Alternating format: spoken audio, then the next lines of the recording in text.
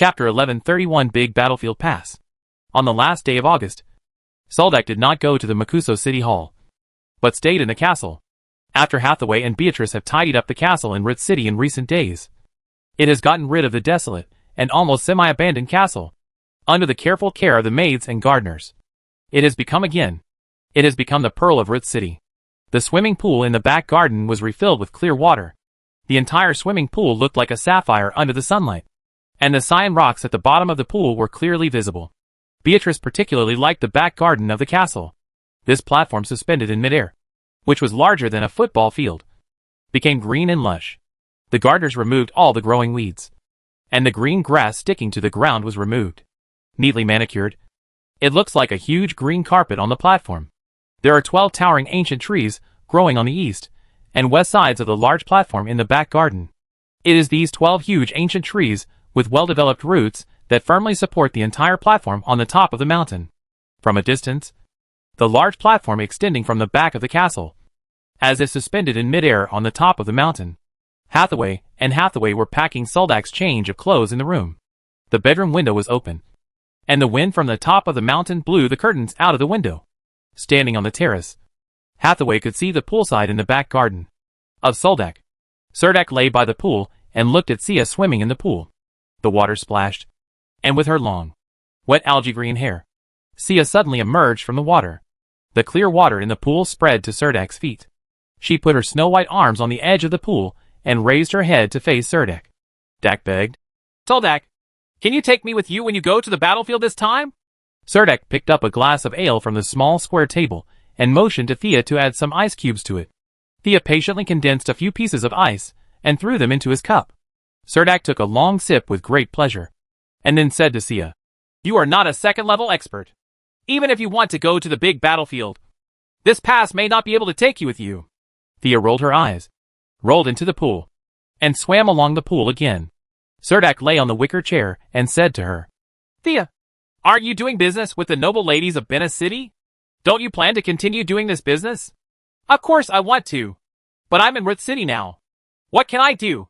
Sia turned out from the bottom of the water again, the tip of her nose and hair dripping down to the bottom of the water quickly, and her big blue eyes were like pool water, clear.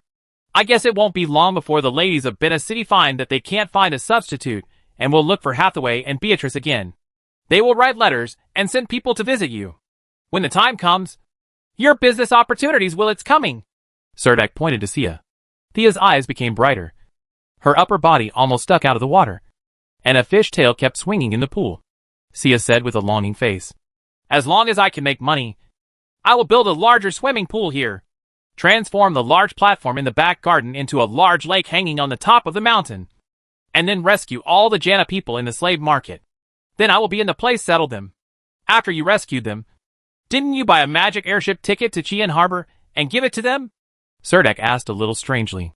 Unexpectedly, Sia's eyes widened and she shouted, "That's not possible. They have to work for me. At least they have to help me earn back the money to redeem them before I let them go. What's the difference between you and other slave owners?" Serdak said with a smile. Thea said confidently, "Of course there is. At least they can regain their freedom by realizing their own self-worth. And I will not let them do things that are unacceptable to them. Slave owners will be required to work until they die. Well, I hope your dream can come true soon." Serdak waved his hand feebly and said. Hathaway and Beatrice walked in the front, and the servant behind carried a wooden box into the back garden. "Beatrice, how have you been in the city hall these past few days?" Soldak asked the round-faced Beatrice sitting next to him, putting a hand on her soft waist. "Superior," Beatrice said with a depressed look. "Actually, it's not that great. Those figures in the finance department make my head explode." Soldak reached out and pinched her baby-fat cheeks, and enlightened her. "You have to let professionals do professional things. You only need to ask them to tell you how much money is in the city's coffers, where they usually spend the money, and how much the monthly taxes are. If you can understand, Lou, what is the biggest industry in its city, that would be even better." Soldak asked Hathaway again. "Hathaway, how's the job at the Territory Administration going?" Hathaway smiled softly and said, "Everything is okay. I found that almost all the land around Rit City is in the hands of several big lords in Rit City, and this includes us." She leaned on Soldak's shoulder and said, We hold a large amount of land that Lord MacDonald once owned. So most of the civilians around Rit City need to rent land. The Battle of Talapagan happened to break out this year, and all the civilians are living in very tight circumstances. Serdek asked. So do you have anything good to do about this? Hathaway rolled her green eyes and asked tentatively. How about the land we rent out this year is rent-free, making the living burden of the common people a little lighter? Serdek lowered his head and thought seriously for a moment, then said, This is a great idea, but if you want to promote rent-free benefits to common people, you can't do it by yourself. You have to involve other nobles. Otherwise, you are the most typical person who does good deeds and is hated by others. In fact, there is no need to reduce the entire land lease fee. Some noble lords rely entirely on this to make a living. If the lease fee is halved, and with the help of Earl Clay Cushing, it should be possible to implement it. Hathaway blinked and said, Dak, what you said is similar to that of Count Clay Cushing. But Count Clay Cushing is not as straightforward as you. A few people were chatting by the pool, hiding in the shade of the towering trees. The view in the distance was extremely wide, as if all the rolling mountains were under their feet. The butler walked to the back garden and reported to Soldak. Your Majesty, your 3 entourages are waiting in the front hall. Soldak didn't even remember his name. When he heard Gulitem, Andrew and Samira coming, he quickly stood up from the wicker chair and said to Hathaway and Beatrice, Okay, it's time for me to leave. I'm sorry for leaving you here. I'll bring you gifts when I come back. Hathaway and Beatrice stood up and walked up to Soldak for a kiss. And Sia can only plunge into the swimming pool. Thea, why don't you come out to pick me up and say goodbye? Before leaving, Serdek did not forget to tease this Naga mermaid. You don't want to take me with you. Thea hid in the water and muttered. It's hard to imagine how she pronounced it in the water. Soldak walked to the front hall and saw 3 of his men sitting together very leisurely. He walked forward and patted Andrew's generous shoulder very casually and asked, Andrew, how is your family doing in Wazimra City? Andrew laughed happily, gestured with his hands on his waist and said, My youngest son has grown so tall. In addition, the patriarch thought that I could support more women, so he sent 7 more young girls to my family. So, boss, this time I went home to visit relatives and I married 7 wives at once. Hey! Serdek was speechless. In terms of number of wives, Andrew wins. After a pause, Serdek asked, Aren't you an aborigine living in Wazimala City? Aren't your tribes assimilated by the city long ago? Andrew answered calmly, You are right. It was my tribe that was assimilated by the city of Wazimra. Although we lived in the slums of the city, my tribe has always been there. The last time the H.L. demons attacked Wazimala City, many of the city defenders who died were our indigenous people. The elders want to maintain the tribe, and the pressure on each family is great. So I arranged 7 more wives for you in one fell swoop? Serdek asked speechlessly. Andrew scratched his head and just smiled proudly. Hey! Serdek turned around and asked Samira, who was sitting alone on the sofa. How do you feel about this trip to Doden Town? Samira's eyes left her fingers, and then she raised her head and glanced at Soldak indifferently. Zigna was clamoring to come over. She specifically asked me to ask you in person if you don't want them anymore? Samira said lightly. This time, Serdek was speechless again. After a moment of pause, he whispered, How come? Samira changed her position, raised her long legs wrapped in tight leather armor, and sat to the side. The 2-headed ogre Gulitem came up and said, Boss, don't tell me that the journey from Beta City to Rit City is really great. As long as you like it. Serdek was shocked by the first 2 and lost interest in conversation. The 2-headed ogre is a talker, and if you don't let him say a few words at this time, he will be choked to death. I'm full of expectations for the big battlefield. I hope I can encounter something special there. I heard that the devil's heart is very energetic and very chewy when eaten raw. The 2-headed ogre said with anticipation. It's best not to let Aphrodite hear this, Serdek reminded. Gulitem looked stunned, with a trace of fear on his face. Soldak stood up and said to the 3 of them, Are you ready? The 3 of them nodded and stood up. Serdek didn't want to delay time at the castle, so he took everyone to a pavilion in the front yard of the castle. This stone pavilion looked more like a half-meter-high circular white stone platform, with 12 poles standing around it. White marble pillars with a diameter of half a meter. These stone pillars are more than 4 meters high, and there is no rainproof roof on the top of the pavilion. The 4 people stood on the platform and could just see the panoramic view of Rit City. Serdek took out the pass scroll from his arms. glanced at the other three people, and unfolded the pass scroll directly in his hand without any further hesitation. Soldak was worried that the magic on the pass would fluctuate too much and would hurt Hathaway and Beatrice. So he asked them to stand on the terrace on the second floor of the castle and watch from a distance. As expected, the pass turned out to be an advanced teleportation scroll. After Soldak opened the pass, he saw extremely mysterious magic runes printed on it. Each rune was very unique. It didn't look like it was written in ancient Elvish or ancient Nada language. Nor was it the rune language that Cerdak learned seems to be a more advanced language. Just after Cerdak unfolded the pass, countless magic lines extended from the pass, following certain specific lines, more like precise roulette wheels. The powerful pressure born from those magic lines. Even strong second-level players like Dak and Andrew could barely hold on.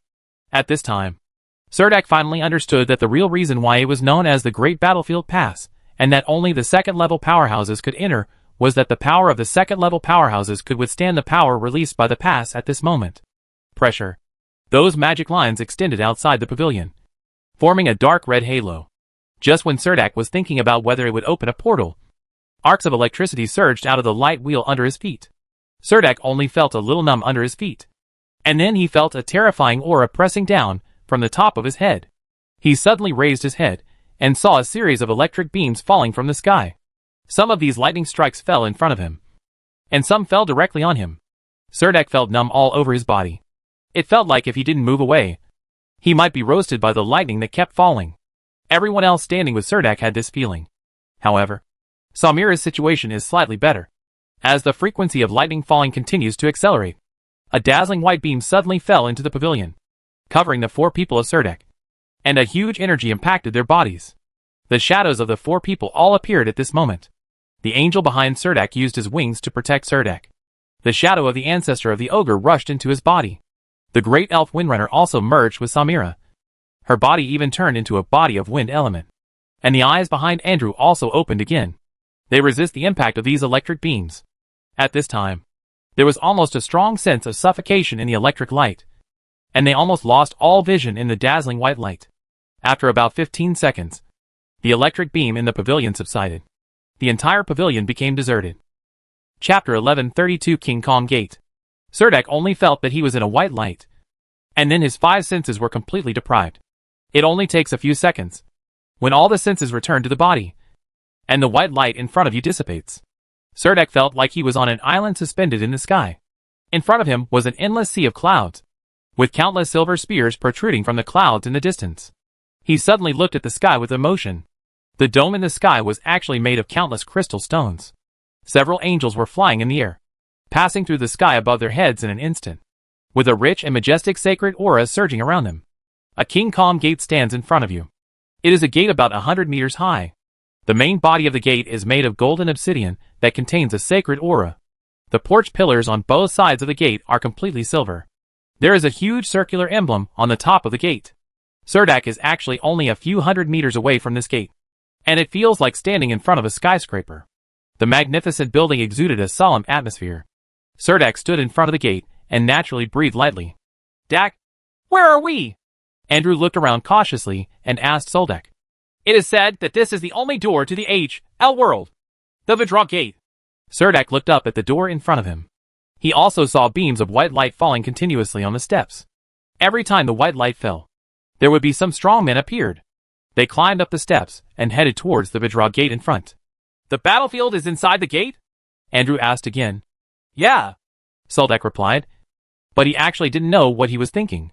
6 angel statues stand on the left and right sides of the gate. These statues are placed on 6 circular high platforms. Even the statues are carved lifelike.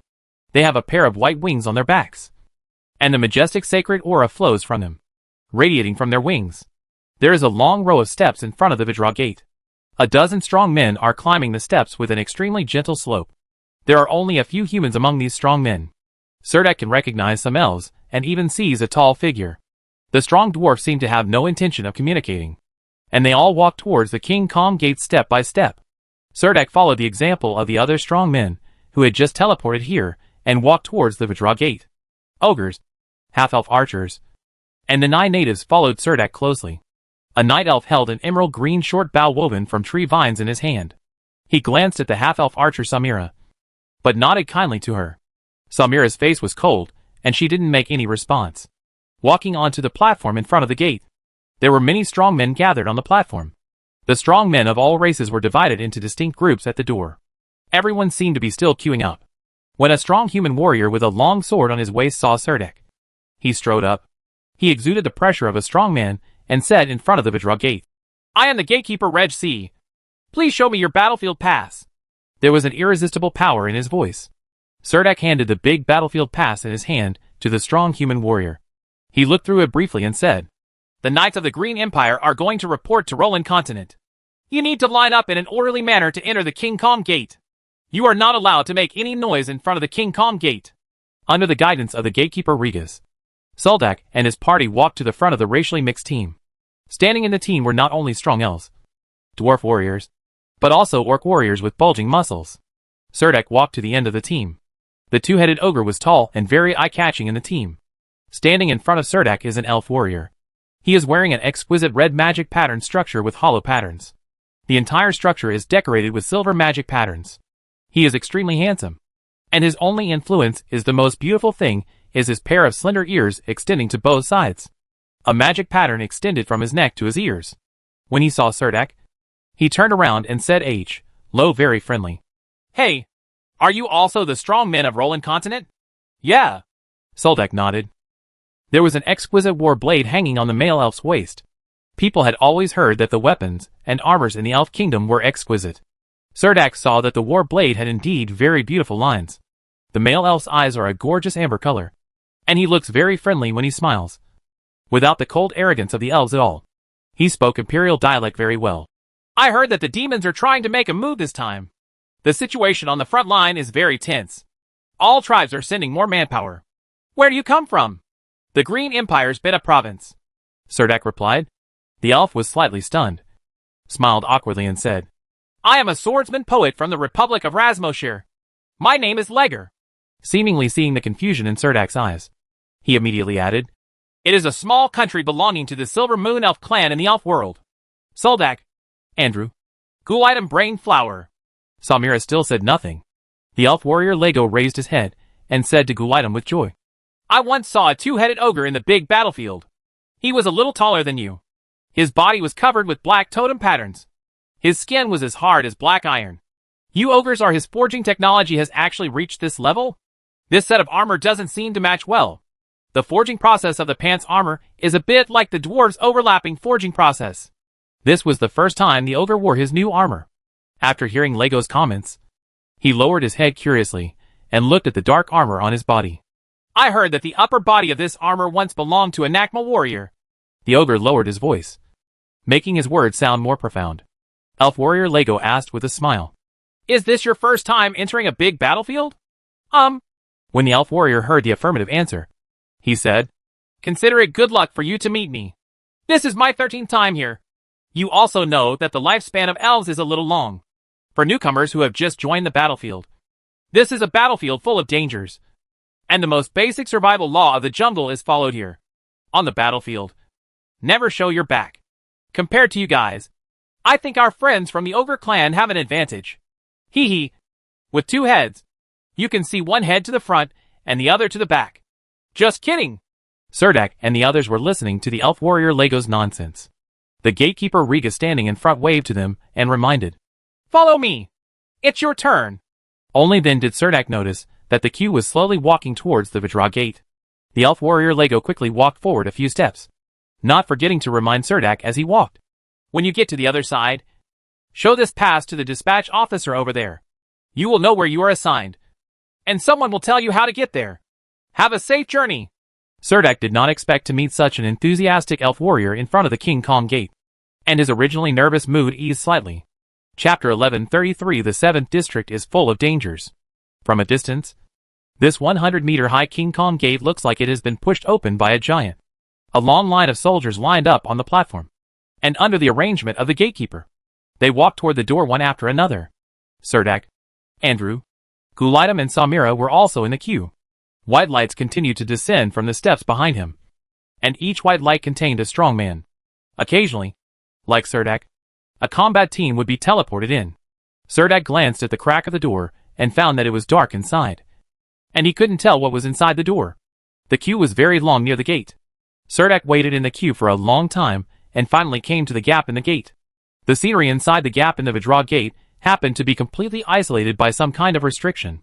Even if he walked closer, he couldn't see clearly. What exactly is inside? Serdek carefully observed this long team. The strong men were all wearing different styles of clothing. And their weapons and equipment were also diverse. Although many human faces could be seen.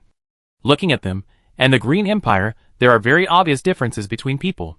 Some strong men noticed that Serdek was secretly peeping at him.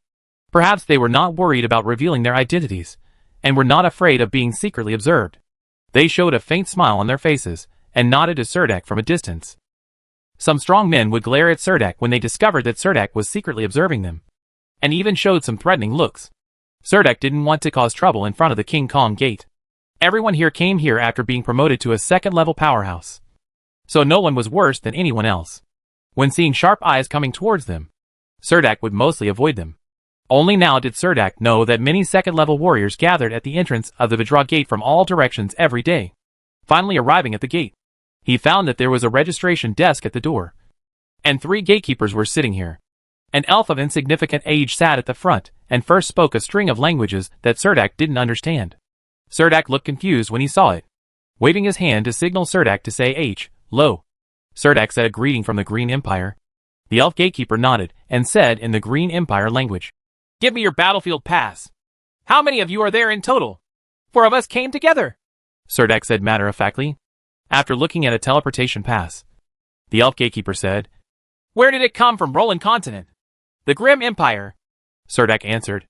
In addition to taking back the Grand Battlefield Pass, the elf also gave Serdek 4 jet black portal tokens. This square metal sign had some complicated dark patterns on it, and had a unique number on it. Then he said to Serdek, "Roland Continent belongs to the battlefield on the east side of the 7th War Zone. The Green Empire has 27 fortresses stationed there. This is a map of the Green Empire's military fortress. After you enter, you can reach the battlefield on the east side of Area 7 through Portal 79. Don't lose the portal token. This is your certificate to go home. As long as you stay in the big battlefield for 6 months. You can use this teleportation token to come back here, and I can send you out at that time. What will happen if we go to the wrong portal?" Serdek asked curiously. "You may not be able to find the military fortress established by your Green Empire here. This is a very dangerous thing. It is best not to try it lightly." The elf gatekeeper warned Serdek very seriously. "Are there any other strong men from the main plane entering the portal on this side of the battlefield?" Serdek asked again. "Of course. There are 13 warriors from all races in the main planes responsible for guarding the passages on the battlefield. Are you from the Green Empire? Your defense zone is in the northeast corner of the 7th Theater.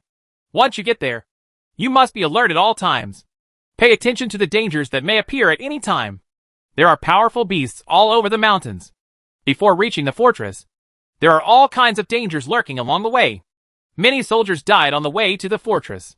The elf gatekeeper warned Serdek. Serdek looked back at the long team again. Second-level warriors from all major planes, who came to enter the big battlefield, were gathered here. The second-level warriors from Roland Continent seemed to be just the iceberg among this group of second-level warriors. A corner. Serdek hung the black token around his neck, and stuffed it into his collar casually. A group of 4 people walked into the King Kong gate. The scene in front of him again amazed Serdek. The space in front of him was like a huge opera house. Almost every warrior who entered here walked out from the center of the stage. Everyone stood on the stage in a daze. Looking around blankly, Serdek discovered that there were neat rows of VIP boxes lined up in the auditorium opposite. Each VIP box had a teleportation door. There were 5 floors in these rooms with teleportation gates. Those teleportation gates were viewed from the perspective of the stage. It looked like a beehive. And Serdek discovered that number 79 happened to be on the 2nd floor. Other strong warriors also went to their own portals through the information given by the gatekeeper. Serdek did not linger in the transit hall, and walked directly into portal number 79. The scenery in front of him once again turned into endless black mountains. Stepping out of the portal, he stepped onto a black mountain covered with rubble. Serdek found himself in a crevice. He first climbed up the mountain wall for a distance, and then climbed out from the cracks in the rocks. The black rocks on the mountain were as crisp as coal. With a little effort, the rocks on the cliffs loosened. Fall. Serdek found that Gulitum, Andrew, and Samira who almost entered the portal with him, failed to appear beside him. Only then did I realize that the portals behind the gate should be random transmissions in the general area. Portal number 79 probably only teleported the soldiers to the east side of the battlefield in the 7th area. The black stone in Serdak's hand shattered again, and his body suddenly fell 2 meters. Serdak pulled out the holy light torch with lightning speed, inserted the handle of the holy light torch into the crack of the stone, and let his body hang. On the stone wall, a mantis was less than 10 meters away from Serdak. He quietly took out a sickle from the crack in the stone. His eyes were coldly staring at Serdak's body, and the tentacles around his mouth were opening and closing. Together, a pair of compound eyes reflected Serdak's body. It spread its wings and climbed steadily on the cliff with its back legs, slowly approaching Serdak from behind. The sickle in his hand carries a strong aura of annihilation. Chapter 1134 Black Ridge. A mantis from H.L. The blades of the sickle-like forelimbs are constantly gathering death energy. It does not have a bulky and huge abdomen. In the middle is a jointed limb that looks like 2 sharp claws. The 2 strong and powerful hind limbs can allow it to jump long distances like a grasshopper. Its body shows a strange dark purple color, and its green compound eyes are on both sides of its head, forming huge oval eye patches. The wings behind it are transparent and can be completely attached to its back when folded. When it crawls between the mountain walls, like walking on flat ground, the piece of fresh flesh and blood in front of it was something it saw with its own eyes, tore the space apart and fell in, and then got stuck in the rock crevice of the mountain. It had not smelled such fresh blood for about 2 weeks. There were countless predators, like it, hunting everywhere in this cliff. It cherishes this opportunity, so it shows great patience and strives to kill with one blow. It can feel that the new blood food also has this disgusting smell. In its eyes, the human in front of it is like a bed bug that farts when touched with hands. But all this becomes insignificant in the face of hunger. It needs to eat. Seeing that the human had not fully grasped it with one hand and almost fell off the cliff, it was also frightened. It was worried that this easily accessible prey would fall into the mouth of another predator from under its nose. Fortunately, after falling a few meters, he caught the raised stone again. The human looked a little embarrassed, but it was this embarrassment that made him feel a little more at ease. It didn't want to miss this opportunity to hunt, and even cut the prey into 2 pieces without getting hurt. The tentacles on the side of the pointed mouth trembled slightly. It adjusted its posture. The transparent insect wings behind it suddenly opened, and its 2 hind legs firmly and powerfully bounced the body high. After the insect wings opened in midair, the body drew in a beautiful arc. 2 giant sides appeared behind the human being. If it weren't for the wind blowing from behind and the slight hum of flapping wings in his ears, Serdak would have thought this place was a dead place. The Black Valley without any vegetation makes people feel extremely hopeless and depressed. Serdak raised his head and looked at the top of the mountain wall. The end of the towering mountain could not be seen at a glance. He wanted to find a fulcrum to rest. The torch of holy light was inserted into the stone crevice and was very strong, so he tried to use his arms to guide it. Lift your body upwards and sit on top of the holy light torch. At this moment, he suddenly heard an inaudible buzzing sound. He decisively picked up Gerda's shield, stepped on the mountain wall with both feet, and completed an incredible turn in midair. With the shield facing behind him, a black sickle that almost tore through the space crossed over and happened to hit the shield that Serdak turned around and swung out. The shield burst into a dazzling silver light, and the sacred aura collided with the annihilation death aura. The holy aura instantly melted away the annihilation death aura, revealing the bone sickle covered with barbs inside, which struck Serda with a clang on Graham's shield. The huge impact caused Serdak's body to hit the mountain wall. A large spider web-like crack suddenly appeared on the crisp mountain. Countless gravel rolled down the cliff. Instead, Serdak held the holy light torch with one hand, and found a foothold on this collapsed mountain wall. There was a broken spot on the toothed blade of Mantis's bone sickle, and at the same time, it was successfully blocked by the shield and pushed away from the cliff. Just as it fell outward, the insect wings behind the mantis opened again, pushing its body to land smoothly on a side of the mountain wall that Soldak couldn't see. The ambush failed, and it hid in the crevices of the mountain wall, waiting for an opportunity. Attacking by force is not a good choice. It is more afraid of getting hurt than not being able to eat blood food. For a predator, injury is likely to mean slow death, so it hides in the dark and continues to wait for opportunities. However, the humans on the mountain wall are obviously prepared. If they want to find another opportunity to pounce, it may take a little bit of effort, patience, A good predator must know how to be patient and wait for opportunities. It constantly touches the bone sickle with the tentacles near its mouth. The broken teeth need to be repaired. It can secrete a milky white mucus, which solidifies to form a hard bone blade. After the death energy of annihilation was dispersed by the holy light, it was unable to condense such rich death energy of annihilation on the bone side in a short period of time. Cerdak waited on the cliff for a while, and found that the mantis did not come out again. Then he stepped on the strong point, struggled to pull out the holy light torch inserted in the cracks of the rock wall, and continued to climb to the top of the mountain. A predator was waiting around him, and Soldak had to be very careful. He touched the broad sword hanging on his waist, looked up at the dim sky, which was filled with dense trees. There were dark clouds. The mountain wind was whining in my ears, and the bottom of the cliff was dotted with sharp stone pillars. Cerdak would take a break after climbing for a while. After resting for more than 10 rounds, he finally saw a huge black rock protruding from the top of the cliff. He grabbed the edge of the boulder on the top of the rock with one hand and wanted to turn his body up. At this moment, a mantis's head poked out from the top of the cliff. Its pea-green compound eyes met Cerdak's eyes, and it raised its bone sickle high. Cerdak had to rest for a while every time he climbed a section of the mountain wall, just to wait for the mantis to appear. The bone sickle cut off his arm that was holding the cliff stone. He immediately let go of his hand smartly, and his body fell towards the cliff. Fall. The mantis spread its wings from the top of the cliff and swooped down the cliff. There was a safety rope tied around Soldak's waist. He fell less than 3 meters and his fall stopped abruptly. A rope hung him on the cliff. The mantis flew down from the top of the cliff. Even if it spread its wings, it couldn't stop its attack. It swung its bone sickle and slashed at Soldak's neck. Cerdak stepped on the cliff with his feet, his body parallel to the ground, as if he was standing on the cliff, raised the Gerda shield in his hand, and swung it towards the mantis. The mantis flew down and swooped down. In the flash of lightning, the 2 bone sickles in his hand struck the shield at the same time. What Cerdak didn't expect was that with a huge impact, the 2 sharp claws on the mantis' waist and abdomen actually stretched out and secretly cut the rope. When the shield blocked the bone sickle, the broadsword in Soldak's hand had already been swept away, cutting off the pair of almost degraded claws in the middle of the mantis, and making a gash on the mantis's waist and abdomen, and a handful of purple blood spurted out from the mantis. The mantis suddenly flew upwards, but Cerdak fell towards the abyss at the bottom of the cliff. The moment he fell, Cerdak quickly grabbed the hooked toe at the end of the mantis's hind leg and hung it on the mantis.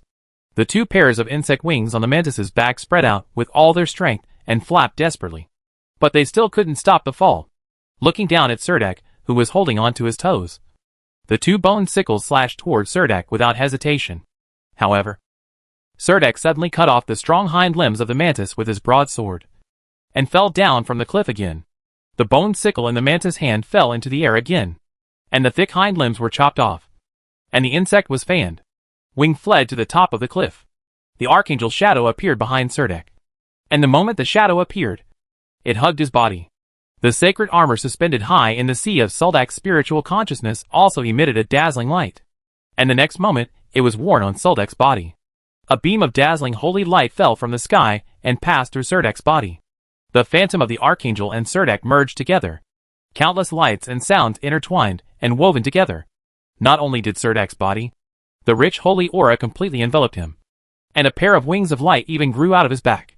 The moment the wings of light unfolded, his body stopped falling and rushed to the top of the cliff with a strong momentum. The mantis was licking its wound on the top of the cliff, spitting out more white liquid in an attempt to wrap the wound. But it didn't expect that Cerdak actually had the ability to fly, and rushed up to the top of the cliff, spraying water from his hand. The broadsword with a sacred aura struck down from a distance. A ray of sword energy came out from the blade of the broadsword, splitting the mantis's head in 2. The body of the H.L. mantis fell into the purple blood, and the bone sickle was twitching continuously. Cerdak landed on the top of the cliff, and the sacred armor disappeared from his body. After putting on the sacred armor, his body could only last for more than 10 seconds. Now the sacred armor disappeared, and countless holy light powers collapsed around his body. Cerdak felt dizzy and sat on the top of the cliff. At this time, he still did not dare to take it lightly, and kept looking at the surrounding environment. The place where he was on a stone peak in the Black Mountain Ridge, surrounded by cliffs and broken valleys. The rocks here were all dark brown, and almost no vegetation grew on the nearby mountain walls. After recovering some strength, Cerdak took out the magic crystal from the mantis's head, and then arranged a sacrificial ceremony on the top of the mountain to sacrifice its head. This head was considered a high-level sacrifice. Sir Dark exchanged the sacred shield and insight from the two-faced demon. Then he stood on the top of the cliff and looked around again. The sky and the earth seemed to have been thoroughly cleaned, and the sight range extended to 2 kilometers away. Cerdak finally had a panoramic view of these dark brown mountains. Cerdak consumed a H.L. dog head and exchanged it for himself the Eye of Truth. Unfortunately, no life was found in the mantis. Magic pattern. He had no choice but to put the most valuable bone sickles and transparent insect wings on mantis into his magic pocket. Take out the map obtained from the gatekeeper of the Vidra Gate. This is a map of the battlefield in the 7th area. The entire battlefield is in the shape of a fishhook.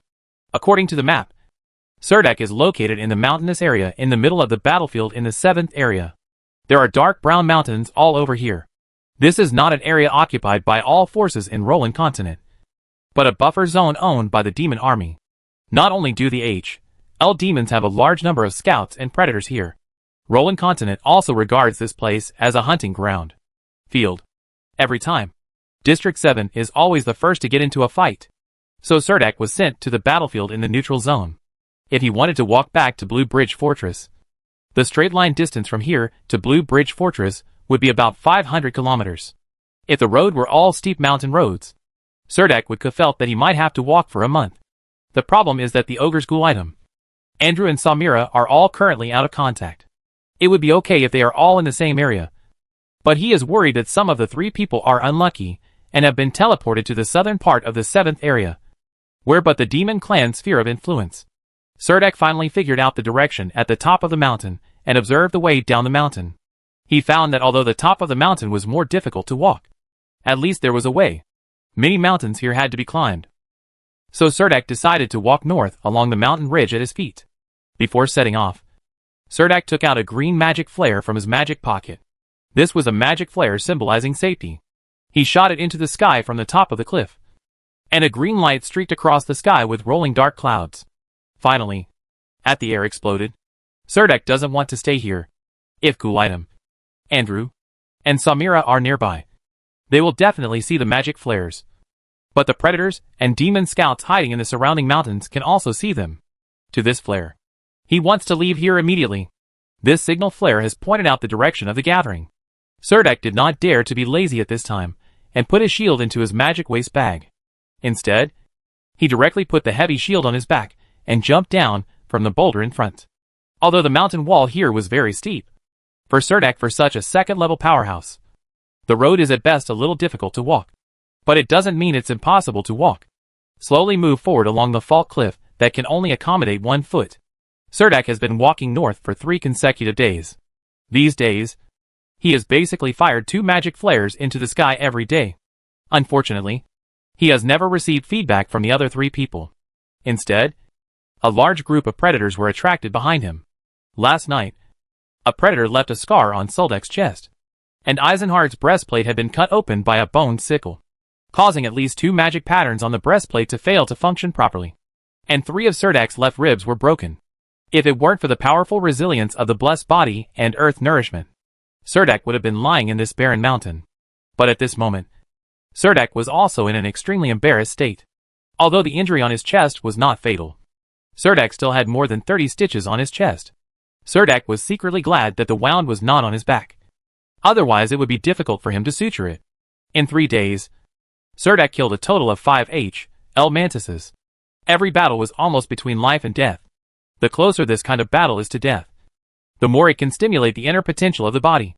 Cerdak discovered since the successful second turn, the body has been motionless for a long time. And now the surging power of the holy light seems to be impacting a certain node. This is a sign that he is about to advance, which means that Cerdak will soon be promoted from level 20 to level 21. It can be regarded as a solid step forward for him in the early stage of becoming a second turn knight. Physical fatigue is constantly supplied by the blessed body and earth nourishment. But mental fatigue is Cerdak's biggest enemy. He didn't dare to fall asleep even at night for the past 3 days. The most he could do was close his eyes and take a short rest when he was tired. There were so many predators looking around, and he didn't want to become a meal for some predator. Chapter 1135 The Punishment of the Succubus. Lightning burst out from the dark clouds and struck the top of Black Rock Mountain not far away. After the explosion, countless rubbles rolled down from the peak. The cold wind was carrying moist water vapor, and the heavy rain was accompanied by hail falling from the sky. The hail smashed into pieces on the stone wall, and the temperature instantly dropped to freezing point. Cerdak hid in the depression of the mountain wall. He couldn't lie down here at all, able to sit on a stone ledge with his back against the stone wall, standing on a 100-meter-high cliff. Soldak's body only needs to tilt forward a little, and he may fall off the cliff. Soldak held up Gerda's shield with both hands, and crackling hailstones hit the shield. All the clothes on his body were soaked. It was impossible to survive in this desert. Cerdak walked in the Black Rock Ridge for 7 days, but still did not leave the dark mountains. The L mantis predators behind him had already begun to try to hunt together. Cerdak was mentally exhausted to the extreme. If he had not been promoted the day before yesterday, that battle fighting maybe Soldak is already lying in this mountain, in the cold rain, on a lonely cliff. Cerdak was extremely sleepy in the face of adversity. At this time, the summoning circle finally appeared behind him, and a door to the void gradually lit up from the cliff. Cerdak walked in with his shield in great embarrassment. Cerdak stumbled out of the warm lava pool in the mine. His body was stiff from the ice and rain. He dragged his exhausted body and fell onto a wicker chair. Cerdak fell into a deep sleep. Past, Aphrodite was wearing a black robe and squatting next to a wicker chair, while Cerdak was sleeping. She took off his Eisenhard magic pattern structure covered with ice and placed it neatly beside the lava pool for baking.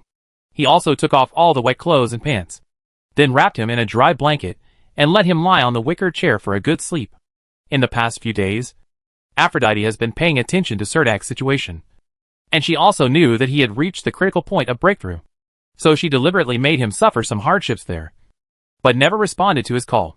It was as if the battlefield had cut off the spiritual connection between the two. Of course, Aphrodite did this with the intention of punishing Cerdak. After all, when he was lying on the soft and comfortable bed, with his 2 newlywed wives in his arms, Aphrodite could only squat by the lava pool and pick up his feet. The rocks on the side hit the salamander that kept popping up inside. Now you know who is the best and most useful to you. Right. Aphrodite sat next to the wicker chair and reached out to touch Soldak's forehead. His body has 2 restorative buffing effects: blessed body and earth nourishment. So there is nothing wrong with his physical condition. He is just extremely mentally exhausted and needs adequate sleep. When I woke up, I smelled the delicious smell of grilled lizard meat. Cerdak wanted to turn over, only to find that his hands were bound by the blanket. He reluctantly sat up from the wicker chair, and then asked Aphrodite, who was squatting next to the fire beside the lava pool and grilling meat. How long have I been asleep? Aphrodite turned around, handed over a piece of salamander meat roasted on a wooden stick, and said to Cerdak, In about 10 hours. If you don't wake up, I'm going to wake you up. The summoning circle can last for that long. If you want to continue sleeping, you have to go back there at least once. Cerdak sat on the wicker chair, put on the dry shirt prepared next to him, and then took the hot barbecue and started to chew on it. There was a cup of fresh lizard blood in the cup next to it. Cerdak felt his mouth was a little dry and drank it without paying attention to what was in the cup. Then he put on the pieces of Eisenhard's magic pattern structures from the side of the lava pool, looked at the gaping hole in his chest, and smiled awkwardly at Aphrodite. The injuries on his body had fully recovered, and Cerdak felt that the power of holy light in his body was also filling up. And he threw a holy light spell to himself. I touched my ribs and felt that several ribs had been reattached and most of the wounds had healed. I've had enough sleep. I'll go back when I'm full. The battlefield is quite dangerous. I met a lot of L mantises along the way. Do you have any good suggestions? These predators are greedy and cautious in their actions. They will not attack unless they are sure of killing. Although greed is their weakness, their greater weakness is their caution. As long as you use forceful means, kill a few praying mantises, and they won't dare to come near you again, Aphrodite said to Cerdak while holding a glass of pomegranate juice and handing it to him. Although lizard blood is very nourishing, the smell is also very fishy. Drinking a glass of pomegranate juice can just suppress the fishy smell. Why did you meet the hell mantis on the battlefield? Aphrodite asked, pretending to be interested. Yes, they kept chasing me and made me exhausted. After Soldak ate the roasted lizard meat, he put the wooden stick aside and began to make preparations before leaving. The succubus Aphrodite walked up boldly, straightened her chest, and pressed it against Cerdak's chest.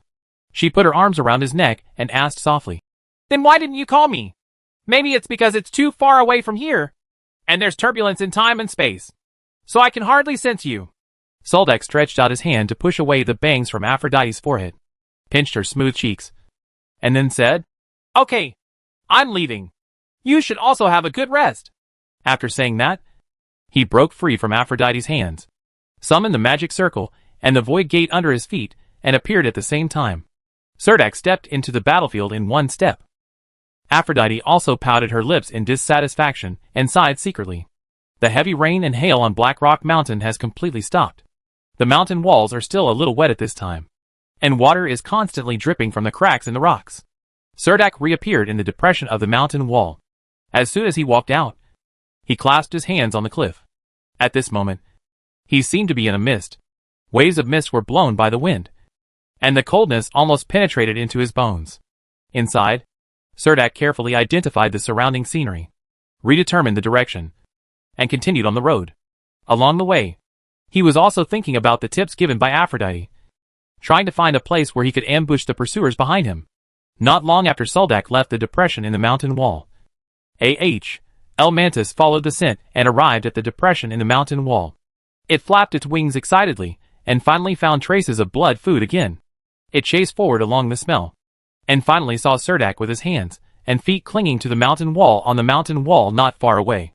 Climbing up the mountain wall like this, El Mantis felt like a piece of delicious fat lying on the chopping board. The surrounding fog hid its figure very well, and it spread its wings silently and approached Cerdak. Chapter 11:36 Enemy Traces in the Swamp. El Mantis flew up silently from behind. Cerdak could tell it was a huge predator based on the sound of insect wings flapping behind him. A bone sickle swept across his throat and waist respectively. He held the shield with one hand and blocked the fatal blow of the mantis at the last moment, before the mantis could flutter its wings and leave. The broadsword thrust out from behind the shield and struck out. The mantis head was chopped off at an incredible angle. Mantis's body fell from the cliff into the abyss, but the fallen head was picked up by Soldak's sword, and the bleeding head hung against the stone wall on his waist. This mountain wall was the perfect ambush location found by Cerdak. Although the mountain wall looked extremely steep, there were rocky protrusions that could be firmly stepped on with his feet. He could turn around and fight the mantis the moment it pounced on it. For the shield-wielding paladins, as long as they knew enough about assassinating monsters like Hell Mantis, the bone side in their hands would not be able to break through the shield with the sacred aura. Cerdak glanced at the corpse of the Hell Mantis that fell in the deep stream with some regret. There are still many precious materials in this level 3 monster in the HL world, especially the 2 bone sides, which are definitely good bone weapons. If it can be brought back to Makuso City, it will definitely be a collection that the nobles in the city will compete for. After regaining full physical and mental strength, Cerdak found that his combat effectiveness had been significantly improved, especially when he read the experience notes about broadswords written by the ancestors of the Gofaro family some time ago. When he was lying on the wicker chair and reading the experience notes carefully, he didn't find anything outstanding in the notes. But when he was alone in the predicament now, struggling, I found that the skills in using those broadswords were really clever. The Gofaro ancestor emphasized the importance of timing on the battlefield. Cerdak took advantage of this to lure the Hell Mantis to pounce from behind him. Just when the Hell Mantis felt that he could make a killing blow, and his vigilance was completely swallowed up by greed, he blocked the Hell Mantis' killing blow. With one blow, without waiting for it to dodge, he stabbed out with a sword, raised his arm again and swept across, cutting off the Hell Mantis' head. This is a life-threatening fighting method. If Cerdak misses this blow, he will immediately fall into a dangerous situation, and his outstretched arm may be severed by the bone sickle close at hand. Cerdak ambushed a total of 17 L Mantises on this mountain wall, and was almost dragged into the abyss by the L Mantises 3 times. However, the more people killed on this kind of battlefield, the faint murderous aura seemed to emanate from him. At first, Cerdak himself did not notice it. When the 18th Mantis appeared on the top of the mountain, it did not pounce down as expected. It was after watching him let out a few reluctant neighs, and then spreading his insect wings and flying away on the top of the mountain without looking back that Cerdak finally let out a long breath. It took Cerdak half a month to walk out of the neutral zone of District 7 along the Blackstone Ridge. Along the way, he tried to use magic flares to summon the Ogre's Ghoul item, Andrew and Samira, but there was no response. After walking out of this barren ridge, we finally saw some sparse bushes on the edge of Black Rock Ridge. Some of the ground is covered with purple moss, and some small yellow flowers grow on these moss. When you step on it, it feels like you are stepping on fat, and the leather boots are stained with purple juice. Cerdak turned around and glanced behind him. Hidden in the gaps in the mountain wall were several L mantises that had followed him all the way. However, they all lost the courage to take action during the last part of the journey. Only then did Cerdak pull out a magic sealing box from his magic belt bag and put the last few L mantis heads in the cloth bag on his waist into the magic sealing box. Then he read the map carefully and continued to move toward the northeast of District 7. There are no tall trees growing on this land. There are some low bushes everywhere, as well as some plants that grow in the L world. The most common ones are purple moss and blood thistle. I seem to have heard Aphrodite say that this blood thistle flower is a kind of magic herb that has a mild hallucinogenic effect and can easily become addictive if eaten regularly. The land here is dark in color and has a faint oily sheen. The places where the purple moss grows are after the vegetation has died after being polluted by the evil spirit. This kind of purple moss can grow in any environment. It is said that this kind of purple moss can grow on snow-covered frozen soil. There are small puddles of different depths everywhere, and the depth of the puddles is not judged by the size of the puddle. Sometimes it is just a puddle the size of a wash basin. If you step in, the entire puddle will be covered with water. Even the thighs can sink into it. And sometimes even a pond of water only covers the ankles. The wilderness is also full of dangers.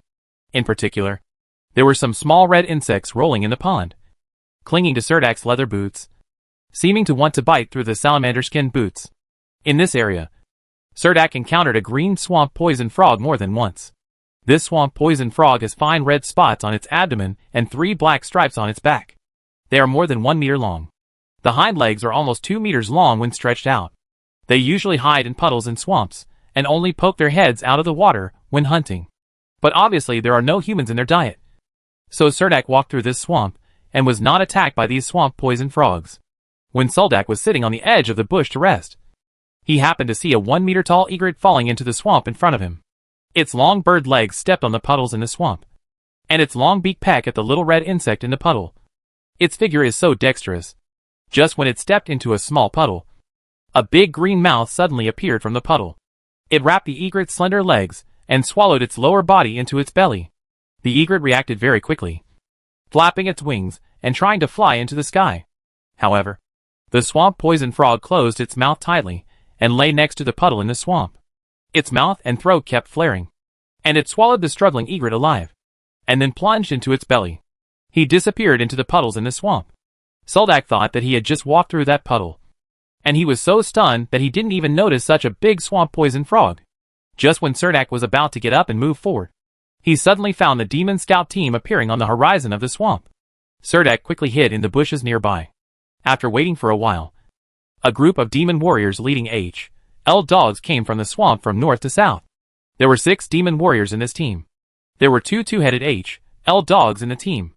The last member of the team also followed were 2 Gog who kept throwing fireballs in their hands, and a big round meatball. There were only a few tentacles hanging from the meatball. The big meatball was floating in the air, right in front of the center. Has a huge eye pupil. The 6 demon warriors wore dark armor. Their faces were all dark gray, and there were 2 demon horns on their heads, although their faces had eyes, noses, mouths and ears. They looked like expressionless faces. It looks like a mask. And there is a pair of very short fleshy wings behind it. They were all exuding black energy. And 2 two-headed L dogs kept shaking their heads and tails around them, running forward and backward. The 6 demon scouts didn't have any conversation along the way, but the 2 Gogs behind them chattered non-stop along the way. The floating eyeball behind them would stop every time they walked, and a stream of energy was released from their eyes. A light beam of light scanned a circle of 360 degrees with his body as the center. Cerdak hid his body in the bushes and waited motionless for the team of demon scouts to pass by. They found some blood thistle flowers along the way, and several demon scouts stopped one after another and began to collect the blood thistle flowers. Seeing that they didn't go far, Cerdak kept hiding in the bushes. This demon scout team did not go into the Black Rock Ridge on the south side, but collected some blood thistles on the edge of the Black Rock Ridge. Everywhere they went, the one eye kept rotating and scanning like a radar. Surrounding conditions. Serdek wanted to know more about the demon warriors on the battlefield, so he followed them from a distance, following them along the edge of Black Rock Ridge until dark. The Demon Scout team camped at the edge of Black Rock Ridge. There was a demon warrior in the Demon Scout team who was patrolling back and forth around the camp with two H.L. dogs. The round eyeball did not rest. It was just above the camp, constantly rotating and scanning the surroundings. Serdek planned to secretly lurk next to the Night Demon Scout, hoping to find an opportunity to arrest him and see if he could get some information. He originally wanted to get closer and find a way to make some strange noises to lure the Demon Scout away, so that he could easily fight even if he was fighting. He took advantage of the darkness and touched it. Every time the Evil Eye scanned over, he would lie down on the ground and advance to avoid its sight, walking on sticky purple moss. The swamp was even more difficult to walk at night. He followed the Demon Scout leading two H.Lounds. While Soldak was staring at the Demon Scout in front of him, he accidentally stepped into a small puddle with one foot. There was a plop sound and water splashed. One of the H.L. dogs seemed to have discovered something. It broke free from the rope in the hands of the Demon Scout and rushed in the direction of Soldak. The other H.L. dog followed suit from behind. Serdek quickly moved away from the temporary camp of the Demon Scouts. Oops. Got caught. The Hellhounds ran very fast, and they seemed to be stronger than the Hellhound Serdek had seen in the Gonbu and Maka plains. The H.L. dog that rushed at the front rushed up from behind, just when its huge paws were about to rest on Serdek's shoulders. Its two heads actually spit out two magic bullets, one red and one dark. Serdek was forced to stop, turn around and blocked with his shield. The fire bombs concentrated on the shield and exploded, but the dark ball of light quickly melted under the holy light emerging from the shield. The H.L. dog's claws rested on the spikes on the edge of the shield, and its two bloody mouths bit at Serdek's neck. Serdek lowered his head, hid behind the shield, and recited a string of runes in his mouth. Tirel. This is the shortest spell in the rune language, and the simplest magic in the magic circle. A flash of light suddenly appeared on the broadsword. Soldak waved the long sword in his hand, and slashed along the edge of the shield towards the H.L. dog. Two dog heads. The Hell dog tried to dodge by turning his head, but a half-foot-long sword light suddenly burst out from Soldak's broadsword, just cutting off half of the Hell dog's neck. The H.L. dog whimpered and fell to the ground, with purple blood spurting out from the throat under its two heads. Before Serdek could take a breath, the H.L. dog that rushed up from behind silently bit his thigh. Shield bash. Serdek swung the Gerda shield in his hand and hit the double-headed H.L. dog hard. At the moment when the H.L. dog's body paused slightly, the broadsword in Serdek's hand thrust out from behind the shield. A sword pierced the heart of the two-headed H.Lound. The action of drawing the sword was not sloppy at all, and Serdek continued to run outside. The demon warrior from behind rushed up. He was holding a square blade with a blood groove in his hand. When running, he could cover a long distance with every step. Seeing that Serdek slaughtered two H.L. dogs in two breaths, the demon warrior suddenly became furious. The square war blade in his hand exuded a stream of lava heat, and the entire war blade became red. From a distance, he could be seen jumping high, raising the war blade above his head with both hands, and slashing at Serdek with all his strength. Serdek hurriedly adjusted his defensive posture and used his right arm and shoulder to hold Gerda's shield up. With a clang, the war blade hit the shield and splashed countless sparks. A huge force came from the war blade. Serdek originally planned to block this sharp blow with his shield, but the broadsword backhanded him and sliced open his chest and abdomen. It's a pity that this huge force hit the shield. Although a silver shield appeared on the shield, Serdek fell out uncontrollably, and the upward movement of the broadsword in his left hand was also in vain. In the first fight, Serdek suffered some hidden losses. With this power alone, this demon scout has the strength of a second-level warrior, and he also has extremely rich combat experience. When he rushed up, his mask-like face had a weird smile, and he let out a whining. After the first slash, the demon scout jumped into the air again, raised the blade above his head with both hands, and struck again with an extremely sharp blow.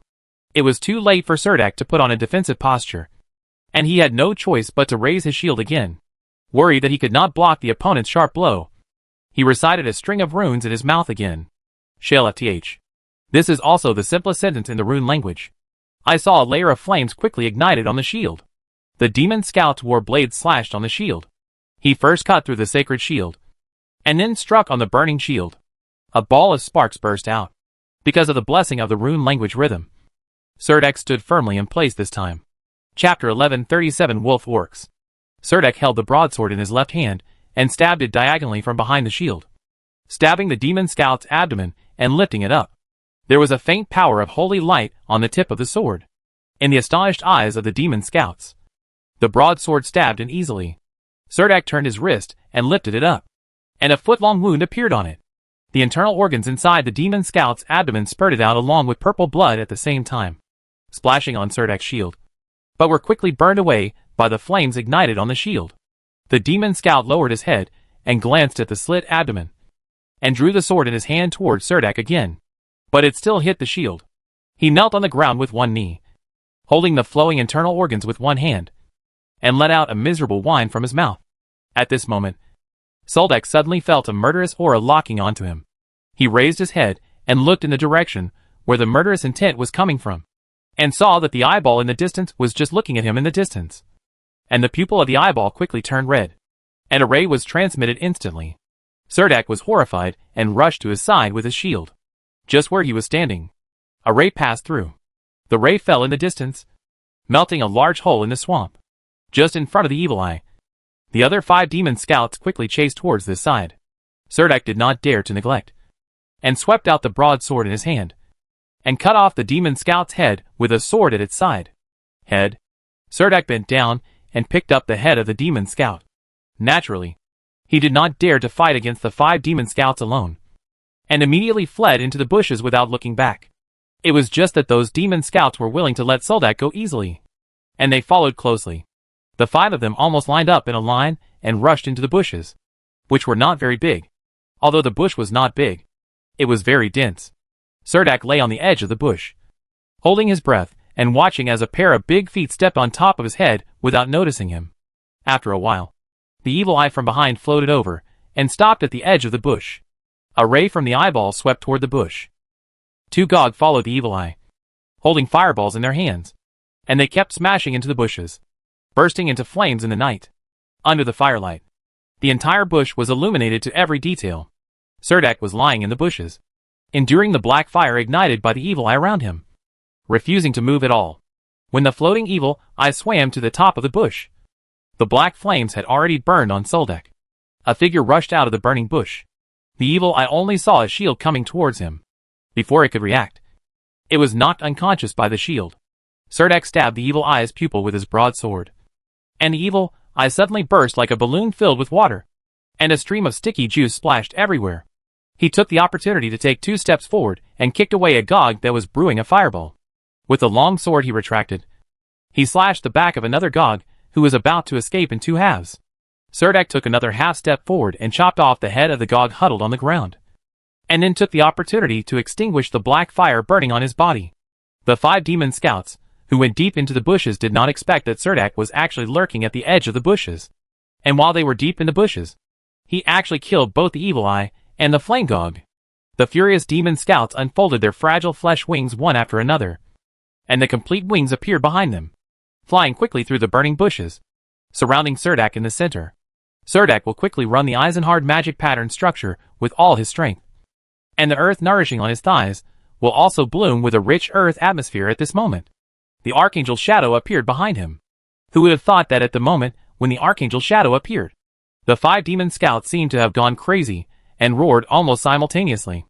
Then beams of black light fell on them, and the 5 demon scouts surrounded Serdark's demon scouts were engulfed in black flames, and their bodies actually swelled up like balloons. Each demon scout instantly swelled to 3 meters in height.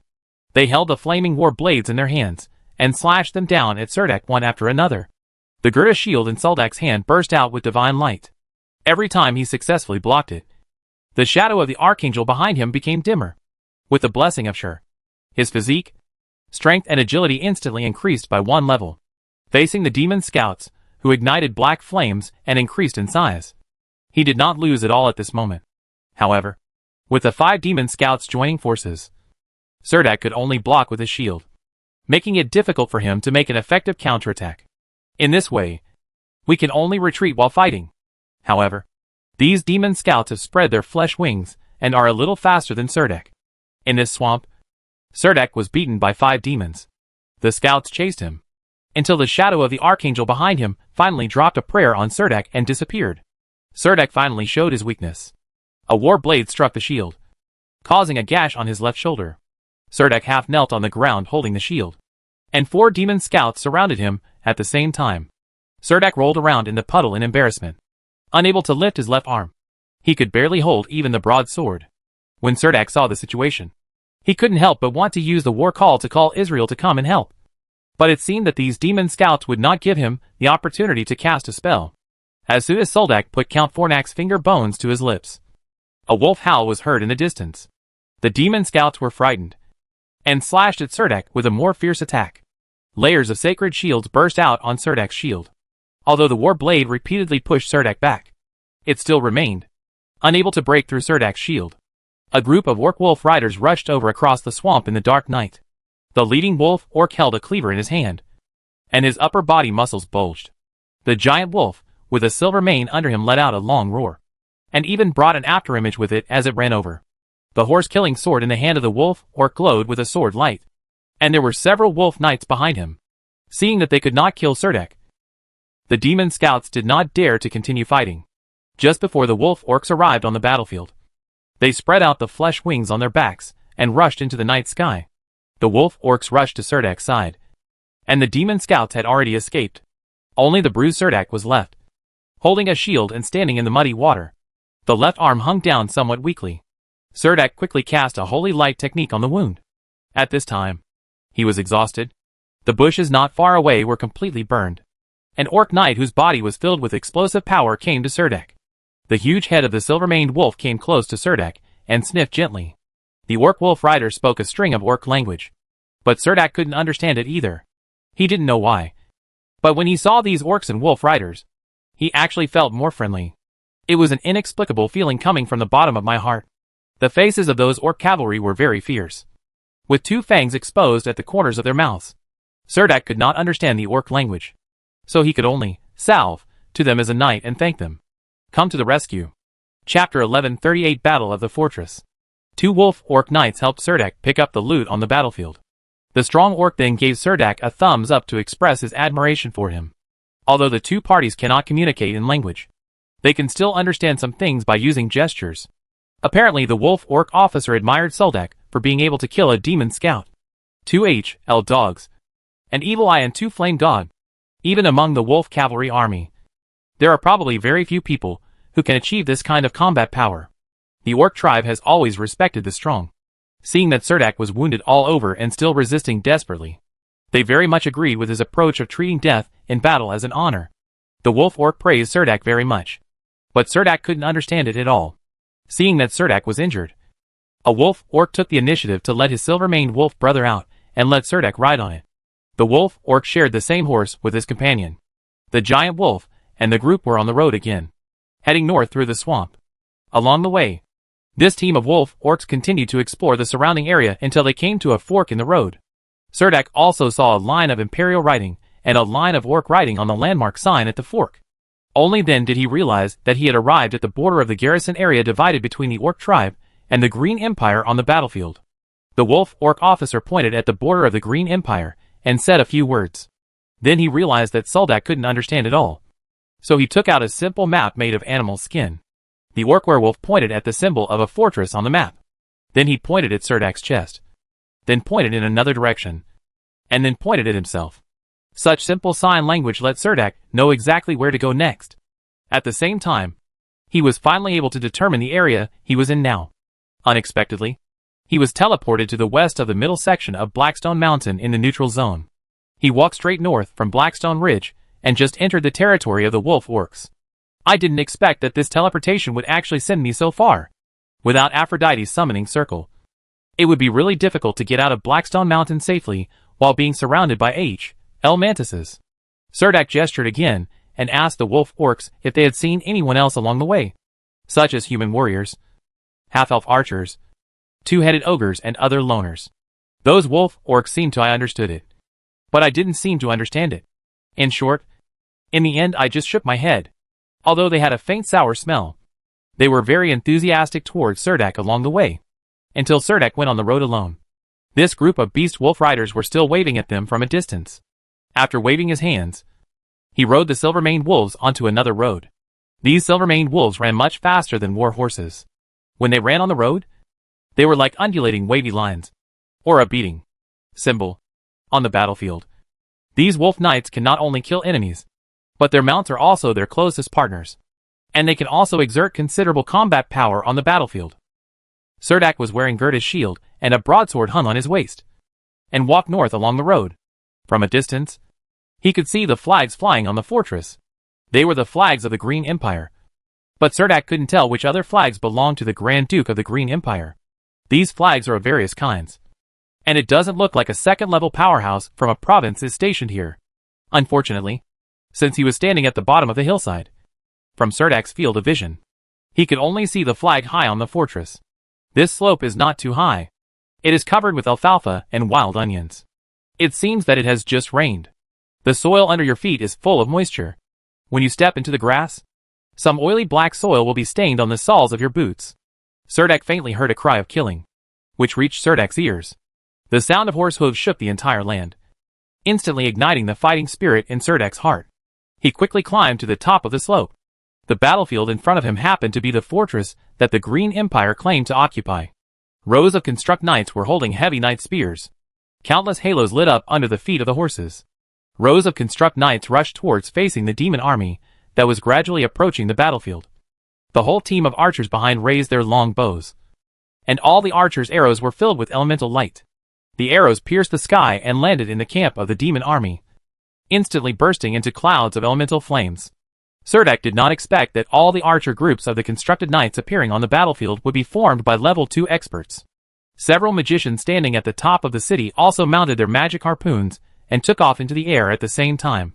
On the opposite battlefield, countless demon warriors spread their fleshy wings on their backs. These fleshy wings usually cannot make their heavy bodies float in the air.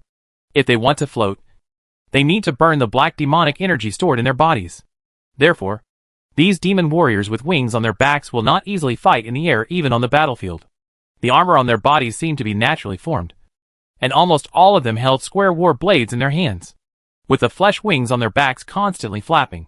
Their bodies became very light. When they ran, they could cover more than 10 meters with each step they took.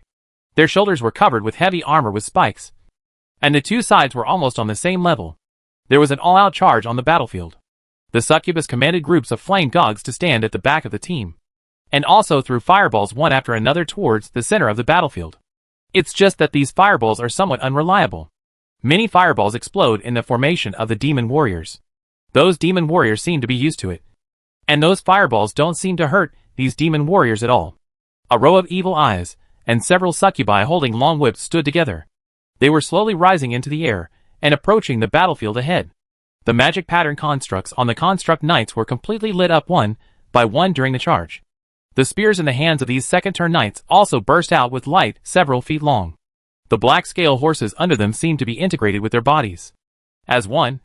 The moment the cavalry rushed into the army of demon warriors, the demon warriors in front were immediately penetrated by the construct knights.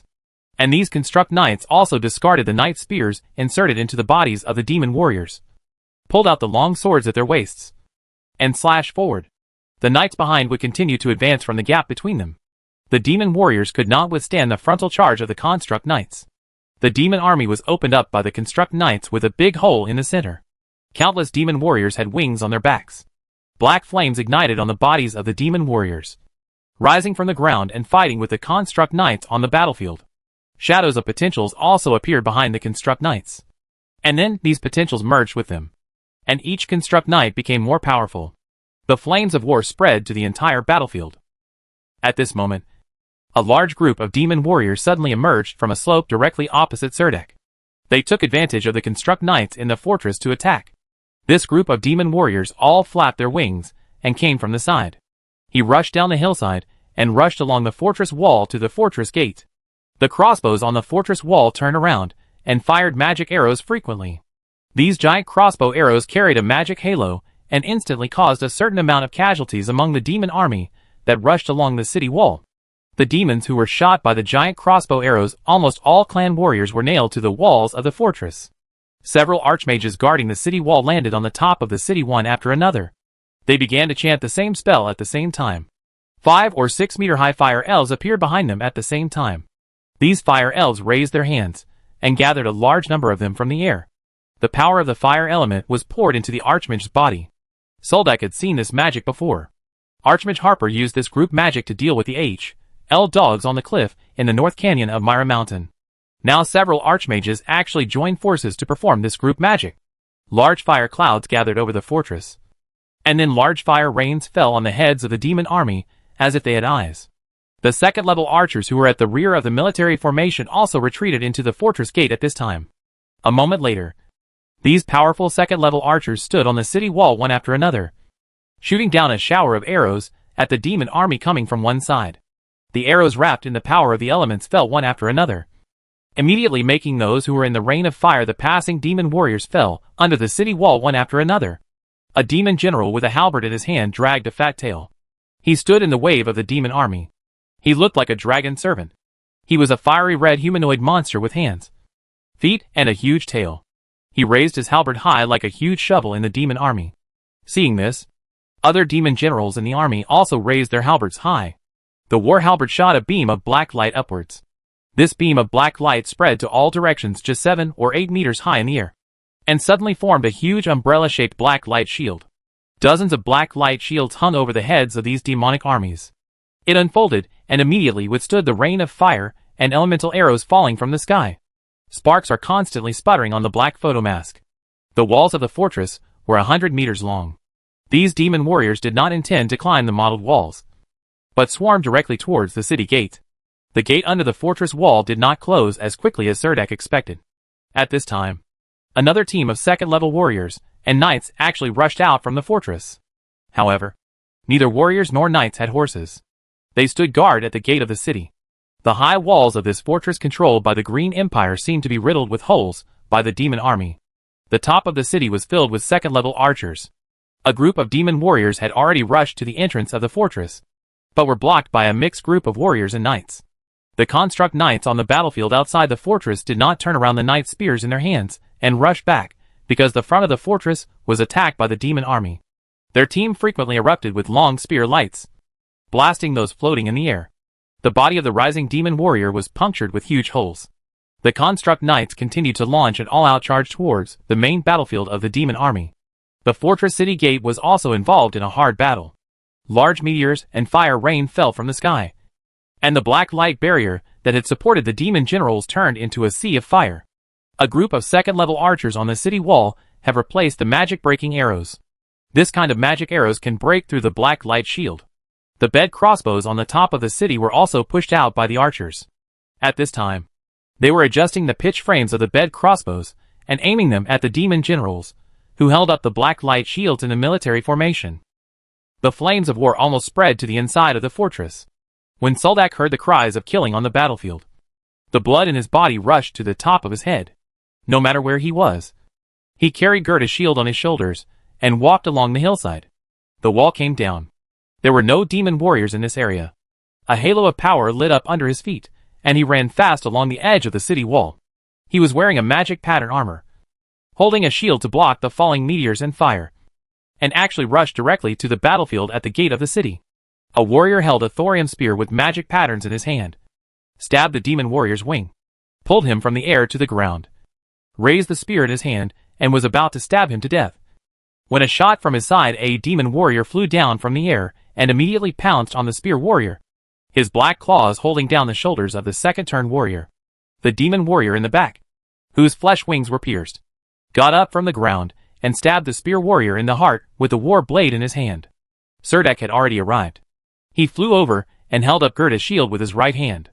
The shield blocked the demon warrior's full thrust, and the broadsword in his hand also slashed at the sharp claws holding down the spear warrior. The sharp claws of the demon warrior ignited a layer of black flames with a whoosh sound. But the broadsword in Soldak's hand burst out with a layer of faint holy light. The broadsword with the holy light cut into the strong arm, and the two forearms were immediately cut off by Soldak. Then Soldak knelt firmly on the ground, and the Gerda shield in his hand once again assumed a standard defensive posture, blocking the full force slashing war blade from behind. A layer of holy shield erupted on the shield again. The knight holding the spear took the opportunity to kick away the severed demon warrior who was pressing on him, rolled to his feet, and stood up from the ground. while the demon warrior was wailing in severe pain. He stabbed him in the heart. A spear. Then a phantom of a warrior god holding a war spear appeared behind him.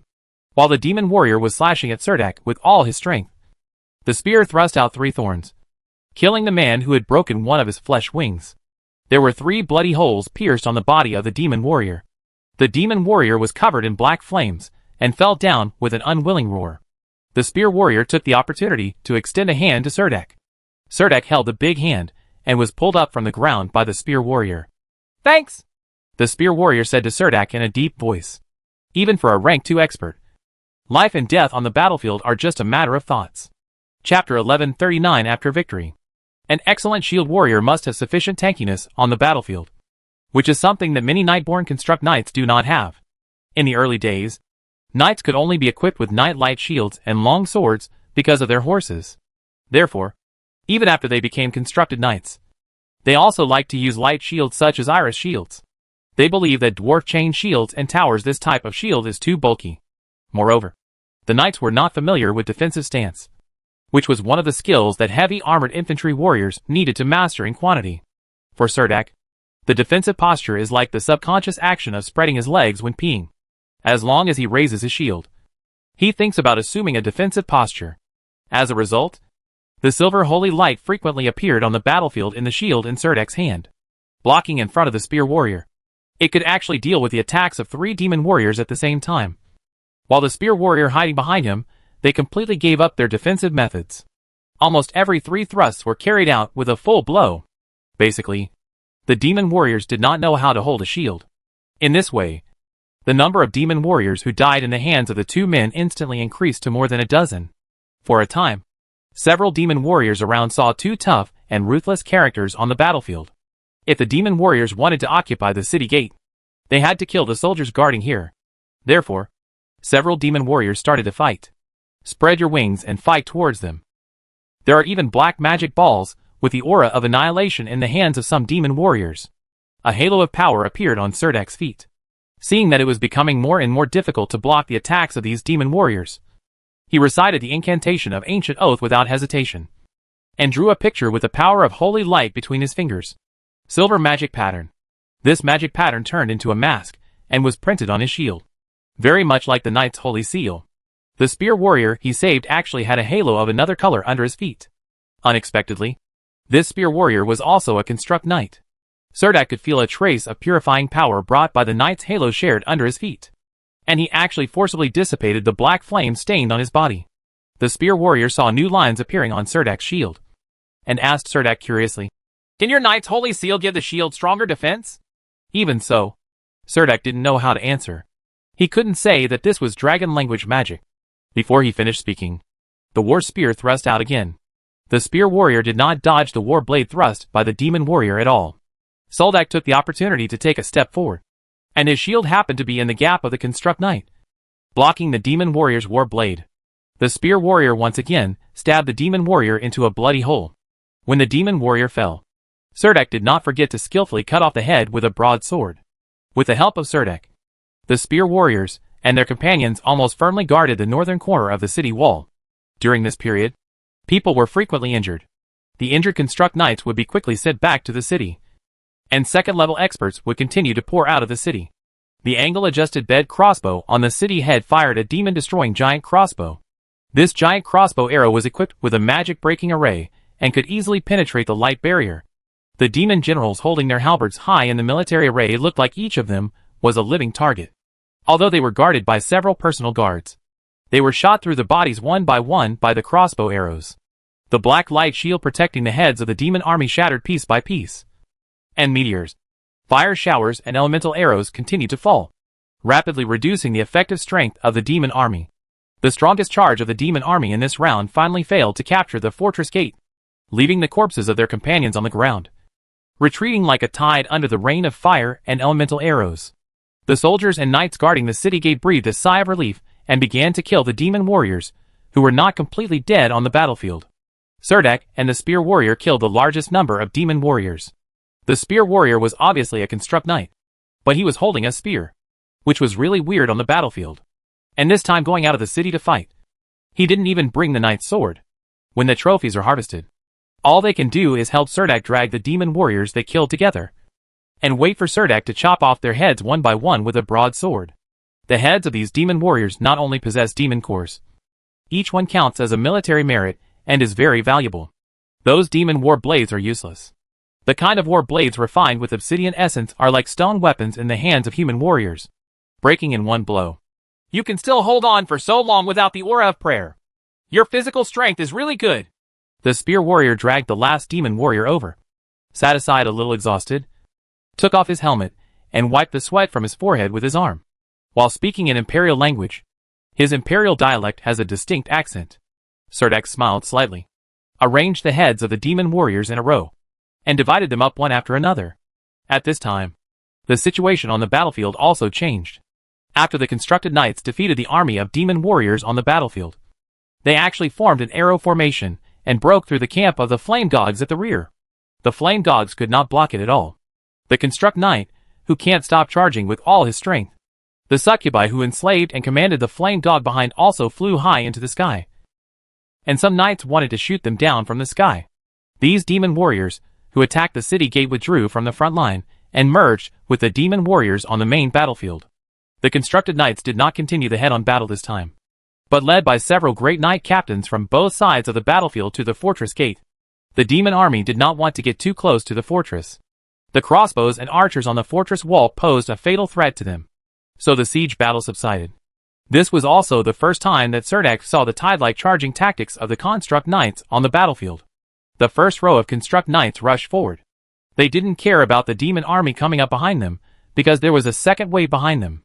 In the third wave, they just need to hold on to this battlefield. After Serdek got his share of the spoils, he and these second-level warriors retreated to the fortress.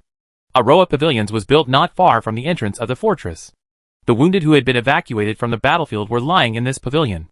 However, Serdek found that compared to the mainland of Roland and the plain battlefield, the battlefield here was relatively luxurious.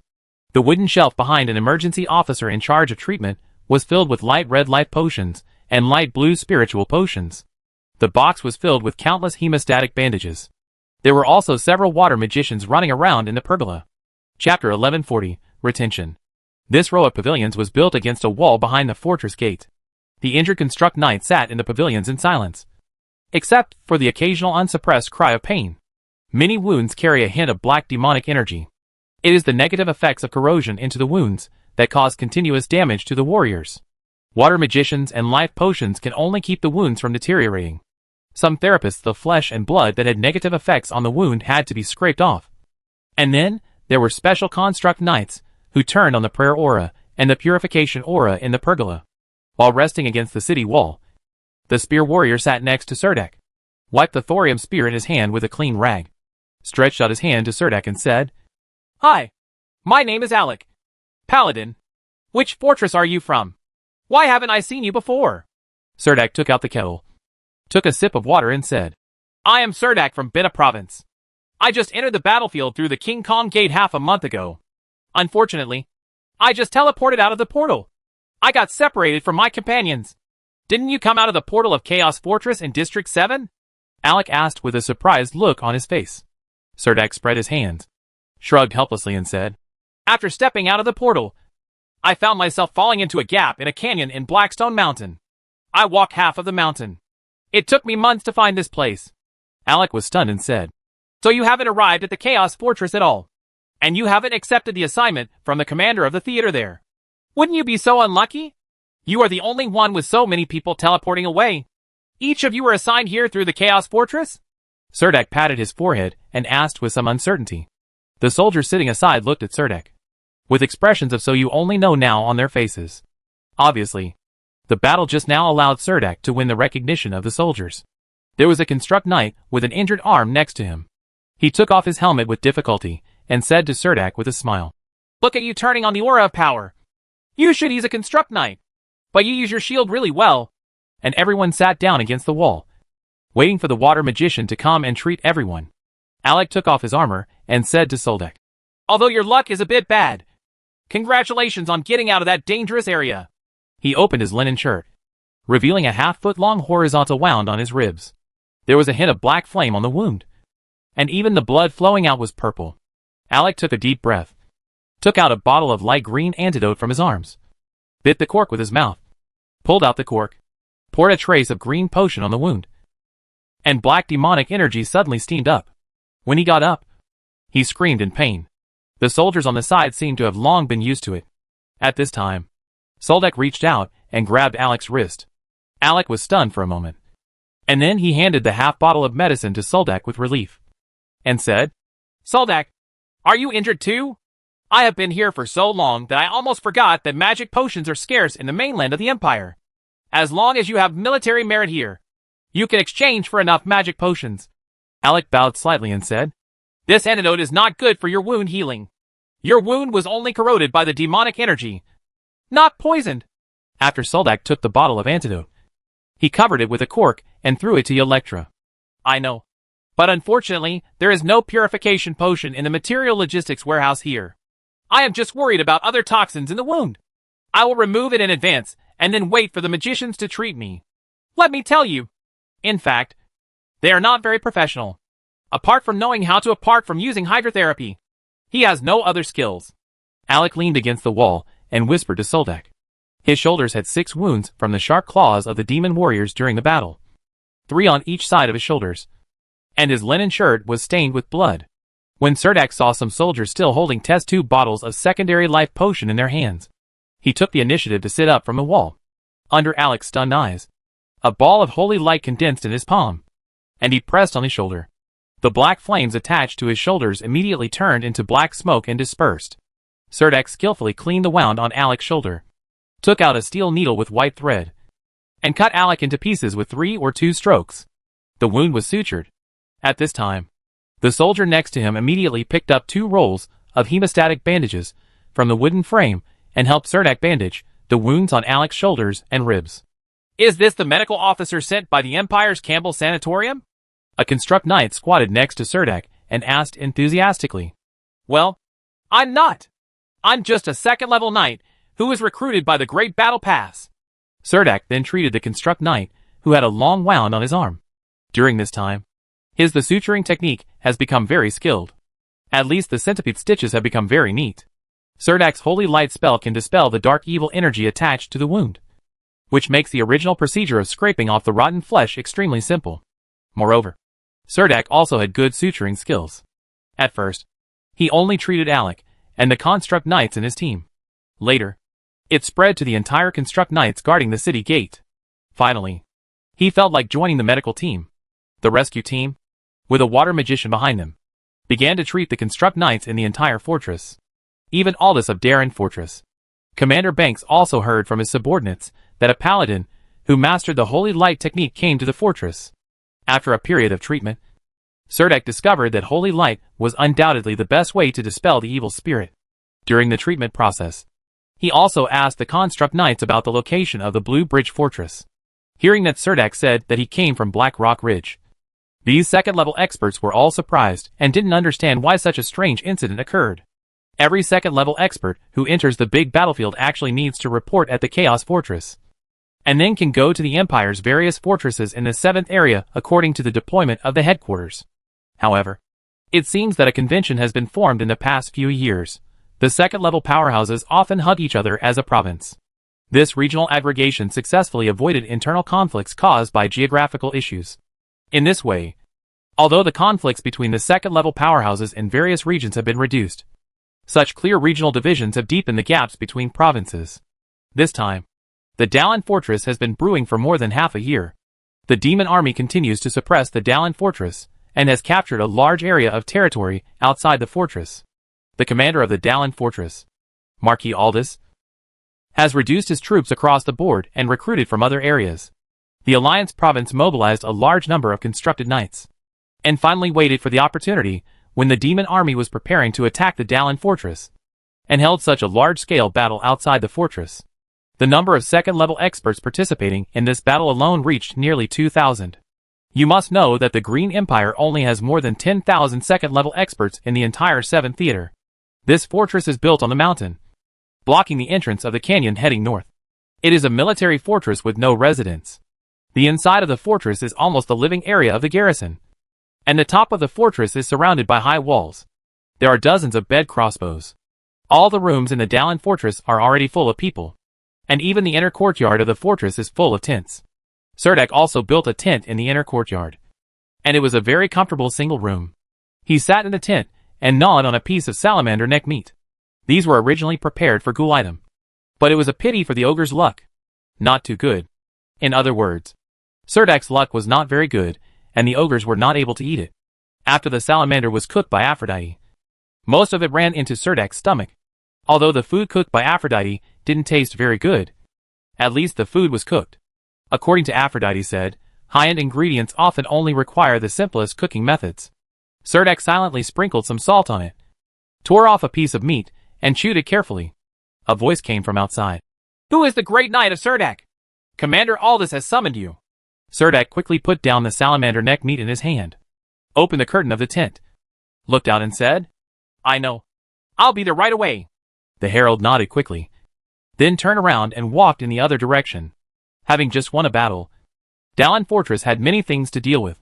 Serdek took a sip of the bitter cold water that had a refreshing effect, adjusted the magic patterns on his body, and then walked out of the tent. Along the way, people greeted him everywhere.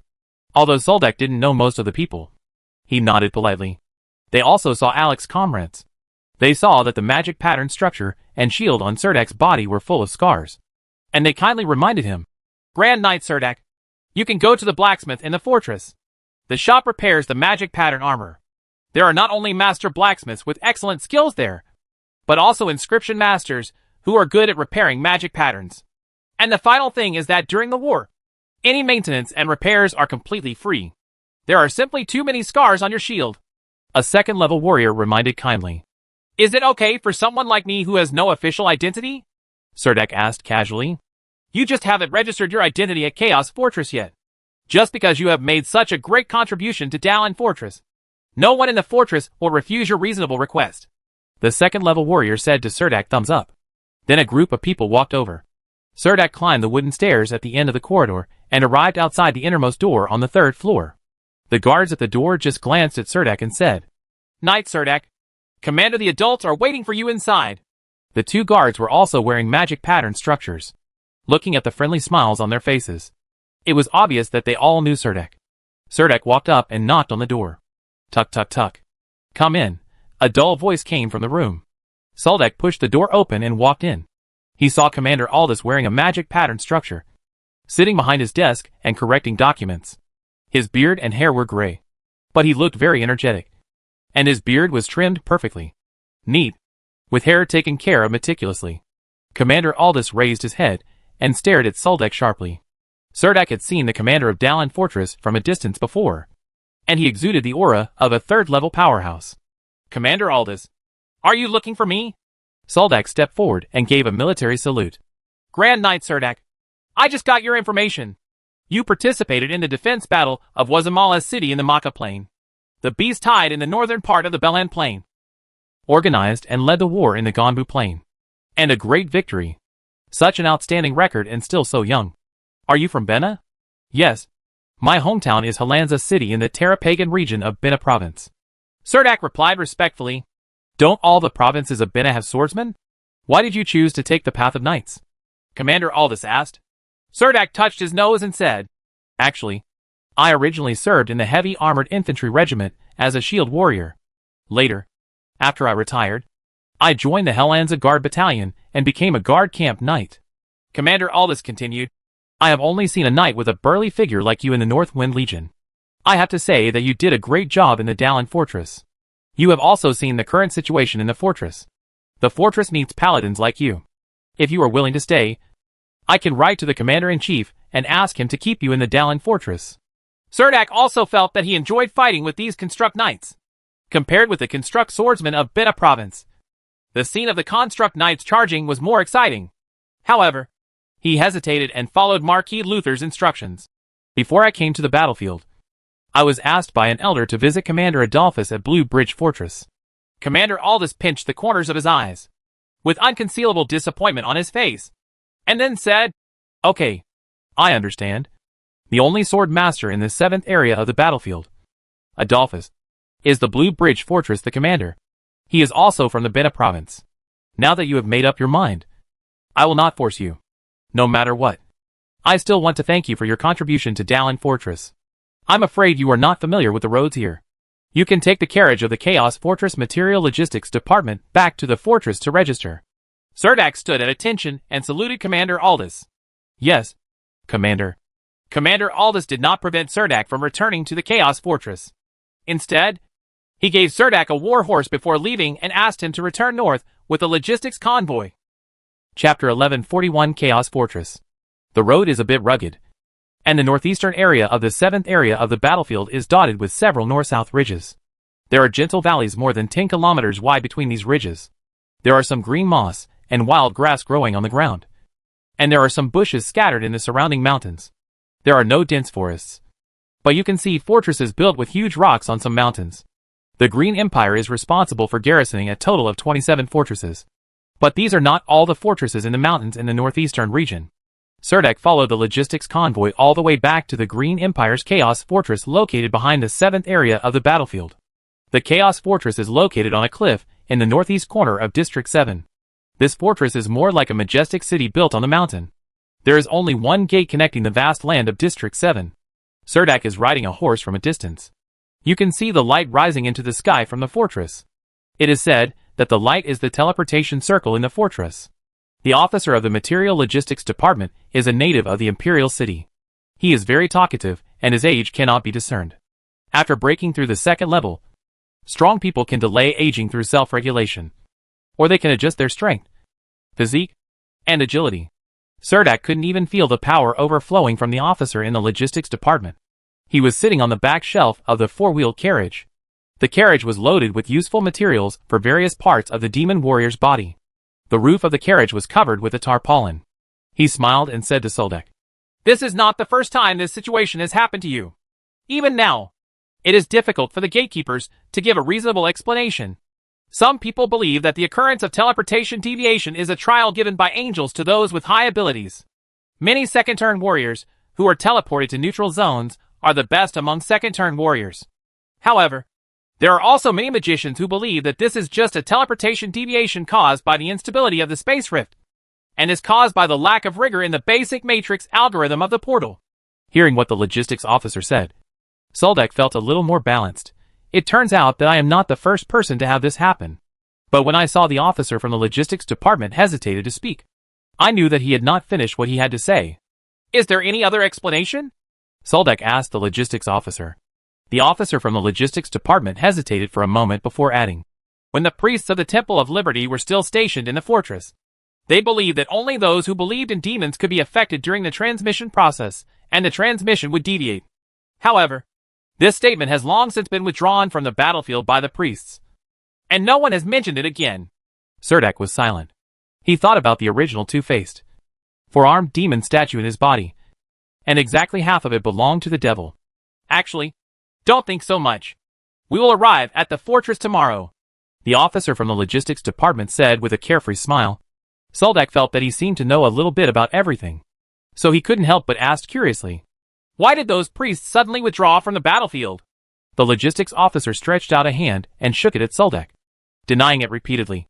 "No, you probably didn't understand the situation at that time. They didn't evacuate suddenly. The evacuation of the priests was divided into 4 times. Although the priests didn't say anything during the evacuation, I guess they were part of an expedition to the kingdom of God. The army entered an unknown dark plane." This was the first time Cerdak heard someone say this. He was slightly startled. For an analogy, it's like the Dark Legion from the Abyss Plane is invading the Green Empire's affiliated planes. In fact, those Dark Legions are also developing territories. But why did they abandon the Green Empire when they opened up the Dark Territory? Cerdak asked doubtfully. Then you have to ask the Statue of Liberty. Maybe she is tired of the Empire. After the logistics officer finished speaking, he burst into laughter, as if he had told a funny joke. When Cerdak arrived at the gate of Chaos Fortress, it was already his 18th day on the battlefield. As the carriage of the logistics department successfully entered the outer gate of the Chaos Fortress, they wanted to store the horses in the stables of the fortress. There were actually many second-level powerhouses living in the fortress. A large number of second-level powerhouses wearing magic patterns came and went here. Some people's eyes even have a stern look. Standing on a huge rock at the entrance of the fortress was a two-headed ogre wearing black armor. Serdek stopped to look, only to realize that it was the ogre Gulitem. Gulitem. Serdek rushed through the chaotic crowd and moved closer to the ogre. Gulitem heard Serdek shout immediately. But a lot of people gathered at the entrance of the fortress. He and Nalhuar looked for a long time before finding Serdek among the crowd. The two-headed ogre raised his fists high and slammed them together in front of his chest. A wave of air spread out around him with him as the center. "Boss, how did you get out of there? Andrew and I have been waiting for you here for more than half a month. Where have you been? Andrew." Andrew. The ogre Gulitem was so excited that he began to speak loudly. He was a little excited and squeezed Serdek's wrist until it hurt. The ogre strode towards a corner of the fortress and shouted Andrew's name. The Nanai indigenous warrior ran out of a blacksmith shop in the fortress, holding a hammer in his hand. When he saw Serdek behind Gulitem, he immediately threw away the sledgehammer in his hand and walked to Sue in front of Erdek. He was so excited that he was speechless. It took a long time for the Nanai indigenous warrior to say, "Gulitem, and I thought we had lost you." Soldek asked Andrew, "Where's Samira?" Andrew scratched his head hard and said with some embarrassment, "In order to go out to find you. She joined the patrol team organized by the Chaos Fortress headquarters. She said she would visit every fortress. She said that if you return to the Chaos Fortress, leave a message for her in the tavern here." "Message?" Soldek patted Andrew on the shoulder and asked, "Okay, how have you been these past few days?" Andrew smiled and said, "Except for not knowing where you went. Everything else is okay. In order to stay in the Chaos Fortress waiting for you, I ran to this blacksmith shop to do odd jobs. Gulitem was washing dishes in a restaurant. We usually take turns to guard at the gate of the fortress. We are worried that you will not find us when you come to the Chaos Fortress." Serdek glanced at Gulitem in surprise, wondering which restaurant owner would be so ambitious as to hire an ogre to wash the dishes for him. "I'm going to report to the headquarters. Have you all registered here?" Serdek thought of entering the Chaos Fortress.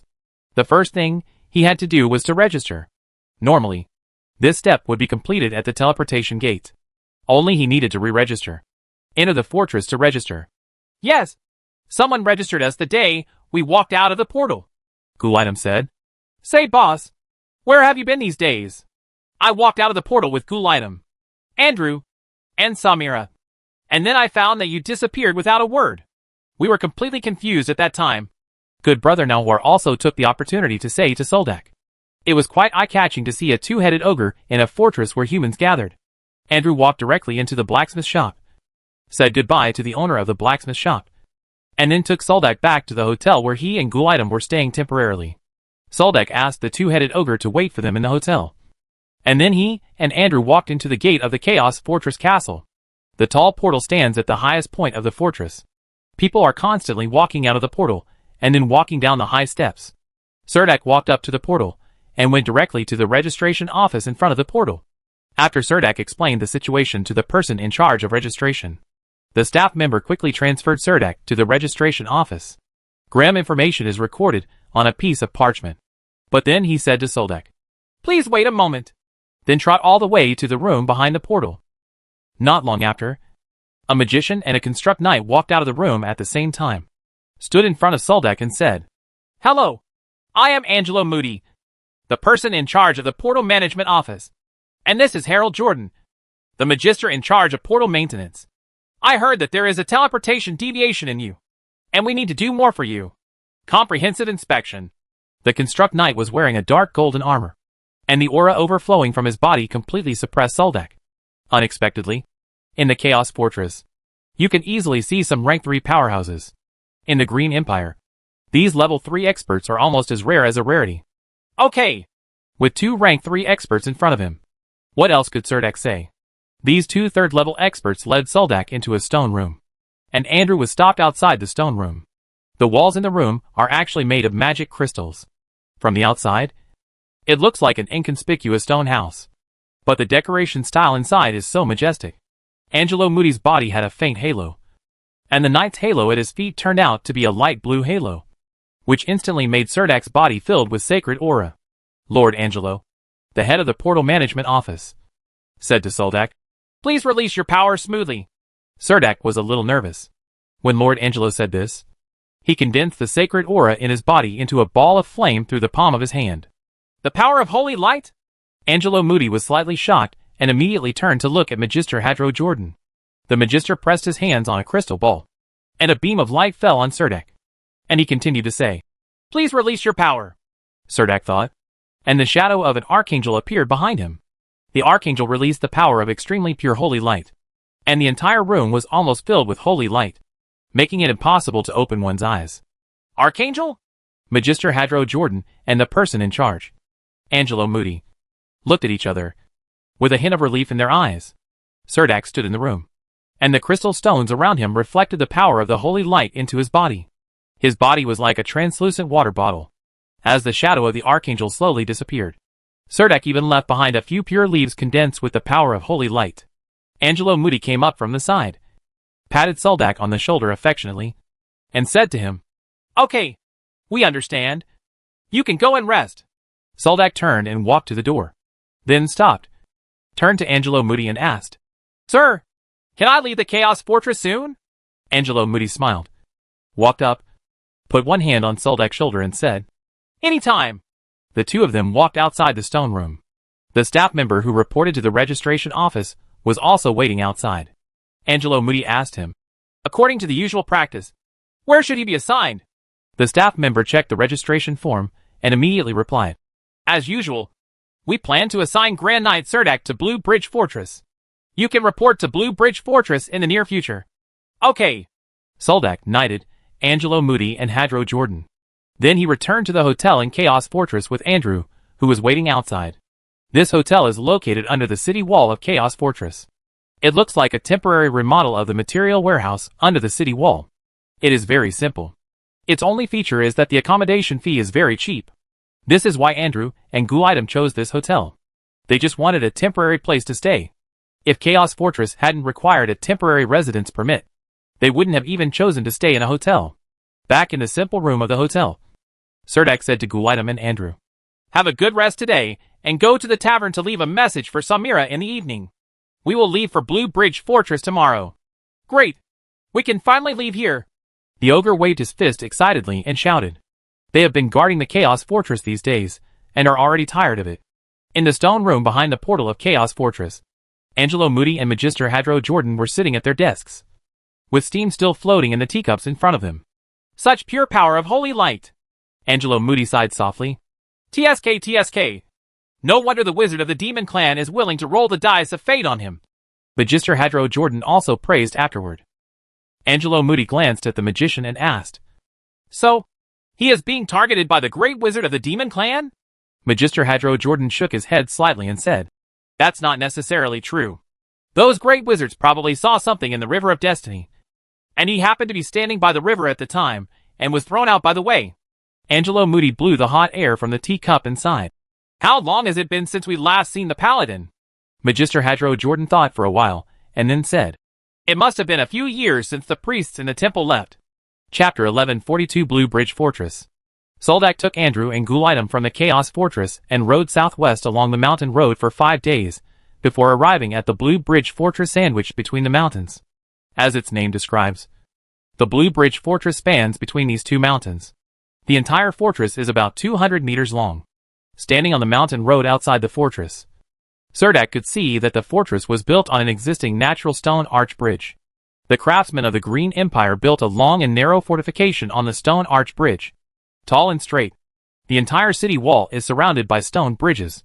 It looks like a long and narrow floating castle built between the mountains. There are tall watchtowers on both sides of the castle, which can be higher than the ridges of the mountains on both sides. These two mountains are very close to each other, and the valley between the mountains does not have an endless river. Instead, it is a valley filled with countless sharp stone pillars. These sharp stone pillars are almost 3 to 5 meters high, and the tops are extremely sharp and blue. Below the bridge fortress is a desperate valley.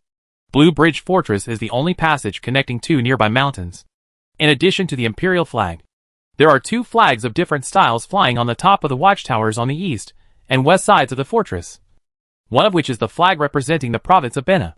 Serdek and his party came to the gate of the fortress and submitted a transfer order for the Chaos Fortress to the guarding soldiers in front of the fortress gate. Serdek also wrote to the Speaker of the Bena City House of Representatives, Marquis Fred Dunstan. I took out the personal letter from Commander Daphis Dunstan. Soldak didn't have much luggage on him. Andrew was holding 2 horses beside him. The 2-headed ogre squatted by the low wall at the entrance of Blue Bridge Fortress, looking curiously at the Thousand Needles forest at the bottom of the valley below the bridge. The 2 brothers seemed to be muttering something. The guard at the entrance of the fortress asked Soldak and his party to wait a moment. The door in front of you is a double door, with a height of almost 5 meters. The door is covered with a thick layer of iron, which looks quite heavy. There are no iron nails on the door, but it has some Bennett style painted. If the 2 gates are fully opened, 2 4-wheeled carriages can pass through in parallel. The door of the office was pushed open from the outside, and a close confidant walked into the room holding Soldak's letter and said, "Commander Adolphus, there is a letter for you outside. It was brought to you by one of the 3 new recruits who were newly recruited to our fortress. Among the 3 new recruits sent from the Chaos Fortress this time, there is actually a 2-headed ogre." Commander Adolphus put down the quill in his hand and reached out to take the letter. When he saw the family emblem drawn on the envelope and the stamp on the seal, he raised his eyebrows slightly and quickly pulled out an exquisite gold dagger, cut the letterhead open. The traces of origami inside were also the family's special origami method. He didn't even look at the content, but looked directly at the signature. Fred Dunstan at the signature. His face softened a little, and with a faint smile on his lips, he said, "I don't have time to see him now. You go and settle them down first. Don't assign tasks to them yet. I will take the time to meet with them." "Yes, Commander." The confidant took the order and left. Then Adolphus gently unfolded the parchment letter and saw that the lines were filled with family trivia and some new changes. He stood up from his seat with the letter in hand, leaned against the window, and looked at the foggy sky outside the window, sighing softly, thinking to himself, among the Dunstan family members, perhaps the only relative he can still recognize is Fred. "Commander, the meeting is almost over." Adolphus put the letter into his pocket, pulled on the magic pattern construct, and walked out of the office. Commander Adolphus' cronies quickly walked through the corridors of the fortress and strode to the gate of the fortress. When they saw 3 humans and a 2-headed ogre sitting by the low wall at the gate, they immediately nodded to the guard at the gate, stepped up and said, "Hello, Deputy Commander of Blue Bridge Fortress Command, Bart Neum." Soldak quickly stood up and said to him, "Soldak, these are Andrew, Ghoul-Item, and his good brother Brainflower." Bart looked at the 2-headed ogre in surprise, and asked Soldak curiously, "Which city in the Bena province are you from?" "Helensa City." Bart's eyes lit up slightly and he said, "I've heard about your city, over there in the north of the tower. When did you have a clan of ogres there?" Soldak stood up straight, patted Ghoul-Item's arm, and introduced, "He and Andrew are both my followers. I met them in the Maka Plain. This time I got the recruitment order to enter the big army." On the battlefield, they all happened to have reached level 2 strength, so they came with me. It's no wonder it's from the Maka Plain," Bart said as he led 3 people into the Blue Bridge Fortress from the side door. Then Bart said to Soldak, "Your family is really powerful, even entering the big battlefield. I have followers by my side. When you walk into the Blue Bridge Fortress, you will see a straight and narrow passage with round arched stone windows between the stone pillars on both sides of the passage. All the buildings in Blue Bridge Fortress are built above this passage." After entering the passage, Bart climbed the stone steps from the side, glanced at the 2-headed ogre, and then said, "Come in with me. I will help you arrange 3 rooms first. You big guy can only live in the room on the 2nd floor. This floor is mostly occupied by warehouses, and the rooms are relatively spacious." Climbing to the 2nd floor of the fortress, the corridors on this floor are indeed very spacious. You can also see some flatbed trailers on both sides. There are 2 corridors in the east and west of the fortress on the 2nd floor. There are rows of beds in each corridor. Each bed the crossbows were placed next to the window, and the shooting angle was just right to cover the needle forest below the fortress. Opposite the bed crossbow are warehouses. As Bart said, these warehouse doors are very high, and Ghoul-Item can walk into the room without bending down. Bart chose a clean room with 2 large beds in it. He put the 2 beds together and found a large sheet to spread on top, so that the 2-headed ogre had a large bed of his own. Bed. Bart introduced Soldak. There are not many people in the fortress now. The main reason is that there is a war in the Dallin fortress. Our fortress has also dispatched manpower to support there. It seems that there are many empty rooms. When they all return, you will find that these rooms are almost empty. They are all occupied." After arranging a room for Ghoul-Item, Bart continued to walk upstairs and climb the stairs. He said to Soldak, The specific tasks you will be assigned will be arranged by the two commanders of the fortress. There were many rooms on the third floor of the fortress, but Serdek discovered that there was actually a wall built in the middle of the third floor of the fortress, completely separated from the opposite side. Bart walked past a row of room doors, each numbered and empty. These rooms are occupied, and they happened to be out on duty. At the end, Bart pointed to the two rooms with 525 and 527 written on the door and said, "You two can choose these two rooms. The facilities in the rooms are very good." As he said that, he took out a bunch of keys from his waist, picked out two copper keys from it, and opened the wooden doors of the two rooms respectively. Sure enough, there was a single bed against the wall in the room, and a single bed on the other side. There was only a table and a chair. There was no toilet or bathroom in the room, and there were no windows. It was like the cheapest standard room in a hotel in the county town. However, the room was very clean, and there was even a bookshelf in the corner. Serdek walked into one of the rooms, put the backpack in his hand on the table, looked around, and thought it was pretty good.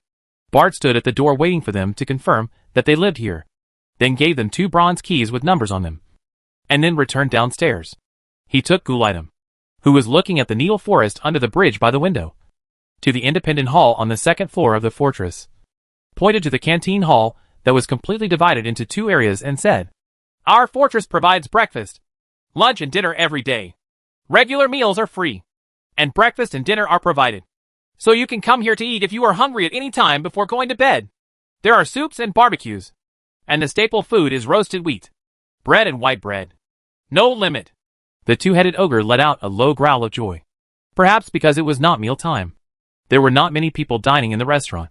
Bart very patiently led Soldak to hold the dinner plate at one end, and there was no need to queue up, so he could receive the meal right next to the kitchen window. Bart pointed to the dining area opposite and continued, "Opposite is the ordering area. If you feel that the free meal is not to your liking, and you want to add more food, you need to use your merit to order food opposite. Gold coins and magic crystals are not circulated here. Only recognize there is this unidentified magic crystal." As he spoke, Bart took one out of his pocket and handed it to Soldak to look at. Serdek knew this kind of magic crystal. He still remembered that during the investiture ceremony, almost all the other 11 young nobles except himself had used these merit magic crystals to obtain title promotions. These unidentified black magic crystals can be exchanged for battlefield merits in the Chaos Fortress. There is also the largest trading hall there. You can use your merits to exchange for many things that you are interested in, such as epic weapons, advanced magic pattern structures, magic potions, advanced scrolls, magic gems, etc. It is worth noting that the value of this unidentified black magic crystal is at least double that of normal magic crystal. This is our currency here.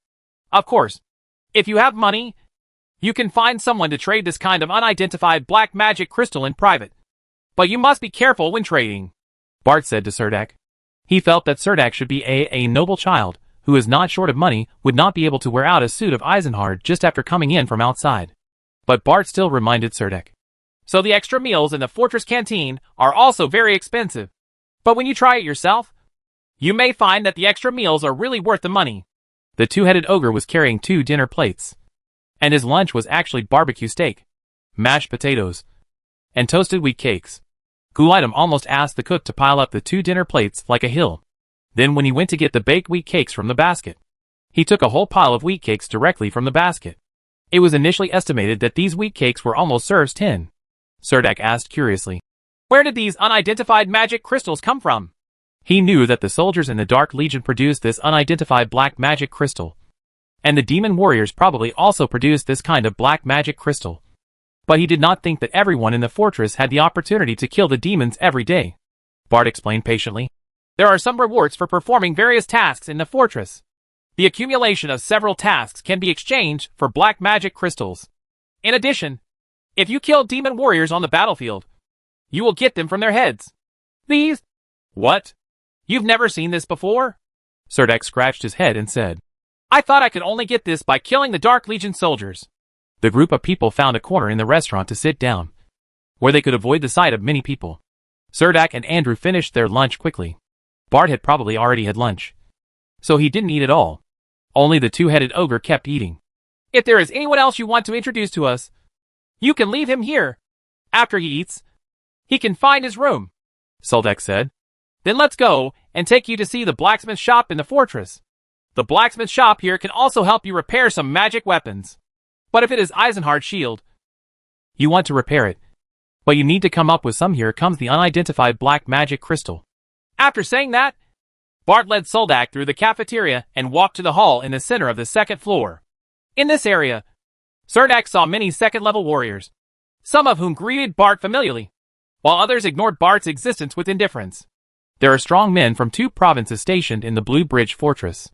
Our Bena province occupies the East Blue Bridge, while the Ababa province occupies the West Blue Bridge. Our 2 provinces share a fortress, except the public areas and cafeteria here are completely separate. Normally, we are only responsible for the defense issues of the Eastern Mountains, while they are responsible for the Western Mountains. And we are jointly responsible for the coniferous forests below. Some things happened before, which led to several unknown conflicts. So the relationship between our 2 provincial powerhouses has always been tense. When Bart introduced these, his voice was much lowered. The master blacksmith in the blacksmith shop in the fortress is from Bena, and his charges are always the normal price. So if you ask him to repair your weapons, you must identify yourself. Otherwise you will pay more. The magician in the apothecary's shop, the pharmacist, is a magician from Ababa province. So you don't need to take the initiative to identify yourself unless they insist on confirming your identity. Also, be careful not to embarrass our Bena province. Bart then introduced Serdak. This made Serdak a little stunned. He didn't expect that a small military fortress was actually divided into 2 factions. As for the magic pattern structure, it has to be sent to the Chaos Fortress to find the Archmage to repair it.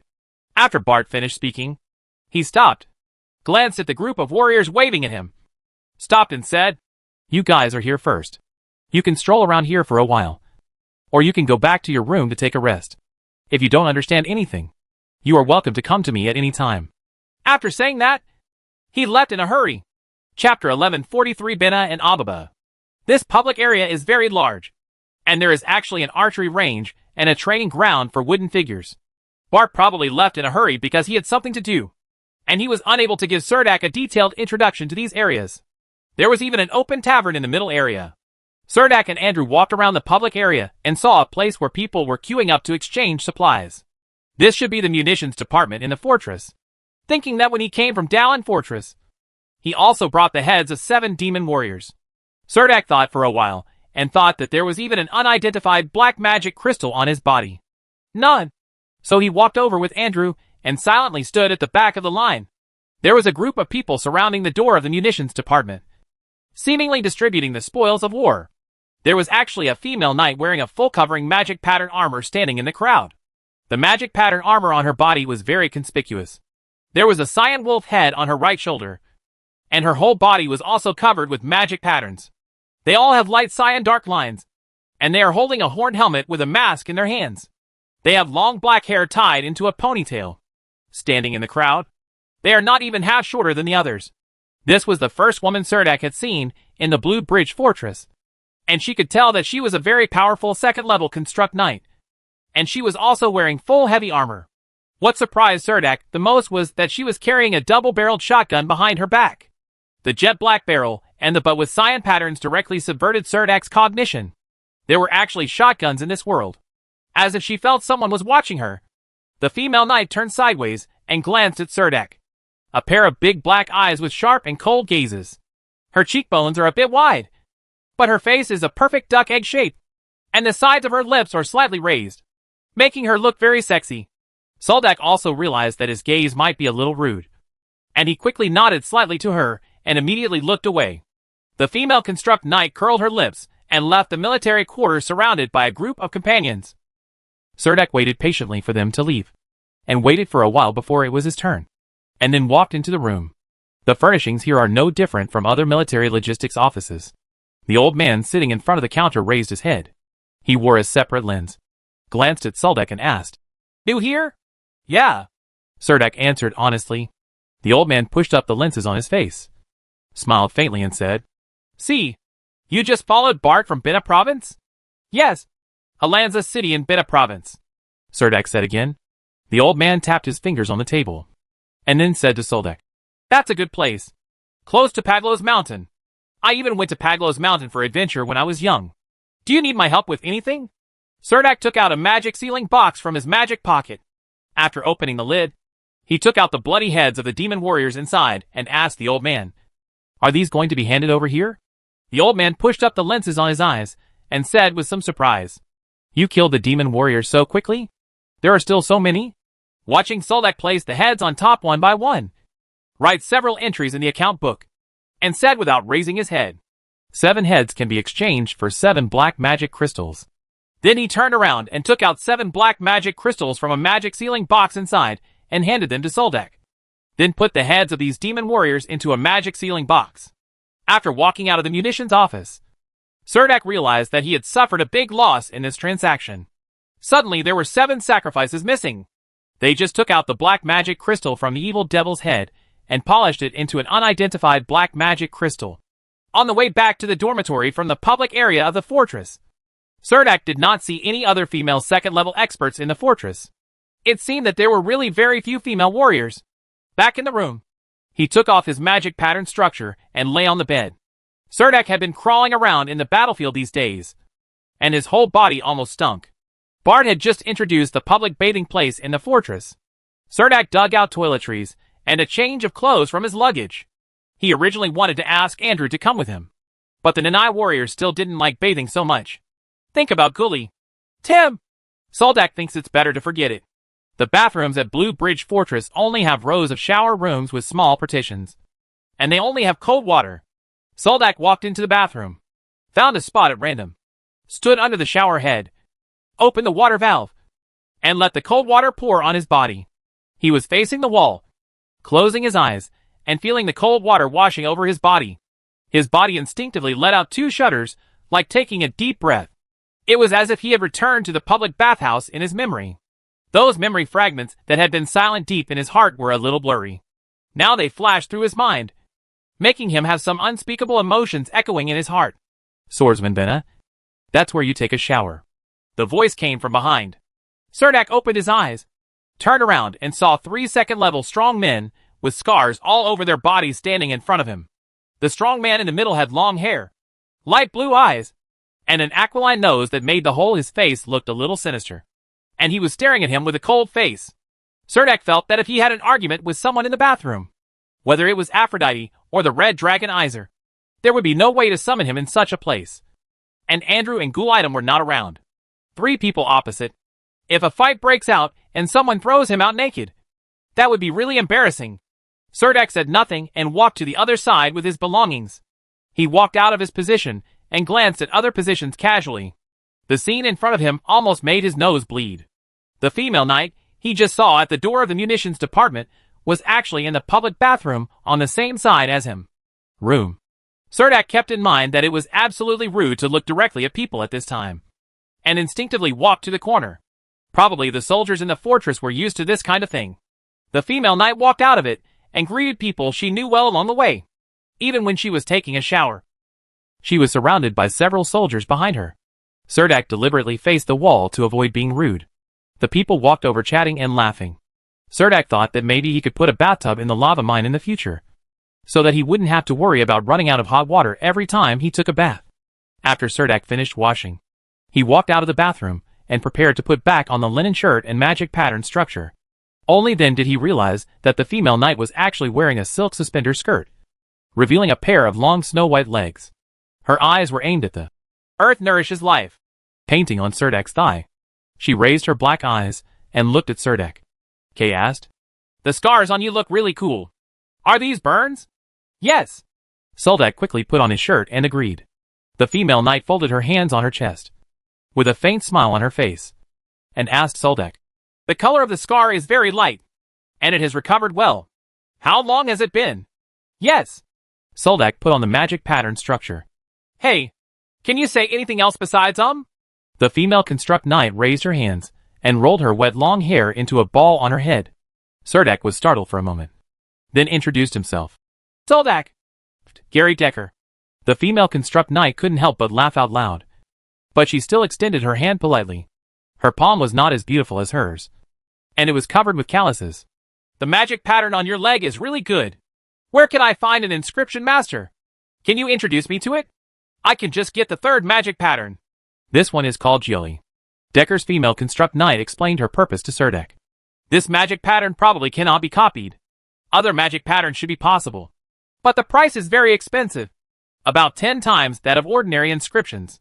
After Soldak finished speaking, he picked up his belongings and walked out of the locker room without looking back. Gary Decker stood there, stunned for a long time.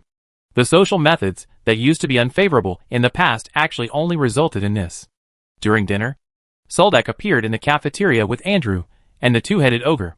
Sure enough, the restaurant was clearly divided into 2 dining areas, and everyone was dining at this time. When many people saw the two-headed ogre, their eyes were attracted by the ogre's burly figure. The ogre was used to being the center of attention. He just held 2 dinner plates and chose for himself with wide eyes. Extra large double-set meal. Serdek saw that there were not many people eating in the ordering area. Sure enough, the food there was very different from the food here. The soldiers sitting in the ordinary dining area looked over there with envy. And several people walked in one after another. The big shots in the fortress all sat in the ordering area. Bart came over with a dinner plate. Came and sat directly opposite Soldak. And said bluntly, I heard that Guns N' Roses in Ababa has taken a liking to you. Are you talking about the female costume knight named Carrie Decker? Soldak asked uncertainly. Apart from her, there is no other lady in the fortress. Bart slowly cut the roast meat on the plate with a knife.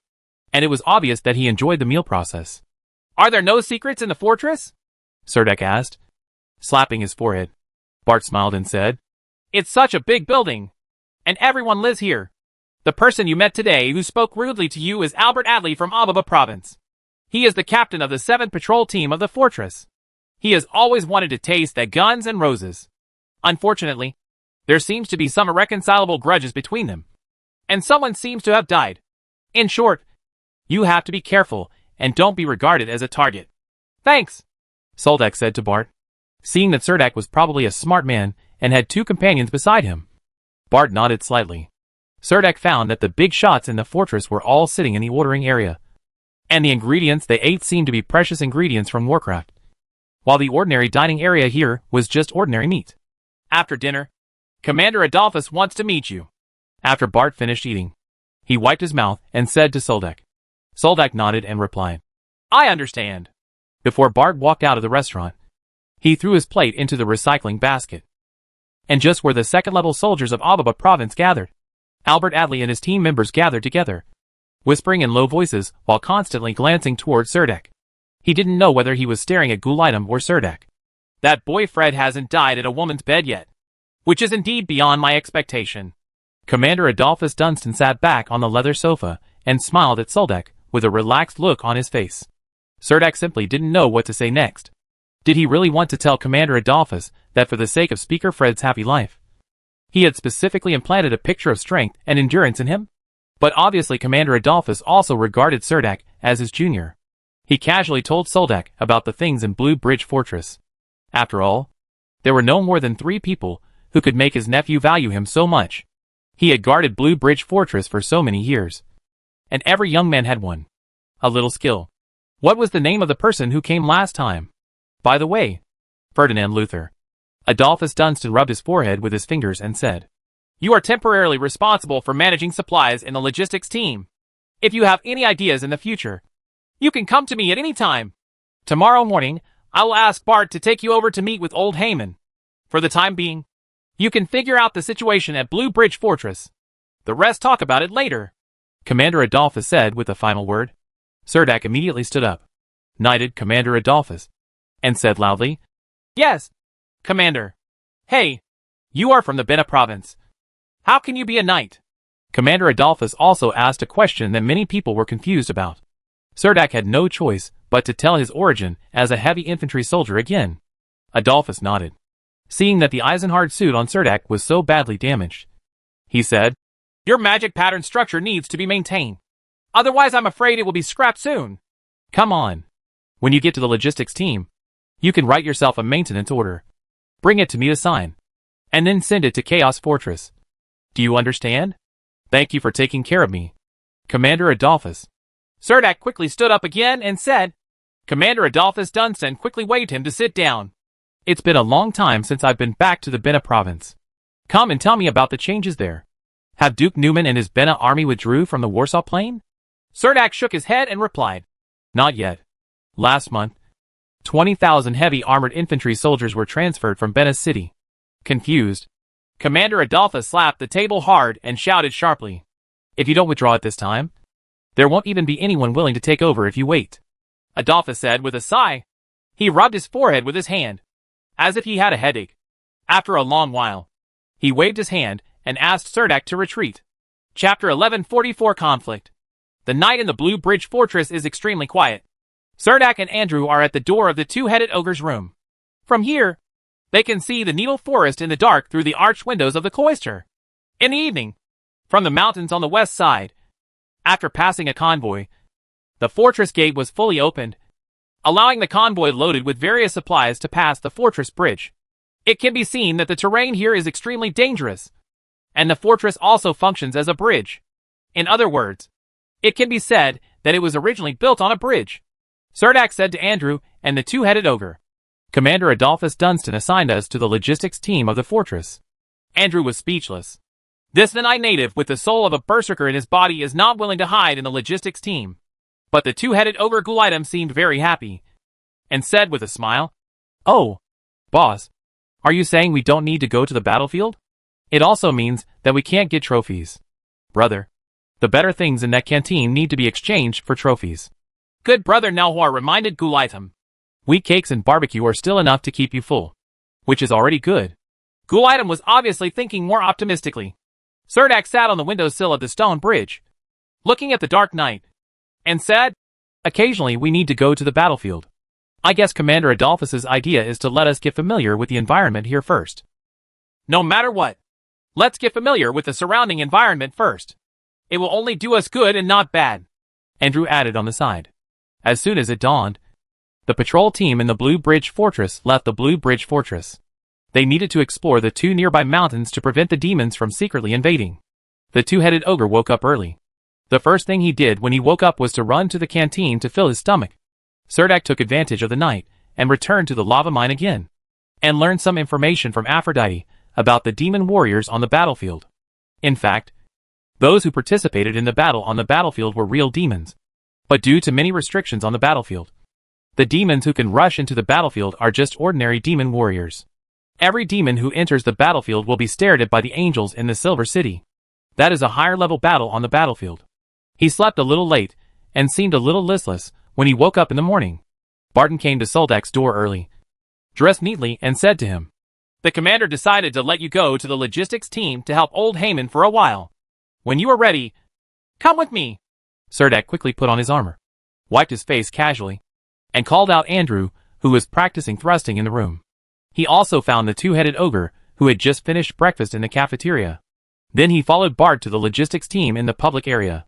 Bart expressed his envy for Cerdak to have such two powerful subordinates. Bart led 3 people to the munitions logistics group, which was the same room where Soldak exchanged 7 demon warrior heads for 7 unidentified black magic crystals yesterday. The group of people opened the door and walked in. The old man behind the counter was slightly startled when he saw Soldak, Andrew and Gulaitum behind Bart. Bart walked to the counter and said to the old man behind the counter, "Old Haman, the commander has arranged 3 helpers for you. Soldak, Andrew, and the ogre Gulaitum." Old Haman acted a little coldly, rolled his eyes upward, and said very casually, "Soldak met yesterday. You are Andrew, and you are the ogre Gulaitum. What about you?" He asked one of the heads of his ogre brothers. Nalhua chuckled and corrected, "I am Nalhua, and he is Gulaitum." Old Haman nodded lightly and said, "Okay, we don't usually have much work here. We occasionally count combat supplies, and are responsible for transporting supplies during wars. That's about it. Since I have arranged for you to stay here, you first get to know me for a few days." With that said, he turned around and walked into the inner room. Soldak and Andrew hurriedly followed. Gulaitum couldn't get through the small door, so he had to wait in this room. Old Haman said to the ogre Gulaitum, "Just help me take care of these things in this room. I will take them both to the warehouse. If there are people who want to exchange things, tell them. Let them wait. Okay." The ogre brothers were a little full, and there happened to be a round carpet spread in the corner of the room. The ogre brothers simply sat on the carpet and leaned against the wall in a daze. Old Haman took Andrew and Soldak to the warehouse at the back. The warehouse was almost filled with various boxes. Each box had some parchment on it, and the items in the box were marked on the parchment. Old Haman ordered Soldak and Andrew. There seems to be nothing going on here lately. You two just need to come here every morning to help me clean up the warehouse. Help me put these boxes into categories. It would be great if I could make a list of items. Of course, there is no such thing. It doesn't matter. Every day at 11:30 noon is lunchtime. You go to the cafeteria to have lunch first. And then remember to return to the front room before 12 o'clock to be on duty for me. I have the habit of taking a nap after lunch. So you will be on duty until 2 o'clock in the afternoon. And your work for the day ends here. Do you understand? Understood. Soldak gave a knightly salute to Old Haman. Andrew quickly followed Soldak in saluting. Afterwards, the two of them were left in this secret room without any windows by Old Haman. They lit 2 magic lamps and squatted in front of the shelves to count the boxes in the room. These boxes are almost all stacked together. If you want to take inventory of these materials, you need to move all the boxes. In addition to counting these details, you must also confirm whether the material details match the materials in the boxes before you can register again. Make a book. With Andrew's help, counting the supplies wasn't too much trouble. Cerdak is quite good at this kind of coordination. However, compared to the two-headed ogre who was sleeping soundly in the logistics and munitions group room, it can be said that the two of them had a very hard time. After lunch, he came to the room of the logistics and munitions team to replace Old Haman. Old Haman gave Soldak some instructions on the key things to pay attention to, and then left slowly. Soldak took an application form for maintenance, filled it out according to the key points that Old Haman just instructed, and then put the very damaged Eisenhard magic pattern structure into the box. Prepare to submit the application form to Commander Adolphus for signature in the afternoon. At noon, a group of knights from the fortress came to the public area with a group of knights. A group of people sat in front of the tavern and discussed loudly that they had encountered a mantis in the mountain border area in the morning. The excellent marksmanship shattered the wings of the hell mantis, and the group captured a hell mantis with only 2 people injured. A group of people gathered in the tavern to celebrate. A soldier originally wanted to see if Old Haman was here at this time. After all, mantis can still be exchanged for a lot of good things. Unexpectedly, I opened the door and saw 2 strong men standing behind the counter. One was writing and drawing on parchment with his head down, and the other was sharpening his butcher's axe with a whetstone. There is also a snoring ogre in the room. At first, he thought he was in the wrong room, but then when he saw the supplies on the counter and on the shelves behind him, he confirmed that it was just Old Haman who was not there. Then he shrewdly withdrew from the room. Walking to the bar, he whispered to Carrie Decker, who was leaning against the bar and drinking. Carrie Decker, the Bernard Knight was in the logistics and munitions team yesterday. Carrie Decker's black eyes lit up slightly. His slightly raised lips split, and he smiled a little weirdly. Jumping down from the bar seat, holding the loot bag in his hand, he strode towards the military logistics team. When he opened the door, he saw Cerdak sitting at the counter, wearing a heavy magic patterned outfit. She supported the counter with both hands, put her cyan wolf-headed shoulders in front of Soldak's face, and said to him with a half smile, "Hey, what a coincidence. We meet again. What's the matter? Do you need to redeem your merits?" Cerdak raised his head and asked calmly, "I can't do the redemption, that is too complicated for the time being. I'm afraid I have to wait for Old Haman to come back." "What? Transferred to the munitions logistics team?" After saying that, Carrie Decker glanced at Andrew standing next to him again and asked, "Is he with you?" Cerdak said, "Commander Adolphus thinks that I am more suitable to study in the logistics team for a period of time." Then he introduced to Carrie Decker, "This is Andrew, my follower." Carrie Decker put the snakeskin bag in his hand on the counter without hesitation, then opened the bag, revealing the magic materials obtained from the mantis inside. He did not say that he wanted to redeem the merits, but said with a smile, "Well, this is what we hunted this morning. A 3rd level peak monster. If you want to join our patrol, I can apply to our commander in Ababa to let you join our Ababa trip. Provincial patrol team. You will also have the opportunity to get such trophies when the time comes. Sorry, I don't know much about the Warcraft materials here. Are these materials very valuable?" Cerdak hesitated for a moment before asking seriously. A soldier standing behind Carrie Decker replied very proudly, "Of course. This is an adult hell mantis. Seeing that the pair of death sides were not taken back to the auction house of the Green Empire, Such a for the sickle. You can probably change it to a magic pattern structure. Gary Decker glared at him with some boredom, and the soldier immediately stepped back with a stern expression. How about it? Do you want to come and eat meat with our patrol team? Gary Decker said, biting his red lips with his white teeth, his eyes full of ambiguity and temptation. What do you think? Soldak turned to ask Andrew, who was polishing the tomahawk. Andrew shuddered, cracked his thick lips, and said with a wry smile, If you ask me to say it's not good, I don't want Samira to nail me to the wall with an arrow. Don't ask me about this kind of thing. This kind of thing I definitely won't participate. Soldak spread his hands helplessly and said apologetically to Gary Decker, Forget it. I think being in the logistics team is actually quite good. Later, another second-level warrior took the opportunity to interject and provoke. Looking at how strong you are, I didn't expect you to be a coward. Who are you calling a coward? The two-headed ogre opened his eyes and asked angrily, leaning against the wall. The whole room was shaking constantly, and dust kept coming out of the gaps in the stone walls. The ogre stood up from the ground, his two heads almost touching the ceiling, and the marble-like skin of his body was constantly condensing. First, no one would question the power of a two-headed ogre. In a place like this, Gulidum can crush almost anyone in the room. So the expressions of the Ababa soldiers in the logistics and munitions group room changed, and some even put their hands on the hilts of their swords. At this time, Soldak knocked on the table with his hand, attracting everyone's attention to himself, and said to Gary Decker, I'm not very familiar with these L Mantis materials. If you exchange merit or blackmail. As for the magic crystal, let's wait until old Heyman is around in the afternoon. Gary Decker pursed his red lips, looked at Soldak deeply, and withdrew without saying a word. However, the conflict in the munitions logistics team room did not calm down quietly as Serdek expected. On the contrary, the situation intensified in the afternoon. The second-level experts in Ababa province thought that gunfire Rose Kelly Decker received unfair treatment in the military logistics team this time. All the second-level soldiers from Ababa province, as long as they were inside the fortress, gathered in the public area of the fortress in the afternoon and blocked the door of the logistics and munitions team. Among them, Albert Adley, who had a conflict with Soldak in the bathroom yesterday, also led a small team of construct knights and stood at the door of the munitions logistics team, almost completely blocking the door. If something like this happened in the fortress, the second-level swordsman in Bena province would naturally know about it. However, Serdek was just a newcomer, a construct knight, and had no friendship with the arrows in the fortress. So many second-level swordsmen sat around silently and watched. Only Bart came over with a group of friends and stood face-to-face with Albert Adley at the door of the munitions logistics team. This time, the momentum of the Bena province was obviously weaker. Bart, are you going to stand up for him this time?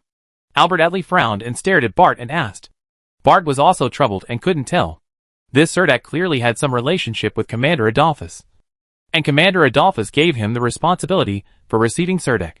Naturally, at this time we have to help Serdek come forward. There had been conflicts in the fortress before. He saw that there were fewer people on his side, so he bit the bullet and said, Albert, we should follow the rules of the fortress for this kind of thing. If there is a conflict, there is no need to ask whether it is right or wrong. Whoever has the strongest fist in the ring is right. Someone behind Albert Adley shouted loudly. Bart, it's okay to go to the ring to solve this matter. But everyone knows that we construct knights fight one by one on the battlefield and fight together. We face enemies several times our size. The enemies are also coming together, and we will fight in groups with Ubena swordsmen. Chapter 1145. What bad intentions can you have? Serdek pressed his forehead in distress. He didn't expect that things would turn out like this. According to the ideas of the two-headed ogre and Andrew, they were about to rush out and teach these construct knights, who did not know how to fight without horses, some lessons. However, Serdek really didn't want to cause such trouble as soon as he arrived at Blue Bridge Fortress. To settle the matter would inevitably cost him favors, and he would not get any benefits. At 2 o'clock in the afternoon, after taking a nap, old Heyman walked out of the room. As soon as he walked into the public area, he saw the second-level construct knights from Ababa province. Old Heyman walked directly to the door of the logistics and munitions group. Albert Adley stood up and completely blocked the door. The other knights, seeing Albert Adley take the initiative to stand up, he immediately followed him and stood around him. Old Heyman walked straight to Albert Adley, stretched out a finger, tapped directly on Albert Adley's breastplate, and said to him coldly, First of all, You have to identify where this is. What are you doing? You are threatening the logistics personnel. Why are you gathered here? Do you want to attack members of our logistics team? If there are any conflicts between you patrol teams, if it doesn't come to my head, I can't care about it. But since you have now found the head of our logistics team, then I have to ask, why is this? If a member of our logistics team did something wrong, then I must take him out and apologize and compensate. Old Haman's eyes had a faint golden light, and Albert Adley found that he was under his gaze, and could not avoid his finger. Old Haman asked the knight Albert Adley, Albert Adley, what do you say? I think Soldak offended Gary Decker. Albert Adley said with some guilt. Old Haman asked Gary Decker, who was standing behind the crowd. Gary, did Soldak offend you? Gary Decker walked out from behind helplessly, and said with a sneer on his face, He did reject my invitation. That's all? You are gathered here because he rejected Gary Decker's invitation? Old Haman's beard was so angry that he pushed Knight Albert Adley against the wooden door with his hand, and angrily shouted, I ask everyone to clearly understand that he is a member of the logistics team. The duty of our logistics team is to manage the fortress supplies, and the duty of your combat team is to protect the fortress. Do you think that if it really goes to the battlefield, our logistics team will help which one has a greater chance of joining your combat team? Or does your combat team have a greater chance of helping our logistics team? Forget it if you don't want to join. It's no big deal. Gary Decker smiled sarcastically, shook her long black hair, and left the crowd, followed by the crowd behind her. The knights in Ababa province also felt bored. Since the victims had chosen to leave, there was no need to wait any longer, and they dispersed one after another. Old Haman pushed aside Albert Adley and walked into the room with a dark face. Soldak then walked out of the counter and thanked Old Haman. I'm really sorry for causing you trouble. Old Haman just shook his head slightly and said casually, If you don't have the ability, don't cause trouble everywhere. Not every time you will have such good luck. Someone will just happen to help you solve the trouble. Both the two-headed ogre and Andrew lowered their heads and followed Soldak silently. The farce subsided after Old Haman made a strong appearance, and the soldiers in Ababa province did not go to trouble Soldak, as if they were worried that Old Haman would deduct their supplies because of this. Soldak was not affected much by this, and said thank you to Bart after walking out of the room. Seeing that there was no depression or anger on Soldak's face, Bart said to Soldak a little strangely, Dak, I think you don't seem to care much about this matter. The gunfire at our Blue Bridge Fortress Rose doesn't care much either. Soldak smiled faintly and whispered to Bart, I just got married last month, and I married two noble ladies at the same time. Do you think there is any reason why I insist on having a relationship with her? I didn't expect that so many people would jump out at this matter. But as Old Haman said, I hope those people won't blame me again in the future. When Bart heard what Soldak said, he was immediately startled and quickly reminded him, Dak, are you really planning to tamper with the logistics supplies? I advise you not to do this. Attracting the attention of the inspectors from Chaos Fortress. I think those in Ababa now hope that you can take the initiative to do something against them. Seeing Bart's kind reminder, no matter what the reason was, Soldak was still very moved. Soldak immediately explained, Bart, I think you may have misunderstood. I said they would ask me for help, but it was not because of the military supplies of the logistics department. In addition, Gulitum and Andrew are here.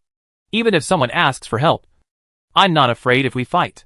After hearing the last words spoken by Serdek, Gulitum, who was following at the back, quickly stood up and clarified. Hey, boss, you can just say this. I don't want to fight. The food here is good, and I want to stay for a while. You can talk to Andrew about the fight. This guy is probably itchy all over. Then the ogre decisively sold Andrew out. Andrew was not angry either. He smiled and said honestly, I really think so.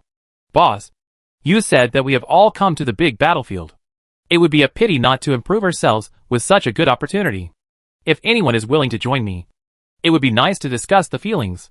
Bart was also a little confused at this time, whether these people in front of him were big-hearted or really had some skills. If they had real skills, then Commander Adolphus had no reason to arrange them as a munitions logistics team. As he thought about it, Bart became a little confused. However, this matter did not become a big deal after all. In the next few days, Serdek will be more at ease. He spends almost every day in the warehouse of the logistics team, counting out all the materials in each box, and then making a detailed list on parchment. Whereas Old Hyman's seen the detailed list. In the past, it was a running account with no end to the pages. This kind of account could be issued and entered without any problem. But I was afraid that some materials would be borrowed and deducted, and the entire account would become quite confusing. But Soldak used a whole piece of parchment to draw a table for old Heyman, and the supplies became organized. This also made old Heyman feel much better. Guns Roses Carrie Decker always brings back some trophies from the outside every day. There are many people willing to follow her on patrols, and the second-level swordsmen in Bina province are also envious. As a result, many people became somewhat hostile towards Soldak. Gary Decker would sit in the bar in the public area and have a drink every day, and sometimes he would see Soldak coming out of the logistics team. Once, she stretched out her hand to stop Soldak, held the wine glass with a half-smile, stared at him and said, "It is better to make more friends in this fortress than to make more enemies. You are absolutely right." Soldak replied. After saying that, he left the public area with an indifferent expression, looking at the nonchalant look on his face. Carrie Decker's delicate face almost turned green with anger. The Blue Bridge Fortress is so big. Currently, there are less than 300 second-level warriors stationed here. This is the total number of second-level warriors from the two provinces of Bina and Ababa. I see them every time in the cafeteria. Night, Albert Adley. His eyes are filled with "You'd better get away from me." There is a challenge arena in the public area of the fortress, specifically for these second-level experts to compete in fighting skills. In the past few days, Andrew would almost run away from the ring early. He didn't care who his opponent was. He was like a madman who wanted to spar with everyone he met. The fighting skills of this Nanai warrior were all learned in actual combat. Normally, there is no problem in suppressing those first-level warriors. But when he came to Lanjiao Fortress, there were so many second-level strong men who were willing to compete in the ring, and they were all some. The experienced master immediately aroused Andrew's fighting enthusiasm. Andrew would beat people to bruises every day, and then after a night of recovery, he would run out of the dormitory in full swing, go find the person who beat him the hardest yesterday, and continue to compete in the ring. In just 1 week, he occupied the arena in the public area of the fortress. The soul of a berserker burns in his body, which makes people feel a little uncomfortable when they see him. Moreover, his fighting skills are improving greatly every day, and he is not afraid of getting hurt. At this time, Bart realized that everything the ogre said that day was true, and he had no intention of teasing his companions at all. The fight was really about Andrew, who was a complete fighting maniac. In the past, no one was his opponent in the army. He couldn't find Soldak as a training partner. He couldn't hire the ogre brothers, and he couldn't afford to offend the half-elf archers. So he could only figure it out through actual combat alone. The people I encountered were either World of Warcraft or natives. How could there be so many rank 2 experts, like Blue Bridge Fortress, since someone is willing to compete in the ring? Let's fight. Many of Ababa's second-turn knights also fought against Andrew in the ring, facing Andrew, who bit him like a mad dog and wouldn't let go. These second-turn knights thought it was Soldak showing his fangs to everyone. In fact, they really misunderstood. Andrew just wanted to find someone to fight, and had no other bad intentions at all. Chapter 1146 Lovers and Enemies. As soon as Soldak and Andrew walked out of the logistics team's room, they heard a burst of chaotic footsteps. A team of construct knights supported each other, and ran into the public area of the fortress. Among them were 2 from Ababa province. The knight was covered in blood, and the other 5 construct knights also had some minor injuries. The 2 construct knights covered in blood let out painful wails. At this time, he still had the energy to scream in pain, so the wounds were probably not fatal. Soldak and Andrew looked at each other, and although they did not leave, they did not step forward immediately. The bartender in the public area tavern immediately came out from behind the wine cabinet and asked several knights to place the 2 knights covered in blood on the table. What happened? How could it be like this? The bartender unbuttoned the collar of his shirt, quickly rolled up the sleeves of his shirt, and asked the construct knights, who were covered in injuries. One of the construct knights said with a depressed face, "Damn! We encountered an ambush from a group of demon warriors. Help me take off their magic pattern armor, cut off all their clothes, and prepare to treat the wounds with salt water," the bartender casually ordered. At this time, old Heyman also walked out quickly after hearing the news. In addition to holding a short wooden stand in his hand, there were 5 secondary life potions in test tube bottles, waiting for old Heyman to hurry up. Walking up, a construct knight reached out and grabbed the secondary life potion and poured it into the mouths of the 2 blood-covered warriors. The scene was a bit chaotic. The knights were taking off the bloody magic pattern structures in a hurry. They used daggers to cut open the clothes and checked the injuries on the two patrolling soldiers. When several construct knights took off their clothes and exposed the cuts on their chests and abdomen, everyone took a deep breath. The wound on the knight on the left was deep and long, and it looked like he had hurt his inner abdomen. After pouring in the secondary life potion, the injured knight became calmer, at least no longer moaning in pain. Although the construct knight covered in blood on the other side did not have such serious injuries, Serdek was slightly startled. The wound on his shoulder had a hint of black demonic energy and green corrosive aura. And the wounds around the wound there are already signs of widespread ulceration. The bartender also had a sullen look on his face, and shouted to the helper beside him, "Go inside and take out my toolbox." The bartender turned around and took a bottle of gin from the wine cabinet behind the bar. Then opened the cork, poured the spicy liquor inside around the wound, and cleaned the wound of the injured construct knight. Then I saw an assistant running out with a toolbox. The bartender skillfully opened the toolbox, pulled out a boning knife from it, poured some wine in, and wiped it with a hemostatic bandage. A knife cut into the wound of the construct knight, whose shoulder was stained with black devilish aura and corrosive aura. Amid the screams of the construct knight, the festering flesh and blood was removed bit by the bartender. Serdek habitually wanted to get closer, but was stopped at the outermost edge by two construct knights from Ababa province. The bartender's sewing skills were much better than Soldek's, but he wasn't very fast at sewing. After sewing up the wound, he took the water magic scroll from old Haman. He unfolded the scroll and recited a simple spell to activate the hydrotherapy scroll.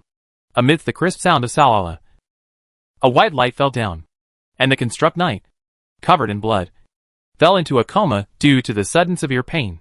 The bartender recleaned the boning knife in his hand, walked over to the construct knight who had injured his inner abdomen, cleaned the wound, sutured it, tore open a hydrotherapy scroll again, and finally bandaged the wound. After treating two people in a row, the bartender already looked a little tired, but he said to the other construct knights, "Your wounds also need to be treated." As he spoke, he continued to bandage their wounds. At this time, almost all the construct knights in Ababa province were crowded in the public area, and Gary Decker and Albert Adley were also among the crowd. Guns. Rosa's Carrie Decker walked directly to the lightly injured construct knights and asked them, "Tell me, what's going on?" "When we patrolled to the 11th peak of the western mountain range, we happened to meet a team of demon warriors. They marched southward along the mountain range. Originally, we wanted to have a fight, but who knew it turned out to be a trap. They prepared it in advance ambush where we were preparing to ambush. And then we were surrounded. Andre and Neil were so seriously injured because they rushed out with us." A lightly injured construct knight guiltily said, "GT&E. Let's catch up with them now." A group of construct knights yelled indignantly. However, their eyes were still fixed on Gary Decker. This Guns Rose was indeed very popular among the construct knights in Ababa province. He held a large double-barreled shotgun behind him in his hands, said with great momentum, "Come on, let's go over there and have a look." A group of construct knights immediately shouted, "Yes, we can't just let them go." There were only two injured knights left in the public area to take care of the two seriously injured ones. The other three injured construct knights followed a group of construct knights and rushed out of the Blue Bridge Fortress again. Serdek felt that the construct knights in Ababa province were a little reckless, and they actually rushed out in a swarm. The seriously injured knight was carried back to the dormitory in Ababa province, and Serdek was kept outside from the beginning to the end. Old Haman sat opposite the bartender. The bartender poured a glass of gin for Old Haman. When he saw Soldak and Andrew sitting over, he also poured them a glass each. "How long has it been since Blue Bridge Fortress experienced a war?" Old Haman suddenly asked. "Almost more than 2 months. The bartender took a sip of wine and said casually, "Don't worry too much about them. They are all second-level powerhouses in Ababa. Even if they are temporarily carried away, they will be gone once they arrive on the battlefield. You'll wake up immediately." Old Haman nodded slightly, then suddenly turned to Soldak and asked, "Dak, is this your first time on the battlefield?" Serdek nodded confused and replied, "Yes. I received the call-up order last month. I remember when I first met you. You gave me 7 heads of demon warriors. Were you the ones who killed those demon warriors?" Old Haman asked next. Serdek shook his head honestly and said directly, "It was given to me after someone killed him. I had a shield at the time and helped him on the battlefield. No wonder. But the other party is really generous, actually giving you so many trophies all at once." Old Haman heard what Soldak said and did not continue to ask. This time, the constructed knights of Ababa province went out to fight collectively.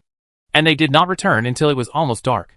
It is said that the Construct Knights, who rushed back to deliver the message, said that the Construct Knights intercepted this group of demon warriors at the edge of the western mountains and started fighting on the edge of the mountains. This battle lasted a long time, and the soldiers in front failed to return on time. Commander Bartholomew Bunyan, the commander of Ababa, could only ask old Haman to send supplies to the battlefield. Although old Haman expressed reluctance, he still agreed to the fortress commander's request. In the past, when this kind of thing happened, the fortress would arrange 2 helpers for old Haman. Now that the logistics team has 3 new people, old Haman took Soldak, Andrew, and the 2-headed ogre, and the 4 of them drove the 2A 4-wheeled carriage, carrying a batch of supplies, left the Blue Bridge Fortress at 10 o'clock in the evening, and headed towards the southern edge of the mountain. This Bartholomew is obviously deliberately torturing us. If the fighting situation there is not optimistic, he will probably ask Adolphus to dispatch the Bena swordsmen. Now he just hopes that we can send them some food and drink. Yes, and then help them transport the loot back. Old Haman muttered angrily. The road in the mountains on the west side was not very easy to walk, but old Haman was very familiar with the road, and the carriage drove very smoothly all the way, even when it was completely dark. Old Haman seemed to have walked on this mountain road countless times without losing his direction and kept driving forward steadily. Just as old Haman said, when the logistic supplies are delivered to the battlefield on the mountain side, the Ababa Construct Knights are holding torches to clean the battlefield on the edge of the mountain. 1 4-wheeled carriage contained dinner, and another carriage contained many magic sealing boxes, some magic scrolls, healing potions, hemostatic bandages, etc. Apparently the 2 magic caravans arrived at just the right time. More than 100 Ababa Construct Knights took advantage of the night to have a dinner on the edge of the mountain, and then put the heads of 23 demon warriors into the demon sealing box, posing as if he had won a great victory, and happily returned to the Blue Bridge Fortress. Surdak was not only responsible for transporting several magic sealing boxes, but also transported 5 wounded soldiers back from the battlefield. It is said that these injured Construct Knights were injured during the final counterattack of the demon warriors while rounding up these demon warriors. In this pursuit, Gary Decker showed strong commanding skills and won the support of many Construct Knights in Ababa Province. Back at Blue Bridge Fortress, the Construct Knights of Ababa Province held a small celebration ceremony in front of the bar in the public area of the fortress because of this small victory. Surdak, Andrew, and Gulida moved the loot on the carriage back to the logistics department and planned to leave. Night, Surdak. Gary Decker walked up to Soldak with a wine glass, handed him the half-drunk wine, squinted his bright eyes, and said to Soldak, "If you don't want to accept me, will become my enemy." Surdak was speechless. Under the watchful eyes of a group of Ababa Construct Knights, he took a half-step back and was thinking about how to refuse. "I really want to know. What would happen if we became enemies?" A hoarse voice passed through the bar in the public area and reached the ears of a group of Construct Knights. Chapter 1147 Samira. Samira walked into the public area of Blue Bridge Fortress with a long bow on her back.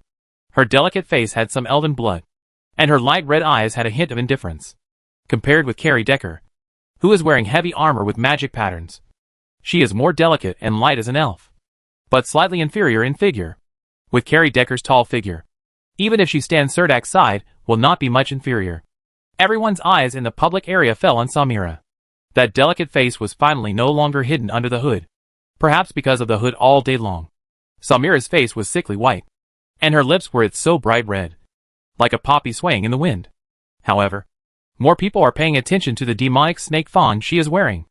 It is said that the magical properties of this first-class magic pattern structure are only a little worse than the second-level magic pattern structure. Samira slowly walked into the public area, wearing a pair of exquisite long leather boots with complicated patterns, just like a real silver moon elf noble. Callie Decker narrowed his bright black eyes and stared at Sammy with a bit of aggression. Not to be outdone, Mila came closer, stared at Callie Decker with her light red eyes, and asked, "Do you want to declare war on us?" The Construct Knights of Ababa Province were celebrating at the public area bar. There were more than 100 second-level experts gathered here. Samira looked at one of them without showing any signs of weakness under the gaze of everyone. Gary Decker with long black hair. When Bart hurried over, he only saw Samira's back in the crowd. Both Andrew and the 2-headed ogre have shown some of their abilities in the Blue Bridge Fortress recently. Now another half-elf archer has arrived. It is obvious that Surdak has a team of second-level strong men that is almost ready to be formed. It can be seen that Samira is also a woman who has always been very strong. If the person confronting Gary Decker in the public area at this time was a male, I am afraid that the Ababa Construct Knights present would directly surround him and beat him up. But now Samira stood once out. It would be difficult for these Construct Knights to take action directly. Is she also your follower? Bart asked with envy. Surdak nodded and admitted to Bart. Why can you meet so many outstanding warriors? Bart covered his mouth, whispered in Suldak's ear. If you had brought 3 of them to launch our fortress at the same time, you would have told I am willing to believe that your surname is Newman. Surdak touched his nose and whispered to Bart. In fact, I don't have a surname yet. Maybe Suldak will become my son's surname in the future. And maybe the name without a surname will continue. Bart asked curiously. So do you have a son? There is one. His name is Peter. Suldak didn't hesitate at all when he answered this question. So what? Gary Decker's eyes became sharper and sharper. And the relationship between him and Samira was filled with the smell of gunpowder. Samira straightened her body and slightly twisted her waist, tightened her right fist, and hit Gary Decker hard on the left rib. Gary Decker was wearing a heavy second-level magic pattern structure. Wear heavy armor. Samira's fist landed on the heavy armor on her left rib. Gary Decker didn't even hide, and even had a faint smile on his face. But after a solid punch, Gary Decker snorted and took half a step back. She discovered that what Samira struck instantly was not one punch, but 2 punches that were almost indistinguishable to the naked eye. The first punch shook away the layer of protection formed by the magic pattern structure on her body, and the second punch hit her left ribs firmly through the abdominal armor. Like a cold poisonous snake about to bite his belly, Gary Decker made an inaudible nasal sound. She was hurt. Gary Decker showed no signs of weakness and slashed at Samira. Although her weapon was a magic double-barreled shotgun, she was a heavily armored knight. But her weapon was a little special. Being able to wear heavy armor is enough to show that she is not inferior to any man in terms of strength. This slash almost brought out a white light, and she hit it towards the back of Samira's shoulder and neck. The knife almost came into contact with Samira's neck, but she showed no sign of dodging. Gary Decker felt a little proud, and even raised the corners of his mouth slightly. But just when she thought that this chop would knock Samira to the ground, Samira's body turned into a shadow, and her whole body suddenly came to the side of Gary Decker, and was attacked by the demon snake.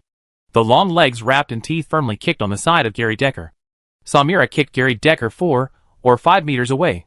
Gary Decker bumped into the long indigo wood table, resting her elbows on the table. The heavy armor on her body knocked out a cluster of wooden thorns on the table, which was 10 centimeters thick, and a crack appeared on the table.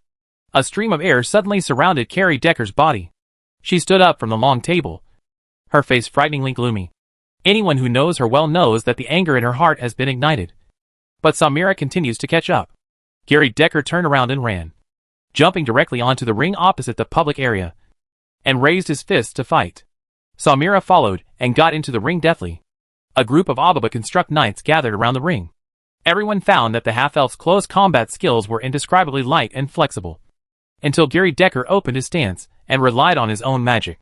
With the excellent defensive power of the heavy armor, he opened and closed his sword widely and slashed at Samira. Every knife was aimed at Samira's front, and every slash was very swift and violent.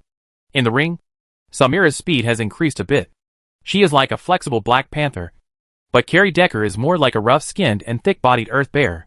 Every time Samira put away her right fist, Gary Decker would block it very carefully. After Gary Decker received several punches in a row, the Construct Knights, who were watching beside the ring, realized the real power contained in that punch. Moreover, Samira, who let go of her hands and feet on the ring, was so fast that she was so fast. An afterimage appeared. With the absolute advantage of speed, Gary Decker couldn't even touch the corners of Samira's clothes.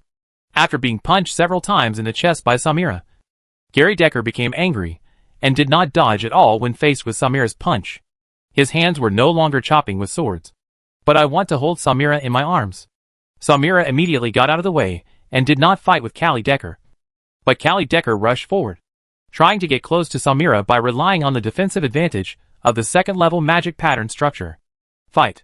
Samira took half a step back, and her body instantly turned into a shadow. The next second, her body was so pale that it was hard to see. The arena was originally built opposite the bar in the public area, and it happened to be night now. Even if there were a few magic wall lamps burning around, there would inevitably be some shadows on the arena. Samira's second life magic pattern is a life magic pattern peeled off a spiritual bone of the cloud pattern ghost leopard. It not only provides Samira with amazing speed, but also has the effect of hiding in the shadows. Watching Samira disappear. The next second, Samira appeared on the left side of Carrie Decker and kicked her out of the ring again. Is this why you usually don't want to discuss with Samira? Soldak asked Andrew quietly from behind the crowd. Yeah. If you don't fight for your life, sparring with her is simply a one-sided beating, Andrew admitted with an awkward smile. Gary Decker's long black hair was dancing in the wind, and powerful fighting spirit filled his whole body. Behind him appeared the shadow of a female war goddess holding a sword and shield. She picked up the double-barreled shotgun and pointed it at the person on the opposite side of the ring. Not to be outdone, Sammy L.S. Mira released the shadow of the great elf Windrunner, stood on the pillar in the corner of the arena, took out the sky strike bow filled with thunder and lightning power, and traces of electric arcs followed the bow arms towards the powerful aura of destruction contained in the bow arm was continuously spreading outside. And the construct knights around the ring could feel it very clearly. Okay. Stop it. Commander Adolphus' voice came from the side of the public area. And then Commander Adolphus and another commander were seen walking out side by side. Seeing that the situation was not good, Gary Decker immediately put away his weapons and slipped out of the ring, with beads of sweat hanging on the tip of his straight nose. At this time, Samira also saw the look in Serdek's hand, and the black shadow flashed, jumping lightly to Serdek's side. Everyone knows that in this battle, Gary Decker was always at a disadvantage from the beginning to the end. Look at you. What have you been up to these days? If you have the energy, go out on patrol, and don't always let the Demon Scout team sneak into the rear of our defense zone. Commander Adolphus stood in the common area and talked a lot. Finally, he and the commander, who had a dark face and said nothing, left the public area. But when I left, I seemed to be in a very good mood. Obviously, although both commanders suppressed their soldiers, as long as they didn't go too far, this kind of competition in the ring would be tolerated by the commanders with a blind eye. The two commanders came forward at the same time, and the constructing knights of Ababa province left in despair. Samira put her back on the sky strike bow again and followed Serdek back to her residence. Because Bart was there, Samira easily got the key to the next room. Soldek stretched out his hands, hugged Samira, and said, Sorry, we encountered a little trouble along the way, so I asked you to wait impatiently. As long as you know. Samira stepped on her feet, put her chin on Soldek's shoulder with great effort, and whispered something in a low voice. Then he high-fived Andrew and the ogre Gulaitum, and then turned to tidy up his room. In just one night, the famous name Samira spread throughout the Blue Bridge Fortress. Chapter 1148 Battlefield Doctor. A sudden freezing rain changed the appearance of Area 7 of the battlefield overnight. As soon as Serdek woke up, he felt the cool breeze blowing in from outside the crack of the door. He opened the door and walked out. He looked out through the arched windows of the fortress. The needle forest in front of him was covered with a layer of freezing rain. The whole world, they all seemed to be crystallized, glowing with a crystal luster. The cold wind blew in my face. No wonder it was so cold in the middle of the night.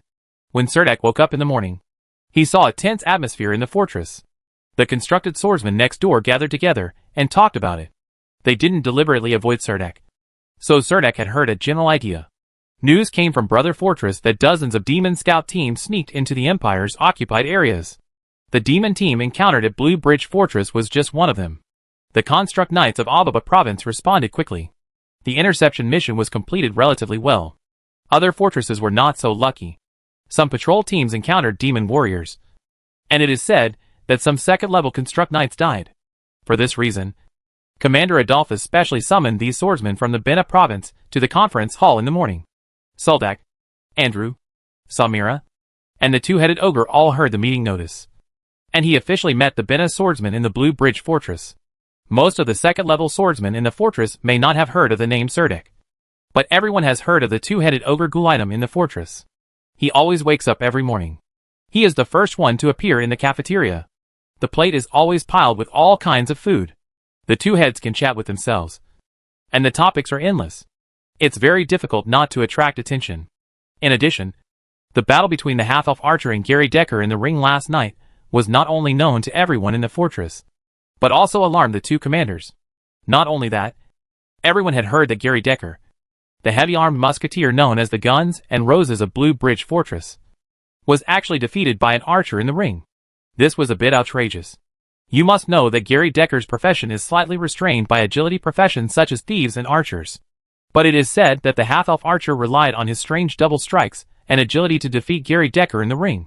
The most important thing is that the archer with the elf face is more popular than Gary Decker in terms of appearance. Although Gary Decker is taller, he is too outstanding. Standing in front of a man, Gary Decker will probably never be able to act like a bird.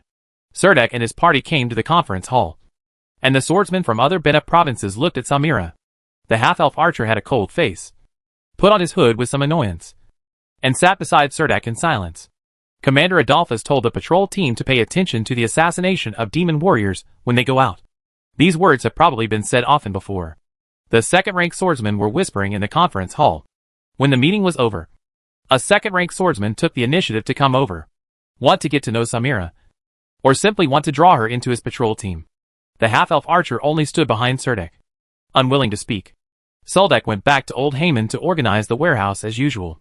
This time a new member of the logistics team came over.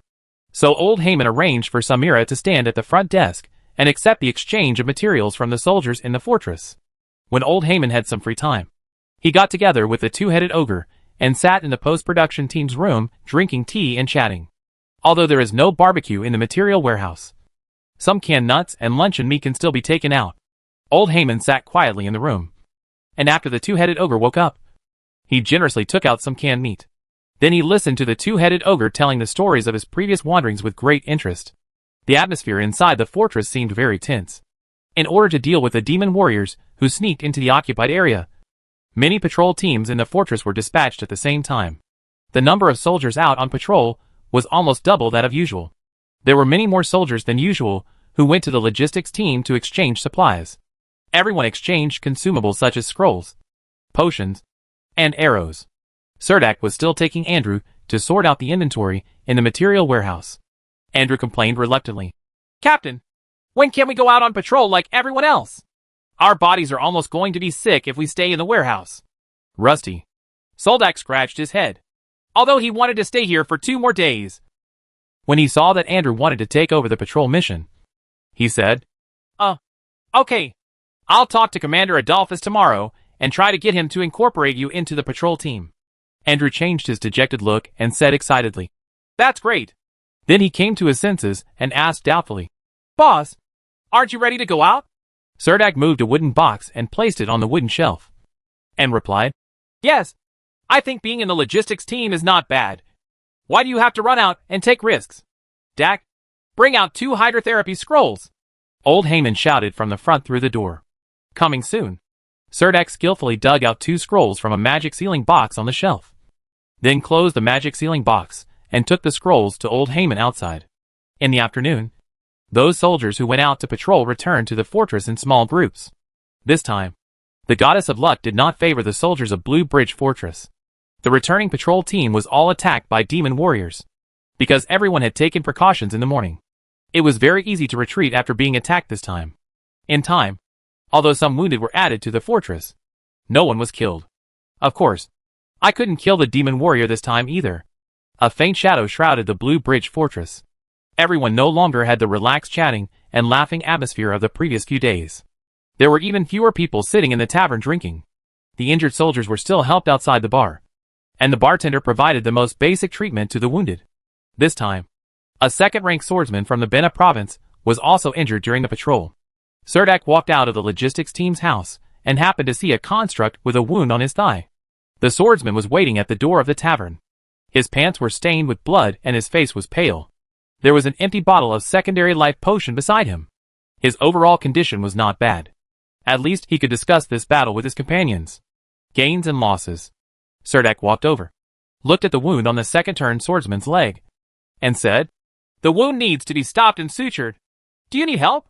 Do you know how to stop bleeding and suture? This is a wound left when fighting a demon warrior. Although there is an antidote, the wound has been contaminated and needs to be removed. The companion next to him asked with some doubts. Serdek held out his hand, and Samira helped him roll up his shirt sleeves. Serdek took out a small iron box from his magic waste bag, which was filled with pliers, tweezers, knives, and needle and thread. He placed it in front of the warrior and said with a smile, Of course. I am professional in this kind of thing. The two second-level swordsmen looked at Serdek in confusion, and saw Serdek cutting off the hemostatic bandage on the injured swordsman's leg, and then completely cutting off the trouser leg, revealing the bloody wound inside. The flesh was turned out and stained with black demonic energy. In the questioning eyes of the swordsman, a blazing white light ball rose up in Serdek's hand, fell steadily on the wound, and attached to the wound. The black energy melted away instantly. The eyes of several injured Bina swordsmen fell on Serdek's hand. They saw the half-elf archer helping to clear the bloody wound very quickly. Serdek took out a silk thread from the medicine box and fingered it all over the ground. So the wound together. Then another holy light spell fell, and the blood stopped immediately. After wrapping the wound on the second-level swordsman's thigh with a hemostatic bandage, Serdek casually ordered, Be careful not to do any strenuous exercise to tear the wound within 2 days. And do not eat spicy food or drink alcohol. If you have any problems, it's okay. Come to me. Serdek said the doctor's instructions with a serious face, and the surroundings suddenly became quiet. Okay. Help him away. Next one, Serdek said to the Bina swordsman waiting behind. The second-rank swordsman immediately came over with his injured arm in his arms. Serdek didn't even give him a chance to speak, and treated the wound on his arm. When the third swordsman sat in front of Serdek, everyone outside the tavern looked at Serdek in disbelief. Especially the construct knights in Ababa province looked like they had seen a ghost. Everyone stretched their necks to look at Serdek. After confirming that Serdek was not faking, they looked at each other in confusion. A group of people fell silent. The next step was to take off the armor and shirt. Don't move, Serdek scolded a swordsman after treating the wound on his outer shoulder. What's wrong, Serdek? The second-level swordsman was still not used to calling his name. Serdek stared at a shallow scratch on his back and ordered Andrew, Hold him down. The Nanai tribe stretched out their arms like iron hoops to fix the injured swordsman's upper body. Although this wound was not deep, there was a poisonous sting left in the wound. While explaining, Serdek took out a slender dagger from the medical box and cut a cross-shaped wound at the end of the wound on the second-turned swordsman's back. The second-level swordsman tried to dodge, but was held firmly by Andrew. A stream of black pus and blood flowed out from inside. It is strange that the second-level swordsman could not feel any pain. He took a pair of tweezers, probed into the wound where the pus and blood was flowing, and slowly cut out the inside of the wound. A bone spur was pulled out. Then a lot of pus and blood was squeezed out. And then the holy light technique was used to disperse the black evil energy from the wound. Serdek bandaged the wound again. At this time, even the bartender, who was usually responsible for simple treatment, stopped. Everyone looked at Serdek, and the construct knights of Ababa province almost felt regretful at this moment. Chapter 1149, The Bartender's Request. At this time, the bartender came to Serdek, helped him to bandage the injured swordsman skillfully, and then began to treat the next injured swordsman without interruption, and asked Serdek tentatively, Are you the healer from Canberra? Serdek raised his bloody hand, wiped it casually on a towel, and then threw it aside, said to the bartender, No, I am not Canberra's healer. In fact, I have never even heard of this name before. I'm just a paladin from the Bina province. It just happened that I awakened the sacred element, and then I realized the holy light technique. Serdek twitched the corners of his mouth and showed a helpless smile. The bartender glanced at the injured construct knights in Ababa province. His Adam's apple twitched, and the words were stuck in his throat, and he could not speak out happily. He glanced at old Haman, but unfortunately Haman took the opportunity to turn his head and ignored him at all. He also knew that old Haman was angry. These days, the newcomers, like Serdek, have been having conflicts with the construct knights of Ababa province. The smell of gunpowder is everywhere. 2 days ago, old Haman hoped that the bartender could intervene. He was the only therapist in Blue Bridge Fortress and knew some simple first aid methods. Unfortunately, the bartender decisively rejected old Haman, because he also felt that these newcomers from the Bina province, with their connections with Commander Adolphus, acted in a too high-profile style in the Blue Bridge Fortress. Someone should stand up and take a beating. So the bartender has been watching the show from the sidelines. He even hopes that Andrew will be injured in the ring these days. It is best to be injured in the ring the next day and be taught a lesson. It's a pity that the bartender's wish has never been realized. Andrew is like a chicken blood, beating all his opponents in the ring every day. The bartender had always wondered why Andrew had such excellent resilience. Now that he saw the holy light technique in Serdek's hand, he finally understood some of the reasons. The bartender looked slightly embarrassed and asked Soldek. Can you help the wounded warriors in Ababa province? When speaking, he has automatically used honorifics.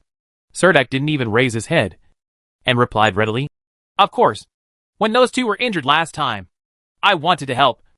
But unfortunately they blocked me directly outside, and I couldn't squeeze in. Go. And I saw that they weren't seriously injured, so I didn't explain to them. Then he paused for a moment and said, However, before I rescue the Construct Knights in Ababa province, I need to treat these injured swordsmen. Please wait. Samira looked at the bartender indifferently, but her hands did not stop, and she quickly cleaned the wounds of the injured swordsmen. In the past, all these things were done by Sia, but now that Sia stayed in Ruth City, Samira automatically became Serdek's assistant. Soldek was so busy that he was busy until dinner time. In the afternoon, the patrol team that came in from the outside only had some lightly injured soldiers in the team. At night, the patrol team that returned from outside either fought very smoothly and gained a lot of loot, or the team suffered heavy losses and brought back not only a large number of wounded, but also very serious injuries, until a patrol team from the Abella province brought back 2 corpses from outside. The other 4 Construct Knights were also seriously injured. Several knights came back almost lying on their horses, with blood spilled all the way. Of the 4 Construct Knights sent to Serdek, 2 of them were already unconscious due to serious injuries. If they hadn't drank 2 bottles of life potion before, those 2 people would probably be dead by now. Soldek did not dare to neglect matters that were vital to his life at this time. After checking that all the injuries were to his inner abdomen, he directly said to the bartender, Carry them to my room to deal with such serious injuries. No, I need a quieter room. The bartender glanced at his bar counter and said hesitantly to Soldek, Otherwise, we can treat him in the warehouse behind the pub. It's quite spacious inside. It's relatively close to here, and it's quieter, and there will definitely be no one there. Excuse me, that would be the best. Soldek nodded casually. The bartender quickly took out a bunch of keys, ran behind the bar, and opened the warehouse door. As expected, it was empty inside, except for 2 oak barrels. There was just a single bed set up in the corner, and there was a small table beside the bed. There are a few simple personal items on display. The bartender whispered, Carry these 2 in. Several Construct Knights carried the last 2 injured soldiers in. After they left, Soldek arranged a simple sacrificial altar, and then blessed the 2 Construct Knights with a God's blessing body to ensure that they will not die during the treatment process, and then treat their wounds and purify the places on their bodies that have been corroded and ulcerated by the black demonic energy. Serdek threw the remaining hell dog head back into the demon sealing box, and then said to Samira, Write down their 2 names. When they are healed in a few days, remember to report to them. They are trying to get their money back for medical treatment. Samira rolled her eyes at Serdek, did not speak, and did not do what Serdek said.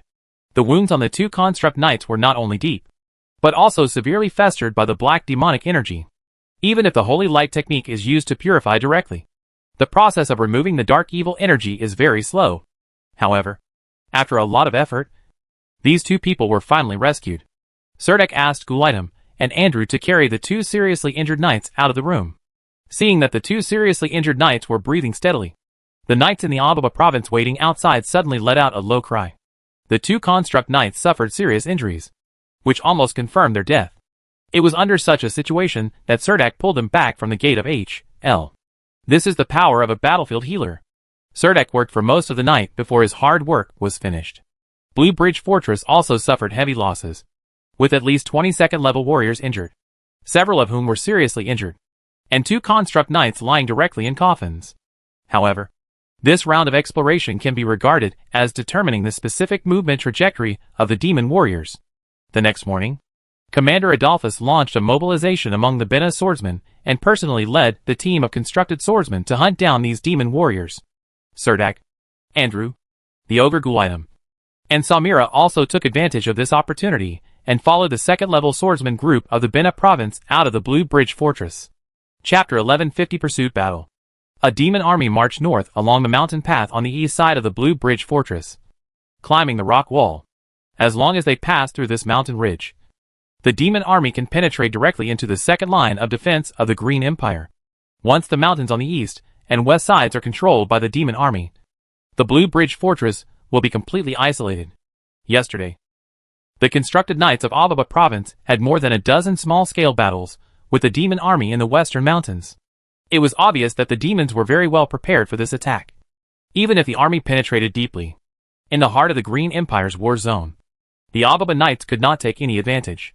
The main reason why the war situation is so chaotic is that the frontier Dallin fortress has been fighting fiercely with the demon army for days, and it no longer has the ability to stop the demon army that has climbed over the mountains on both sides of the fortress and rushed into the hinterland of the Empire's occupied area. This time, the demon army relied on its strength advantage to launch an almost full-scale attack on the Green Empire's defense zone. The main defensive area of the swordsmen of the Bena province stationed in the Blue Bridge fortress is the mountains on the east side of the fortress. Now they are watching a demon army continue to penetrate northward along the steep mountain road on the mountain ridge. Commander Adolphus immediately decided to lead the main force of the swordsman group to cut off the demon army. Cerdak set out with the constructed swordsman, but because he belonged to the logistics team, he walked at the back of the team with a four-wheeled carriage in the army. Along with Gulaitam, Andrew, and Samira were at the back of the team, walking forward with the two four-wheel carriages. This time, old Haman did not travel with the army, but stayed in the Blue Bridge fortress. So Soldak was the chief officer responsible for transporting these war preparation supplies. After walking out of the Blue Bridge fortress, the swordsman group chased north along the mountain road. This mountain road is not that easy to walk, and the battle line of the demon army trying to cross the mountain is stretched very long. The swordsmen in the Bena province did not travel on horseback, so it would be more convenient to climb over the mountains. This kind of mountainous area was originally not suitable for cavalry combat. At this time, the team suddenly stopped and heard shouts of killing in front of them. Andrew was a little worried. I couldn't wait to climb up to the roof of the car, but found that I still couldn't see the situation in front. So I jumped onto the rock wall, climbed up for a distance, and stood on a raised rock. There's a fight ahead, Andrew shouted down with excitement. I'll go over and take a look. As he spoke, he wanted to climb over this mountain wall and rush to the front. Cerdak was a little speechless. This guy must have developed a sense of superiority in the Belan plain, so much so that he couldn't wait to get to the front when seeing any battle. Soldak did not agree, so Andrew could only suppress his excitement, jumped off the cliff immediately, and said angrily, Okay, then just wait. Cerdak looked at Samira and the ogre Gulaitam and said, I feel something is wrong. What reason does the demon army have to go deep alone? Aren't they afraid of death? Andrew came over, looked at the map in Soldak's hand, and guessed. Could it be that these demons are very eager to enter the hinterland of the Empire's defense zone and open up a situation? Cerdak said casually. I hope so. This mountain road is very narrow, and the four-wheeled carriage just blocks the road. There are some supplies loaded on the carriage, but it is not too heavy. After waiting for a while, the team was finally able to move forward. When Cerdak drove the four-wheeled carriage through the battlefield ahead, several labeled demon warrior heads were placed on a boulder on the roadside. According to the explanation of a constructed swordsman, these demon warrior heads were the heads of the tribal soldiers were to be stored on the supply truck of the military logistics team on the spot. Only then did Cerdak understand why there were several magic sealing boxes on the carriage. They were originally intended to store these trophies. The constructed swordsman in front killed 5 demon warriors. The corpses were doused with kerosene and thrown into the valley because they were too much in the way. Cerdak didn't understand. Couldn't everyone bring more magic pockets? The corpses of demon warriors still have some value. Someone was injured in the battle just now, so they waited quietly on the side of the road until the four-wheeled truck behind them caught up. Soldak and Andrew quickly helped the injured swordsman onto the carriage, and then began to treat him. After being bandaged, the construct swordsman, who was slightly injured, thanked Soldak and ran back to the front. The constructed swordsman following behind looked envious. Killing demon warriors would be rewarded with military merit. With a paladin accompanying the army, the fighting style is obviously different. Right. The constructed swordsman at the back sighed to his companions. This sentence reached Cerdak's ears. Of course, Cerdak couldn't pretend that he couldn't hear it, and he also specially reminded the constructed swordsman. On the battlefield, you must not take any chances. I can only heal some non-fatal injuries, but I don't know any great resurrection techniques. Cerdak sat in the driver's seat of the four-wheeled carriage and said to the man who was constructing the carriage. The pretend swordsman warned. This is already good, isn't it? The constructed swordsman said to his companions. Yes. Yes. You can get rid of the dark evil energy from your body without scraping off your flesh. And you don't have to worry about dying if you break your hands or legs. It's like being blessed by an angel. In addition, a companion also echoed beside him. Then the constructed swordsman at the rear of the army started a discussion about to what extent can the injury be treated. The swordsman at the front of the team of constructed swordsmen killed 3 demon warriors one after another. In addition, they also killed a team of Flame Gog and an Evil Eye. Serdek did not expect that the Evil Eye could actually get more achievements than the demon warriors. On the contrary, the Flame Gogs with fireball skills were not of high value. They were more like magic slaves in the demon army. Serdek had previously been chased by a team of demon scouts and had killed an Evil Eye. The Evil Eye skin is still stored in the magic sealing box. It is said that this kind of magic leather is the best material for sewing magic robes. Now that the constructed swordsmen in front had caught up with the demon army, they started a chase on the mountain cliffs. Since the demon warriors also possess the strength of second-level warriors, this battle has been very fierce. However, the demon army always throws some flames to break the back, and they retreat while fighting. On the contrary, they keep fighting, take the initiative on the battlefield. Although the constructed swordsmen continued to eat away at the demon warriors along the way, the casualties here were not small. The phantoms of great swordsmen frequently appeared on the battlefield ahead, and the burst of sword energy seemed to split the mountain wall from the middle. The constructed swordsmen waiting at the back of the team were constantly moved to the front, and the number of wounded became more and more. Some magicians appeared in the sky above the mountains, and they were constantly communicating with the chasing team. Commander Adolphus was personally in charge, so the number of Bena swordsmen never decreased. An injured swordsman lying on the 4-wheeled carriage said, "Actually, we are not the only one who is chasing us. There are 7 fortresses stationed in the mountains on both sides. The Blue Bridge is just the one in front. So we will keep pursuing northward. And there will be troops from other provinces cooperating with us along the way. I'm so happy that the Knights of Ababa can only have a sip of soup this time. They used to be good at charging in front of the formation with their constructed knights, but they did a lot to overwhelm us. When it comes to this kind of pursuit in mountain warfare, it depends on how we construct the swordsmen."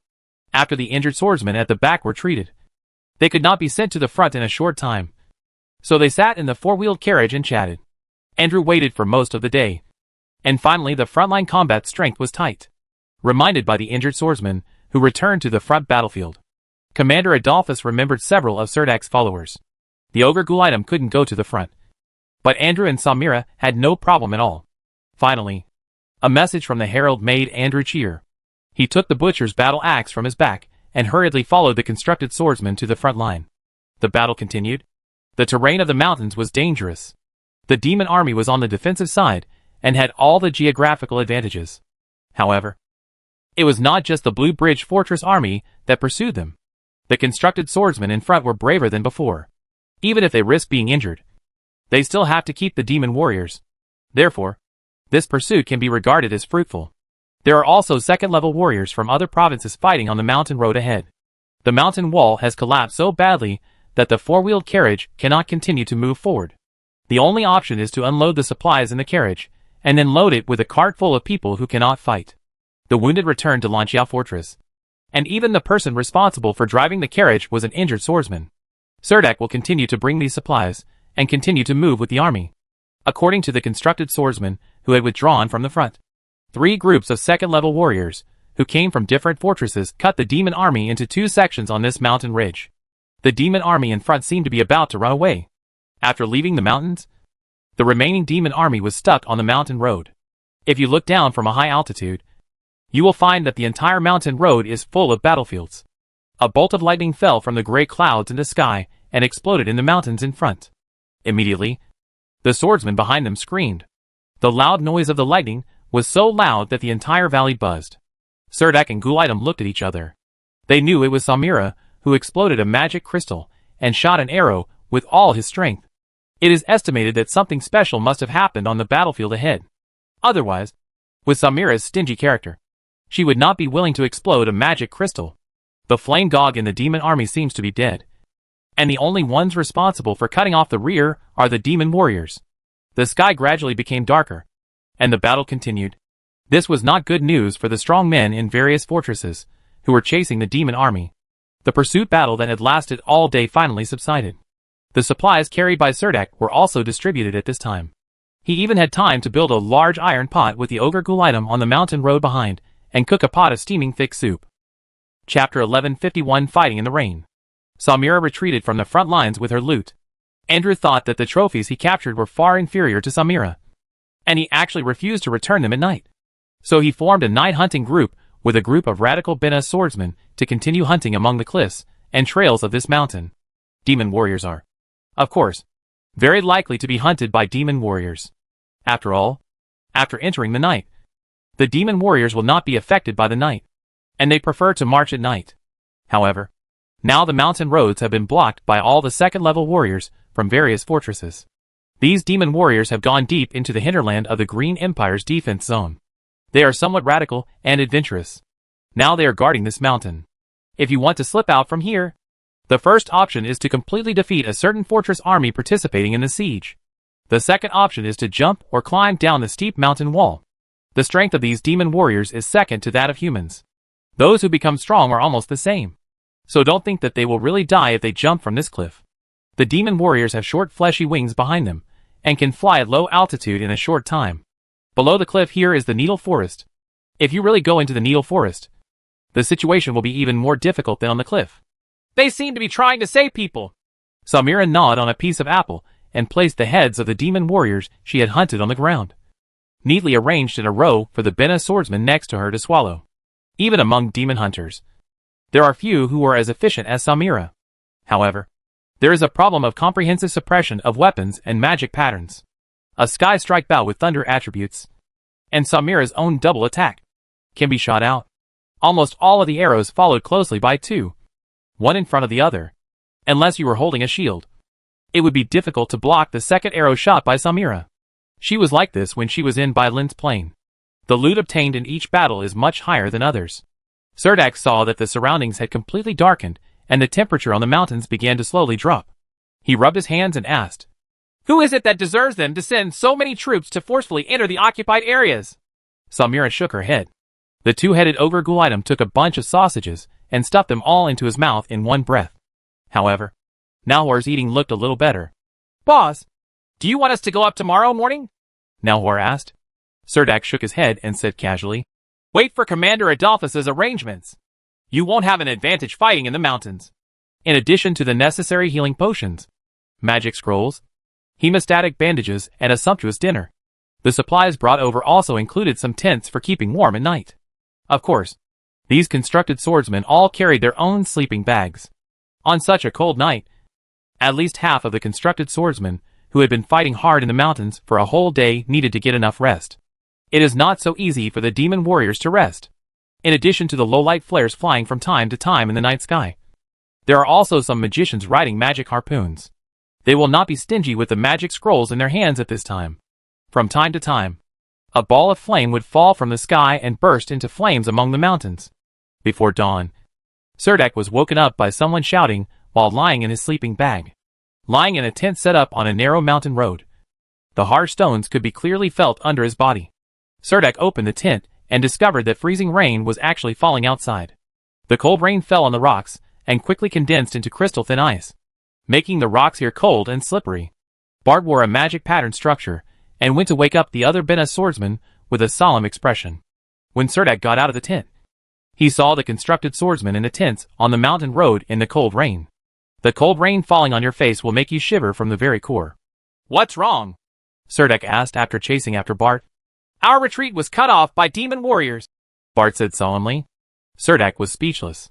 It looked like another demon army was catching up from behind and surrounded the Bina swordsmen. A freezing rain made the mountain very slippery, mainly because the rain had not completely stopped yet. Even a thin layer of ice had condensed on the tent. Surdak walked towards the front of the team, and he saw Commander Adolphus standing in the icy rain, with a row of constructed swordsmen from Blue Bridge Fortress standing in front of him. "We don't have much time this time. If we can't eat them in one bite, they will eat us in turn. So we have to act in advance. Bart, with some of your manpower, you must completely defend our rear." Bart squeezed forward from behind, stood in the rain and answered loudly, "Yes, Commander." In this way, all the second-level strongmen coming out of the fortress need to join the battle. The swordsmen in front must, under the leadership of Commander Adolphus, eat the besieged demon army as soon as possible. In addition, A group of people must be separated to stop the demon army that is chasing behind them. And the command of this part is given to Bart. Soldak waited for Bart to withdraw and began to arrange the defense line behind him. And then took the opportunity to ask Bart, "What happened to the injured constructed swordsmen who were withdrawn?" The group of constructed swordsmen all lost their ability to fight in a short period of time. Once surrounded by the demon army, it would be almost impossible to survive. Bart wiped the cold rain on his face with his hand and said to Soldak, "They left in time and just returned to the Blue Bridge Fortress safely." Surik asked. "What should we do here? What arrangements have been made by Commander Adolphus?" Bart led his team of swordsmen to the back of the mountain road, trying to find a battlefield that was beneficial to this side, and then said, "Guard here first, and create enough time for the battlefield in front to harvest wheat, and wait there once the battle is resolved. Commander Adolphus will immediately bring people back to support us." Surdak was speechless. I originally thought that I was a hunter, chasing the demon army along the way, but I didn't expect that now I was attacked from two sides by the demon army. Bart looked solemn. At this time, demon warriors rushed up from the mountain road behind. The mountain road was almost covered with a layer of ice, and Soldak was still asking, "How is it over there at Blue Bridge Fortress?" Bart was relatively reassured about the Blue Bridge Fortress and said, "The fortress itself has very strong defenses, and there are also constructor knights from Ababa province in the fortress. I think they can hold on until we withdraw."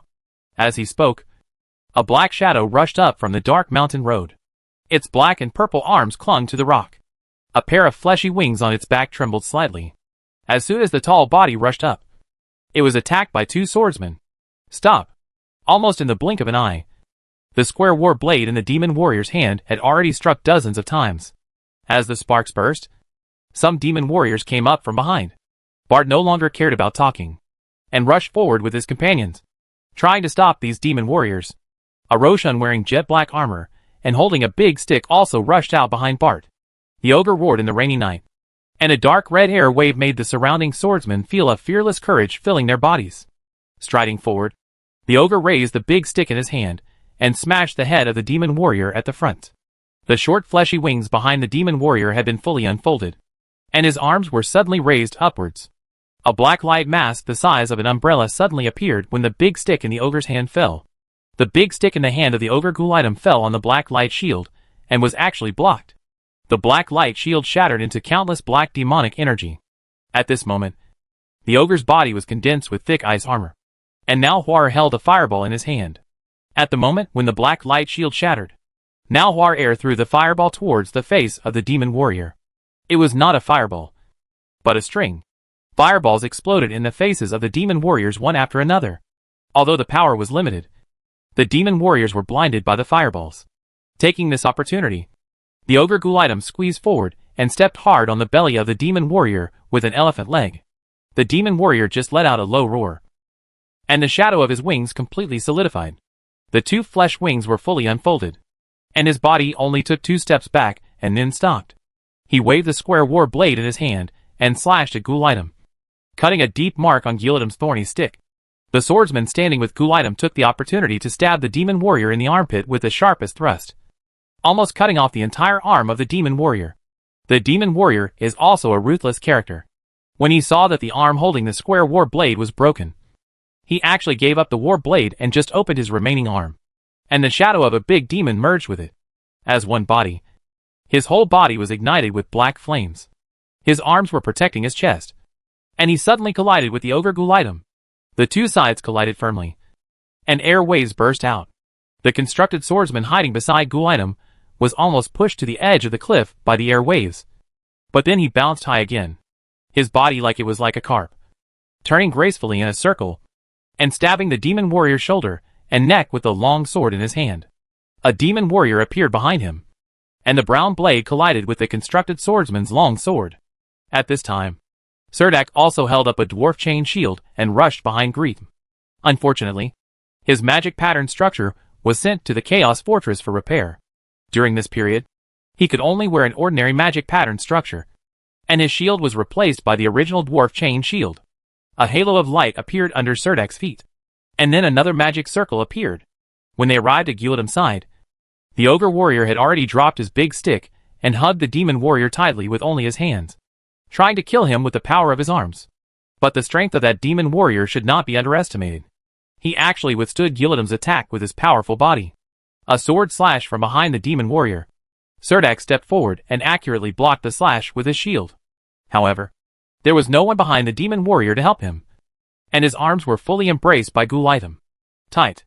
An arrow flying in the darkness shot steadily into the forehead of the demon warrior. Chapter 1152 Fighting in the Rain 2. The two heads of the two-headed ogre roared almost at the same time. The eyes of the demon warrior showed an unspeakable despair. His body ignited with black flames. And even the thick layer of ice armor on Guillidom's body all had been completely melted. Cerdak, who was standing next to the ogre Guilidom, took the opportunity to swing his broadsword and instantly cut off the demon warrior's head. It's rare that a warrior on the other side dies just after a fight, unless you meet a higher-level powerhouse on the battlefield. Even the magisters and swordsmanship masters after the third turn are just an understanding of the source of their own power. They want to kill 1 or 2 people in a short time. It is still very difficult to become a strong person. Only this kind of seamless cooperation between warriors can almost complement the shortcomings in all aspects. Under such a powerful killing move, the demon warrior will be cut down in just a few breaths as he rushes forward. Head.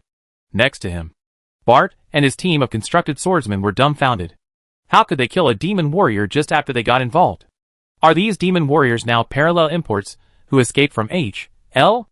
While Soldak raised the dwarf chain shield to block the demon warriors who came up from behind, a flash of holy silver light flashed on the shield.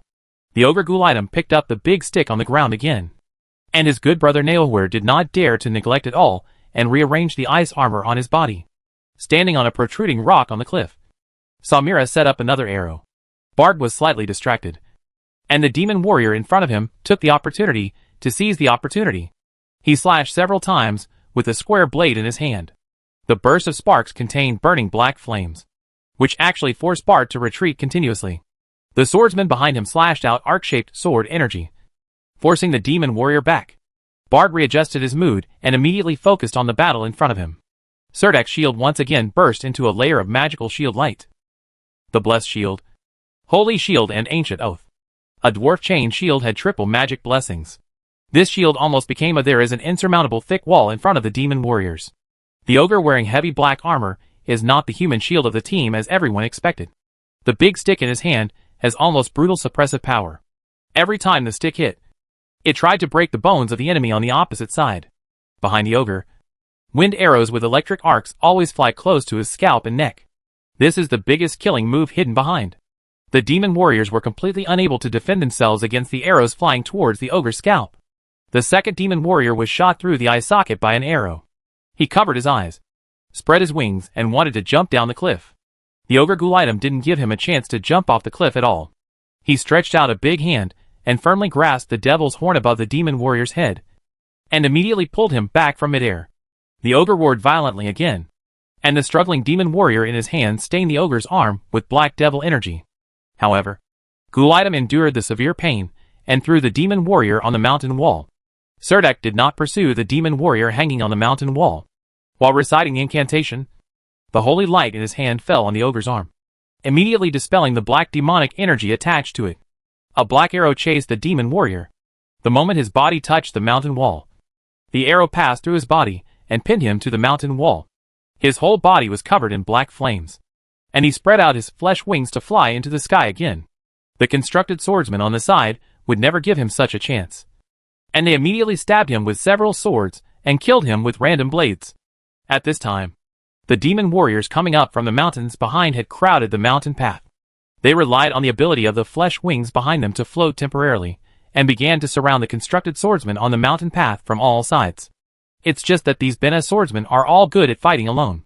After the great swordsman's possession surges out from behind their bodies, they throw out sword auras several meters long. The flesh wings behind these demon warriors, who can fly at low altitudes, are incomplete evolutions. The small flesh wings cannot move flexibly in the air with their heavy bodies, so they cannot avoid the sword energy thrown out by the swordsman in midair. For a time, wounds were cut on the demon warriors one after another, and the square war blades in the hands of these demon warriors were also filled with black devil energy, and they struck at them desperately. On this mountain road, which was only a few dozen meters long, a fierce battle suddenly broke out. The freezing rain stopped at dawn, and electric snakes flashed from time to time among the gray clouds in the sky. Serdek held his shield at the front of the mountain road. Behind him, there was always an ogre holding a big stick. As long as the demon warriors rushed up, Gulaitum would swing the big stick in his hand, hit it head on. And his good brother Nahor, as long as he accumulates a little mana in his body, will immediately throw out a fireball. Although this kind of fireball can't cause harm to demon warriors, it can still bring unexpected effects as long as it is thrown out unexpectedly. After finally killing the demon warriors one after another, a powerful demon warrior rushed up from behind. The devil's horns on the head of this demon warrior are branched like deer antlers. The war blade in his hand is also quite special. It is no longer one of those square war blades, but a long green sword. And the entire blade is swallowing this light green flame. He had a ferocious smile on his face, and the lines on his face were deeper than those of other warriors. The flame dog behind the demon army climbed up, and a fireball exploded in front of Serdek. He immediately raised his shield to block. It was at this moment that the war blade in the hands of the demon warrior inserted itself against the edge of Serdek's shield. Serdek locked the green sword with the edge of his shield, and the evil smile on the demon warrior's face became even more exaggerated. The weapons of the two people are locked together, and they are going to compete for strength. The demon warrior was strong, and Serdek was obviously at a disadvantage. Gulaitum, who was standing behind Serdek, just wanted to help, but was blocked by another demon warrior with a war blade. At this moment, an evil eye suddenly floated in the demon army. Under the evil eye was a magic array with magic patterns. Countless black devil energy was burning in the eye. At this time, its eyes happened to look at Serta. Ku. A ray with deathly energy arrived in an instant. Soldak had a premonition of the inexplicable crisis. He had no time to raise his shield and quickly activated his power. The shadow of an archangel suddenly appeared behind them. The demon warriors looked at the archangel in panic, and then they realized that it was just a shadow. After the archangel appeared, his white wings almost completely hugged Serdek, completely protecting Serdek. The evil eye's death ray shot onto the archangel's phantom wings. The death energy and holy light instantly offset it, and the archangel's phantom dissipated out of thin air. Soldak took advantage of the demon warrior in front of him to be distracted, slashed down the broadsword in his hand, and struck him on the shoulder. What he didn't expect was that countless golden Sanskrit characters appeared on the armor of the demon warriors. These Sanskrit characters formed a protective shield that blocked Serdek's sword. Standing on the cliff, Samira saw the evil eye in the demon army plotting against Serdek. A fierce look appeared in her light red eyes, and she exploded again without hesitation. A magic crystal. In an instant, countless electric arcs condensed towards the tip of her arrow. A light arrow appeared on Samira's sky strike bow, and the surrounding air was filled with arcs of electricity. Those arcs were like countless irregular lines, condensed on the tip of the arrow. Worried that the evil eye would shoot out a death ray and escape immediately, Samira did not hesitate to shoot the arrow at the evil eye floating behind the demon army. Countless light arrows condensed by arc shot towards the evil eye. Its pupils also opened to their maximum size at this moment, and countless auras of death were condensed in the pupils. The moment the light arrow passed through the eyeball, a death ray shot out again. Samira felt a little confused when she saw that the evil eye was not even hiding. She almost jumped out close to the death ray, and the rock she was standing on was blown to pieces by the death ray. She crashed into the mountain wall awkwardly, and then rolled down into the crowd of constructed swordsmen. The evil eye was not as lucky as Samira. The light arrow exploded in the glass body of its giant eye filled with water vapor. In an instant, a barrel-thick lightning fell from the sky, and the juice splashed. The evil eye was bombarded by this lightning until only a slimy skin remained. Even several demon warriors under Xia Yin were affected by this lightning. The constructed swordsman behind finally saw a replica of yesterday's lightning.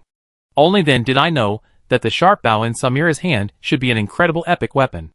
The demon warrior glanced at the broadsword on his shoulder, stretched out his hand to hold the broadsword firmly, and took the opportunity to stab Soldak again with a war blade in his hand. Serdek leaned back and fell down.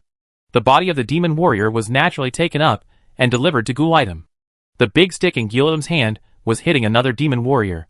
The ogre Nahor pressed a fireball on the face of the demon warrior, and the constructed swordsman came up from behind with several long swords, cut it on the neck of the demon warrior. The demon warrior didn't know what kind of armor he was wearing. Golden Sanskrit letters flashed frequently on his body. Several long swords failed to cut off the demon warrior's head. Seeing that the situation was not good, the demon warrior wanted to loosen his grip on Serdek's broadsword, but the war blade in his hand was firmly locked by Serdek's shield. He did not move the war blade for a while. pulling it out. After such a delay, the demon warrior behind and the constructed swordsman here collided. The demon warrior rolled his body, trying to hide under the rock wall of the mountain road. Surdak was only thinking about how to kill the demon warrior. Unprepared, the demon warrior actually fell towards the cliff. The two almost fell off the cliff, hugging each other. At the moment when he fell off the cliff, Surdak finally slashed the broadsword on the neck of the demon warrior. The golden Sanskrit text appeared again. The broadsword in Surdak's hand burst into a burst of holy light, and the Sanskrit text on the neck was in the holy light. The ice and snow melted quickly in the light. The demon warrior was shocked and punched Surdak hard on the chest. The two of them quickly separated during the fall, but Surdak's sword still cut open the throat bone of the demon warrior. The demon warrior threw away his war blade and covered his throat with purple blood gushing out with both hands. A pair of huge flesh wings spread out behind him, keeping him in the air. Surdak rolled down the cliff along with countless rebels. Gulidam looked at the bottomless cliff. His face twitched, and he let out a loud roar again. This time, countless black totem patterns appeared on his body, and his body turned red at this moment. The big stick in his hand hit the demon warrior who had been entangled with him. The demon warrior blocked it with all his strength, and the war blade in his hand was hit by the big stick. This time, he couldn't even hold the war blade. The back of the blade hit his chest hard, and the black armor on his chest immediately collapsed clearly. The demon warrior spurted out a mouthful of purple blood. Seeing the violent ogre hit him with another stick, the demon warrior, the soldier's eyes went dark. When Samira saw Surdak fall off the cliff, she followed Surdak and jumped off the cliff without even thinking. She was like a nimble black panther, and the protruding rocks on the cliff were her jumping points. She kept accelerating and jumped down, but she still couldn't catch up with Surdak's falling speed. The moment her power was fully activated, she suddenly discovered that just below where Surdak fell, a magic pattern appeared out of thin air, and a lavender void door appeared out of thin air. The door hadn't even completely stabilized before Aphrodite came out of the door, with vibrating transparent insect wings, and caught Surdak from below. Aphrodite flapped her insect wings with all her strength, finally stopping Surdak's fall. At this time, Samira also took the opportunity to jump onto a raised stone platform on the rock wall. The exquisite long leather boots on her feet were shattered by the violent jump, and her snow-white toes were stained with bright red blood stains. Holding on to the stone wall and panting violently, Chapter 1153 returned to the fortress. Aphrodite did not show up, but dragged Surdak to a ledge relatively close to the top of the mountain, and said to Samira, "Be careful." After saying that, she quickly walked into the void gate, as if something was chasing behind her. The battle on this narrow mountain path was still going on, and the bodies of demon warriors could be seen falling from above. Surdak also saw a Bina swordsman covered in blood falling off the cliff. It only took a moment for him to fall from above. Even if Surdak wanted to rescue him, he couldn't do it at all. Surdak closed his eyes slightly, not looking at the constructed swordsman who fell off the cliff. Thinking about it, if Aphrodite hadn't happened to appear at the bottom of the cliff just now, maybe he would have suffered the same fate as the constructed swordsman, falling to the bottom of the cliff and becoming unrecognizable. Samira didn't even look at it. She was looking for a climbing point on the cliff. Seeing Surdak clinging to the raised stone platform, he said, "Wait for me here. When I climb up, I will lower the rope and then pull you up. This is best. Otherwise, I would still be worrying about how to climb up." Surdak clung to the steep cliff, and the rocks under his feet were covered with a layer of ice crust, which was cold and slippery. Samira's condition wasn't very good. It was obvious that both of her feet were injured. It was estimated that she had to endure severe pain every time she jumped. Surdak hurriedly used the holy light technique to help her heal as much as possible. Samira's body was stuck on the cliff, and she actually took out a pair of short boots from her magic waist bag with one hand. After putting them on again, she climbed up the mountain wall. Of course, this time, she was not as desperate as when she jumped down from the cliff, occasionally unable to find a climbing point, and would insert arrows into rock crevices. There are some jet black arrows in her quiver, all of which are tungsten steel arrows made of black iron. Only this kind of tungsten steel arrows can bear the full blow of the sky strike bow, and now they can only be left on the rock wall. Soon Samira climbed up the rock wall again. When she reached the top of the cliff, Surdak even heard the cheers shouted by the Bina swordsman. Samira didn't let him wait too long. Soon a rope hung down from the cliff. Also falling along the rope was a Bina swordsman.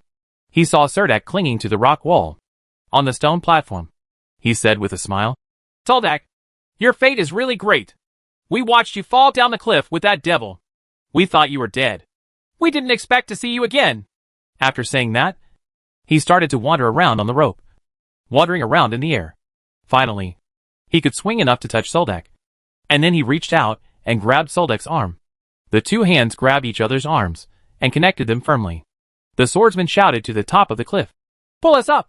There was no need to climb. Serdek and the swordsman were pulled directly to the top. When the swordsman Bina on the mountain path saw Serdek appear again, they all shouted, "Ouch," and vented their feelings. Pay attention to the pressure in your heart. Most of the constructed swordsmen were thinking, after a long time. A great knight who mastered holy light appeared in the fortress. If he died like this in the first battle, it would be the biggest disaster in the Blue Bridge Fortress this year. Loss. When they looked at Samira again, the respect in their eyes became even more obvious. Serdek did not continue to fight with the swordsman. In fact, the brother troops in other fortresses knew that the Blue Bridge Fortress was being attacked from both sides by the demon army. So they launched an offensive against the demon army surrounded by them overnight. Not long after Serdek fell, Commander Adolphus and his constructed swordsmen quickly returned from the front to help stabilize the battle situation on the mountain road behind. When Samira climbed up, the demon warriors who broke in from the south had been retreating steadily, and the entire mountain road had been recaptured. This time Serdek was also fortunate enough to be a wounded person, but he was carried back to Blue Bridge Fortress by Gulaitum. This pursuit was a complete victory. Almost half of the demon warriors in this demon army were surrounded and annihilated. The demon army that came behind to support also returned without success. Moreover, it was easy for them to rush in. On the way back, at least they have to pass through 3 fortresses, and the defenders in these fortresses will not let them leave easily. Commander Adolphus also felt that the physical fitness of the Bina swordsmen had declined significantly. In this day and night of fierce fighting, 2 second-level swordsmen died in the Bina province. They were all seriously injured and were killed. The demon warrior fell into trouble after throwing himself off a cliff. Therefore, Commander Adolphus immediately decided to lead the Bina army to withdraw early from the operation of hunting down the demon army. When everyone returned to the Blue Bridge Fortress, they discovered that there were demon armies surrounding the gates on the east and west sides of the fortress. However, the demon armies quickly attacked them not long after Commander Adolphus and swordsman Bina appeared. Evacuate Blue Bridge Fortress. Commander Adolphus returned to the fortress gate with a group of swordsmen, and saw that the place was in a mess, with giant crossbow arrows stuck everywhere, and a fire was burning in front of the gate. The Avaba constructed knights in the fortress were organizing their manpower to put out the fire. They were a little surprised when they saw the demon army suddenly withdrawing from the group. Then I saw Commander Adolphus appearing at the mountain pass with the swordsman Bina, and I realized that the pursuit was a complete victory. Commander Adolphus and the Bina swordsmen extinguished the fire in front of the gate, and then the Avaba construct knights opened the gate, allowing Commander Adolphus to lead a group of people into the fortress. The entire fortress was discussing the reasons for the invasion of the demon army, and some swordsmen began to show off the trophies captured in the battle. Someone even told what Samira did when she jumped off a cliff to save someone, which simply shocked the construct knights of Avaba. Gary Decker's influence in Yalan Bridge is rapidly weakening, and many people are willing to bring the topic to the more aloof Samira. After Serdek returned to the fortress, he couldn't lie quietly on the bed for a while. He also had to provide proper treatment to these injured swordsmen, sitting in the clinic converted from the tavern warehouse. Serdek was busy suturing the wound of a wounded man. Commander Adolphus pushed the door in from the outside, followed by Bart and 3 other swordsmen. Serdek glanced at Bart with some dissatisfaction, and Bart immediately exited Serdek's treatment room. The other 3 swordsmen also quickly retreated, fearing that it would affect Serdek's treatment of the wounded. Commander Adolphus looked at Serdek, who was still busy rescuing people, and said to Serdek with a look of relief, "When Fred wrote that letter to me, I thought it was Fred. Entrust me to take care of you. Now I understand that he just recommended you to me. You did a good job. They told me how brave you were in fighting. But I also want to put forward some of my opinions now, whether you want to hear my personal opinion or not. As a great knight who is good at holy light, you should not always rush to the front," Commander Adolphus warned Serdek. Before leaving, he turned back to Soldak and said, "Well done." Chapter 1154 Advanced Sacrifice. Soldak and the bartender were busy in the clinic converted from a warehouse behind the tavern until early in the morning, and they finally completed the treatment of all the injured strong men on the Blue Bridge Fortress. The next day, there will be a memorial ceremony for the dead strong men.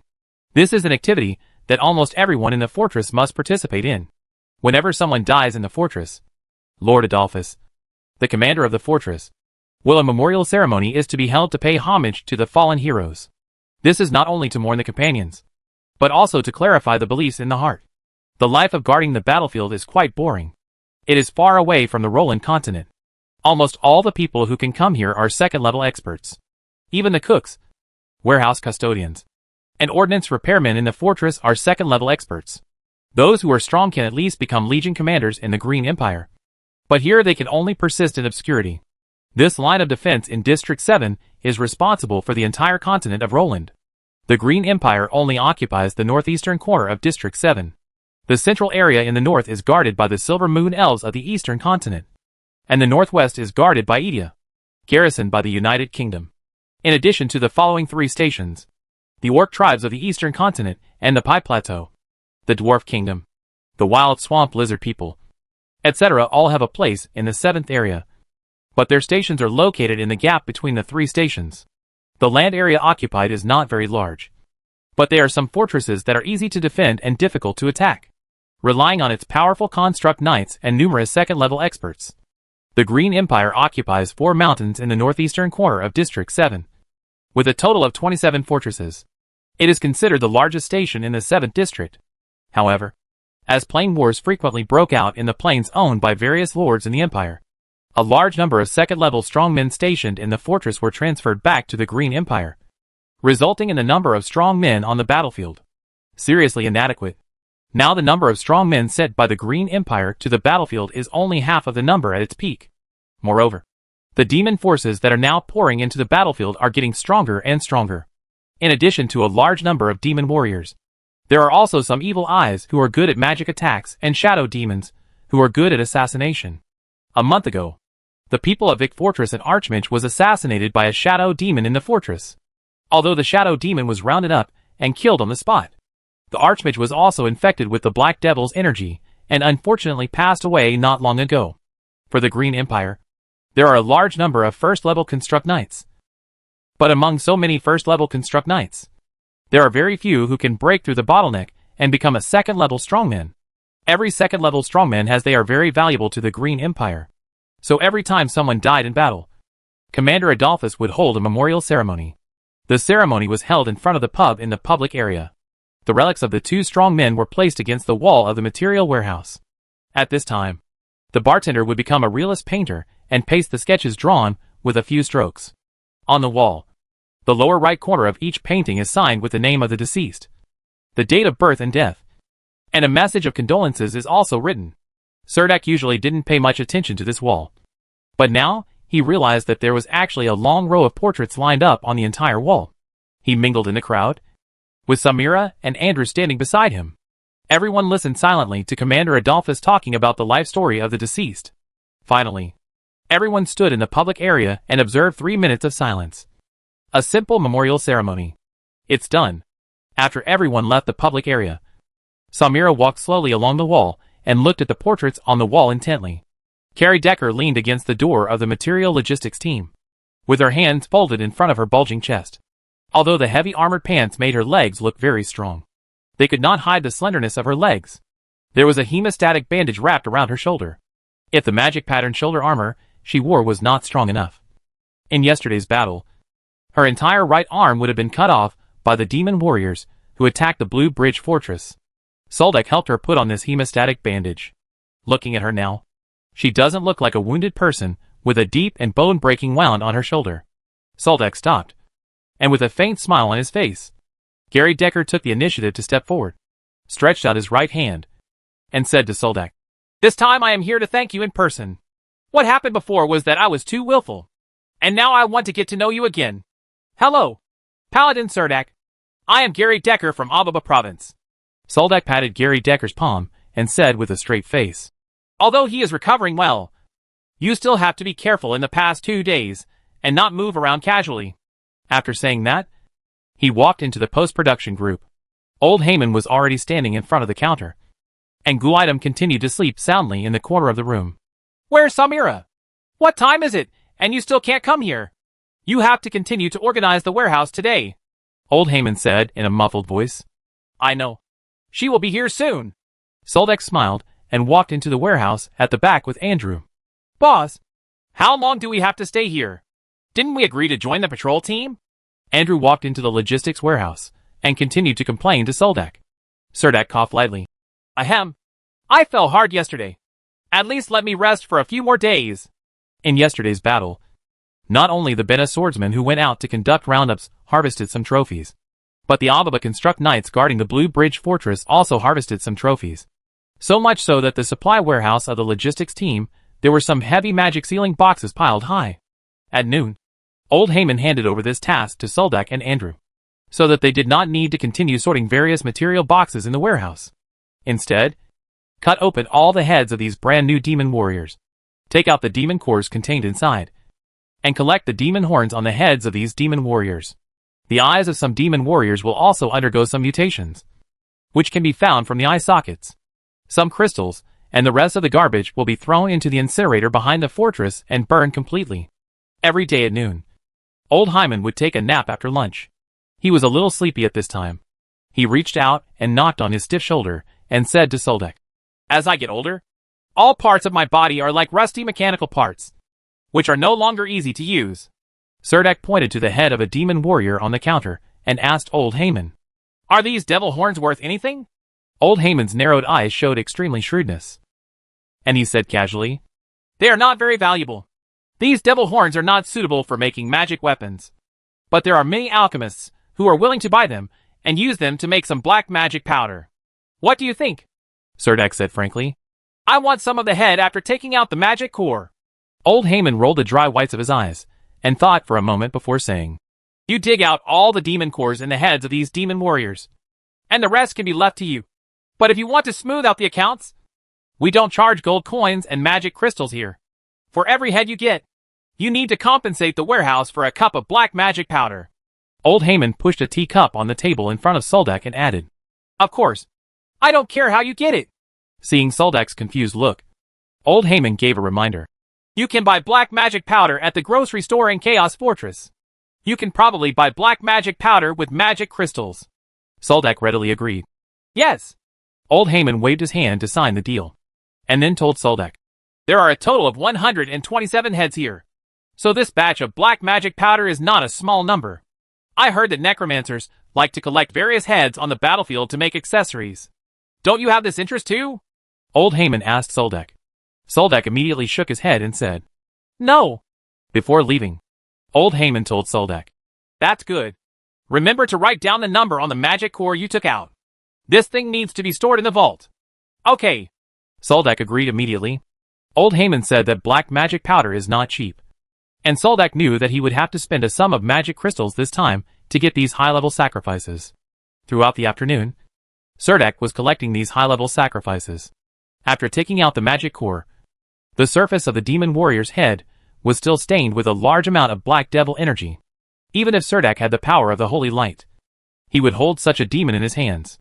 The demon's head was still so corroded by the black demonic energy that it hurt.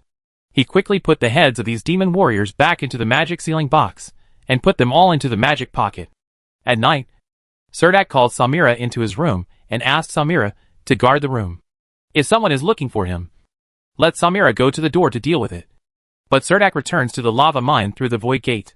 Aphrodite squinted her eyes and lay sideways on the wicker chair.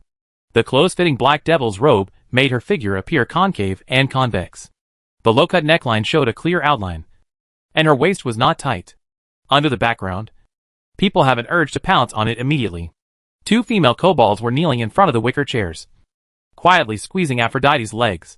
She squinted her eyes to see Cerdak coming out of the void gate, raised the corners of her mouth slightly, and asked, What? Is there anything you need me to do for you? Cerdak sat next to Aphrodite, put an arm on her bent knees, and said, Well, I haven't been back to Milan for a long time. I want to see the territory over there.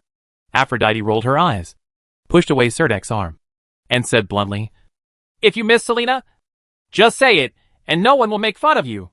Soldak was so speechless that he didn't know what to say for a long time. Seeing Soldak sitting aside and silent, Aphrodite asked, Would you like me to take a detour to Lit City after passing through Wall Village? No need for this, Cerdak replied. Chapter 1155 Patrol Team. This time he prepared some red crystals for the Red Dragon Israel, and listened to Israel chatting with him for a long time about the grievances between the Warcraft lords of Astander. After the Red Dragon Iser learned the rune language from Serdek, he has grown from a wild red dragon to a red dragon with inheritance. This is not only a rapid improvement in his own strength after the power of blood is stimulated, but also give Iser the possibility of becoming a red dragon lord on the plane of Ishitandel. Of course, at this moment, Israel can only be a small lord living in a corner, and from time to time, he will run to the treasure chamber to avoid the pursuit of some deadly enemies. Although you still need to live cautiously in the Astander plane, at least it won't be as embarrassing as before. And after Iser mastered the magic of dragon language, it had already killed several high-level monsters that had feuded with each other around the territory one by one. The body of the dragon eagle it brought to Serdek last time was its trophy. 1. Now Yssel is discussing its new home with Serdek. A volcanic lava cave that it is optimistic about is occupied by a big demon. Judging from Israel's current strength, it can't defeat this big demon. But this cannot stop a red dragon from yearning for a new home. A warm, sulfurous, and extremely hot cave. Wait a little longer. Wait until we become stronger. Wait until I am qualified to set foot on the plane of Astander. Then we will drive away that big demon, Serdek said to Israel. Red Dragon's eyes were immediately filled with longing. I really hope that day can come soon. After Serdek left the treasure chamber, Aphrodite left Pussy Mountain again and embarked on a journey to Bena City. Of course, her first stop will still be Wall Village. After all, Serdek still needs to go back to the village to have a look. It seems that only by experiencing a battle of life and death can certain blood and potential in the body be fully stimulated. Or perhaps after entering the big battlefield. The arduous experience in Blackstone Ridge allowed Serdek's power to grow rapidly. In short, since entering the big battlefield, Serdek found that his body seemed to have broken through some kind of shackles. Especially in yesterday's fierce battle with the demon warriors. He could even clearly feel his own growth. Serdek sat on the bed, closing his eyes, and allowing himself to enter a meditative state. Entering the sea of spiritual consciousness, he opened the door in the central area again. He seemed to have adapted to the coldness in the ice sea that could almost freeze his soul. He faced the huge waves and ice flows alone in the ice sea, heading towards travel to the ice and snow continent. When he woke up in the morning, Serdek became dazed for a moment, as if he had been extremely exhausted after a whole night of fighting. When he got up from bed, Serdek had no appetite at all and just drank a little cereal. As usual, he had to check on the physical recovery of the injured experts, and then went to the logistics team's warehouse to continue taking stock of the materials. During lunch, Bart came over with a dinner plate and sat opposite Serdek. While eating, he said, Commander Adolphus has something to ask you. Remember to go there in the afternoon. Serdek nodded. Did you say anything? It shouldn't be a bad thing for you, Bart said with a slight smile. Then Bart saw Samira coming over with an empty plate and standing in front of him. There was only a green apple on the plate. Frowning and staring at him, Bart smiled, immediately picked up the dinner plate he had just put down, winked at Serdek, and returned to his team. Samira sat silently on Bart's seat, without raising her head, just sitting there chewing a green apple. After Serdek had lunch, he went to Commander Adolphus's office. The commander had just finished lunch and was drinking a cup of fragrant black tea. When he saw Serdek walking in, Commander Adolphus quickly waved to Serdek to sit down on the chair in front of him. He said with a friendly look, Serdek, do you have any ideas about forming a patrol team? Only then did Serdek realize that he was not asked to join any patrol team, but to form a new one. Serdek immediately stood up straight and said on the spot, Commander Adolphus, I follow the arrangements from above. Commander Adolphus nodded slightly before saying, I don't think you want to stay in the logistics team forever. But now that you have joined the patrol team, it seems that your newbie's adaptation period is too short. A squad requires 6 members. You have 3 followers, so you still need to choose 3 members. You must be prepared to choose from the swordsmen in the fortress. After Commander Adolphus finished speaking, he took a sip of water from the teacup. Serdek scratched his head and asked Commander Adolphus, Commander, can I think about it? Certainly, Commander Adolphus said without hesitation. After saying this, Serdek walked out of the commander's office. Seeing Serdek walking out of the office, Bart, who was guarding outside Commander Adolphus' office, whispered to him, Duck, you are probably the fastest promoted patrol leader I have ever seen. After speaking, He was about to enter Commander Adolphus' office, but Soldak grabbed his arm with a hand. Soldak then asked Bart, "If the patrol team recruits people, how do they usually do it?" Bart stopped and stood at the door of the commander's office, explaining to Soldak. "Generally, you will choose among the soldiers garrisoned in the fortress.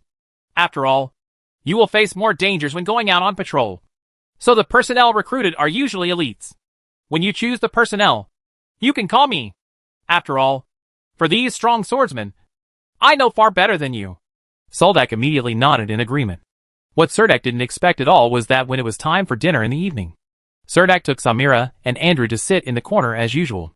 Unexpectedly, he just took a few bites and I saw a constructed swordsman carrying a dinner plate coming up to greet Cerdak. At first, Cerdak didn't pay much attention, but as the meal progressed, at least 10 second-level swordsmen came over to say hello. Soldak then realized that something was wrong. After Cerdak finished his dinner, someone approached him directly and offered to join his patrol team. Only then did Cerdak realize that those second-rank swordsmen came over to say hello because they all wanted to join Cerdak's patrol team. Bart, who was sitting at the table next to Soldak, sighed to Soldak. "It seems that the identity of a paladin is more attractive." The swordsmen in the team around him nodded repeatedly, indicating that he was right. Cerdak waved his hand and then returned to the room. Gary Decker was wearing heavy trousers, but only a vest on his upper body. His right shoulder was wrapped in a thick layer of bandages, and he was waiting there leaning against the wooden door of Soldak's room. Cerdak originally thought that Samira would definitely stand up this time and drive away Gary Decker with a few words. Unexpectedly, Samira seemed to be completely invisible this time. She didn't even have the desire to turn around and take a look, so she returned to her room alone. "I want to join." Gary Decker stopped at the door of Soldak's room and said with unusual persistence and firmness in his black eyes, "You are a construct knight from Ababa province. I only recruit beta swordsmen here, so I'm sorry I can't agree to it." Cerdak refused without thinking. Gary Decker stood in front of the wooden door and said without giving in, "This is the Blue Bridge Fortress, and there are only the garrison soldiers of the Blue Bridge Fortress.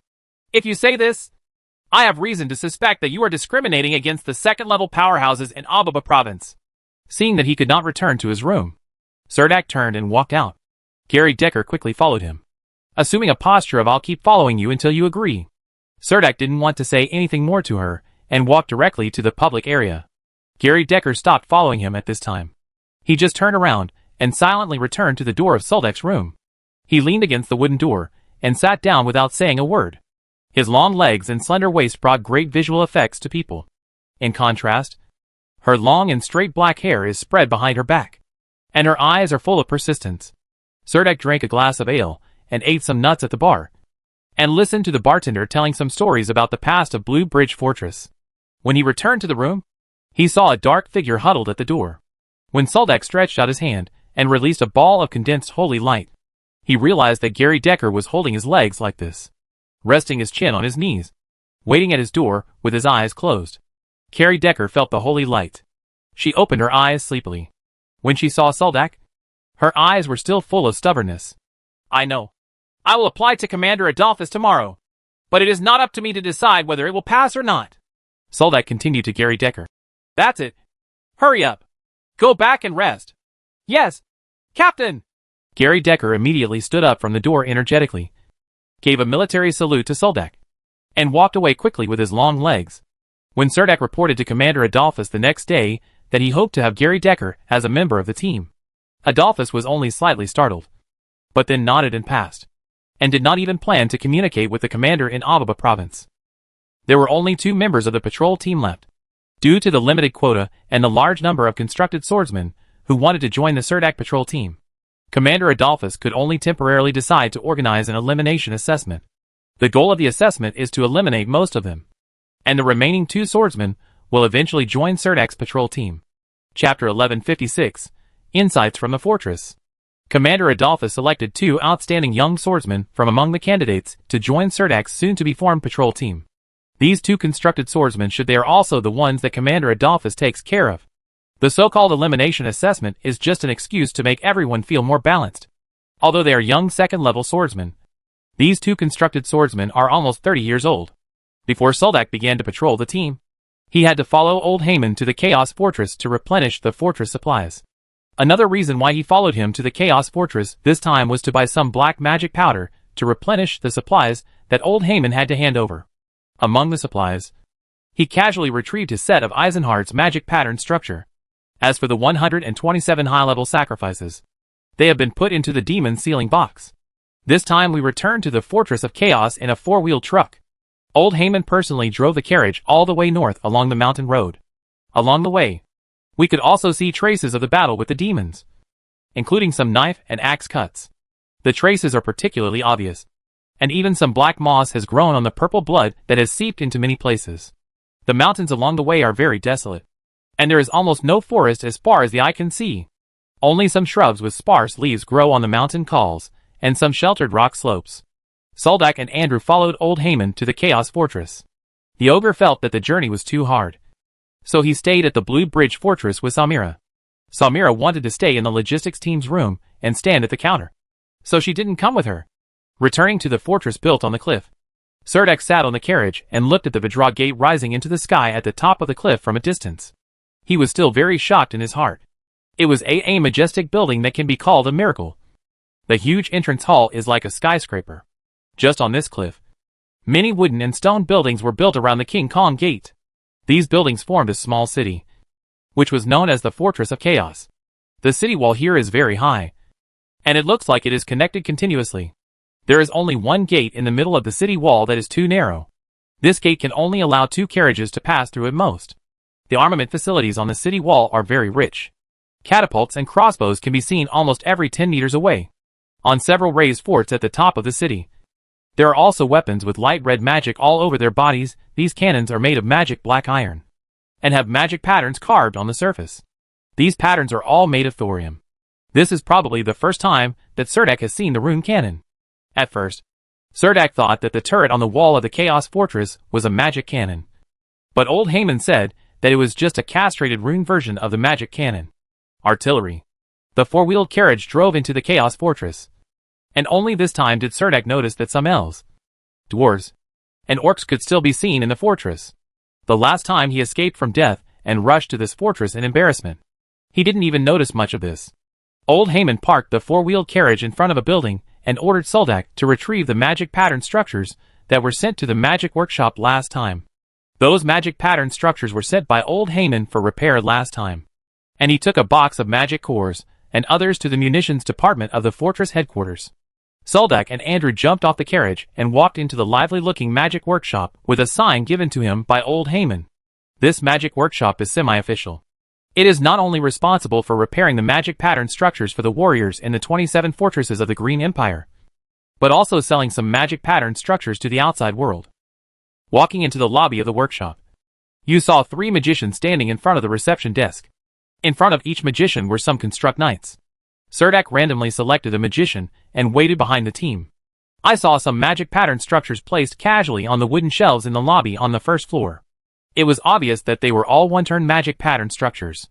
Unexpectedly, a set of magic pattern equipment that was hard to find in the Green Empire magic market was just casually placed in the store on the battlefield. The 3 magicians handled matters very efficiently. It didn't take long for Serdek to take his turn. When Serdek walked in, he discovered that this male magician actually had long pointed ears. But his face was closer. The human is actually a half-elf similar to Samira. It is said that humans with elven blood are more likely to awaken the magic pool in their bodies and have a higher chance of becoming magicians. But in fact, elves and humans rarely intermarry. And those few intermarriages are mostly due to political reasons. More half-elves are of low origin, usually born from elven slaves secretly raised by nobles. The half-elf magician smiled kindly at Serdek and asked, "Does this guest need anything?"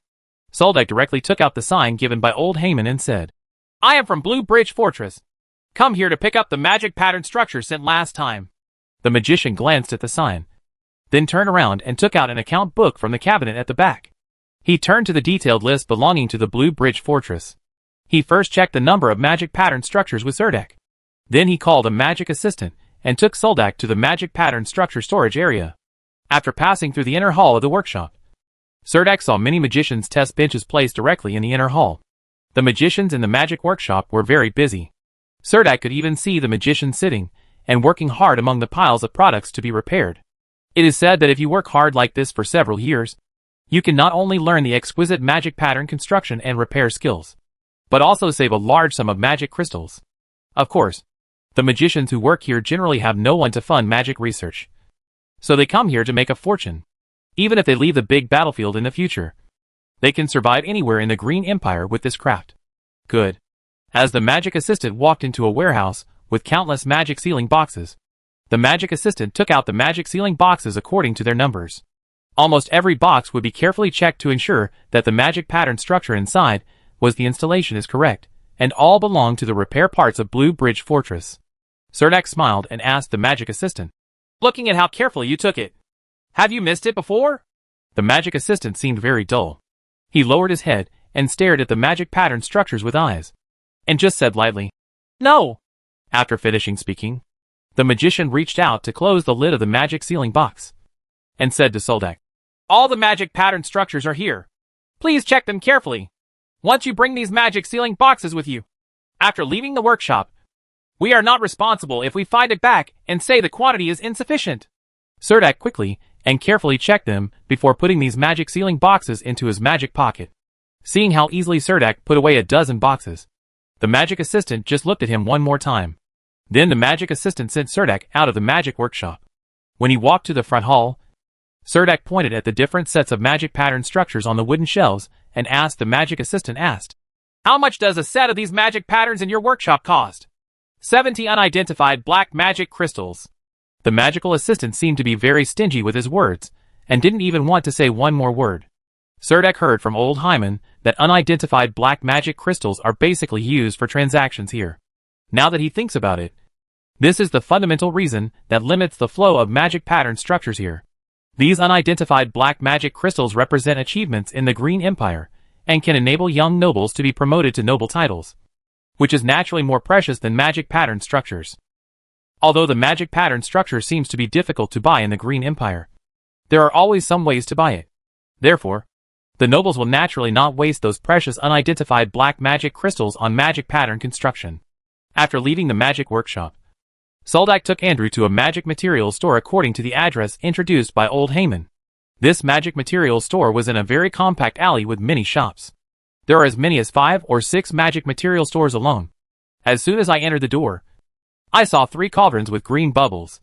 In addition to herbs, there were also many organs from certain parts of the monster's body on the shelves.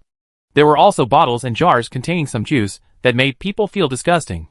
Behind the crucible sat an unkempt old magician. Cerdak saw that his old face was covered with wrinkles and age spots, and he was actually blind in one eye. His hands were trembling no matter what he held. He raised his head and looked at Soldak, his eyes full of wariness towards strangers. "Young knight, what brings you here?" the old magician said. Cerdak looked around and then said, "I want to buy some black magic powder from you." The old magician then raised his head and asked seriously, "How many do you want?" The other eye is not empty, but there is a cat's eye gem in the eye socket. After the eyelids are slightly opened, a strange light comes from the cat's eye gem. Cerdak lowered his head and took out a teacup from his pocket, placed it directly in front of the old magician, and said, "This cup needs to be filled. A total of 127 cups." The old magician took the teacup in his hand and weighed it casually, then said, 13 unidentified magic crystals. Cerdak paused and asked the old magician, "What if it's a gold coin transaction?" The old magician didn't even look at Soldak. He pushed the teacup in his hand to him. His eyes fell on the 3 crucibles again, and he said coldly, "I don't do other currency transactions here." Cerdak was not only a little stunned. He didn't expect the old magician to say such a thing. He was about to turn around and walk out. Maybe he went to the wrong door. When he turned around, Cerdak still said something to the old magician unwillingly. The magician said, "I was introduced here by old Heyman of Blue Bridge Fortress." The coldness in the old magician's eyes suddenly turned into a look of anger, and he lowered his voice and shouted, "This old guy knows how to cause trouble for me." Then he added another sentence. "Bring out 200 gold coins, and I can prepare the black magic powder you need. Make a deal," Cerdak said cheerfully. After saying that, he took off a money bag from his waist, counted 200 gold coins from it, and stacked them neatly on the counter. The old magician glanced at Cerdak in surprise, and without saying anything more, he scooped out a lot of tea for him from a tattered pocket on the back shelf using the teacup that Cerdak held. 127 cups of black magic powder are missing. The old magician put the black magic powder into a clay pot, and the mouth of the pot was tightly tied by the old magician with a piece of leather and a rope. He handed the pottery pot to Serdek, then sat back next to the crucible, not looking at Serdek again. Serdek walked out of the magic materials store holding the clay pot, and the old magician's voice came to Serdek's ears from inside. If you need any magic materials in the future, you can come to me to buy them. Serdek stopped and agreed. No. Serdek and Andrew came to the agreed place together and waited for old Haman to come and join them. Just at the Chaos Fortress, a group of elf warriors riding unicorns left the fortress gate. They seemed a little anxious. These strong white unicorns rushed out of the city gate, almost wiping passers-by. Andrew stretched his neck, stared at the silver white horses with envy, and said to Serdek with a smile, Boss, when will you buy us some of those war horses to ride on? Serdek put one hand on Andrew's shoulder and said to him, Let's change a batch of green scale horses later. I haven't heard of any construct knights in the Green Empire whose mounts are unicorns. The two squatted in the square closest to the city gate of Chaos Fortress and chatted. When Serdek met Gulitum in the Chaos Fortress, the ogre was standing on the stone platform in front. Serdek also looked at the retreating figures of those white unicorns with great envy. When they were running on the mountain, they seemed to have a faint colorful rainbow behind them, which was very gorgeous. It is estimated that even the Silver Moon Elves. It is impossible for all elf warriors to have such a mount, Serdek said to Andrew. A construct knight next to him was also looking at the unicorns going away. When he heard Serdek say this, he quickly agreed. That is inevitable. Those who can ride unicorns must be the royal family of Silver Moon Elves. Which fortress are you from? Blue Bridge Fortress, Andrew said casually. The construct knight laughed and said, I just heard that your side encountered a demon army. How is the situation? Serdek bumped into Andrew secretly to stop the big mouth from talking around, and said casually, It's not bad. When the construct knight saw that Serdek had no intention of talking to him, he didn't say much, smiled slightly, and turned around to leave. Chapter 1157 Secret. After old Haman came back from driving the four-wheel truck, his face remained ugly, as if he had lost his temper and was not in a good mood. The carriage stopped in the square near the city gate. Serdek and Andrew jumped on the four-wheeled carriage first. Old Haman did not leave the city immediately, but drove the carriage to a lively street in the Chaos Fortress. He skillfully parked the wagon on the side of the road. A waiter at the door of the restaurant quickly ran up and took the whip from old Haman's hand. Grand Swordsman Haman, are you coming to the fortress to purchase goods again? The waiter asked casually after getting on the carriage driver's seat. Old Haman replied coldly. Yeah.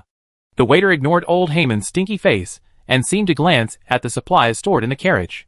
He smiled and said to old Haman, What good things did you bring over this time? Just some trophies from the demon warriors. And I plan to transport some supplies back this time, old Haman said casually. The waiter at the door of the restaurant helped old Haman park the carriage in the back street of the restaurant. Old Haman took Serdek and Andrew into the restaurant. He seemed to have been here many times. As soon as he entered, someone greeted him cordially. Old Haman waved casually and walked up the stairs. Old Haman chose a relatively remote location on the second floor and ordered 3 set meals without even showing Serdek and Andrew the menu. While waiting for the meal, Andrew told old Haman about seeing the Silver Moon Elf and the unicorn, and praised the pure white unicorn. Old Haman just sneered and said to Andrew, Today's Silver Moon Elf dynasty can be said to have rotted its roots. What's so strange about seeing the royal family on the battlefield at this time? As a native of the Nanai tribe, Andrew has never come into contact with elves at all. The only friend he knows who has elf blood is the half-elf archer Samira. Old Haman was talking to him about the Silver Moon dynasty in the elf world, but he couldn't answer the conversation. The waiter brought 3 glasses of ice water and placed wine glasses in front of the 3 of them. Old Haman waved his hand impatiently and said, I don't want to drink today. Serdek told old Haman about the construct knight he met next to the high platform in the square. Old Haman snorted again and said angrily, There is always a type of people in the Chaos Fortress. They live in this fortress, like a group of rats in the sewers. They not only have to ask around for some information, but they also have to summarize the collected information and put it into practice. Information is sold to anyone who needs it. You must have met an intelligence dealer. Their biggest job every day is to ask for new information everywhere. Knowing that you are coming from the Blue Bridge Fortress, you want to know the latest information in the fortress.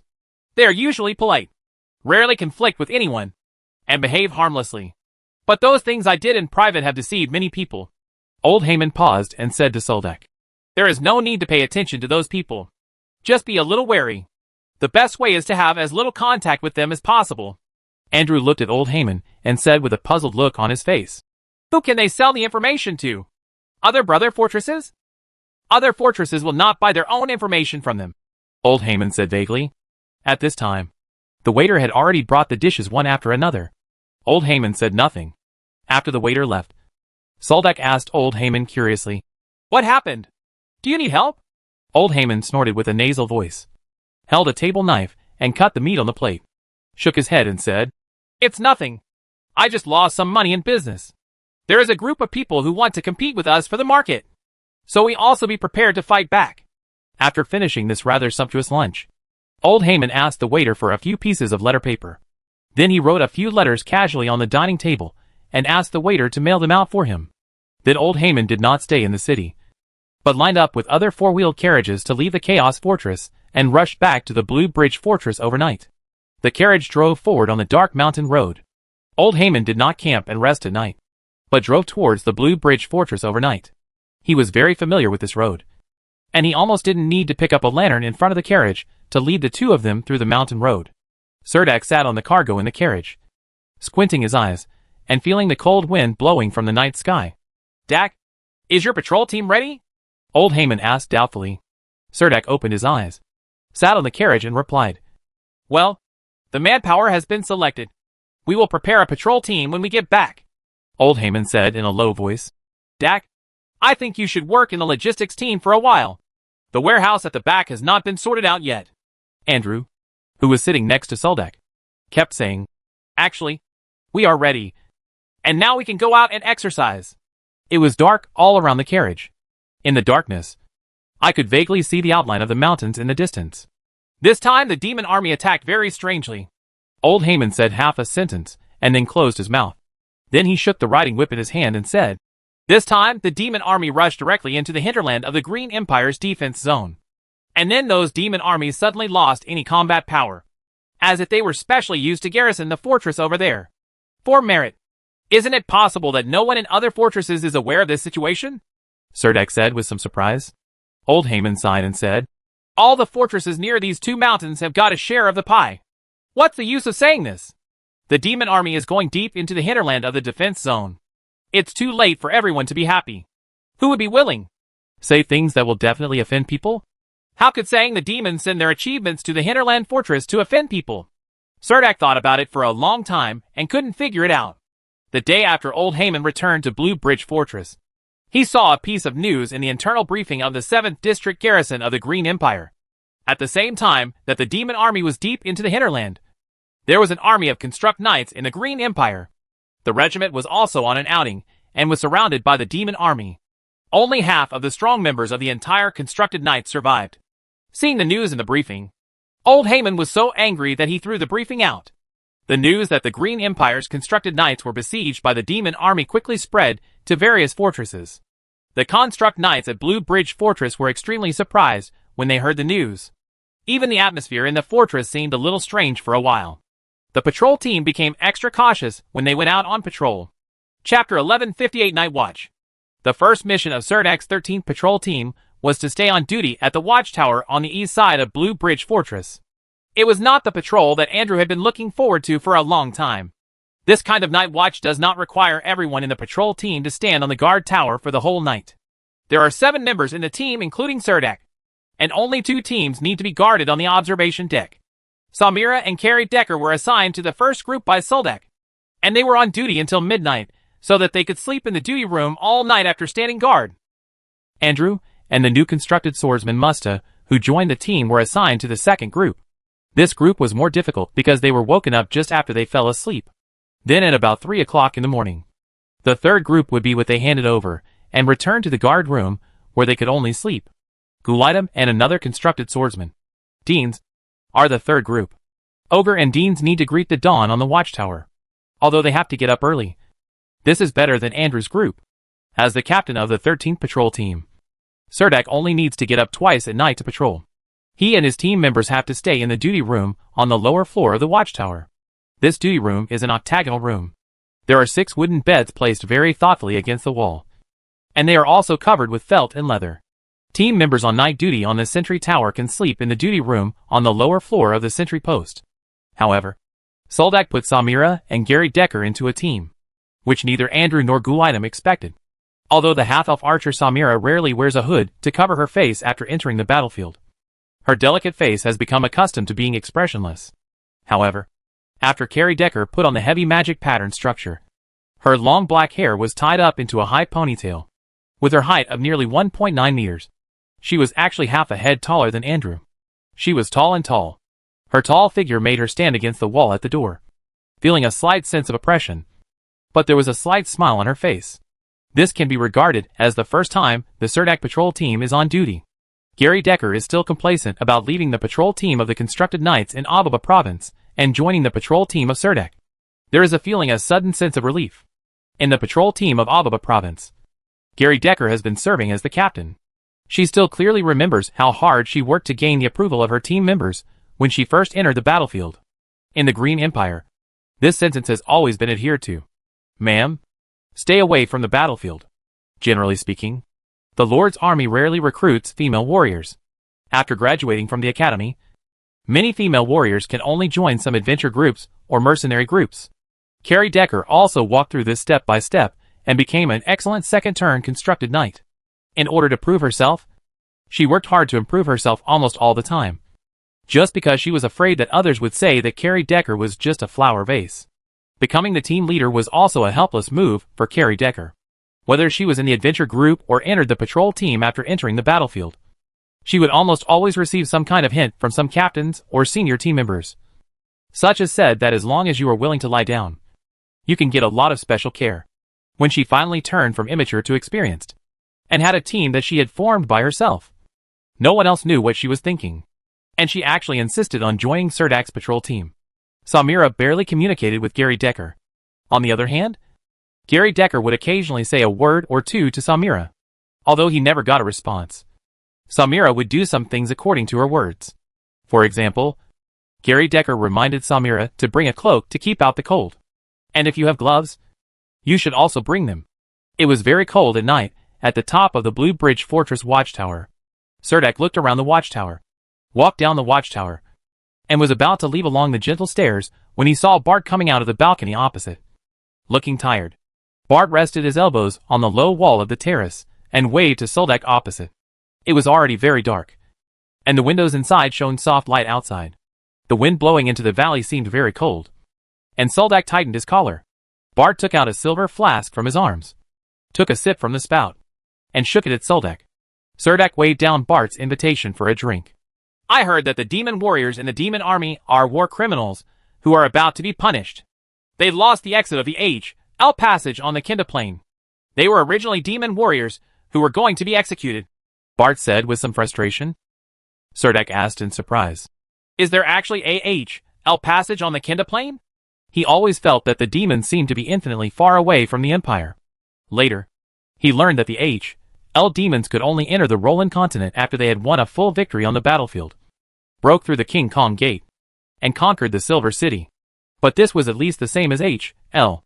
The demons are still separated by a gate. Now that he heard that there was actually L passage in one plane, Surdak discovered that the people of the Empire were not too far away from the L demons. Bart nodded and said, Well, that passage is in the deepest part of the Vala Valley. It has always been guarded by the Empire's strongest construct knights. But recently it seems that the South Wind Legion and the North Wind Legion have joined forces to guard it. The exit was sealed with a powerful seal, and a demon warlord was sacrificed with blood at that time.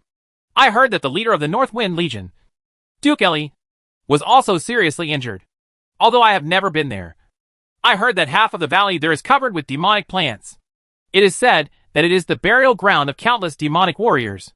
Even if these demon warriors had not come here, they would have been executed by Duriel. But now they have inexplicably come to the battlefield and successfully sneaked into the hinterland of the war zone, becoming the trophies of Mozon Fortress. Surdak did not expect that the Green Empire still had such a powerful army stationed there all year round. Now that the L passage is sealed, where are the constructed knights stationed in that valley? Surdak asked curiously. He was extremely lacking in information on the Green Empire's army. But now that he has entered in a big battlefield, There are some things that you must try to understand. Bart raised his head, took a sip of wine from the flask, and said casually, It is said that half of the army is still stationed in the valley, and the other half of the army has been freed. It is estimated that they will enter other planes to conquer the Dark Legions in those planes. Serdek finally saw that the Green Empire was actively dealing with the Dark Legion of Hell. It was obvious that the methods this time were powerful after all, but he did not expect that they would dispatch frontier troops. After all, the topic had to come back to the situation in the defense area of the battlefield. Soldak thought that old Heyman had said that there was a group of intelligence dealers who made a living selling information over there in the Chaos Fortress. However, until there is no conclusive evidence of this kind of thing, it is difficult to say the final answer. Who did it? In other words, these two things are purely coincidental, which is also possible. Soldak asked Bart again. I heard that a team of construct knights here was also attacked by the demon army. Bart's voice was a little dull, and it seemed that he was extremely dissatisfied with this matter. What do you think of this matter? Soldak asked Bart. After all, Bart is a close confidant of Commander Adolphus. It is estimated that part of Bart's views are what Commander Adolphus said he saw in his eyes. Bart closed the lid of the wine pot, shrugged his shoulders. His yellow eyebrows were almost squeezed together, and said with a bitter face, I don't have any opinion. And although you don't need to remind me, I still want to remind you very solemnly. You, the team, be careful when you go out on patrol. No. After Serdek finished speaking, he waved to Bart, turned around, and followed the rotating outer stairs into the bottom of the watchtower. Andrew sharpened his butcher's axe with a whetstone every night, and smeared both sides of the blade with lard to prevent rust. He would put the axe on the bed as a pillow, and he could only sleep peacefully with the weapon on his head every day. Andrew carefully wrapped the axe blade in linen, and placed it on the wooden bed. This wooden bed looks very crude, not to mention rough workmanship. It must have been used for a long time. The entire headboard is actually covered with a thick layer of pulp, and it is also full of scratches. The wooden bed was covered with a layer of felt, and the felt was also covered with a piece of cowhide that was tightly stretched on the wooden bed. It looked hard, and if you got closer, you could smell the rancid oil smell on it. Of course, the Nanai indigenous warriors and ogres would not care too much about this. Gulitma sat leaning against the stone wall at the door. The wooden bed was a bit small for him. He was worried that it would collapse. He would also eat something at night, as if he could only hold it in his hand. Only when eating food can you calm him down. Now Nelhor will lean her head against the stone wall and meditate with her eyes closed. It is said that two-headed ogres are the best scouts, because when they are on duty at night, they can keep one head awake and the other sleeping. In this way, they can stay on the sentry post for several days and nights without any problem, provided that prepare enough food for them. Head, you are back. Sometimes even if he eats, it is difficult to shut Gulitm's mouth. Andrew was already lying on the wooden bed with his body curled up, and the other two constructed swordsmen were also sitting quietly on the bed. When they faced Soldak, they seemed a little reserved, but after all, they were all level 2 experts, have long been accustomed to the life here. One of them was wiping the magic pattern structure, and the other squatted by the fireplace, actually lit a fire, and placed a piece of cold bread beside the stove, and hung a dark kettle, boiling some water. Serdek knew that the constructed swordsman who made fire and boiled water was called Deans. He turned around and saw Serdek walking into the duty room. He stood up and said to Serdek, Captain, do you want some toast? It's time to have dinner. Soldak said, as he sat on the empty bed next to Andrew. Gulitm, who was sitting at the door, moved slightly, turned to Deans and said with a smile, Toast? Give me some. Deans immediately cut a large piece from the hard whole wheat bread, then dug out a small jar of butter and a piece of dry cheese from the bag. He first spread the butter on the toasted bread. The cheese was cut into slices and spread on top. Then he took out a red sausage from somewhere, sandwiched it between two pieces of bread, and then handed it to Gulitm. The rich fragrance immediately woke up the meditating brain flower. Gulitm, what are you eating secretly? Good brother Nailware shouted angrily. Hey, this is the midnight snack I prepared for the two of us. Seeing that you are still sleeping, I originally planned to only have a bite. Gulitm's face turned red, and he immediately said to Nelhor, I believe you. You idiot! Nelhor said viciously. Gulitm made a prompt decision and divided the hot dog into 2 portions, putting one portion into the hands of his good brother Nailware. Nelhor took a sip, and the anger on his face disappeared. he immediately said with joy. There is actually butter in this.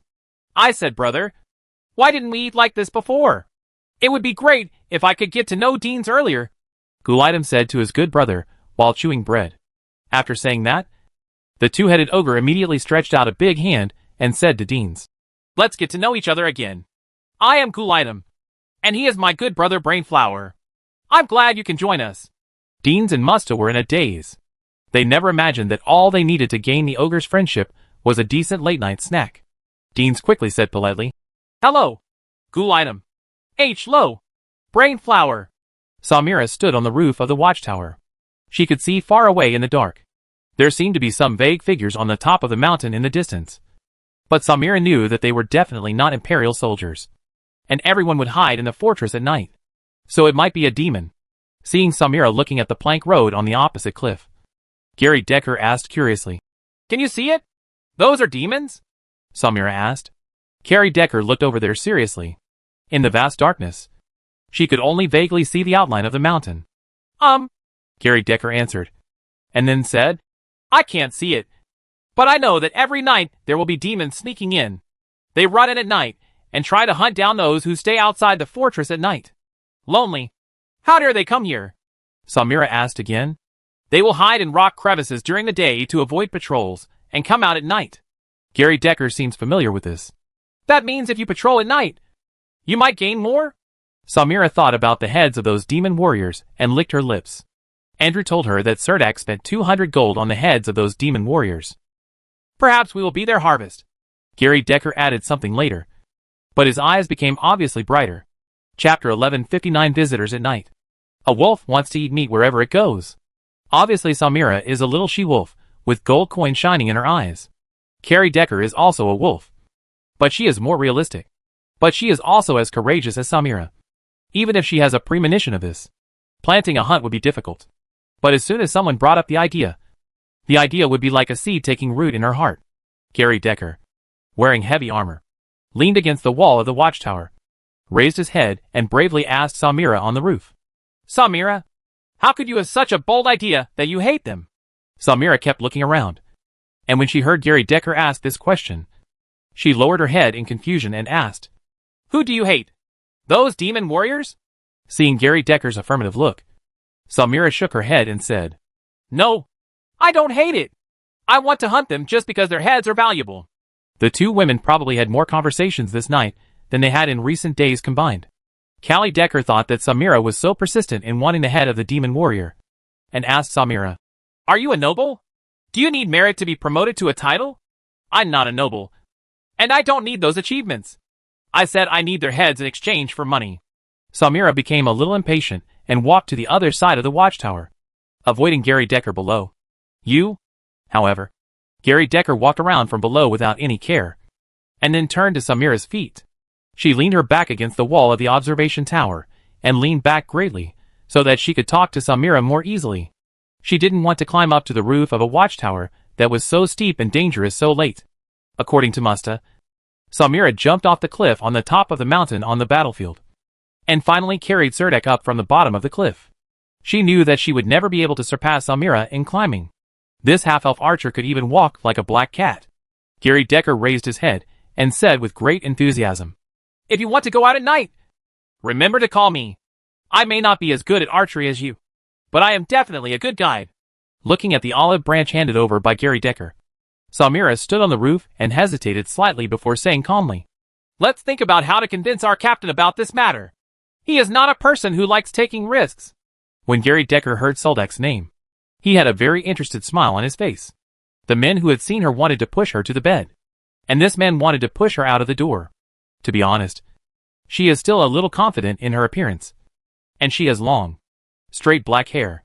Samira seemed to be aroused by the desire to make money, and she began to think about how to persuade Surdak. So she stood on the roof and said, we need to find 2 allies on this matter.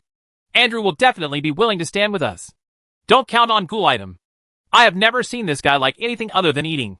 We have to start from pull one of those 2 swordsmen over. And as long as there are 4 of us, we can win as long as we vote.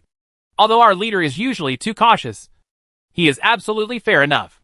If we propose a numerical advantage, he will not refuse. This is the first time that Carrie Decker has seen the stunned and sassy Samira talk so much. It turns out that she actually likes money.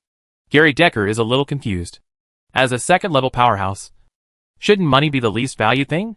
She did not voice this question, but instead readily took the other half of the problem on herself and said, I'll find a way to get Deans and Musta to speak for us. Samira suddenly discovered that Gary Decker was not so annoying. Gary Decker raised his head, looked at the half-elf archer on the roof, smiled, and made a handshake gesture. At this time, Samira was like a night saber. She took a few steps toward the top of the watchtower, turned her eyes to the mountain road in the distance, and frowned her delicate eyebrows on her face in the darkness. What's wrong? Gary Decker asked from below. In such a dark night, Carrie Decker couldn't even see the expression on Samira's face clearly. She really couldn't figure out how Samira could see the scenery in the distance. Samira's voice became cold again, and she said without emotion, It seems that a group of construct knights are coming towards us. It looks like someone is injured. Although I don't know if it's true, Gary Decker still said very positively. I'll go to the east gate of the fortress and tell them to pay attention. After saying that, Carrie Decker walked towards the steps of the observation tower with her long legs, looking at the dark turning steps under her feet. She needed to be careful not to fall. But Samira on the roof could actually see into the depths of the mountains.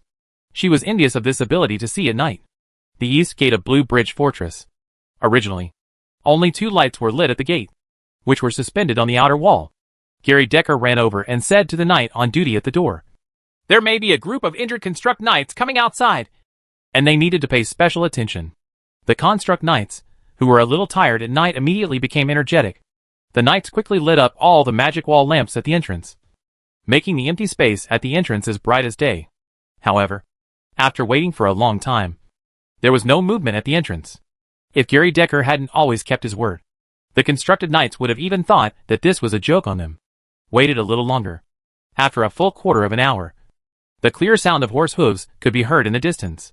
It was the crisp sound of iron hooves stepping on the gravel of the mountain road. And there seemed to be the sound of bells. The guard looked admiringly and wanted to say some compliments to Gary Decker. But unfortunately, Gary Decker had already left quietly. After Gary Decker boarded the watchtower, he waited for a long time before seeing the construct knights walking through the dark night to the gate of the fortress. Seeing what Samira said so accurately, she became even more convinced. I wonder how far Samira, the half-elf archer, can see in such a dark night.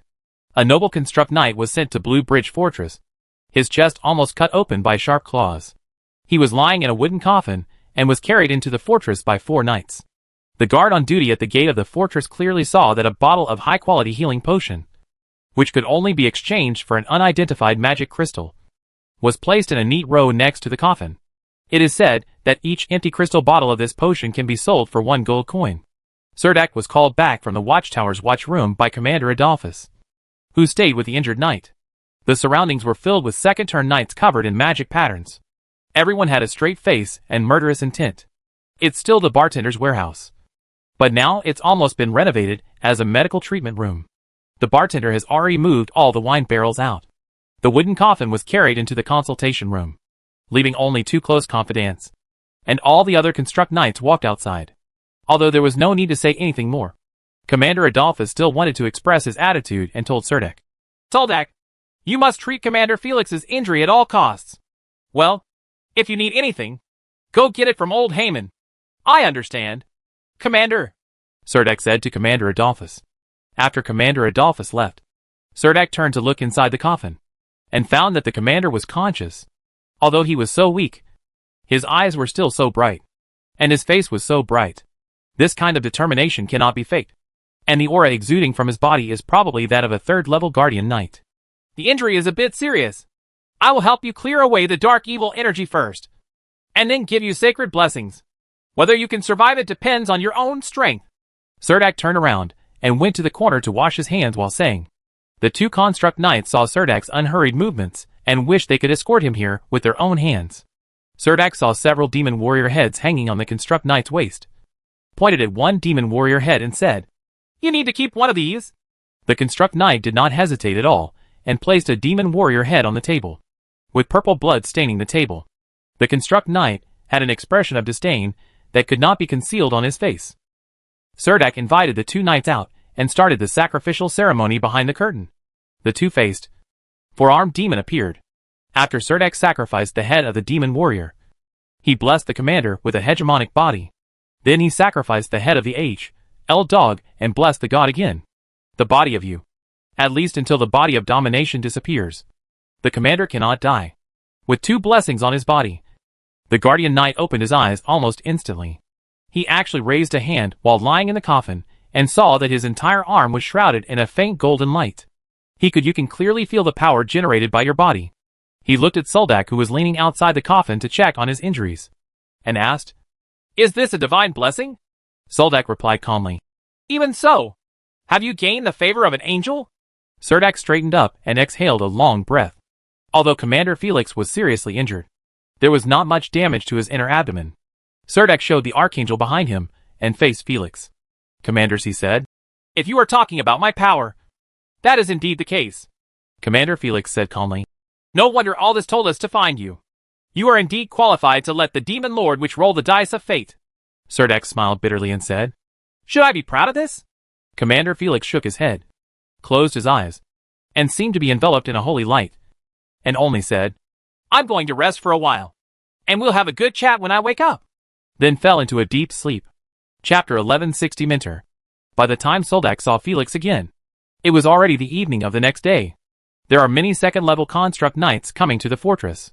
Each of these construct knights is wearing a set of gold magic pattern constructs. Although the color is a bit dim, the simple blue and green magic pattern lines make this set of magic pattern constructs full of charm, a rich sense of beauty. At any time, there are always two knights guarding the door of Commander Felix's room. I heard from Bart that this set of magic pattern structure is called the Griswold armor on the battlefield. It is the best set of magic pattern structure that can be worn by the second-level knights. Only the construct knights of the Zakaram Knights on the battlefield of the Empire will be equipped with this second-level magic pattern construct. Serdek looked at the knights with some envy, and followed one of them into Commander Felix's room. Commander Felix was seen lying on the bed, his body almost covered with bandages. At this time, there was still a knight holding a parchment scroll in his hand, reporting to him the news sent from the front line. Commander Felix frowned, his expression worried and focused. His arms were exposed outside the quilt, and even his arms were covered with hemostatic bandages. After the knight finished reading the letter on the parchment scroll in his hand, Commander Felix raised his eyelids slightly and ordered the knight officer, "Pass my order to have the 3rd Knights withdraw 20 kilometers back to our defense zone. At the same time, we are mobilizing the 7th Constructed Knights so that they can be ready to attack at any time." There was an undeniable tone in his voice. The knight officer defended in a low voice, "But the 7th Constructed Knights have just withdrawn from the battlefield, and they haven't even entered into rest yet. It's too late. Let them rest in the fortress in the standby area. Just do as I say." Although Commander Felix looked very weak, he spoke very fluently. It is hard to imagine that yesterday he was still speaking at any time and anywhere. Seriously wounded people who may die. The knight officer immediately agreed. "Yes, Commander." After the knight officer turned around and left, Commander Felix waved his hand and signaled the clerk waiting beside him to stop, saying that he would deal with a mountain of official business. Then he motioned to Serdek to come forward and said to him, "Thank you for saving me. I don't know your name yet." "My name is Serdek, Commander," Serdek said immediately. Commander Felix was slightly startled when he heard that Serdek didn't say his last name. But then he came to his senses and sighed. "There are so few nobles without surnames nowadays. But His Majesty Charles made a wise decision this time." Serdek did not continue this topic, but said to Commander Felix, "Commander, let me check the healing status of some wounds for you." The adjutant next to Commander Felix immediately asked, "Do I need to cut these bandages?" Serdek glanced at him and said, "It's not needed for the time being." The adjutant stared at Soldak in confusion and said nothing. Serdek didn't have time to pay attention to him, and immediately started to check the healing of the wound with the Eye of Truth. After all, the effect of the Eye of Truth only lasted a quarter of an hour. He first checked the healing of the heart and chest. The condition was not bad. Serdek slightly relieved. Then Serdek noticed something unusual. He found that Commander Felix's entire abdominal cavity seemed to have some faint shadows. He had never seen that kind of color on anyone else. Moreover, a small spot was clearly found inside the right rib. Serdek frowned, took out a dagger, and cut open the layers of bandages on his right ribs. The bandage adhered to the skin at the scab. Although Soldak had been very careful, It still touched the wound when he tore it open. The sutured area was pulled, and bright red blood oozed out. However, Commander Felix calmly told the secretary standing at the bedside, "You have been busy here all afternoon. You can go and take a proper rest." The secretary gave a military salute, then turned and left with a serious face. At this time, Serdek had cut off the cotton sutures that had been used to suture the wound, and opened the healed wound again. Then a beam of holy light appeared on his right hand, and he pressed hard on the torn wound, and the wound ignited. The black flame dissipated quickly. Serdek took out a pair of tweezers from the toolbox and probed into the wound that was only 2 fingers wide. In his eyes, he could see the fragments of the claws attached to the intestinal wall. But the wound on Felix's abdomen followed Felix's movements. Commander C's breathing kept rising and falling, and because of the peristalsis of the intestinal wall, Serdek was unable to clamp the small fragment of the claw attached to the intestinal wall. It was this fragment of the devil's claw that caused new black devil energy to appear on the right side of Felix's abdomen, and it was stuffed inside the abdominal cavity. If it weren't for the dual recovery effects of the Overlord body and the Divine Blessing body, Commander Felix's abdomen might have been burned through by black flames. "Master Felix, please hold your breath and try not to move," Serdek said. Commander Felix immediately understood Serdek's intention. He took a deep breath and held it. When the abdominal muscles were relaxed as much as possible, the intestinal wall no longer floated up and down, and even Commander Felix's breathing was interrupted.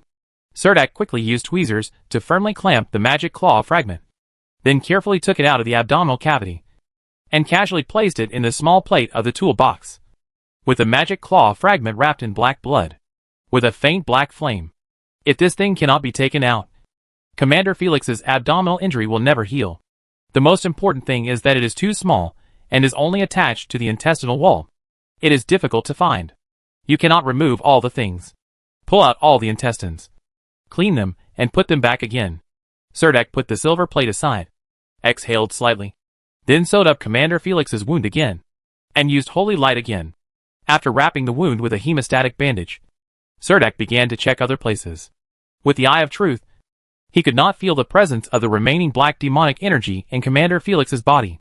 The wounds in other locations healed well after being sutured. After all, the person lying in front of Serdek was a 3rd-level Guardian Knight, so it was natural that the wounds healed quickly. However, it was obvious that these seemingly bloody operations aroused questioning looks from the onlookers, including the adjutant next to Commander Felix. Anyone who digs around Commander Felix like this will make these bystanders feel very uncomfortable. Serdek stood up, coughed lightly, and then said respectfully, "You have a good rest. I will come back to check you at this time tomorrow. Due to the purification process of holy light, many monster residues hidden in the body are difficult to be discovered immediately. They need to breed again before they can be removed again." Commander Felix raised his hand with difficulty and said to Serdek, "You have done a good job. You don't need to explain this to me. If Aldous hadn't introduced me to a young paladin here who could heal my injuries, I might have collapsed on the way home." The trust revealed in his eyes made Serdek's heart warm slightly, and then he turned around and left the room with a military salute. Commander Felix is actually the deputy leader of the Zakaram Knights. This is the news that Serdek heard from Gary Decker. The power of the leader of this knighthood is almost superior to that of all the commanders of the 27 fortresses in the Green Empire's battlefield defense area. And this time, the official Zakaram Knights are facing off against the demon army on the battlefield. Even if Commander Felix is lying in bed, there are still messengers delivering information from the battlefield to his ears every day. The ward where he was recovering looked more like a remote command post. Every evening, Serdek would go to check Commander Felix's injuries, but he never said much and left almost immediately after checking the injuries. After a week of this, Commander Felix was finally able to get up and walk around the room several times. Of course, he still needed someone to support him. However, in the subsequent treatment, Serdek did not bless Commander Felix with God's blessing due to limited space. By the 10th day, the situation on the frontal battlefield had finally stabilized. The battle between the demon army and the Imperial Construct Knights also subsided, and both armies withdrew from the central battlefield. At this time, Commander Felix's injury was beginning to improve, and he was able to leave the room and sit in the inner garden of the fortress for a while. The place where Serdek checked his injuries every day was changed to the inner garden of the fortress. Maybe it was because the war on the battlefield had finally subsided. Or maybe most of the wounds on his body had completely healed. Or maybe it was something else that made Felix feel very good. He was only accompanied by an adjutant to protect him. 2 knights stood at the garden gate. Commander Felix sat on the bench and smiled at Serdek, who was checking his body, and said, Paladin, on the road of knighthood, I am a little farther than you. Of course, you are a 3rd-level guardian knight, and I am still a newcomer who has just been promoted. I don't even know how to go in the future. Serdek agreed with a smile. Commander Felix said to Soldek, Because you have the power of holy light in your body. This is more like the promotion path of the priests in the temple, so I can't give you any good advice. But if you want to take one of the knight's promotion paths, I can give you some reference. The most essential difference between knights and warriors is established after the 2nd turn. Knights not only need to improve their strength and physique, but also temper their spiritual consciousness. This is what you must achieve before you can find the source of power. Condition. Serdek never expected that his mentor on the path to knighthood would actually be Commander Felix. Chapter 1161 Leaving. Commander Felix was sitting under a big tree, and Serdek was sitting opposite him politely. The shadow behind him turned from a shield into a tree, and the shadow instantly blended into his body. It was like there was a tree in his body, continuously absorbing power from the roots of the tree and transporting it to every part of the body. The operation of those powers was so clearly presented to Serdek. This is already the afternoon of Commander Felix's 2nd week in the Blue Bridge Plain. He is sitting under a tree and telling Soldek that the knight needs to understand the core source of power when turning 2nd. Commander Felix almost gave the most detailed explanation. When spiritual power grows to a certain level, it is like a tree that is destined to blossom and bear fruit when it grows up. The source of power in our body is the seed in the fruit of spiritual power. When this seed appears, it will bring about earth-shaking changes for you. And the seed that takes root and sprouts in your body is the source of your power. He transformed a seed into his chest, then put it into his body, and said to the guard captain, who often appeared next to him, Isaiah, come and teach Serdek some fighting methods. Yes. A tall and burly knight, wearing golden armor, walked up to Commander Felix and answered. Then the tall and burly knight immediately took out a long sword and a shield, and his whole body was hidden in a golden magic pattern structure. Commander Felix turned to Serdek and said, I just want to see what your strength is. You and Isaiah should compete. The main thing is that I need you to show the limits of your strength and fighting skills. Everyone's physical limitations are very different due to their physique, agility, strength, and many other factors. Serdek habitually held the shield in his right hand, which made Commander Felix frown. However, the guardian didn't give Serdek much time to prepare. When he saw Serdek taking out his shield, he habitually bowed his waist and held up his shield to withstand Serdek's attack. Serdek only felt that there was an insurmountable mountain in front of him. The actual sense of oppression made his breathing become a little short. Amidst the fierce collision of shields, Serdek was forced to take a step back. It was this step that immediately allowed Isaiah Knight to take the initiative on the battlefield.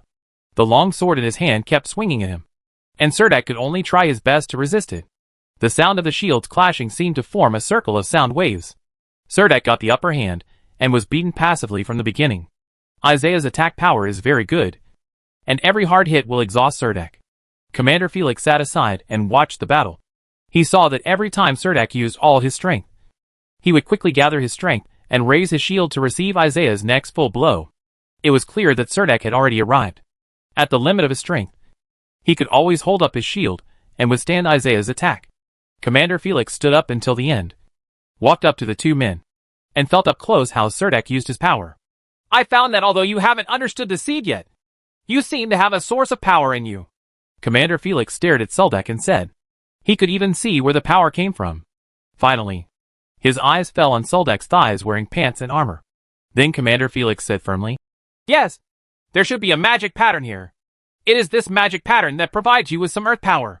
Commander Felix asked with envy, Which inscription master is this work?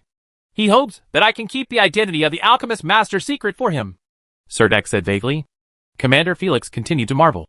I have never heard of a magic pattern array that can imitate the source of power. Serdek didn't expect that it was just a magic pattern of life nourished by the earth. So Commander Felix also realized that it was a very good thing. I didn't know it was that valuable, Serdek replied. Seeing that Serdek didn't want to talk, Commander Felix didn't continue to ask, and just said, It seems that this inscription master has a very good relationship with you. Similar battles happened every day, and gradually an extremely real Serdek appeared in front of Commander Felix. He looked at Serdek's rippling aura and couldn't help but ask, Do you only know the power aura? Yes. Soldak smiled awkwardly when he saw that every time Isaiah blocked Serdak's weapon, Serdak could burst out a huge force. And the effect of the burst of power was also different. Originally, Commander Felix, like everyone else, believed that this was the Knight's holy seal mastered by Serdak. But looking more carefully, Commander Felix discovered a clue and asked with a frown. What is this? Can this also be considered the Knight's seal? Serdak once again drew the magic circle, and with the sound of incantations, a layer of magical light emerged from his broadsword again. And then he said to Commander Felix, I thought this was the Knight's seal. Commander Felix shook his head and corrected. That's not true. It seems to be just your understanding and application of holy light. I think you are very talented in casting holy spells. When Serdak was under the fierce attack of Isaiah Knight, he held up his shield in a defensive posture and blocked Isaiah's sword attack. The way you use the shield is exactly like a shield warrior. Where are your knight skills? Commander Felix almost shouted. He shouted to Soldak. Take it out and let me see. Serdak finally spread his hands and said to Commander Felix, I only studied in the War College for half a year. Commander Felix slapped his forehead hard and asked somewhat speechlessly. Then tell me, how did you become a knight? Serdak said honestly. At first, I relied on military merit to become a reserve knight under Count Montgauze. Later, I went to the War College to study for half a year and became a canonized official knight. Commander Felix pointed to the noble lord badge on Serdak's chest and said, But your badge tells me that you are not only a knight, but also a count and a lord. Serdak explained helplessly.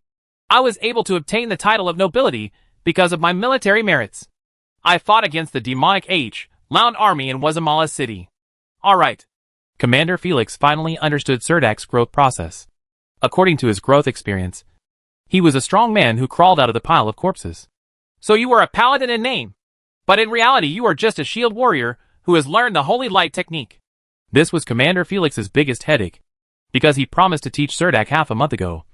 But if those who know him know, the student taught by Felix is actually a shield warrior, then this joke will be big. Commander Felix asked Soldak. So you only use holy light when healing? Soldak nodded immediately. That was the fact. It's a miracle that you can be promoted to a second-level powerhouse. Felix also felt a little helpless. Serdak expressed his understanding of knights. I have always felt that as long as a shield warrior who knows the holy light spell owns a horse, he is a knight. Do you really think so? Commander Felix asked with his eyes widened in disbelief. Yeah. Soldak admitted honestly. The guardian knight was so angry that he pointed at the garden door and said angrily, Quickly disappear from my eyes and get out. Go back and think about the difference between horse fighting and foot fighting and holding a shield. Serdak looked at Commander Felix speechlessly. Commander Felix went on to say, In addition, go back and try to establish a sacred beacon in the sea of spiritual consciousness. When your spiritual power strives to advance in the deepest sea in the spiritual world, the sacred beacon will be used to confirm it for you every time. Orientation. So as not to get lost in the sea of ice. Determining the orientation in the spiritual world is probably the most difficult step for second-turn knights to take. Although the days of study were not that easy, Serdak could clearly feel his growth, and he was moving forward completely according to the path of a knight. Commander Felix forced him onto the right path. It's a pity that this kind of learning days always pass quickly. As the deputy leader of the Zakaram Knights, Commander Felix is busy with many things every day. It is now certain that his injuries have completely healed. I will return to Zakaram tomorrow, but I plan to check the progress of your training every month. Commander Felix said to Serdak before leaving. This should be a monthly basis for him to stay. Operation. Then Commander Felix said, I don't have much to give you. When I get the chance next time, I will teach you a halo and a holy seal. The last thing Serdak wanted to do was look forward to the days to come. At the gate of Blue Bridge Fortress, a group of construct knights were wearing golden battle armor. Even the armor on the black scale horses was golden. They surrounded Commander Felix and slowly entered the mountain path of the eastern mountains. Serdak stood on the watchtower and saw Commander Felix's voice turning into a black dot as big as sesame seeds on the mountain road, still waving to him. These days, although Commander Felix is recuperating in Blue Bridge Fortress, Serdak can feel the depression in his heart. Although the battle with the demon army has temporarily subsided, those undercurrents are still surging, and they seem to be waiting for a certain time to burst out. Chapter 1162 Malfeasance of Duty. While Commander Felix was recovering from his injuries, Surdak also began to lead a patrol team to patrol the mountains east of the Blue Bridge Plain. The patrol mission here is much more comfortable than staying in the warehouse of the fortress's logistics department counting boxes. Although there is no scenery in this mountain range. As long as you stand on the top of the mountain and look at the rolling mountains in the distance, it will make people feel open-minded. Andrew ran at the front on his horse, and Samira chased after him. The two of them often compete in riding skills in this mountain. Surdak has been practicing night skills in Blue Bridge Fortress recently. He planned to impress Commander Felix in a month's time. The 7th area of the battlefield has entered a short truce period. Occasionally, demon scouts will enter the Green Empire defense area for reconnaissance, but they are much less than the previous days. 2 heads of demon warriors hung next to Surdak's saddle. Samira discovered the hiding place of the 2 demon warriors between the rocks and a cliff. Then things became simple. There were 7 people in the patrol team including Surdak, and they all blocked the rocks in the cliff. Exit. And then threw powerful fire scale bombs into it. Although the power of the fire scale bomb is not great, the explosion will be very loud in the cracks of the rocks, and accompanied by the falling of the gravel. Some flames will be ignited. These demon warriors didn't know the power of fire scale bullets, so they came out in embarrassment amidst the continuous explosions. Andrew, Gulaitam, Deans, and Musta were waiting outside. The demon warriors rushed out from inside wrapped in a light yellow light shield, and were directly intercepted by them. Generally speaking, these demon warriors he rarely surrendered. After the battle lasted for a while, Andrew still managed to kill a demon warrior with a slight injury. In addition, the demon warrior was slightly distracted and was blasted with a big hole in his chest by Gary Decker. Not every patrol team has such good luck when they go out. The only one who can have good luck is the Surdak patrol team. These 2 demon warrior heads are the team's trophies today. Deans and Musta are behind the team, responsible for detecting whether there are any enemies following the team. The patrol team walked eastward for a while, and came to the boundary between Blue Bridge Fortress and Moon Fortress. Andrew made some marks on the boundary monument with his own hands, and then walked back slowly. Surdak rode a horse and walked in the middle of the team. And Gary Decker, who was wearing a heavy armor with magic patterns, rode alongside him. This long-legged beauty wore a black iron mask. In the fierce battle just now, she blasted away the chest of the demon warrior with one shot. Her double-barreled shotgun is indeed a magical weapon, and the steel pellets fired are extremely powerful. Surdak saw with his own eyes that at the moment when the shotgun was fired, an orange magic pattern appeared at the firing pin of the shotgun, and then a trace of fire appeared in the magic pattern. All the explosive power was in the barrel of the gun, and the entire gun, the tube, also has orange magic patterns. The moment the tongue of fire spurted out from the muzzle of the gun, Gary Decker was so shocked that he fell backwards. The demon warrior didn't expect that Gary Decker would be so close, so he hit him with a magic shotgun. Immediately, a dark bloody hole appeared in his chest. The demon warrior knew that he was so seriously injured that it would be difficult to leave alive, so he wanted to rush forward and die together with Gary Decker. The 2-headed ogre Gulaitam finally hit him on the head with a stick, smashing the skull on the spot so that it was beyond recognition. If the blow had been harder, it is possible that the high-level sacrifice of Surdak would have been destroyed into the hands of Gulaitam. So, Old Heyman is a member of the Black Market Organization on the battlefield of the Green Empire? Surdak asked in surprise. Regarding the news given by Gary Decker, Surdak still found it very credible. Gary Decker flipped up his hair and said, "Yes, their organization itself controls most of the magic materials on the black market. Many people buy those scarce magic materials from them, but they only sell materials obtained from demons. And there are also some rare ones. Weird stuff. The core of this black market is membership, and it's not easy to get into them. Each member is a group of old guys who have lived on the battlefield for a long time. One thing they have in common is that they have served in the logistics department of various fortresses. In addition, they almost never leave the battlefield. They created this underground trading market. It is said that they wanted to order the chaotic underground trading here." Gary Decker paused and asked Surdak, "What's wrong? Captain, do you want to buy something?" Surdak shook his head and said, "I just want to know more about it. The things I want to buy were already bought when I went to Chaos Fortress last time."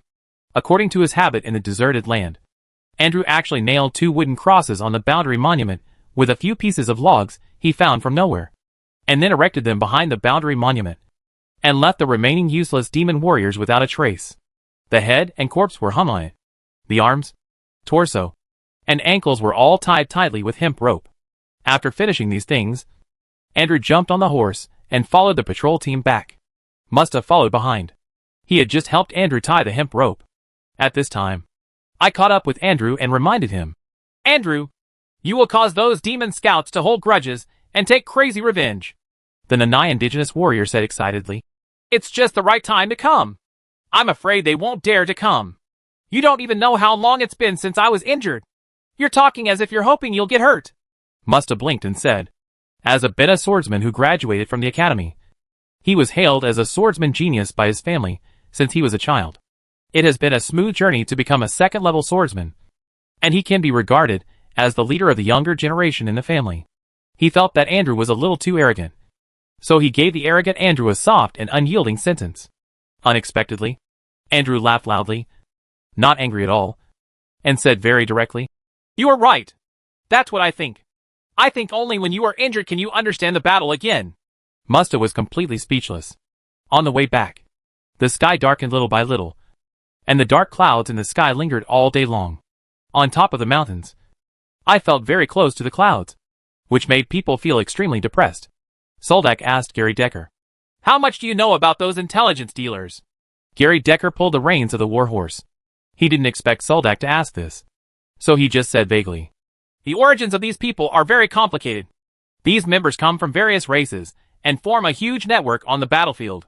Some members not only have a strong background in the Green Empire, but it is said that they are from elves, dwarves, orcs, and lizards. Members can also contact the opposing demon clan, so they have first-hand information. Then she approached Serdek again, put her head to Serdek's ear, and said, I heard that they were involved in the battle a few days ago, but these are just rumors.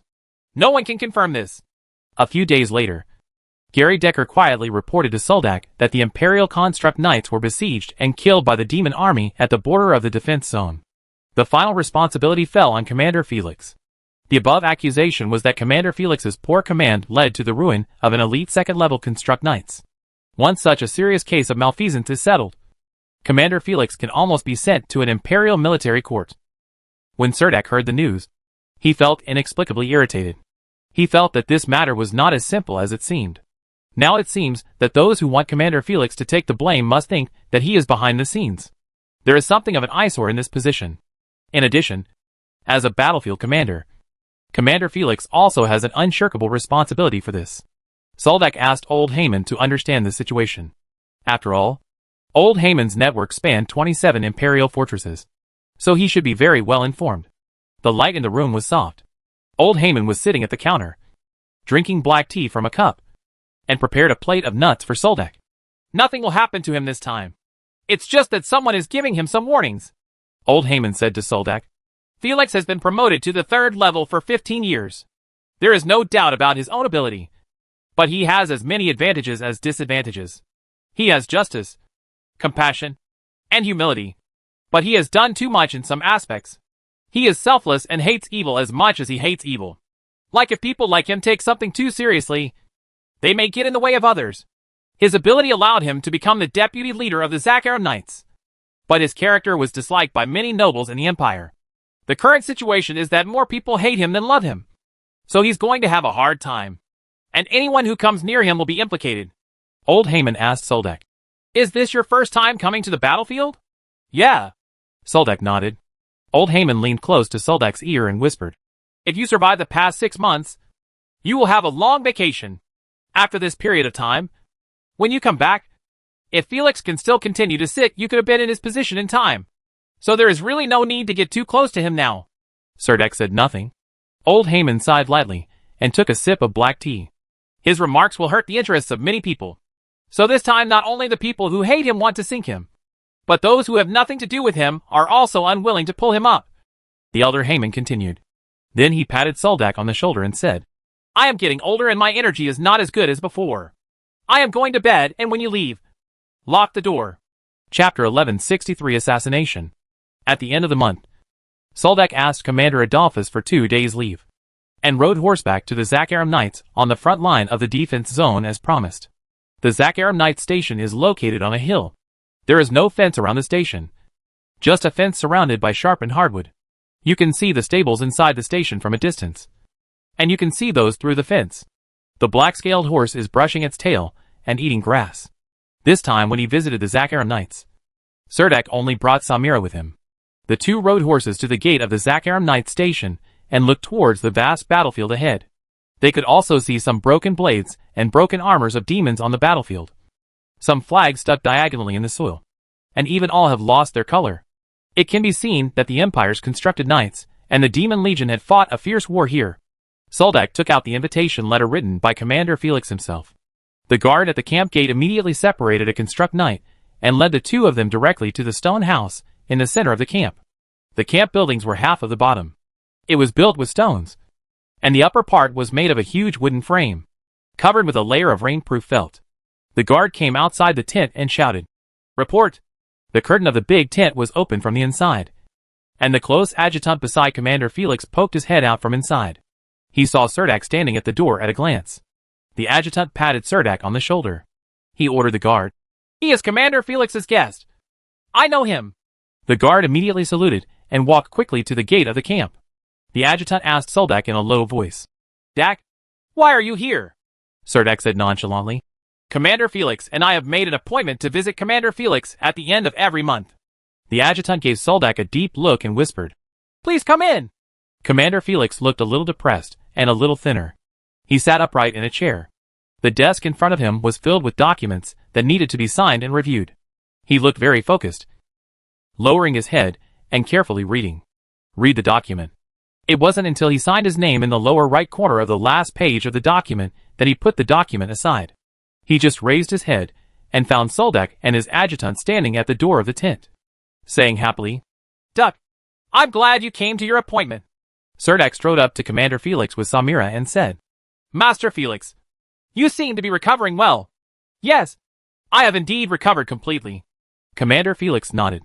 He stood up and threw the quill in his hand into the ink bottle, and then said, "This should be your first time here, Zakaram Knights. Let's go.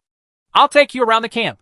Seeing that Serdek could come as promised, the smile on Felix's face never disappeared. He took Serdek for a walk around the Zakaram Knights military camp, and first came to the cavalry training ground in the camp.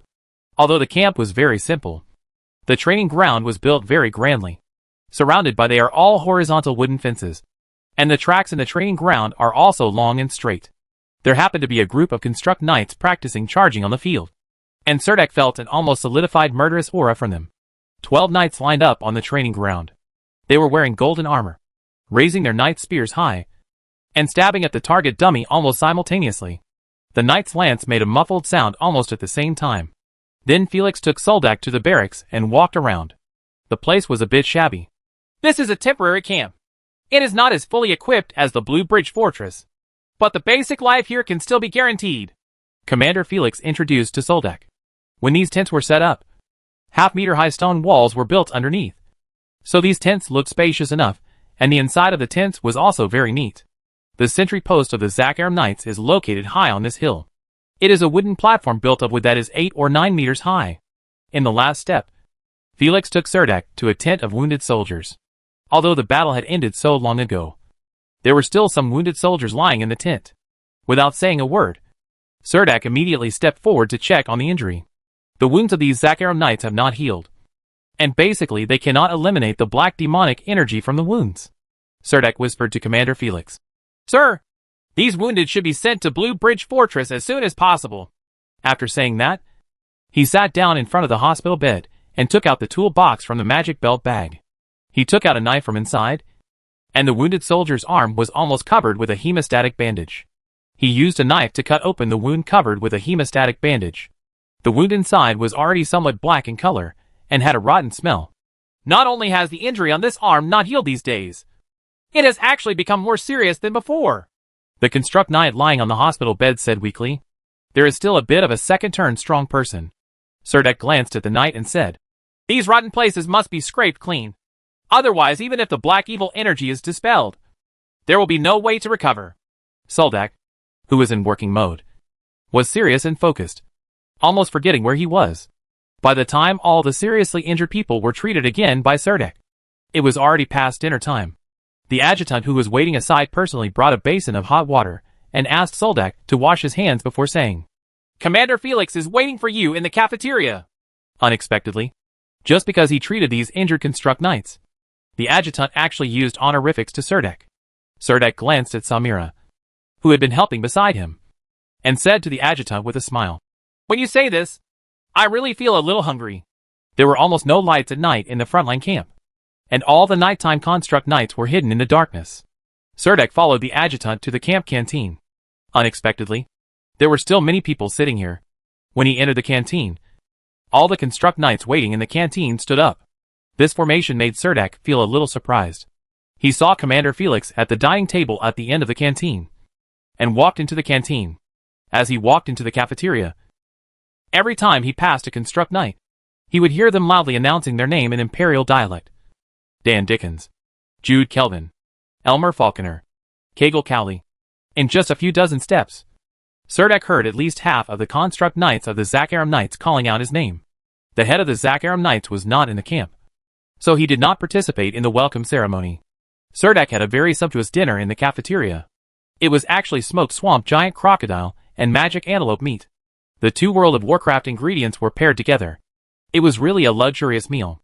I won't say any more words of thanks. I just hope you can treat more wounded people on the battlefield. Commander Felix patted Serdek on the shoulder and said. After dinner, Serdek accepted Commander Felix's teachings on knights. It was still for Isaiah to compete with Serdek. This time Serdek was mentally prepared to be blasted. However, relying on the skills and combat experience he learned on the battlefield, Serdek once again completely suppressed Isaiah with his shield. But when Commander Felix asked Serdek to only use the knight's fighting style, Serdek was immediately beaten by Isaiah's blaster. He didn't even know how to fight anymore, so he could only hold up his sword. The shield blocked, but was forced back by Isaiah.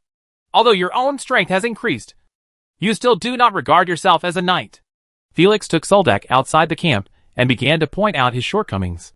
Serdek also admitted that those fighting methods were habits developed over many years, and if you want to completely change them, it cannot be done overnight. Commander Felix put his arm around Soldak's shoulders and sat on the edge of the boulder on the hill outside the camp. But if you want to continue on this path of knighthood, you must overcome these difficulties, Commander Felix said. I will try my best, Serdek said with some guilt. Perhaps you will find your own path, but that will actually be harder, Commander Felix said to Soldak. Serdek nodded. Just when he turned around and wanted to say a few words, his vision in the darkness suddenly became a little distorted. Serdek immediately had a premonition that the situation was not good, and he raised his hands towards Felix. The commander pounced. At this moment, a vague figure appeared behind Commander Felix. A black sharp blade stretched out from behind and inserted into Commander Felix's ribs on the left rear side. Trying to penetrate from here, a black arm emerged from the shadow. Stick out. Serdek turned his wrist up to grab the dagger held in his black arm.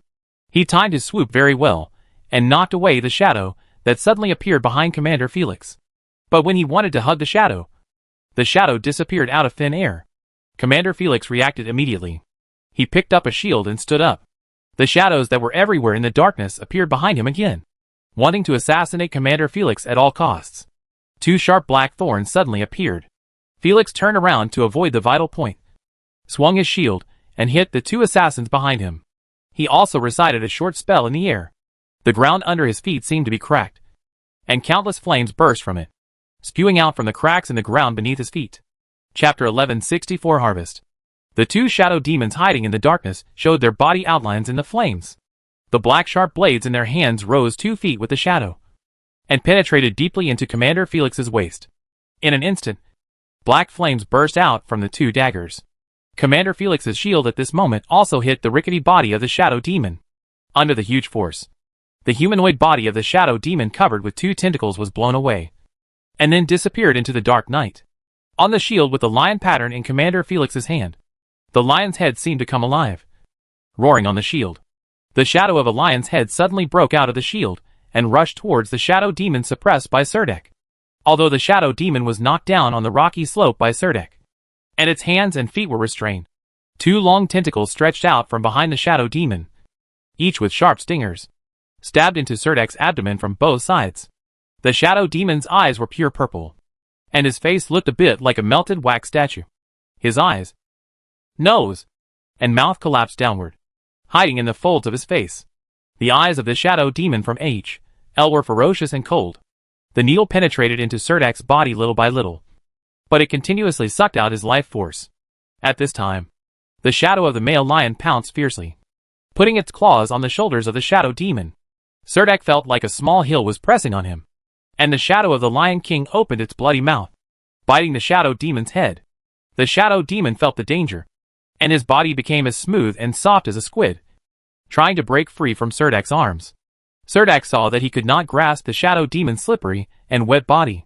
Just when the two tentacles were about to pull away from his body, Serdak held them firmly in his hand and wrapped them around his wrist. 2 laps.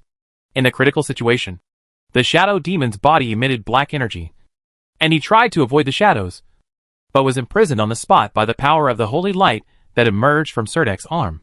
The Lion King's phantom bit the shadow demon's head. He was violently torn from Serdak's body. On the other hand, the 2 shadow demons who had hid in the night reappeared and launched a rapid attack on Commander Felix, whose ribs were bleeding from both sides. Scorching flames surged under Commander Felix's feet. He stood in the center of the flames, with a layer of golden light emerging from the shield in his hand. He held an ancient sword in his hand and slashed at the air, seemingly chaotic.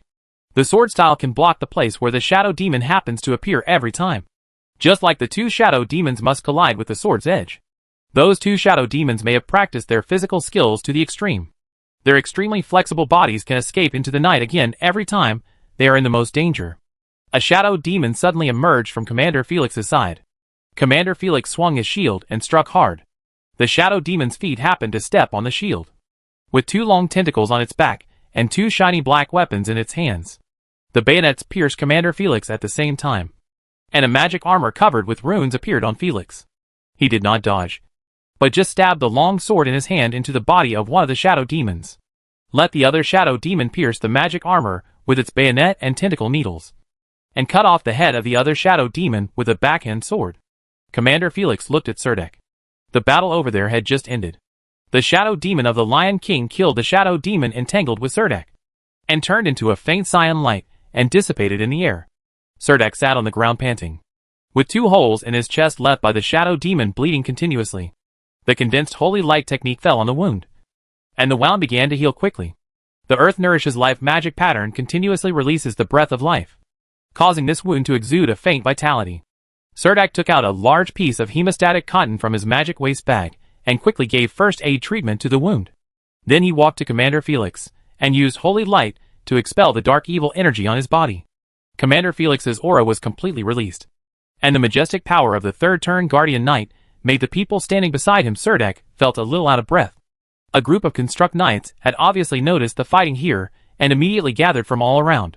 When the Knights saw the 3 shadow demon corpses on the ground, they immediately spread out and began to investigate the area near the hillside. No need to chase. Commander Felix covered the wound on his abdomen with one hand and said to the Construct Knight beside him. The Construct Knights stepped back from all sides with vigilant faces. Adjutant Isaiah saw that Commander Felix's ribs were still bleeding and couldn't help but asked with some worry, "Sir, how do you feel?" Commander Felix put away his shield and put his long sword back into its scabbard. Then he said to the adjutant beside him, "The injury here has just healed, and there are actually 2 more scars. These shadow demons are really like this. The tarsal maggots can't even be shaken off." Then he turned to Serdak, who was covered in blood, and said, "Dak, you have to be careful during this period." Soldak quickly replied, "I understand. Commander Felix, why don't we return to the barracks to treat the wounds first?" Commander Felix nodded slightly. "Sir, will your trip to Chaos Fortress be postponed tomorrow?" Adjutant Isaiah asked him. Commander Felix frowned, thought for a moment, and then said, "No, we have to leave tomorrow. This injury will probably heal in 1 night, so there's no need to change the itinerary for the next few days." The 2 returned to the night camp surrounded by a group of Construct Knights, and the 3 shadow demon corpses were also dragged back to the camp by the Construct Knights. Commander Felix continued, "Dak, besides, I'm going to the Chaos Fortress tomorrow. With things like this tonight, I'm afraid I won't have time to teach you. I hope that when I see you again next month, you can defeat Isaiah with your knight skills." Serdak followed Commander Felix, and saw that the magic pattern armor on his body was punctured with 2 large holes on the left and right ribs. He was a little speechless for a moment, and then he said, I will continue to work hard. Practicing. Master Felix, you are injured. Otherwise, I will accompany you to the Chaos Fortress. Commander Felix waved his hand and said, I'm not as weak as you think. Give me another treatment tomorrow morning, and most of the wounds should be healed.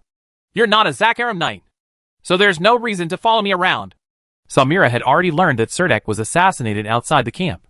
When she saw the two men returning to the camp covered in blood surrounded by a group of knights, she rushed past the knights and ran to Serdek. Serdek quickly said to Samira, Who would have thought that we could encounter so many shadow demons near the military camp? Is the injury serious? Samira asked worriedly. It's not a big deal. It's just that this set of magic patterns needs to be replenished. I don't know how long this set of magic patterns will last if this continues, Serdek said with some regret. Returning to the tent in the camp, Soldak rebandaged Commander Felix. The next morning, Serdek checked Commander Felix's abdominal wound again, and found that the wound showed no signs of being corroded by the black demonic energy again. Then he cast the holy light spell on his wound and rebandaged it. Commander Felix seemed to be in a hurry, so Soldak bid farewell to Commander Felix at the gate of the military camp. Before leaving, Commander Felix placed one in front of Serdek. Opening the lid of the box, there were actually 3 shadow demon corpses inside. Serdek quickly declined. Take it with you. These are what you should take, Commander Felix said. He asked Isaiah to place a magic sealing box next to Serdek, probably because he was worried that Serdek would throw away the corpses outside the magic core. Commander Felix specifically warned, in addition to the black magic crystal, the leather of the shadow demon is also a good thing. In addition, these 2 needles can pierce heavy armor without any hindrance. They are very rare and good materials. Don't throw them away casually. I will take care of them. After Soldak finished speaking, he glanced at the 3 shadow demon corpses in the demon sealing box. At this time, the blessing effect of the Eye of Truth had not disappeared, and he found that the corpses of 3 shadow demons were put into the magic sealing box. The magic power on them actually passed very slowly, and one of the shadow demons obviously had faint lines on it. Isaiah fastened the lid of the box, patted the large magic sealing box, smiled at Serdek and said, Hurry up and put it away. After speaking, he stretched out a fist and bumped with Serdek's fist. Looking forward to meeting you next time, Adjutant Isaiah said. Then a squadron of constructed knights surrounded Commander Felix and headed towards the Chaos Fortress. Serdek and Samira are going to take another path. On the way back to Blue Bridge Fortress, Serdek was a little worried that even if the shadow demon's body was stored in the demon sealing box for too long, the life demon pattern on his body might disappear completely. He did not dare to delay any longer and found it. In a resting place sheltered from the wind, Samira was left to guard the 2 horses, then turned around and stepped into the Gate of the Void and came to Aphrodite's side. Aphrodite has arrived at the Belan Plain, and she did not rush to Doden Town with the merchant convoy. She bought an ancient boar-eyes horse at the horse market in Wilk City, and with some simple salutes, she set out on the prairie road alone. Aphrodite planned to wander around the land in the northern occupied area of the Belan Plain before arriving at Doden Town. When Serdek walked out of the void gate of the summoning circle, Aphrodite had just gotten up. A marching tent was set up on the grass. She had her long hair disheveled, wearing a close-fitting nightgown. Squatting, I cooked myself a pot of oatmeal in front of the tent. Chapter 1165 Value. The morning fog had not yet cleared, and she stepped on the wet grass with her bare feet, worried that the hem of her skirt would get wet with dew. She tied up her loose skirt, revealing a section of her round, gray calves.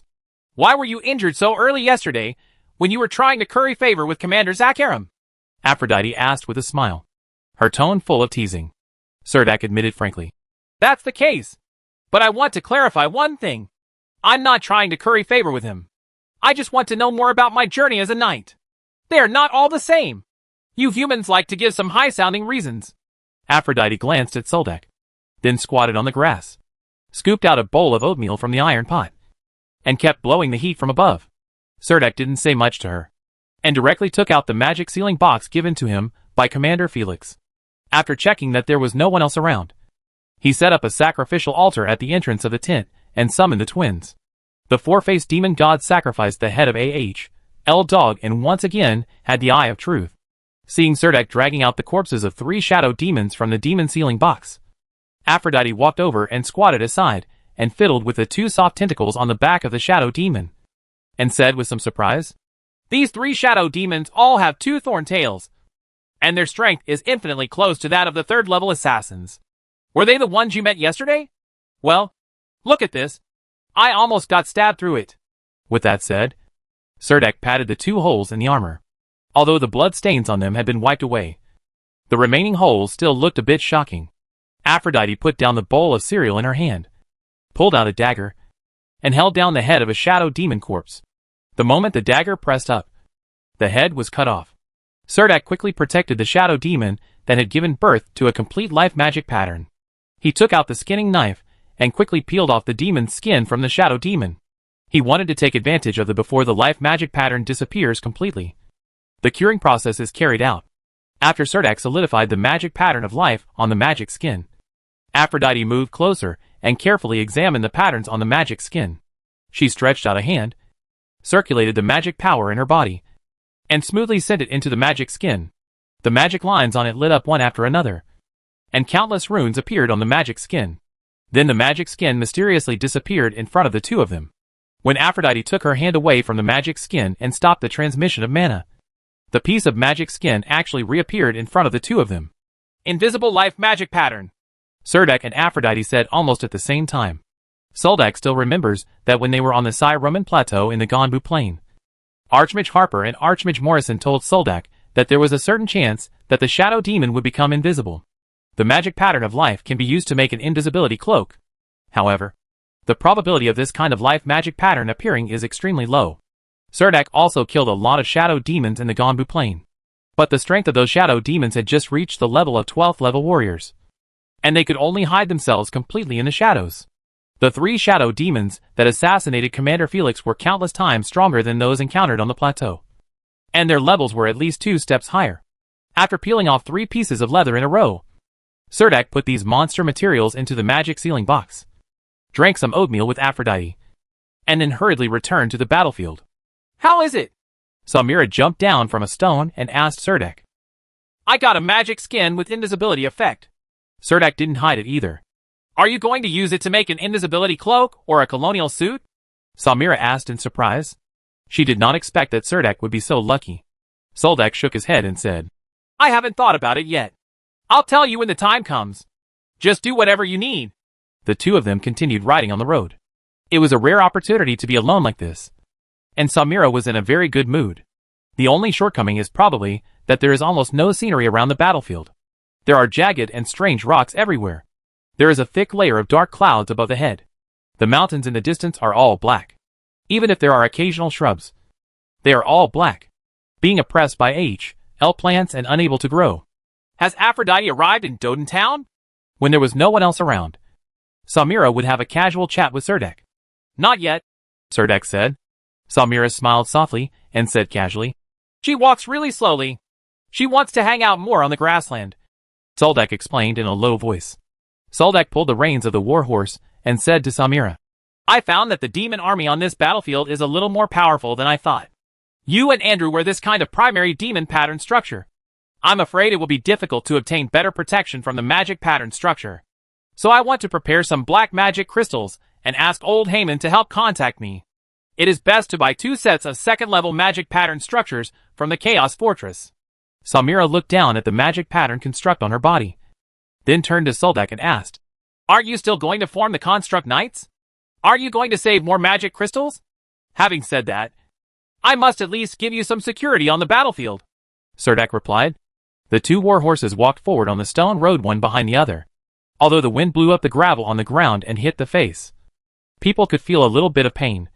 But at this time Samira's heart was full of pain. Warm.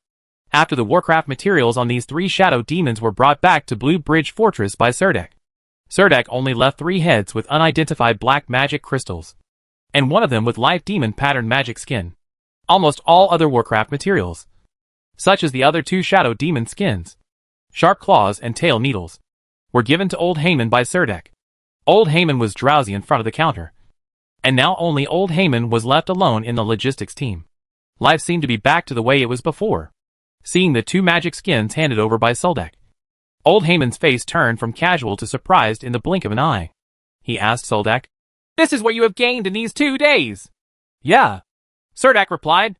Old Heyman actually took out a magnifying glass from the drawer and looked at it repeatedly for a long time before asking again. How did you two manage 3 shadow demons? Sure enough, old Haman is more knowledgeable. Cerdak immediately said honestly. It was Commander Felix, who took action himself. Old Haman put the magnifying glass aside and said with a smile. No wonder you can hunt such a high-level demon. However, although you were lucky enough to hunt it once, I still have a piece of advice for you. Once you find out that you are being hunted on the battlefield, this thing is following you. Be sure to stay in a crowded place. I'll always pay attention. Old Haman pointed to the 2 holes in Suldak's breastplate and asked, Are these 2 new injuries left by the shadow demon? Yes. Old Haman chuckled and said, With these 2 wounds in exchange for these materials, you are really worth it. Are these valuable? Cerdak asked doubtfully. Old Haman pushed the 2 magic skins to Soldak and said, Don't you need the black magic powder? These 2 skins are worth the value of the black magic powder. I don't want black magic powder. I just want to stock up on some demon warrior heads. It doesn't matter whether I have black magic crystal or not. Soldak said to Old Haman. These materials too? Old Haman asked, pointing to the claws and tail spines on the counter. Well, everything is. After saying that, Soldak reached for a cat's claw fruit from the porcelain plate next to the teacup, threw it into his mouth and said vaguely, In addition, prepare to save some money to help Samira and Andrew buy 2 sets. Level 2 magic pattern structure. Do you know how much an ordinary level 2 magic pattern structure is worth on the battlefield? Old Haman smiled at Soldak and said, Hey, you are really ambitious. It takes about 300 to 400 unidentified black magic crystals. But the price of each set is different. It depends on the attributes of the set. This kind of thing cannot be bought with other currencies. Old Haman added later.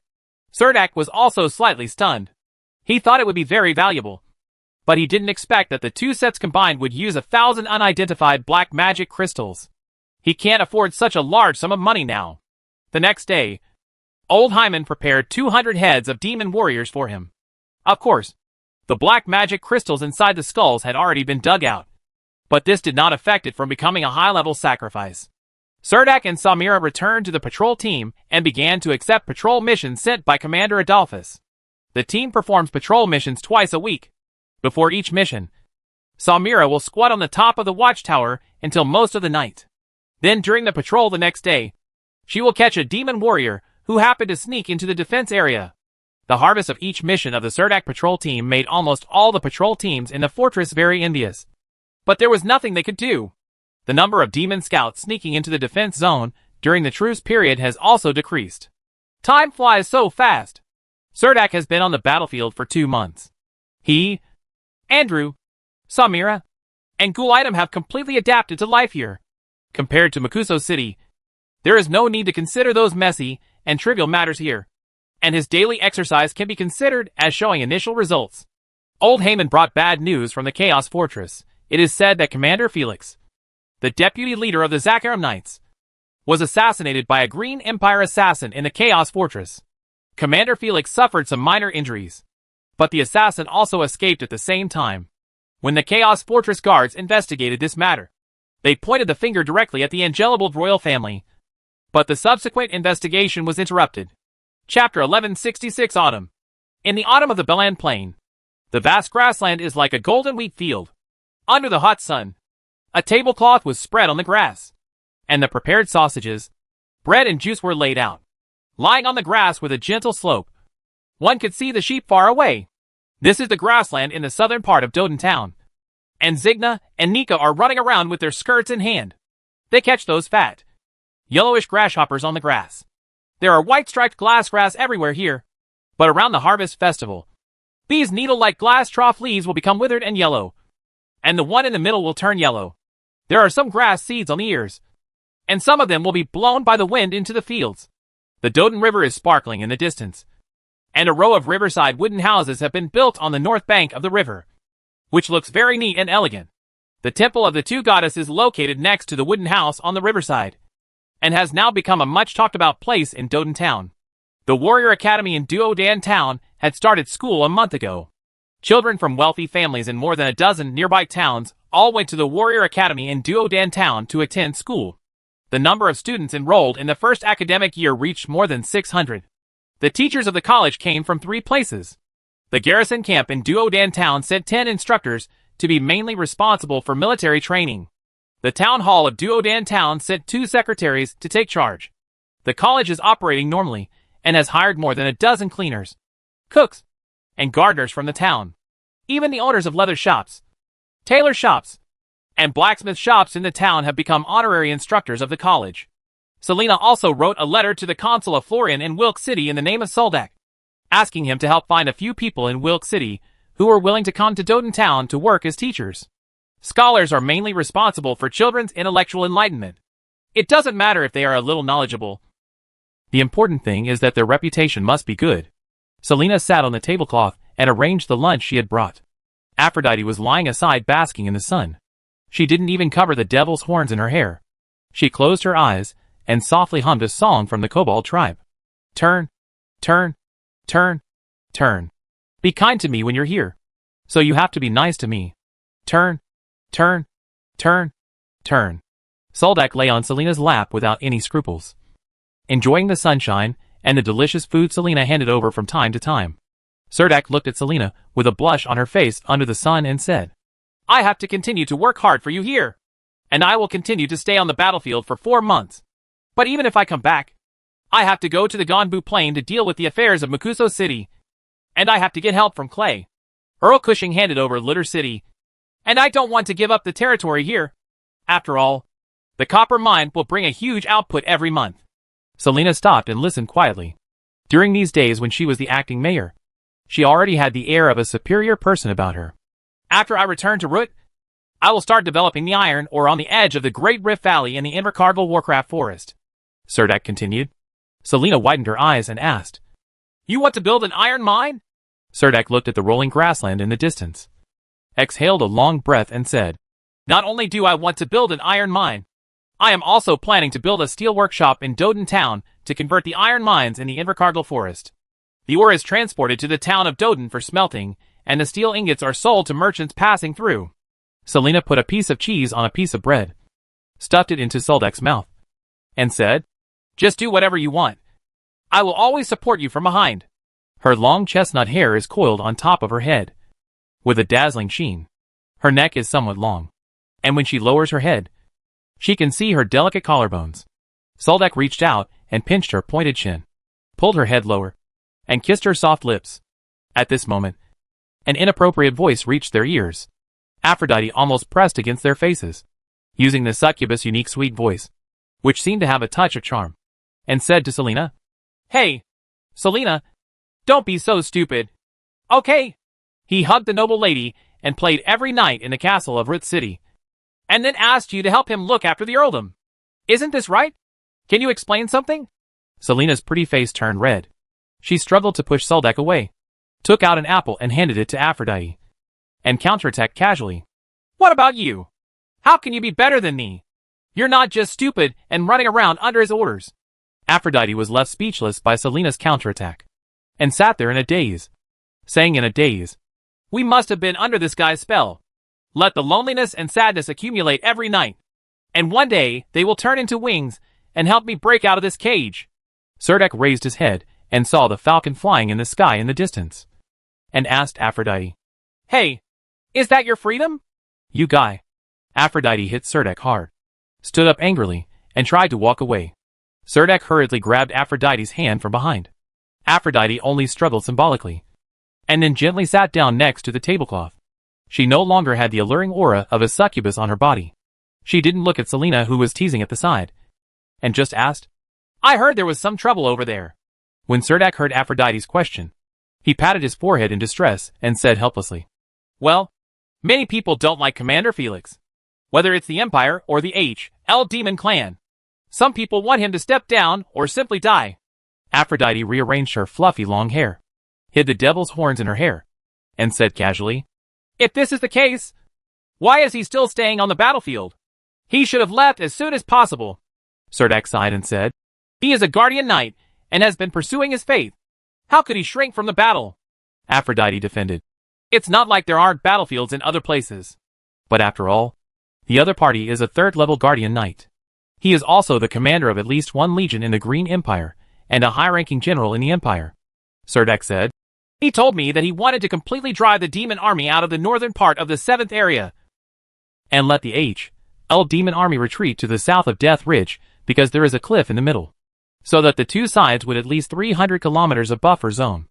Aphrodite looked at Cerdak with a smile and said calmly, The idea is indeed very good, but I guess there won't be many supporters. Why do you think so? Cerdak asked strangely. In fact, this is what Cerdak couldn't figure out. As Aphrodite said, after Commander Felix launched this military plan, he met many people in the Chaos Fortress Empire on the big battlefield. Hinder. Although Commander Felix planned this war, he was very aligned with the interests of the Green Empire. But as soon as it was proposed at the high-level meeting of Chaos Fortress, it was rejected by a group of people. Aphrodite smiled and said, Because you don't quite understand the nature of war, and not everyone wants peace. She took a sip of the sweet fruit wine and said to Soldak, Power. Wealth. There is a seed called ambition in everyone's heart. Once there is sufficient nourishment, it will grow from the bottom of the heart. Do you think you can get it by driving the demons to Ling'an? More peace. But some people don't think so. Those warmongers will get everything they want in the war. But what can peace bring them? Cerdak rubbed his face vigorously with both hands and said, This topic is really heavy. Aphrodite took the opportunity to ask, Felix must have done something very annoying recently. Or maybe he did it before. Do you know what he did? Soldak shook his head and said nothing. He was not Commander Felix's adjutant. So how could he possibly know?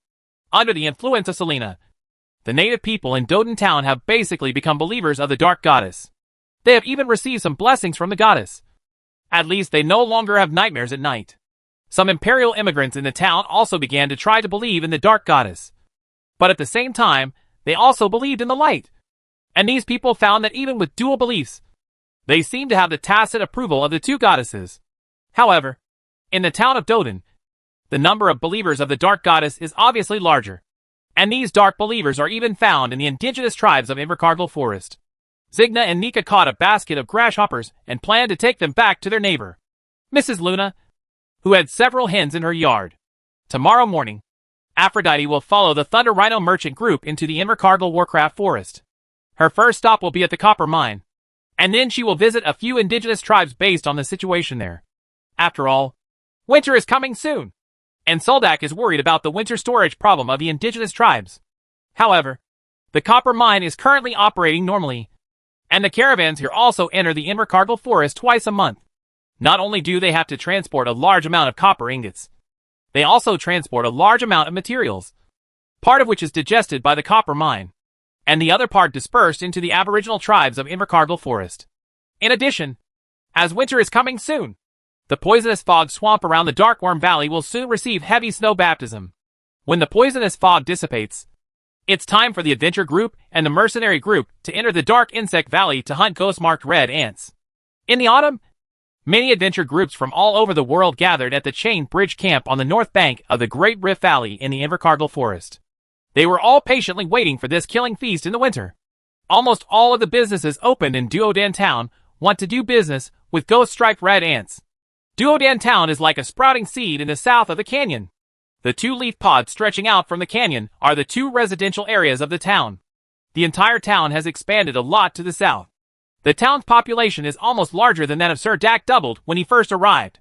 The town's fiscal revenue has also increased 10 times compared to when Sir Dak first arrived. Chapter 1167 Attacked. Sir Dak returned to Blue Bridge Fortress just as the sky was just getting dark. The patrol team had no mission today. Sir Dak distributed some delicacies brought back from the Belan Plain to Gulaitum and Samira. He also talked to Andrew about the cavalry regiment of the garrison camp in the Belan Plain. Recently, Andrew has also been learning some horse fighting skills from Sir Dak. The most important thing is how to share his power with a horse when charging. This is how a construct knight can break out a powerful battle on the battlefield. The real reason for the force. There is no special cavalry training ground in the Blue Bridge Fortress. But the Blue Bridge Fortress itself is built on a bridge. The entire bridge is nearly 300 meters long. Below the fortress is the bridge deck, which is rarely used for traffic. Only teams that have obtained the Chaos Fortress Pass are allowed to pass through the bridge. Therefore, the entire straight bridge deck is the cavalry training ground. All you need to do is close the gate of Blue Bridge Fortress. This is the closed training ground. Some training wooden figures are placed on the bridge. 8 constructed knights stand side by side. There neatly he raised his knight's spear and put down the mask on his helmet. As the shining halos lit up under the feet of their horses, The magic pattern structures on the knights also glowed with magic. Serdek could clearly feel that these knights and horses seemed to be connected as one. And they were not the second-turn knights themselves. The power is injected into the body of the warhorse. Instead, they use the magic pattern structure as a bridge. Since the magic pattern construct can increase the knight's own attributes, it can also temporarily increase the physique of the warhorse. At this time, the knights in the construct will use the magic pattern construct to feed back the power to the warhorse. When charging, these black-scaled horses almost increased their strength to the extreme. There seemed to be an afterimage left behind them. Their dark bodies were covered with a thick layer of armor, just on the chests and sides of the horses to protect their hearts. There were huge armor pieces like shields. 8 war horses running on the bridge. And there is a scene of hundreds of war horses running on the bridge. This is the scene when the constructed knights of Ababa province are training. Serdek and Andrew are squatting aside and studying seriously. Carrie Decker is having an intimate exchange with her black-scaled horse. As the best war horse for constructed knights, the black-scaled horse not only has excellent physical fitness and explosive power, but most importantly, this kind of horse is also very smart. And after they get along for a long time, once they gain their recognition, their combat power will increase a lot. On the battlefield, they are the legs of the knight. When fighting, the knight also needs to take good care of the horse. The gap is really huge compared with them. I feel that the cavalry battalion in the Belan Plain is like a group of horse infantry, Andrew whispered to Serdek. It turns out that knights and war horses can work together in battle. Two become 1 inch. This time I observed the daily training of the constructed knights of Ababa province, which shocked the commander of the independent cavalry battalion. Seeing that both Soldak and Andrew were surprised, Gary Decker explained to Andrew with a faint smile on his face. They are second-level powerhouses. They can be said to be the top constructing knights in the Empire. In addition to being seen on the battlefield, there are only 4 legions in the Green Empire that can have such formations. Preparation? I'm curious whether they are the constructed knights. Serdek asked curiously. Gary Decker held out 4 fingers and introduced with a smile. These constructed knights are the Imperial Royal Knights, the South Wind Legion, the North Wind Legion, and the Mo Legion. Among them, the Construct Knights of the North Wind Legion are the most powerful, while the Construct Knights of the Mo Legion have the richest experience in fighting demons. The South Wind Legion has been resisting the Nagas of the Endless Sea in Helensa City. The Sea Clan and the Imperial Royal Knights outnumber other legions in terms of number of knights, and weapons, and equipment. And the most important thing is that their badges have the words Imperial Royal on them. Soldak and Andrew practiced riding skills on the bridge all morning, but they were never able to coordinate with the war horses. Occasionally, after the horses gained strength, they even knocked Soldak and Andrew off. While the knights in Ababa province laughed, they all gathered around to share their experiences. After all, Serdek controls the power of the Holy Light. On this battlefield, who can guarantee that he will never be injured? After lunch, Serdek planned to enter a meditative state in the room, and then follow what Commander Felix said to establish his own sacred landmark in the fans of the Sea of Spiritual Consciousness. It was just that Serdek had just entered a meditative state when he heard tuck tuck tuck. Serdek quickly woke up from his meditation. He opened his eyes and walked to the door. When he opened the wooden door, he found Bart standing at the door. Serdek stepped out of the way and made a please come in gesture. Commander Adolphus is looking for you, Bart said to Soldak. While Soldak put on the magic pattern armor, he asked casually. What happened? Bart said directly. I don't know the specific situation, but the matter should be urgent. Hearing what Bart said, Serdek immediately quickened his pace and came to Commander Adolphus' office. Commander Adolphus stood next to the map, pointed to a mountain above and said, Duck, the Watchtower sentry found an abnormal magic flare on this mountain ridge. I need you to take your patrol team there to check it out. After all, you still have the ability to save people. Serdek immediately recorded the marked location on his map. Yes, Commander Adolphus, Serdek said loudly. After walking out of Commander Adolphus' office, Serdek immediately summoned the 6 members of the patrol team. Gulidum was still having lunch in the cafeteria, and looked reluctant when he called him. Andrew is already training alone at the night training ground on the bridge. Samira has already prepared the war horse for Serdek. Gary Decker, Deans, and Musta were also in the dormitory, and the team headed to the place where the incident occurred as quickly as possible. Along the way, I saw a construct knight covered in blood lying on the roadside. The war horse also had various claw marks on its belly, and lay dying on the roadside. Serdek didn't even wait for the horse to stop before he jumped off the horse. When he stepped on the mountain road with his feet, he knocked away gravel. He ran a few steps and came to the night covered in blood. The warhorse stopped and trotted all the way to Sue with its tail swung. Beside Erdek, he lowered his head and snorted constantly. The other team members began to be on guard all around. And Andrew and Samira continued to move forward. The construct knight just fell off his horse and fainted. Although his body was covered with scratches, they were not fatal. Serdek quickly used the holy light technique to disperse the black fire burning on his body, then took out a water bag from the saddle and poured the water in it onto his head. The construct knight of Ababa province awakens. What happened ahead? Serdek held up a ball of holy light and penetrated his body, and asked him. When the construct knight woke up, his eyes were still a little blurry. After he saw Serdek's appearance clearly, he became more awake. There was a look of pain on his face, but he immediately shouted to Serdek. We have been ambushed by demon warriors. Gather people quickly to rescue them. While speaking, the construct knight even coughed up some blood clots. Serdek seemed not to let him go yet, and then asked, How many of them are there? The construct knight's eyes immediately condensed with fear, and he quickly said to Soldek, About 20 demon warriors, and a dozen shadow demons killed several of us almost in an instant. Individual. Serdek wanted to ask again. How did you escape?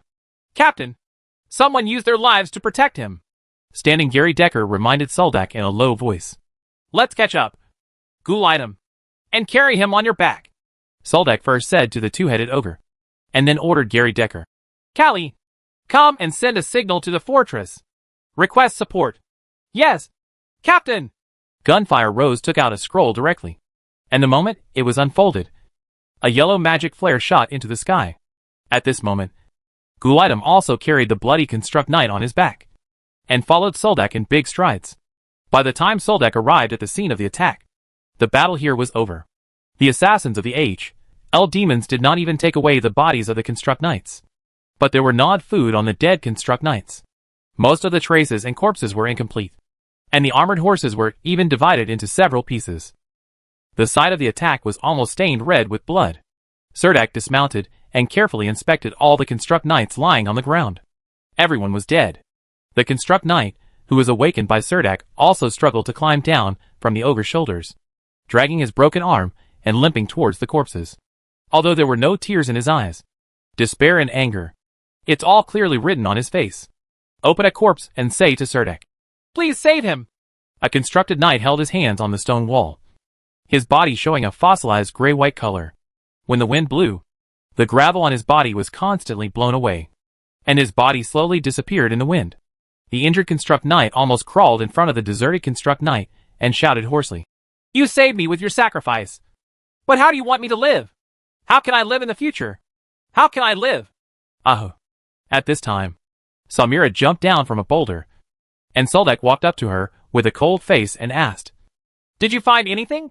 Samira shook her head gloomily and said, No. Chapter 1168 War breaks out.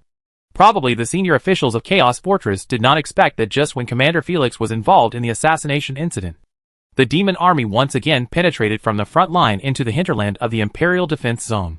This time, the demon army even dispatched shadow demons to assassinate the fortress. A squad of knights patrolling around Blue Bridge Fortress also encountered an ambush this time. Unfortunately, only one of the 7-man patrol team in Ababa province survived.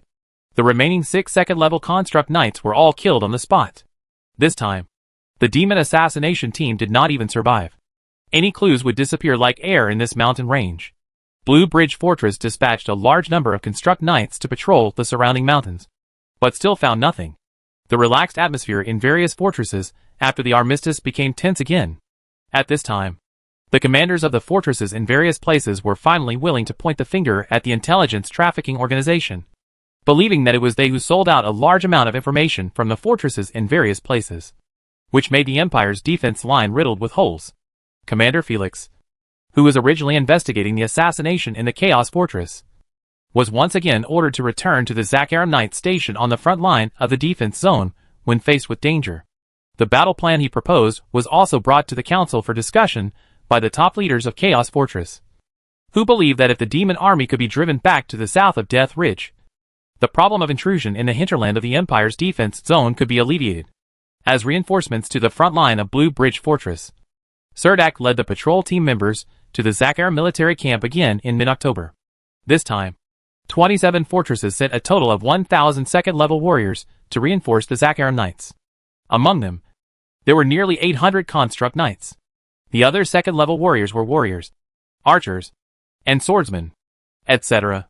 Serdak's team, which was composed of strong men from various professions, failed to enter the camp of the constructed knights.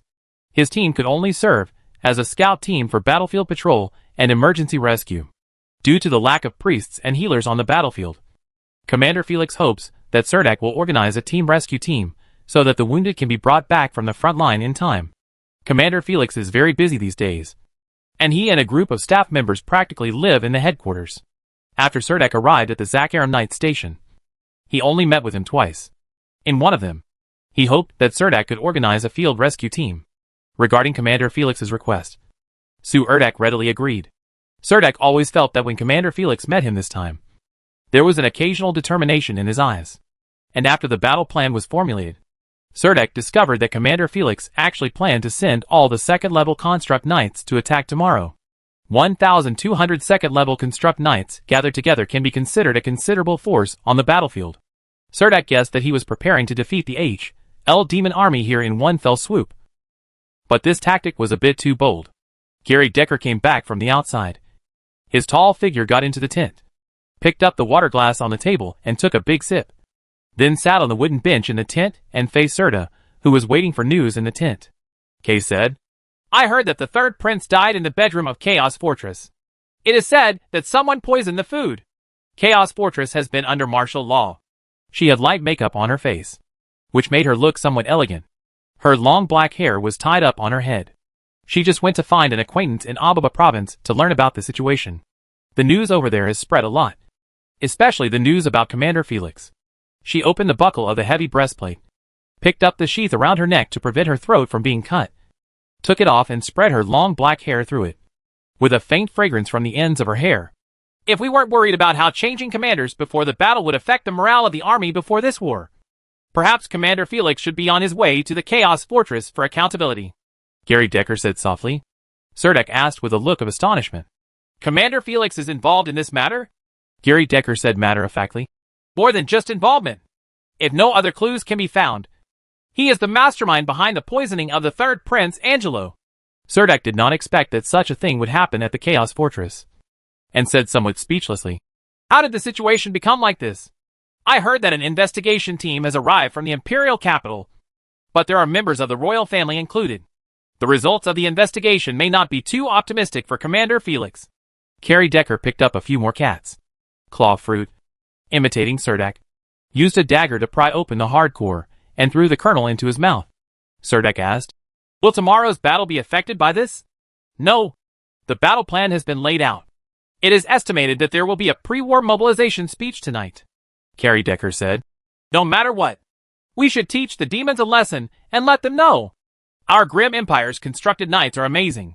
Samira and Andrew both looked at Suldak, but they did not see anger in Suldak's eyes. The ogre, as always, did not participate in the discussion. When he goes to the battlefield, he only needs to know where he should go, and he doesn't need to think too much about the war. The happiest ones are Deans and Musta, because they belong to Serdak's patrol team. They will be members of the reserve team tomorrow. They have no combat missions, and will only follow Serdak and after the battle begins, rescue on the battlefield, thus avoiding frontal combat. In the evening, just as Gary Decker said, all the second-level soldiers in the military camp were called together, and Commander Felix gave an impassioned speech just outside the military camp. It was also during this meeting that Suldak finally met his adjutant Isaiah. Speaking of the poisoning and death of the third prince, Angelo Angel Bold, Isaiah also frowned and said, Commander Felix said he refused to go back. This time, he is determined to push away the demon army's stronghold in the northern part of Death Ridge. Suldak quickly asked, Is there anything I can do? Isaiah shook his head with a wry smile and said to Suldak, You don't understand what I'm thinking.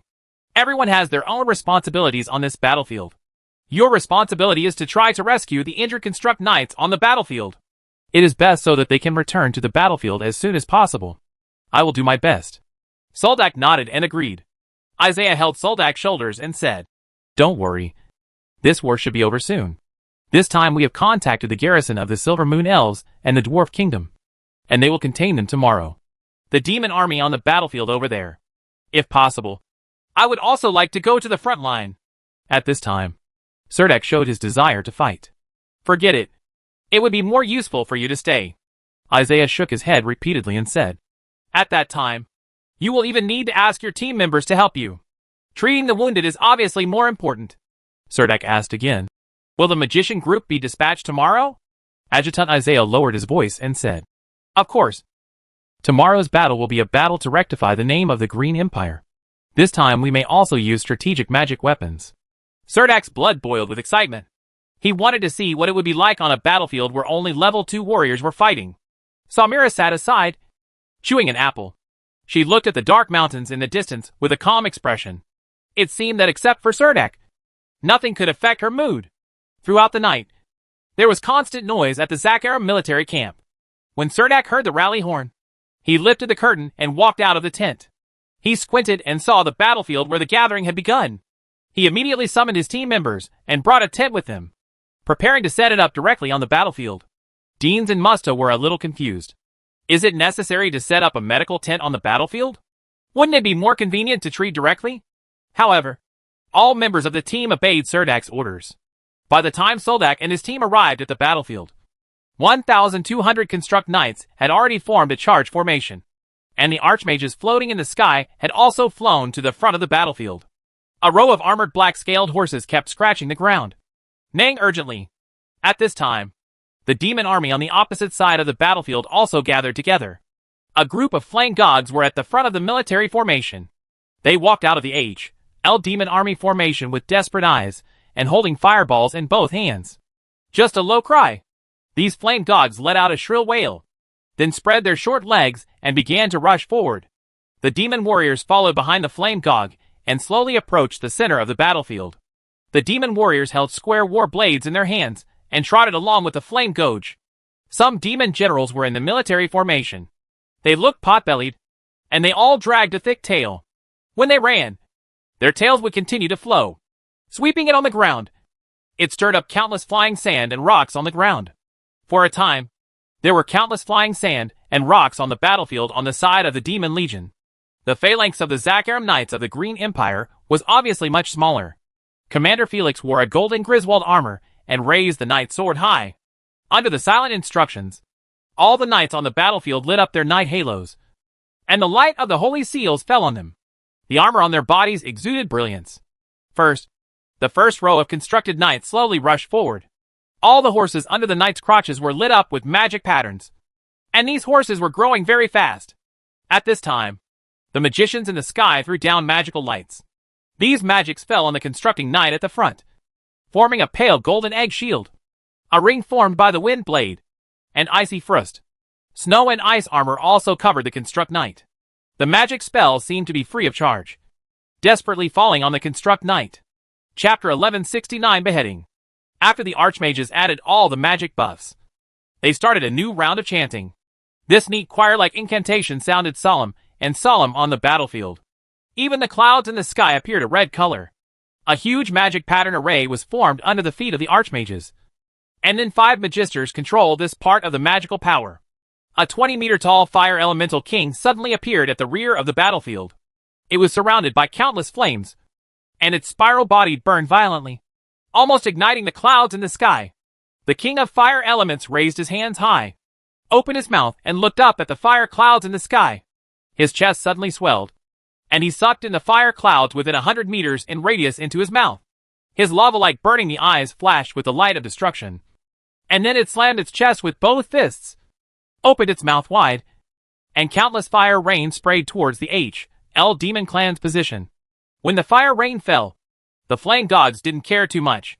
They were demons born from the fire, and were not afraid of flames at all. But the demon warriors behind them could only be those demon generals, who set up huge umbrella-shaped light shields in the crowd. These giant light shields were connected together, and actually successfully blocked the falling fire rain.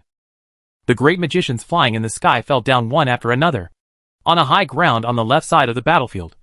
When a group of knights pulled back all the tarpaulins covering it, there were actually a row of magic bed crossbows where they should have been. There were giant cannons inlaid with fine gold patterns in silver. Those giant cannons were covered with gorgeous magic patterns. The great magician stood behind these giant cannons and began to adjust the firing angle of the magic cannons. Felix, a 10-meter-tall demon lord, appeared behind the demon legion's camp. This demon lord had complete huge flesh wings. He was covered with a set of red and black armor. He was holding a 10-meter-long weapon in his hand. It has a square war blade, a ferocious face, and actually has 2 long, bifurcated horns on its head. With his roar, the demon warrior immediately made a passage in the center of the battlefield. The demon lord ran forward against the rain of fire, and those fire rains that fell on it would disappear silently. These magic cannons also completed their first charge at this time. The 12 magic cannons lit up one by one, and their target was the demon lord. Just after an archmage gave the order, 10 magic light beams tore through the space and fell on the demon lord at the same time. The demon lord seemed to have been prepared for it. A layer of light green magic shield covered his body as he ran. But he did not expect that the 12 magic cannons would actually focus their fire to blast him at the same time. The light beam fell on the green light shield, and the light shield was instantly filled with cracks, and then exploded in front of the demon lord. Then these 12 weakened light beams focused on the demon lord's chest at the same time. The demon lord looked down at the huge hole in his chest with an angry look, and actually waved the war blade in his hand without any scruples. Roar! Even though a huge hole appeared in his body, the demon lord still had no intention of retreating. On the contrary, after such a roar, the demon warriors, who were running slowly, let out the same roar one after another, regardless of the flame gouge in front of them. They flapped their small fleshy wings, transformed into complete wings, and flew up from the ground towards the demon warrior. He rushed over to the constructing knights on the opposite side. The knight's horse in the front almost turned into a stream of light as it ran rapidly. When they collided with the demon warrior, the knight's spear in their hands immediately knocked the floating demon warrior opposite to the ground. The fallen demon warrior used his last breath to slash the square war blade at the war horse. However, light shields flashed out from the black scale horses. Even if those square war blades could cut through the light shield, they could only hit the armor, leave shallow scratches. The iron hoofs of the black scale horse stepped on the body of the fallen demon warrior and continued to rush forward. The construct knights behind turned into streaks of white light and continued to rush forward. On the frontal battlefield, these construct knights almost stepped on the body of the flame gouge and collided with the demon warriors. Under the waves, the demon warriors suffered heavy casualties. However, the construct knights, who had lost their charge advantage, were fighting with the demon warriors on the battlefield. Suddenly, countless shadows appeared behind the knights. Their bodies were like containers, and countless powers were injected into the construct knights through the shadows behind them. In the body, the construct knights burst out with powerful combat power. But even so, the constructed knights began to suffer a certain amount of casualties. The black-scaled warhorse was decapitated by the demon warriors behind it, and fell hard on the battlefield. The fallen construct knight would be besieged by the demon warriors. The flame gogs who survived the cracks fired fireballs at the battlefield regardless of the enemy or themselves. For a moment, the battlefield seemed to burst into a sea of blazing fire. Commander Felix was sandwiched among the third row of constructed knights, when his horse turned into a stream of light and rushed forward. The front of the knight's spear in his hand almost exploded with a whip-shaped light blade of 40 meters, instantly piercing through more than 24 people. Demon warrior. He flipped the knight's spear in his hand and pushed aside the demon warriors in front of him. The warhorse actually ran faster and faster. In an instant, he rushed into the center of the demon army's formation and pierced the chest of a demon general on the spot. He swung his sword and chopped off his head. An umbrella-shaped shield disappeared on the battlefield, and fire rain fell, splashing on countless demon warriors. At this time, the demon lord who strode up from behind had also caught up. The giant blade in his hand slashed down at Commander Felix. Countless black demonic energies were burning on the square blade, almost killing him. Wrapped in a war blade, Commander Felix held the reins of the war horse with one hand. Countless magic patterns appeared on the horse's crotch. It jumped more than 10 meters away with a slight leap, and even avoided the demon lord's cleave. The magic cannon on the hillside concentrated its firepower again, aiming at the demon lord, who looked like a giant building on the battlefield. The demon lord did not dare to resist the second concentrated fire of the 12 magic cannons. The pierced chest was burning with black fire, and had begun to grow armor. He suddenly spread his wings, kicked his legs hard on the ground, and his body he jumped into the air, and then rushed towards the king of fire elements. The king of fire elements was not afraid of the demon lord at all. When he saw him rushing up, He immediately spit out a mouthful of blazing flames at him. The demon lord fought with his body burning with blazing fire. And the square war blade he raised high fell with a knife, splitting the fire elemental king in an instant. The fire elemental king didn't even let out a wail, but turned into countless flying sparks and completely disappeared. Between heaven and earth, there were only 2 flame bracelets that fell heavily to the ground. Cyrus Naroa! Commander Felix shouted from the battlefield. The demon lord was startled slightly, and when he turned to look at him, the last row of construct knights on the battlefield suddenly separated to both sides. 10 magic bed crossbows were hidden at the very back of the battlefield. Those who controlled these 10 magic bed crossbows, they are all second-level archers in the Green Empire. And the arrow slots of these bed crossbows are not ordinary crossbow arrows, but a crossbow arrow whose value is equivalent to a demon-killing crossbow arrow made of magic patterns. These crossbow arrows not only have complex magic patterns on them, but the crossbow arrows themselves also have arrow tips made of holy silver.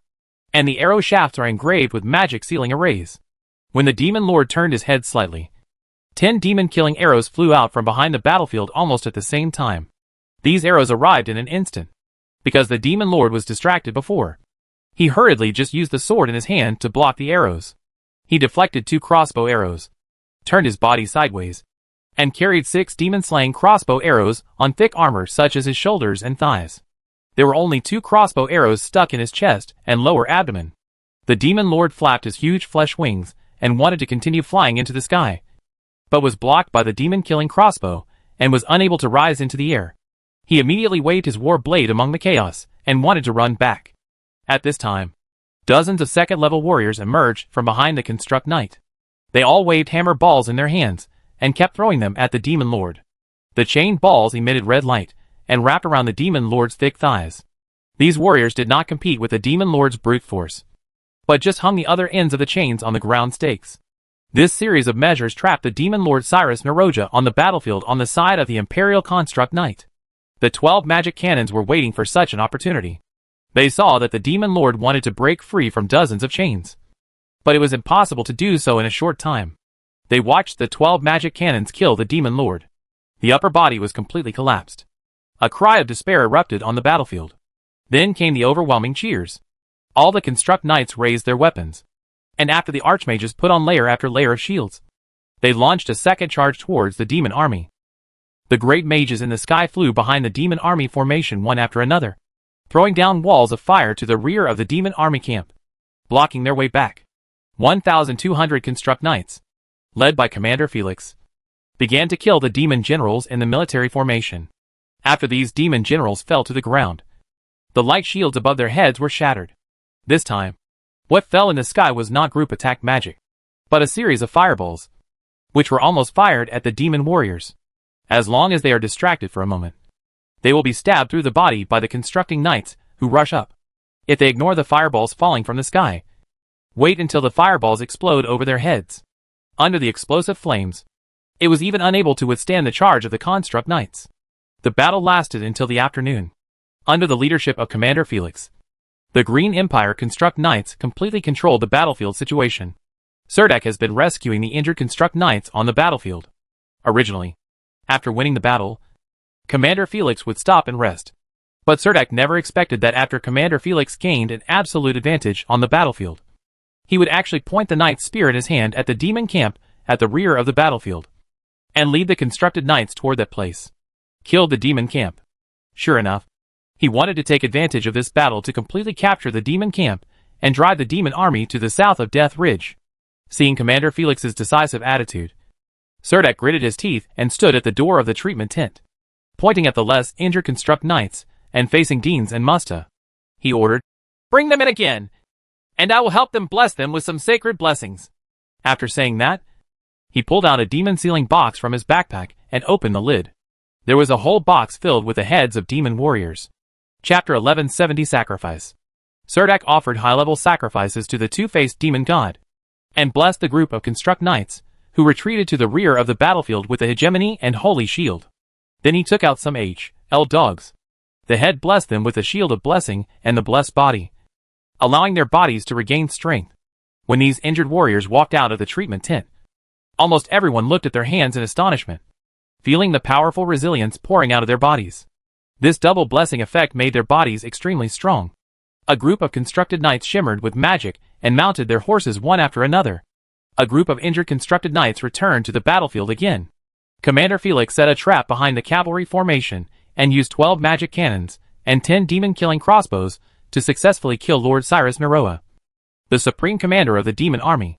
The moment the demon lord died on the battlefield, almost all the demon warriors on the battlefield screamed and screamed.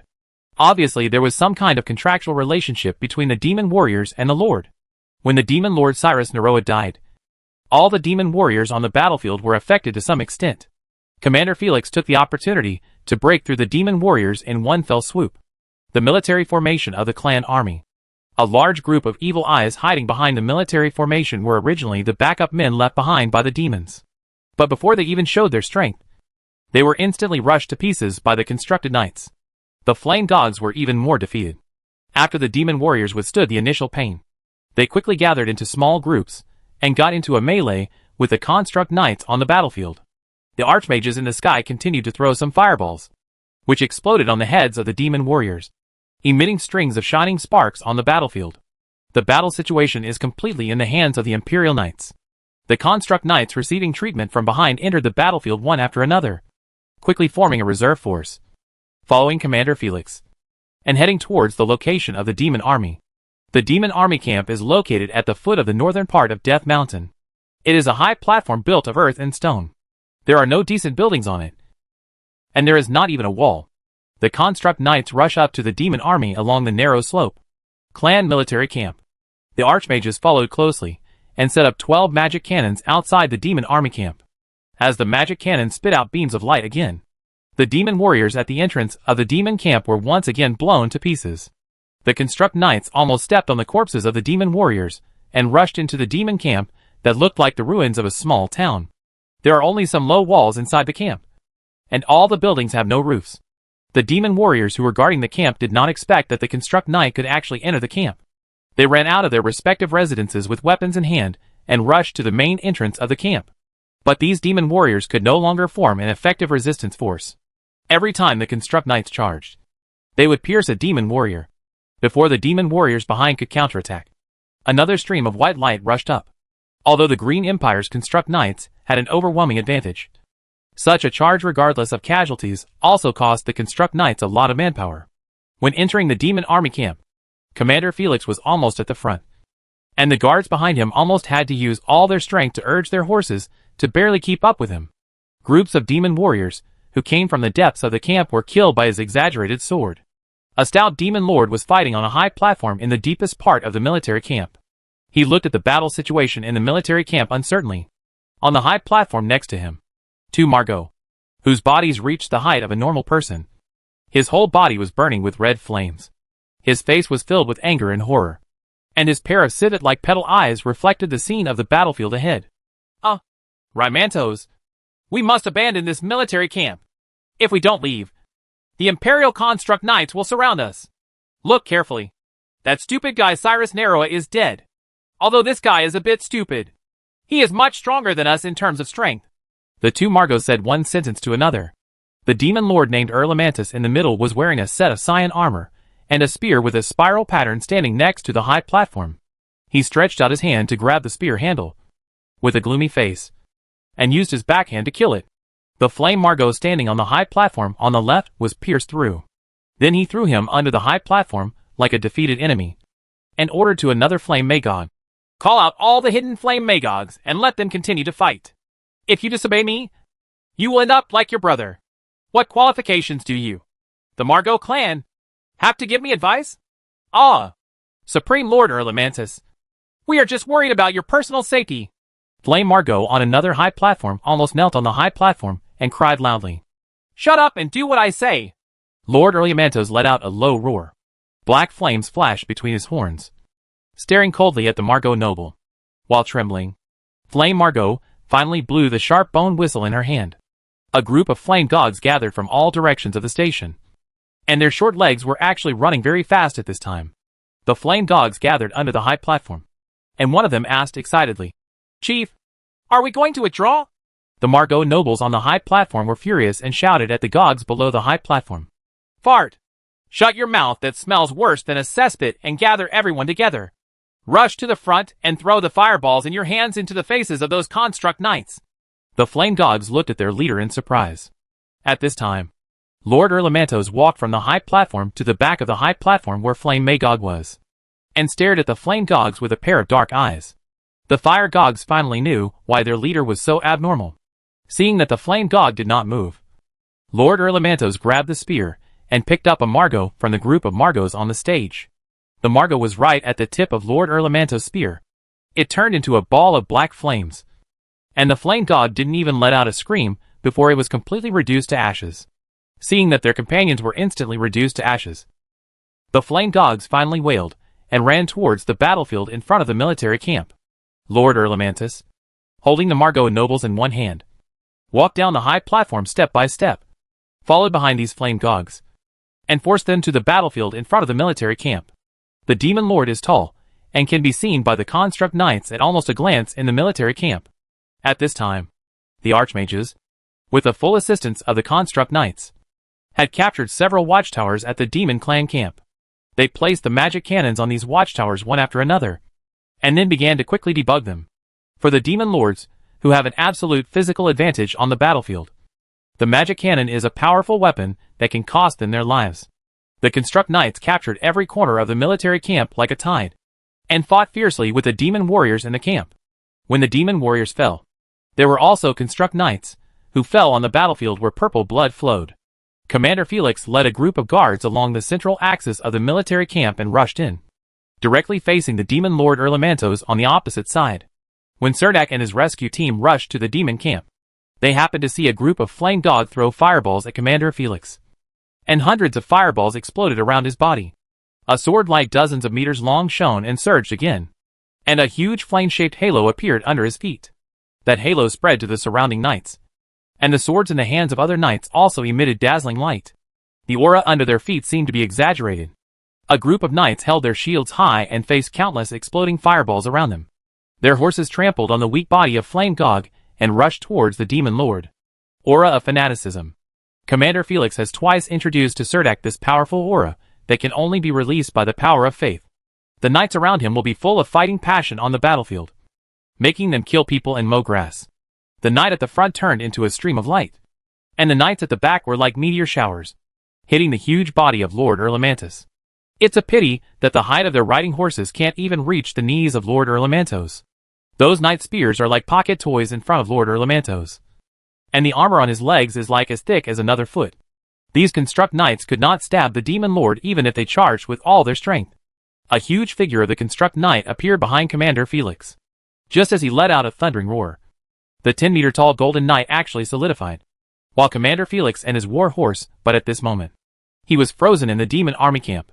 His body quickly turned gray and white, and countless life forces, bound by magic circles, quickly gathered towards the golden knight. At this moment, the golden knight phantom suddenly opened his eyes, and the huge war horse also neighed toward the sky. Commander Felix paused halfway, and the shur behind him rushed towards the demon lord Erlamantos with all his strength, and a golden light passed through him. The demon lord Erlamantos looked ahead with a horrified look on his face, his body completely stiff in the center of the military camp. At this time, the archmages who occupied the towers of the military camp aimed their magic cannons at the demon lord Erlamantos. The 12 magic cannons once again sent out beams of light from Lord Erlamantos' body.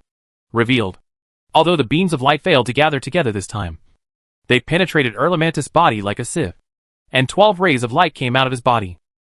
Chapter 1171 Chasing the Demon. After the archmages fired a light cannon, they immediately cooled down the magic cannon and began to reinstall the magic crystal on the gem base. 12 huge blood holes appeared in Lord Erlamantos' body. When his body recovered from the stiffness, he let out an angry roar, and his body continued to spurt out blood with a roar. The demon warriors in the camp looked at their lord in horror. At this time, the Lord Erlamantos no longer had the courage and fierceness. He released the huge war spear with both hands, and tried to cover the wound with his hands to stop the bleeding. Unfortunately, there were too many blood holes, and purple blood instantly covered his body. He was a little panicked. He twisted his body, and looked at his former subordinates. The demon warriors were also gathering towards him. He was even more frightened, thinking that those subordinates also wanted to kill him and replace him as the Lord of the Legion. He tried to pick up the war spear on the ground. Other demon warriors also saw the huge war spear and gathered towards the war spear.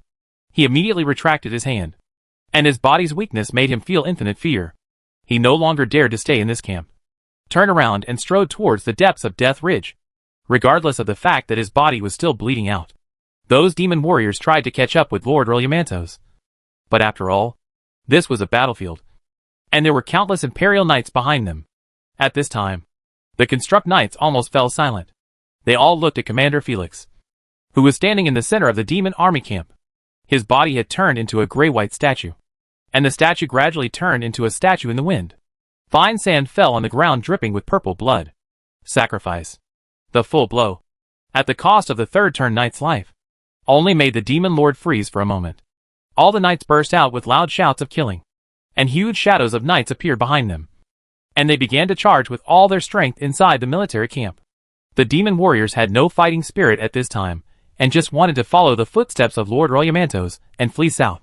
The tectonic knights behind them chased them, and then they would fight back a few times and continue to escape. Such a one-sided battle. It becomes even simpler for the construction knights. It's just that Lord Rolyamantos didn't wait for them this time. He took big strides and rushed into Death Ridge. The archmages on the watchtower were also a little dumbfounded at this time. They did not expect that the 12 magic cannons could not kill the demon lord. These archmages also felt helpless, and could only put away the magic cannons in a hurry. He took out the magic harpoon from the magic waste bag, and chased the demon lord on the magic harpoon. Serdek rode up to Commander Felix, and his adjutant Isaiah was still leading a group of personal guards to strangle the flame god around. He ignored the demon warriors, jumped off his horse, and strode up to Commander Felix. He watched as his face gradually turned into a blur, leaving only the golden armor and robes on his body. As the gravel falls little by little, these components of the magic pattern structure also gradually fall to the ground. Serdek did not expect that Commander Felix would end his career in such a way. He sat on the ground helplessly, with a hopeless thought in his heart. He had experienced this kind of thing once in Moyun Ridge in Handanar County in the Warsaw Plain. And now Commander Felix died in front of him.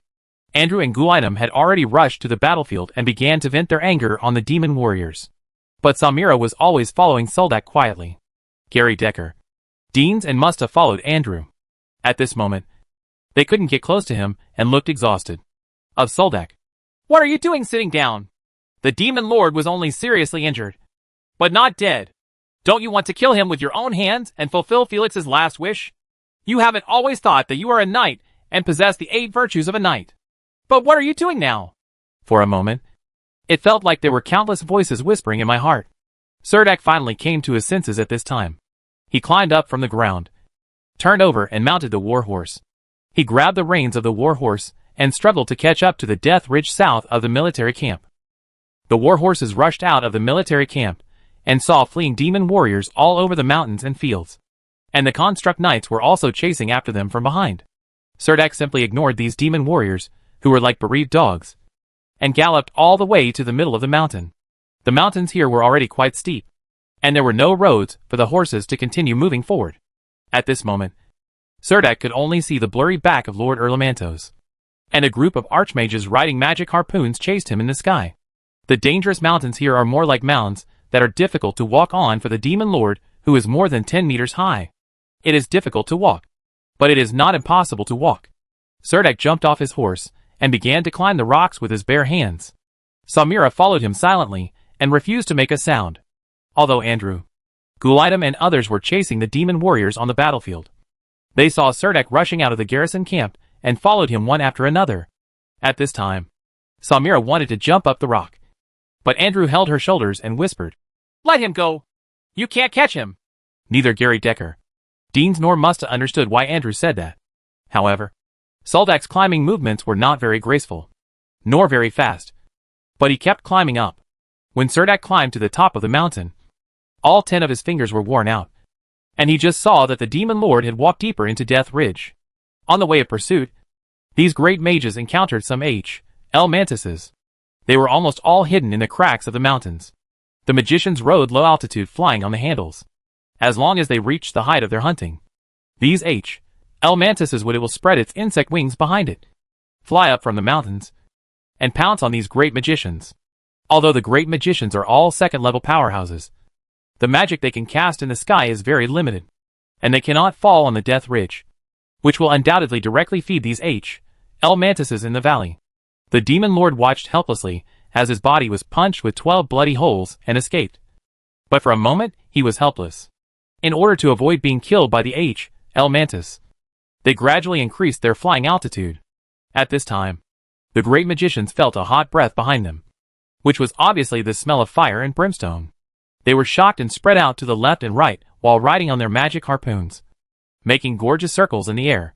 When they turned back, they found a red dragon covered in red scales passing through the sky. How many years has it been since the dragon clan was seen on the battlefield? The archmage almost all opened their eyes, trying to see clearly what this red dragon looked like. It looked very young, and its scales were extremely shiny. Its wings spread out and brought up strong winds, which actually blew away the LS in those mountains. The mantis was so frightened that it fled all over the mountains. What they couldn't believe the most was that there seems to be a person squatting on the dragon's back. The red dragon almost flapped its wings a few times before catching up with the Demon Lord in the distant mountains. Before approaching the Demon Lord, the red dragon's body was already illuminated by a halo of magic, and its abdomen was filled with the color of lava. The red dragon's chest suddenly became very bulging, and then the red dragon plunged headlong, its long neck at this moment. He stretched out straight, and a breath of dragon breath spurted out, almost all of it pouring onto the Demon Lord's back. Dragon's breath. The scorching heat can almost melt Krypton gold. The Demon Lord's body quickly ignited fire, and many places turned red in the fire. He roared in pain, turned around and wanted to fight back, but found that the war spear was no longer in his hand, and the red dragon decisively pulled up, reached the flight altitude, and continued to hover in the sky. After the Demon Lord's body was almost broken by the dragon's breath, he swooped down again, opened his huge mouth, and bit the Demon Lord's neck, and hoisted the Demon Lord, who was more than 10 meters high, into the air. Then it continued flying south for a while, and the red dragon actually landed on a mountaintop. The archmages wanted to get closer to observe, but they were worried that the red dragon would become angry and burn them all with a burst of flames. Just when they hesitated for a moment, they took a red dragon and walked into a magic door on the top of the mountain. These archmages are the leaders in the magic world of the Green Empire. Naturally, they are very familiar with all things related to magic. They also recognize that the magic door is a summoning door. But the great mages are in the air. Look at me and I look at you. The Green Empire has never heard of dragon mages.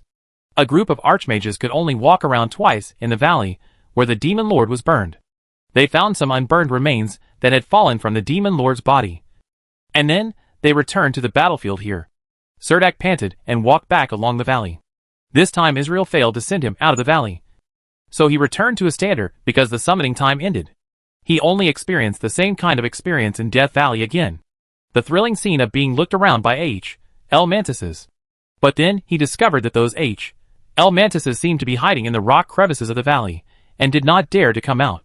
Surdak jumped several times and jumped down the valley before he could shout to the great mages 1 kilometer away. The great mages flew away on magic harpoons. No one seemed to notice at all his presence. Surdak sat helplessly at the bottom of the valley, took a breath, and then continued to be cautious about the hell mantis that might suddenly appear around him, and continued on his way. Although Isur only flapped his wings a few times, for Surdak, it was enough for him to walk for most of the day. By the time he finally walked out of the Death Ridge, the battlefield here had almost been cleaned up. Adjutant Isaiah has already put Commander Felix's ashes into a jar and, escorted by a team of Construct Knights, silently returned to the Zakaram Knights headquarters. Surdak also began busy treatment work amidst the greetings of the injured Construct Knight. The new members of Surdak's rescue team, Gary Decker, Deans and Musta, were almost all standing behind him in a daze. When they looked at Surdak, they were like it was like seeing a ghost. Chapter 1172 Block 28. Surdak also brought back 2 native L mantises from Death Ridge. Just throw it to Guidam, who is waiting at the foot of the mountain. The 2-headed ogre will immediately identify whether this demon creature can be eaten. This time, a large number of demon warriors fled south along the Death Ridge. About an average number of Construct Knights were ordered to pursue this group of demon warriors. The remaining Construct Knights, including the logistics troops, then moved into the military fortress on the high platform. It is said that this military fortress fell into the hands of the Hell Demon clan 7 years ago. At that time, The Demon Clan army paid a huge price to occupy this fortress. After seizing this bridgehead located in the northern part of the 7th district, the Demon Clan army, this battlefield has always occupied a geographical advantage. They can suppress the entire front line of the Green Empire's war zone from here, or they can penetrate through the slit between the front lines of the war zone and penetrate into the hinterland of the Empire's defense zone to carry out harassment and assassination. The Imperial Army has been in this passive situation for the past 7 years. This was originally the 28th fortress of the Green Empire. Now Commander Felix sacrificed his life and led the Zakaram Knights to recapture this fortress, which can be regarded as inserting the H.L. demons into the 7th area. The deepest nail in the Empire's defenses was pulled out. This battle is of great significance to the Green Empire. Of course, the Empire suffered huge losses. First of all, a 3rd-level Guardian Knight died in this battle. In addition, in order to prepare for this war, Commander Felix borrowed 12 weapons from the Empire Magic Guild. There is a magic cannon, and there are also 10 demon-slaying bed crossbows. The bed crossbow itself does not have much value, but the most expensive ones are those giant demon-slaying crossbow arrows. It is said that each of these giant arrows is more expensive than a set of primary magic pattern structures. And this kind of demon-slaying arrows, the arrow itself, is a non-recyclable consumable and cannot be reused. The only thing that can bring some comfort to everyone is that this fortress was actually captured and 2 demon lords were sniped and killed. Although one of the demon lords was killed by a red dragon, and his body was also taken away. But victory in the war means that the Imperial Army can enjoy the fruits of victory. Although the price paid was a bit heavy, the rewards after the war were also huge. Serdek set up a marching tent in the newly occupied demon camp and began to treat these wounded soldiers. Now the Construct Knights of the Zakaram Knights have understood Serdek's rules. That is, if a seriously injured knight is sent here for treatment, he needs to bring the head of a demon warrior. Although you need to bring a demon warrior head, you don't need the unidentified magic crystal inside. And even if the demon's head contains unidentified magic crystals, Serdek will take the magic crystals out and return them to the injured Construct Knights. Warriors who do not bring demon heads cannot enjoy God's blessings, with or without. The difference is huge. The former can allow the lightly injured Construct Knight to return to the battlefield, but without it, he can only lie in the medical tent and listen to the cheers of victory outside. So much so that all the wounded soldiers even regard it as their honor to have the head of a demon warrior, and they can walk out of the medical tent with their hands and feet intact. Who wants to lie here and listen to the wailing of other wounded soldiers? The Construct Knights of the Zakaram Knights also gradually began to understand that these blessings from God seemed to require sacrifices to God. So those knights who came to the battlefield for the 2nd time and displayed great combat power on the battlefield, after this battle, spontaneously sent the demon heads they harvested to the medical tent. Serdek still only wanted the demon heads, but he didn't want the unidentified black magic crystals. Although a huge part of the military facilities here have been destroyed by demon warriors, and basically all that is left are some broken walls and foundations. But after all, there is still the foundation of a fortress here. As long as this high platform remains, everything can be done. Build it up again. After finally treating the injuries of the injured knights, Serdek dragged his exhausted body out of the medical tent. Taking the wooden cup filled with water handed over by Gary Decker, Serdek drank it all in one gulp and found that there was actually some ingredients of ancient grass mixed in it. Although there was a slight bitterness when it entered his mouth, it was the slightly sleepy spirit was shocked. Feel free to walk around. It looks quite big here. Serdek pointed to the eastern observation tower and said to Gary Decker, the only paladin in the military camp who knew how to use the holy light, and a beautiful and tall female knight walked together. In addition to the envious glances they would look at wherever they went. They could not stop saying lo. No matter where he is, there will be constructed knights taking the initiative to stand up and pay tribute to Serdek. Gary Decker had been accompanying the team in the rescue work.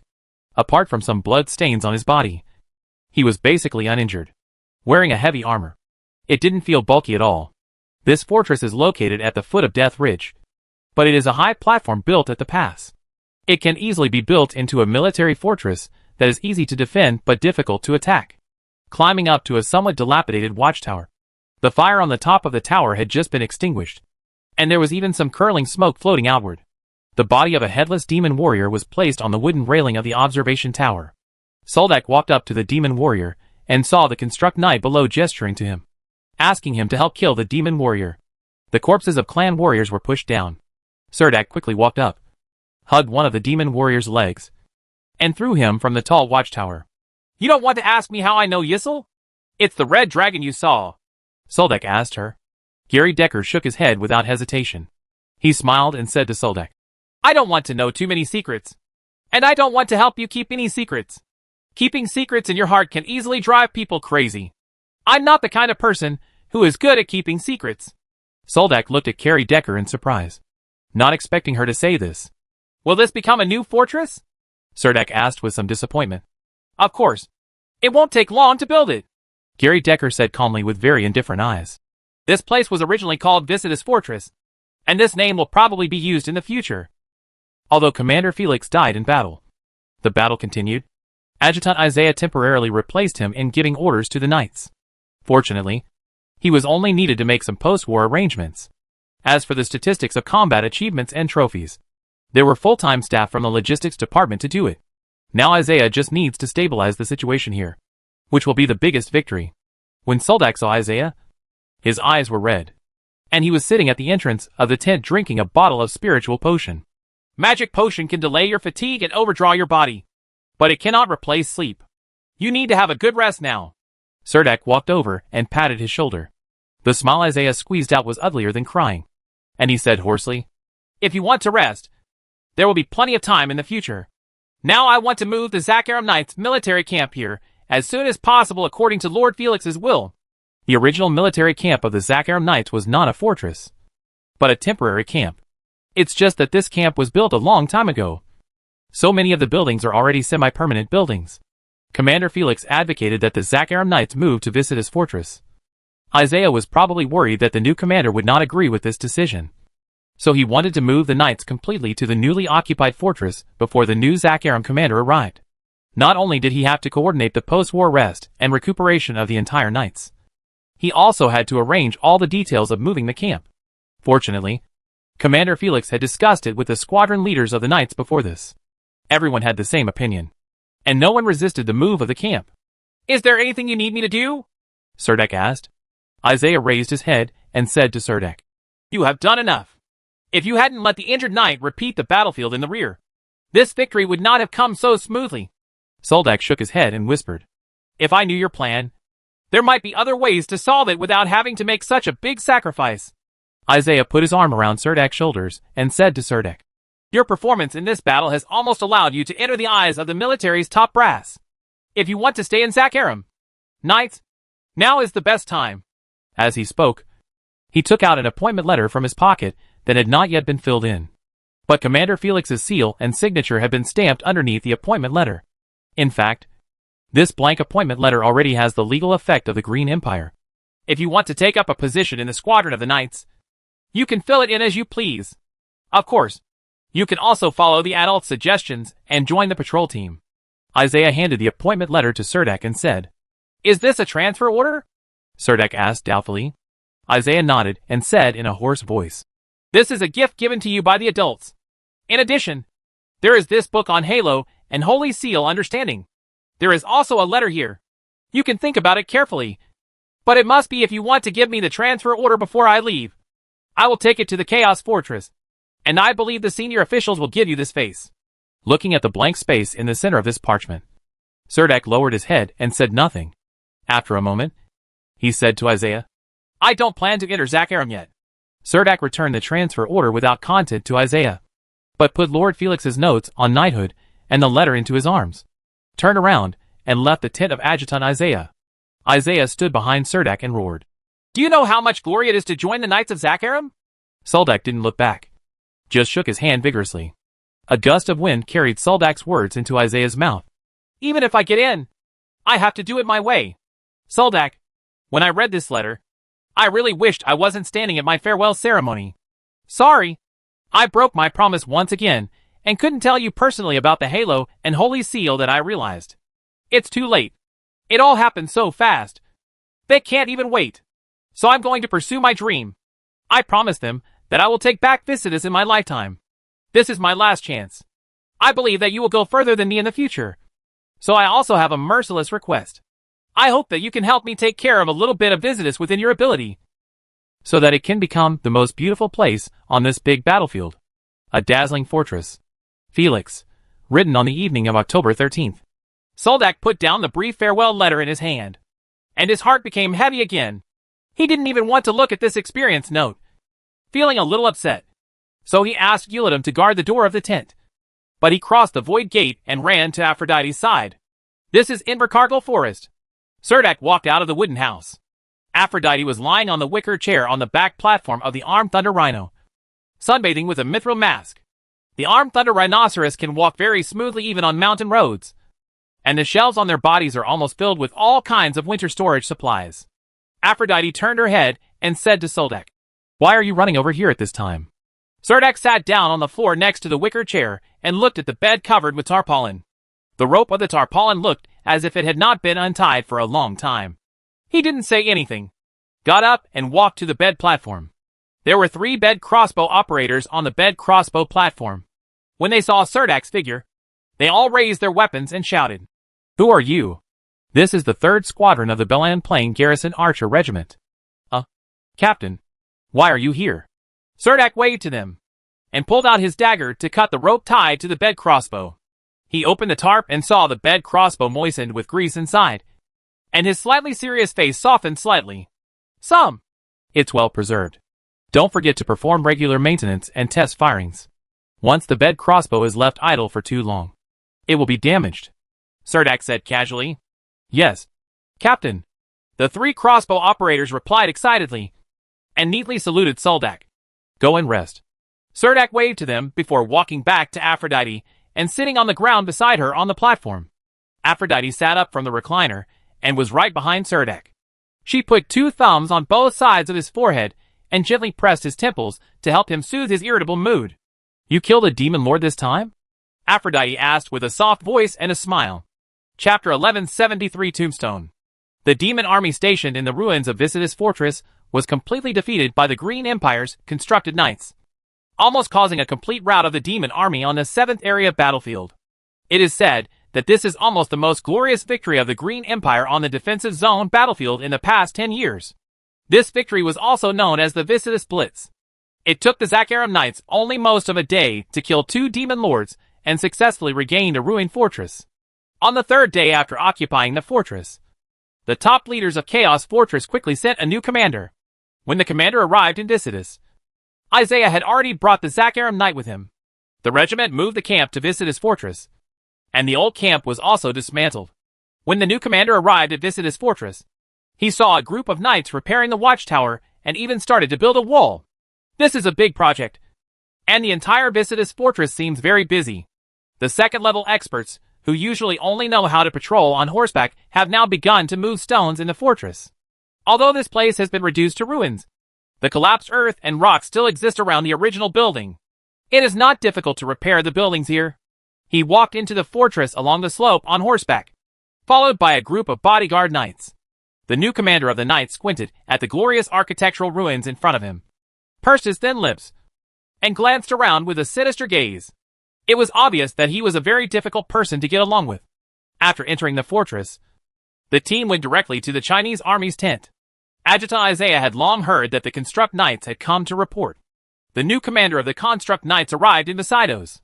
Isaiah was waiting outside the big tent with a group of squadron leader-level Construct Knights. The new commander coldly wiped the light oily black beard on his lips, dismounted, and threw the reins to his subordinates behind him. Just outside the military camp tent, he took out the appointment notice issued by Chaos Fortress on the spot. "I am Louis Linda. I was ordered to take over the military affairs of the Zakaram Knights. I am new here. I hope everyone can give me more advice in the coming days." Commander Linda stopped at the entrance of the military camp tent. As he spoke, he unfolded the appointment letter in his hand and announced it to the people around him. When Commander Linda's eyes fell on these squadron leaders of the constructed knights, these squadron leaders reported their names one after another. Commander Linda's eyes passed in front of them one by one, and he looked seriously at each squadron leader, then nodded. Finally he saw Adjutant Isaiah, stopped and reached out to pat his shoulder, and said to Isaiah, "Felix has become the history of Visitus. Next, the history of Visitus will be made by Weir in charge of composing. So I hope you'll stay and help me.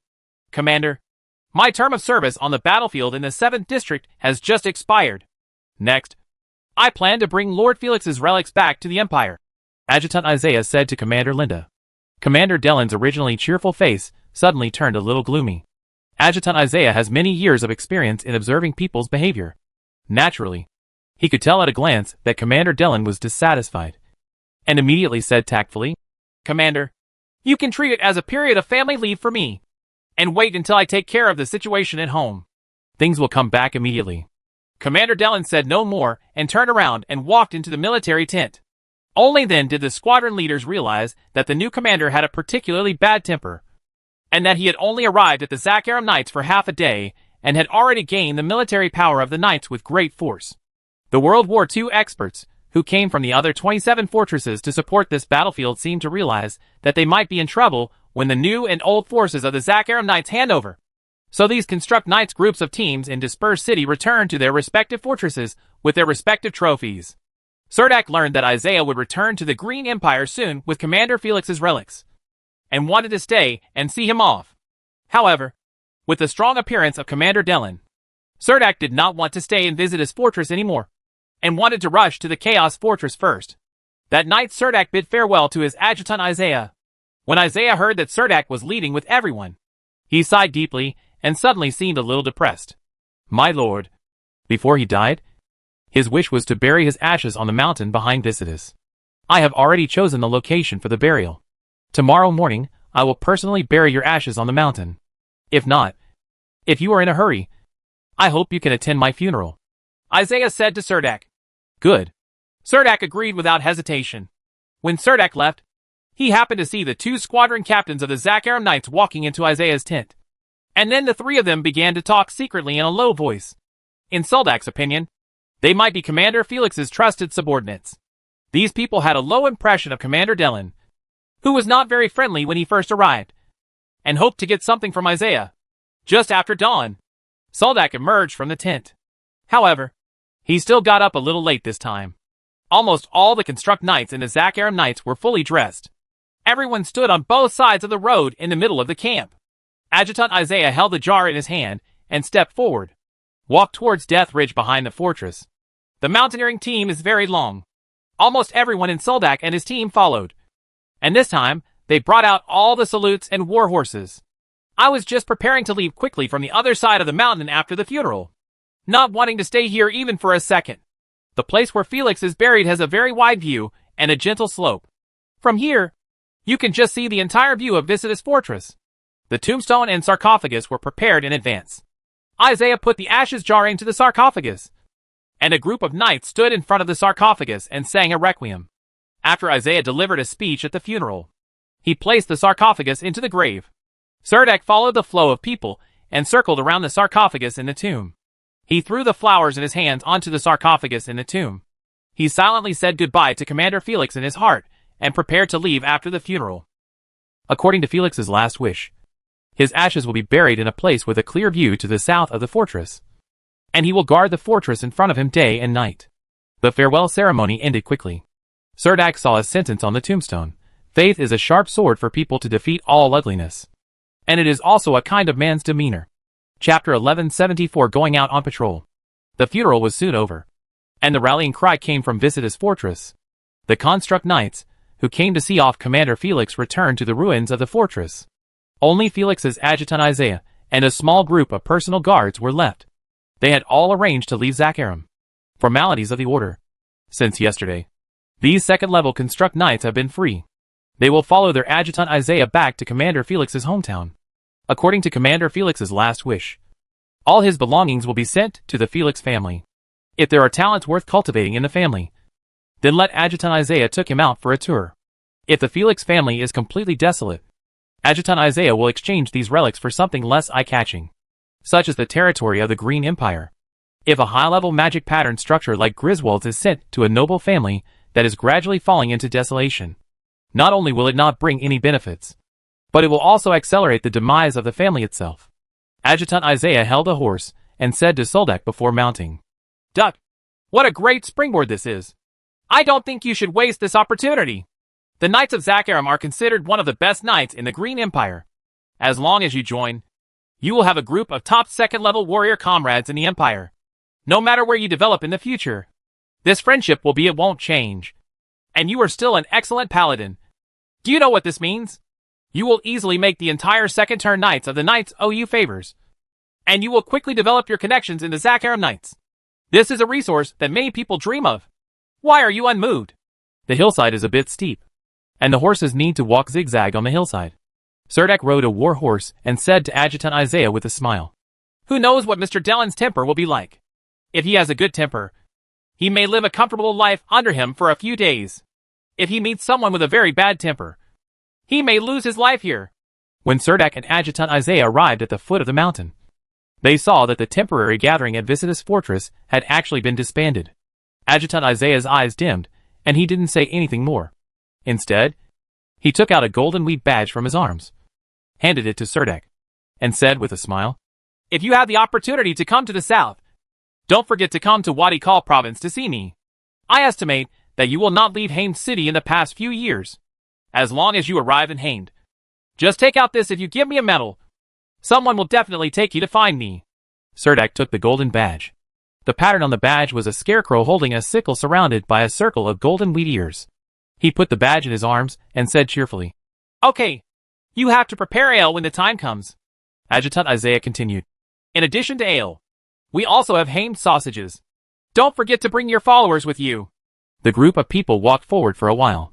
Serdek wanted to return to the Blue Bridge Fortress, while the Adjutant Isaiah was going to the Chaos Fortress. They could not walk together in the front. So Serdek stopped at the intersection and met Isaiah. Adjutant Silent and his group waved goodbye. It wasn't until Adjutant Isaiah and his party climbed over the distant hills and disappeared that Serdek withdrew his gaze and said to the team behind him, Let's go. Let's go back to Blue Bridge Fortress. When leaving the fork in the road, Serdek looked back at the vague Visitus Fortress in the same distance. Commander Dellen obviously did not have a good temper, and Serdek could feel that Commander Dellen and Commander Felix usually had some conflicts. Otherwise he would not only not attend his funeral, but also during the last period of the funeral. The assembly horn was actually sounded in the fortress. On the way, Serdek joined the other swordsmen returning to Blue Bridge Fortress. These swordsmen caught up from behind.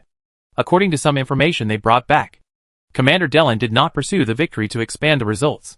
Instead, he gathered the army and first distributed a large amount of military merit. For a time, Commander Dellen, his reputation among the constructed knights has greatly increased. Then they began to frequently mobilize the squadron leaders of the Zakaram Knights, completely cleaning out the middle ranks of the knights, and replacing them with their own people in almost every position. However, Commander Dellen also had some skills. He contacted the dwarves in the Dwarf Kingdom and invited craftsmen among them to rebuild the Visitus Fortress. For a time, the Zakaram Knights were able to shine in the 7th area. In a textbook classic battle, they not only regained the long-lost fortress, but also quickly stood firm in the fortress, as a large number of dwarf craftsmen entered the green in the Imperial Defense Zone. Many people know that the Empire is planning to rebuild Visitus Fortress this time, without the Visitus Fortress as a bridgehead in front of the formation. The demon army had to walk 300 miles north along the edge of Death Ridge if it wanted to attack the Green Empire's defense zone. There are no supply stations on this stretch of road, which means that for the demon army, the cost of each battle will increase significantly. So the 7th area of the battlefield calmed down again. After Serdek returned to Blue Bridge Fortress, Commander Dellen learned about Serdek from other construct knights. Then Commander Dellen's messenger sent an invitation letter to Blue Bridge Fortress. Sir. However, Dak found an excuse to patrol, and quietly left the Blue Bridge Fortress with the patrol. This time he planned to take the patrol team all the way south along the mountains on the east side of the fortress and go farther. He just told Commander Adolphus that the patrol team wanted to increase the patrol area. Commander Adolphus gave Serdek's patrol team enough freedom. The patrol routes could be filled in after returning to Blue Bridge Fortress. There is only a rift valley between the southern end of the East Mountain Ridge and the northern end of Death Ridge in the hinterland of District 7. The terrain of this rift valley is extremely dangerous, and there is endless void below the deep valley. Even those L mantises cannot cross this rift valley. The southernmost fortress on the east side of the mountain range is the Yalu Fortress among the current 20 fortresses, second only to the Dallin Fortress. This time, Serdek planned to lead the patrol team through the Yalu Fortress and enter the neutral zone of the 7th area to take a look. Even for the second-level experts, such a decision was very risky. Once they leave the Imperial Defense Area, the patrol team will face not only demon warriors, but also monsters active in the Death Ridge area. In addition, the harsh environment here is also extremely bad. Gary Decker responded positively to Serdak's large-scale patrol. This female construct knight, wearing heavy armor and carrying a shotgun on her shoulder, is full of adventurous spirit. However, the other two swordsmen in the patrol team were unwilling to take risks. When they heard that Soldak wanted to go to the neutral area to investigate the situation there, Deans and Musta found Commander Adolphus and requested left the patrol team. Commander Adolphus sat on the chair near the window, looked at his two nephews standing in the office and said, "This is a rare opportunity for you."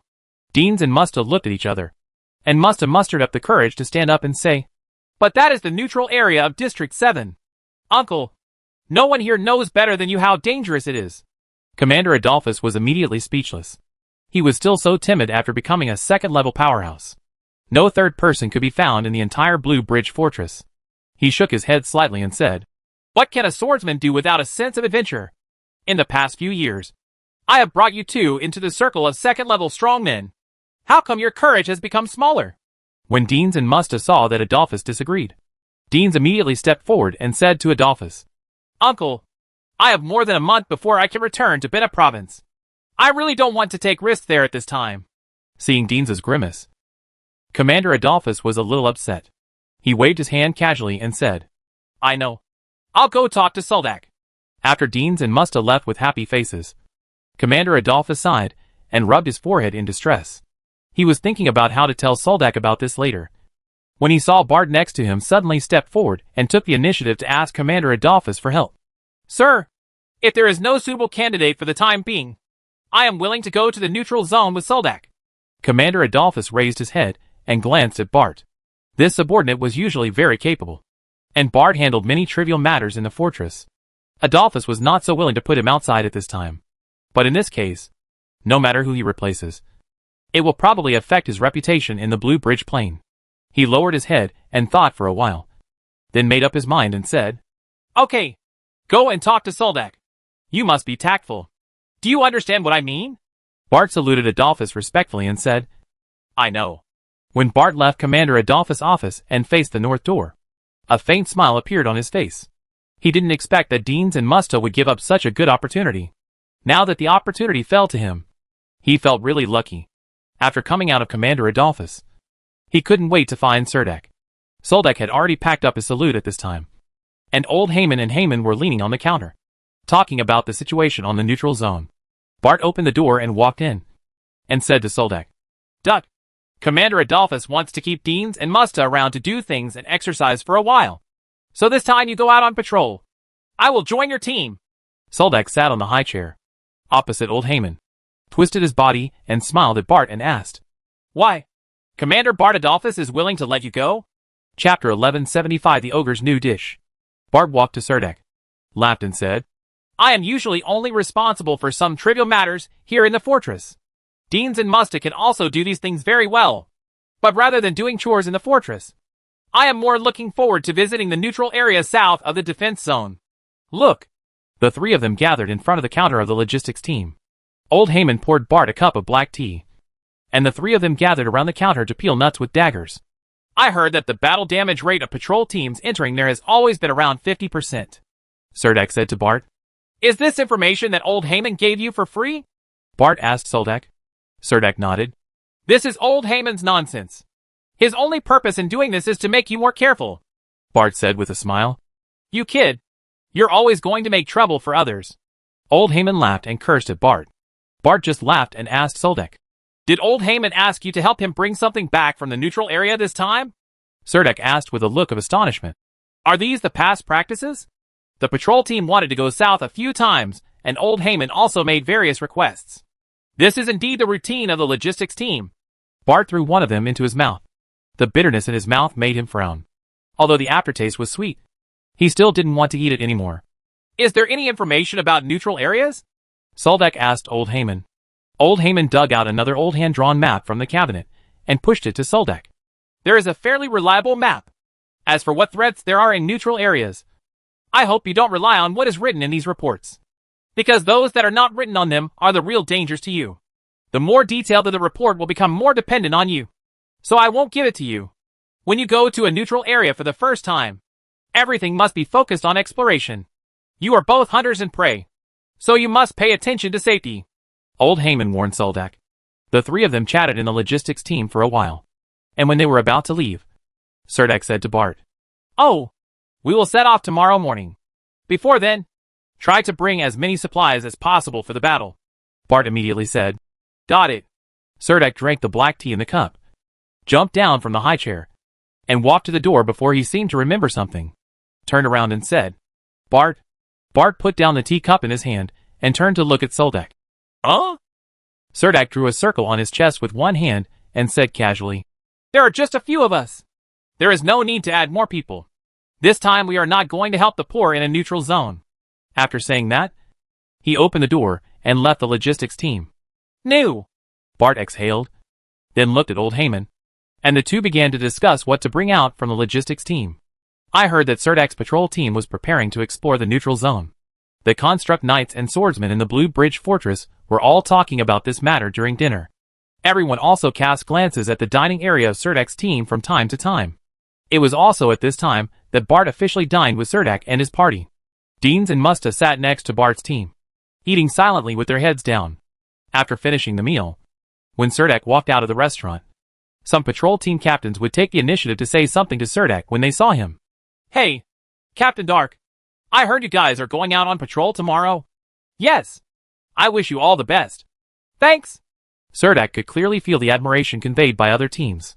In the early morning of the 18th, Soldak led the patrol team to leave the Blue Bridge Fortress and walked along the mountain road on the east side. They passed several fortress jurisdictions along the way. It took 3 days to get from the precipitous terrain to the fortress. Come out of the mountain road. Yalu Fortress is located at the southernmost end of the East Mountain Ridge. There is only a rugged mountain road leading to the foot of the mountain. There are steep cliffs on both sides of the road. From a distance, it looks like an artificial slope. The Yalu Fortress, located at the southernmost end of the eastern ridge, looks easy to defend but difficult to attack.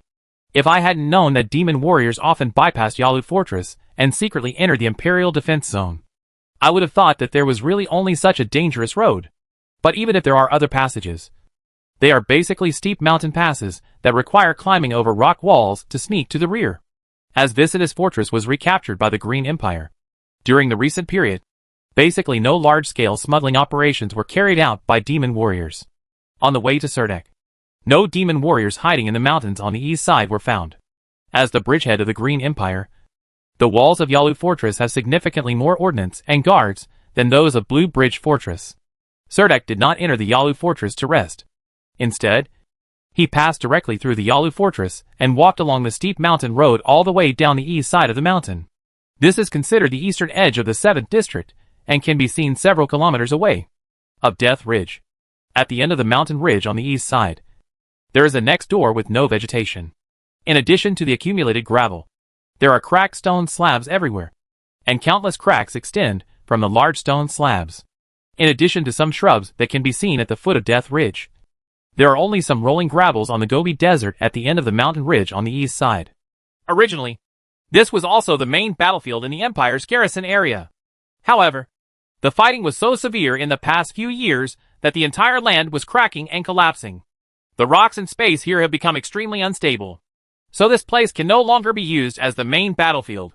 Gary Decker introduced to Soldak on horseback. The demons have always hoped to capture Yalu Fortress, but they have never succeeded. When the black-scaled horse's iron hooves step on the cracked stone slabs, the slabs will break into smaller and faster gravels. When a group of people pass by this stone road, the war horses left a row of extremely clear hoof prints on the ground. This is the eastern edge of the battlefield in District 7. Looking to the east, you can easily see the end of this land. To the east of the end is the endless void. The Serdek team did not stop on the Gobi Desert, which could collapse at any time, and had an unobstructed view of the surrounding scenery. The team moved along the Gobi Desert towards Death Ridge, and set up camp on the edge of Death Ridge. Serdek was seen stringing lunch cans together with ropes, and arranging the ropes around the camp. Bart asked Serdek with a surprised look on his face. "Have you seen the Hell Mantis?" Serdek took out a bone sickle that was almost dry from his arms and asked Bart, "Is this what you were talking about? Have you really hunted this thing before?" Bart squatted next to the campfire and placed an iron pot on it. Although they were located on the edge of the dry Gobi Desert, the team was not short of water. Bart poured the water from the water bladder into the cooking pot and waited for the water to boil. Samira had abandoned her war horse in the camp and climbed up the side of Death Ridge alone to explore the surrounding situation.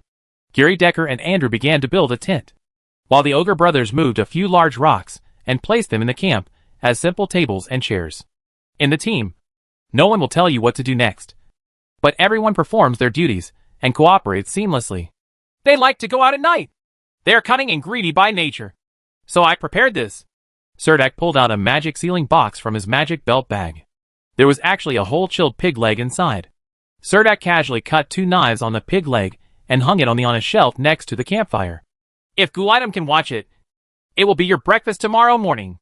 If you can't watch it, it will become the midnight snack of the mantis in H.L. Surdak waved the plump pig leg in his hand and moved the iron frame to the bonfire was pushed forward, letting the heat from the bonfire roast the pig legs. When the two-headed ogre heard what Surdak said, he immediately dropped the stone in his hand and came over to look at the pig leg carefully. Both Gulaitum and Nauhua were so greedy that their mouths watered. Nauhua was still beside him and kept saying, "Just roast it slowly on a low fire. Wait until early tomorrow morning when the pork leg is cooked, and you can bite it casually. It will be fresh and tender. The fat meat will leave the bones and squeeze into our mouths, which is absolutely delicious. Dake, have you sprinkled salt on it?" Gulaitum asked seriously. "Not yet," Surdak said. "Before baking this, you must sprinkle a little salt on it." Upon seeing the pig leg, the two-headed ogre immediately became a professional chef. However, the subsequent scene also completely overturned Bart's view of this team, because throughout the night, the H.L. mantises who wanted to sneak into the camp did not stop. However, when Bart crawled out of the tent in the morning, he discovered that except for 2 mantises, in addition to being hung on the iron rack and roasted together with the pig legs, the other H.L. mantis corpses were all piled outside the tent. Surdak held a skinning team and had already begun to dismember these H.L. mantises with his own hands. Bart had great doubts in his heart. What about fighting? This kind of H.L. mantis, which was talked about by the Green Empire's knights, did not feel the slightest threat in front of the Surdak team, and it was obvious that the 2 H.L. mantises had been roasted. Gulaitum took one of the H.L. mantises off the shelf, laid it flat on the stone platform, and used a dagger to cut open the mantis's plump abdomen, revealing a bright yellow color like corn. The same insect seeds. These roasted insect seeds exude a mouth-watering aroma. The two-headed ogre brothers burst into cheers of joy at this moment, took out a spoon from his waist, scooped up these delicious proteins, and stuffed them into his mouth. When he saw Bart looking straight at him, he immediately handed the spoon over in a friendly manner and asked, "Bart, do you want some?" Chapter 1176 Death Ridge Hunting. Bart discovered that the biggest difference between Surdak's team and other patrol teams was that the ideals of the team members were all kinds of strange. Everyone is different in the path they pursue. Unlike the knights and swordsmen of other patrol teams, everyone is here with the greatest ideal of driving the demons back to H.L. For example, the Nanai indigenous warrior. He simply fights for the sake of fighting. He really likes to fight. Even on the battlefield, he always takes the lead and rushes to the front. He exudes endless desire to fight every moment. C. Compared to Andrew, the half-elf archer's desire for battle is not that strong. Her killings seem to be aimed at those valuable things. For those without any value, even from the toe of her shoe, she wouldn't even give a cockroach a second glance when it crawled past. The life of the two-headed ogre is even simpler. He works hard and runs forward in the pursuit of delicious food. The battle last night lasted until dawn. Every H.L. mantis that flew out of the darkness would first have to endure Samira's arrows with arcs and wind blades. An arrow shot in the darkness would be accurate, shooting through the chest cavity at the base of their shoulders. The sharp arrow tip penetrates into the weakest part of the armor. Just one arrow can prevent them from vibrating their wings and lose their ability to fly. While wailing, these H.L. mantises would pounce on Samira with a vengeance, extending their giant bone sides covered with sharp barbs to slash at Samira fiercely. But when they swoop towards the half-elf archer, Andrew, who is waiting behind the rocks, will rush out immediately. The warrior holding a double axe completely ignores the side of the H.L. mantis, and almost every time he attacks, hit the H.L. mantis and chop it in the middle. Only then would Gulaitum pick up the big stick and smash it head-on at the Hell mantis. The Hell mantis, which has lost the ability to fly, cannot dodge flexibly at all. Most mantises would be seriously injured under the cooperation of 3 people. It is unimaginable that such H.L. monsters all over Death Ridge would die in such a miserable way. But the scene before him was extremely real. Those H.L. mantises were indeed shot down and killed like this. When they are finally struggling, Gary Decker and Bard will move in for last-minute hits. The Hell Mantis, which used to be looked down upon in the eyes of the Construct Knights, was shot through the wings by Samira with an arrow, and its attack became meaningless. The pig hanging on the bonfire exuded a lot of fragrance. The legs have also become a talisman for these H.L. mantises. It's not that they don't have intelligence. It's just that the moment they spread their wings and fly under the instigation of desire, they are destined to have a miserable ending. Before this, these H.L. mantises had probably never encountered a second-turn archer like Samira, who could see at night. They had long been accustomed to their own hunting methods. That night, Serdak's team hunted a total of 23 H.L. mantises, which was quite a harvest. Bard has served 3 times on the battlefield. The first half-year-long service period was almost spent in the fortress. At the beginning, except for some daily accumulated rewards, he failed to gain any trophies from the battlefield outside. Returning to the battlefield for the second time, Bard was very well prepared and successfully joined a patrol team. In several patrol missions, he killed 4 demon warriors, and the team also continued although some manpower was lost. He was able to participate in the Battle of Dallin Fortress and had the opportunity to enter Death Ridge. At that time, it was the Hell Mantis that caused endless trouble to them, preventing their team from pursuing in depth.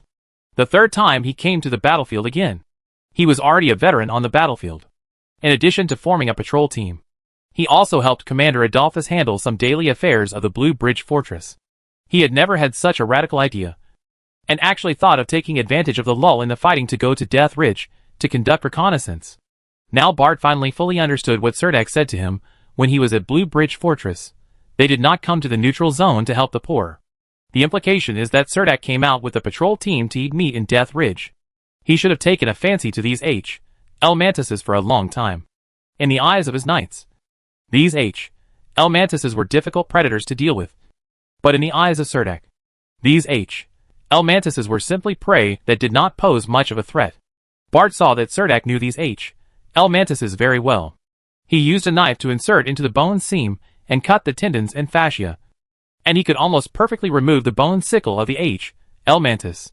Bart even felt that he was holding a big sword and standing behind Andrew's last strike was a bit redundant. He didn't know if Gary Decker would feel the same as him, but he was going to be braver in the evening, at least to help Andrew take some of the load. Serdak didn't know that Bart would have so many thoughts in his mind when he woke up in the morning.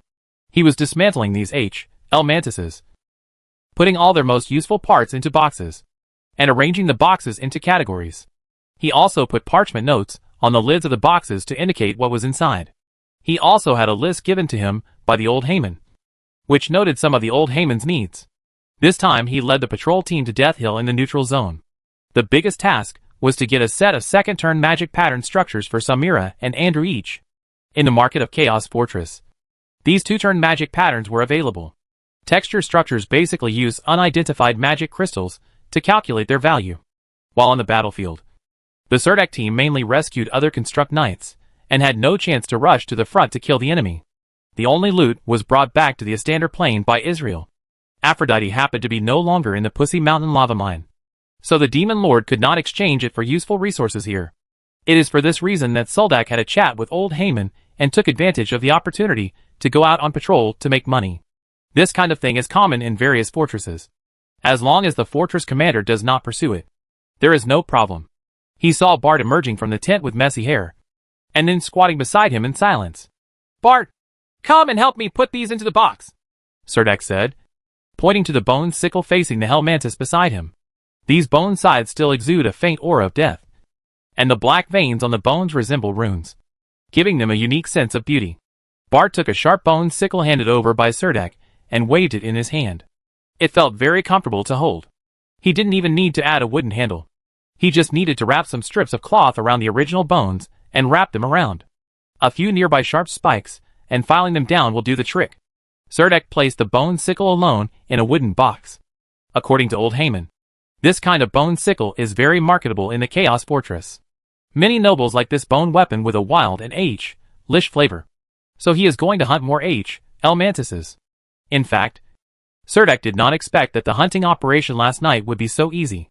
Samira, who was blessed with insight, seemed to have mastered the night, suppressing the L mantises flying from the darkness in almost all directions. And Samira also found the biggest weakness of these L mantises. Once the wings on their backs are damaged, they will transform from little elves flying wantonly in the jungle into sloths. Without their wings, they seem to be unable to even crawl. Gulaitam and Andrew also blessed insight and hegemony. There is no way around it. There are so many high-end sacrifices in Serdak's magic pocket that he can hardly hold them anymore. Of course, he will not be stingy at this time. It's a pity that there are so many L mantises, but none of them has the magic pattern of life. Serdek is actually looking forward to what kind of life magic pattern these L mantises will have. After disposing of all the L mantis corpses, it was already afternoon. Serdek's patrol team was not in a hurry, and just moved their original camping site to a more secluded mountain call. The second night, the two-headed ogre was on duty. This time, the L mantises seemed much more well-behaved. Perhaps all the L mantises in this area were attracted by the pig leg last night. But not a single L mantis appeared. At night, in order to let everyone have a good night's rest, Serdek did not place bait on the bonfire. It became extremely cold in the Death Ridge mountain call at night, and the howling mountain wind blew from nowhere. It could even carry the gravel on the ground and roll forward. Serdek felt that the canvas of the tent was constantly being affected. The impact of gravel and the cold wind pouring into the tent through the gaps can almost freeze a person's hands and feet. He wrapped himself in a thick cloak, opened the tent curtain and got out, looking at the two-headed ogre who was on duty outside. Seeing that the ogre brothers were covered with a thick blanket and guarding the campfire, Gulaitam was holding a strong hind leg of L mantis and roasting it on the campfire. His expression was somewhat focused, as if all the focus is on cooking the food. His good brother, however, kept turning his head and looking around, acting as a qualified sentinel. The awful soup was also cooking in the iron pot on the campfire, in addition to tomatoes and luncheon meat. There were some ingredients that Serdek didn't want to know about. Serdek walked up to Gulaitam and said, "Be careful not to put out the fire. It's too cold at night. A fire can warm you up. Don't worry. You go to bed. After eating these, I'm going to sleep too. Noah is going to be on duty all night. He will sleep again during the day tomorrow," Gulaitam said, roasting one until it was burnt. Even a little the hind legs of the mantis, whose bones have been cracked, are handed to my good brother. Nalhuar grinned and took it happily. He hurriedly peeled off the cracked L, revealing the snow-white tender meat inside, put his mouth over it, and swung it hard. How delicious. Chapter 1177 Old Haman's Commission. Hearing a slight whistling noise, Serdek, who was lying in the tent, opened his eyes. There was only a little bit of faint light in the darkness, and he saw a figure entering the tent, with the firelight reflected from the outside. Serdek could see her silky long shawl hair and slender body. Almost before he could speak, slender, cold fingers covered his mouth. Then Carrie Decker skillfully opened Serdek's sleeping bag, and put her long snow-white legs into the sleeping bag. Serdek could even clearly feel the smoothness and coldness of her thighs. She got into the sleeping bag very skillfully, wearing only a thin silk nightgown. At night, those bright black eyes almost stuck to Serdek's face. Jelly's lips were almost on Serdek's ears, and his warm body was almost entirely pressed into Serdek's arms. She whispered to Serdek, "I thought Samira would take over this place. Since she didn't have this idea, then this privilege should be mine." There was an undoubted flavor in her words. Or maybe it was too cold outside, and she came in wearing a thin nightgown, and there was a tremor in her voice. She held Serdek's chest, put her lips on Serdek's resolute face, and said provocatively, "Boss, I've admired you for a long time, and I think we can have an in-depth communication." The faint smell of perfume made Serdek's heart beat wildly. But at this time, he almost felt a third person coming in. But he didn't see her figure at all. Her body was as light as a gust of wind. Forehead. He wanted to remind the somewhat confused Carrie. But unfortunately, before she could speak, a white hand pressed Carrie Decker's shoulder and forcibly pulled her up. "Get out of my tent!" Samira squatted next to him and said viciously. In fact, she had just gotten in. She was still wearing the magic pattern structure of the demon snake Fong. When the team went out to perform tasks, she always wore the armor and never left her body. Carrie Decker moved away the hand on her shoulder, bit her lip and said angrily, "Hey, Samira, I find that you are really unreasonable. When you are occupying yourself and don't take the initiative to win over others, you insist on occupying it. Probably because he didn't want people outside to hear. Gary Decker also kept his voice extremely low. Samira squatted there like a female leopard, with a pair of pale red eyes full of hostility, threatening Gary Decker. Do you believe I'm going to throw you out like this? Gary Decker crawled out of Soldak's sleeping bag angrily and muttered to Samira. You are really unruly and willful. Just like those elven women who want to be a bitch and pretend to be a lady at the same time. Her slender and tall body seemed very restrained in the tent. Seeing that Samira was about to take action again, Gary Decker quickly relented and said, Okay. I don't plan to fight with you. We are destined not to be enemies.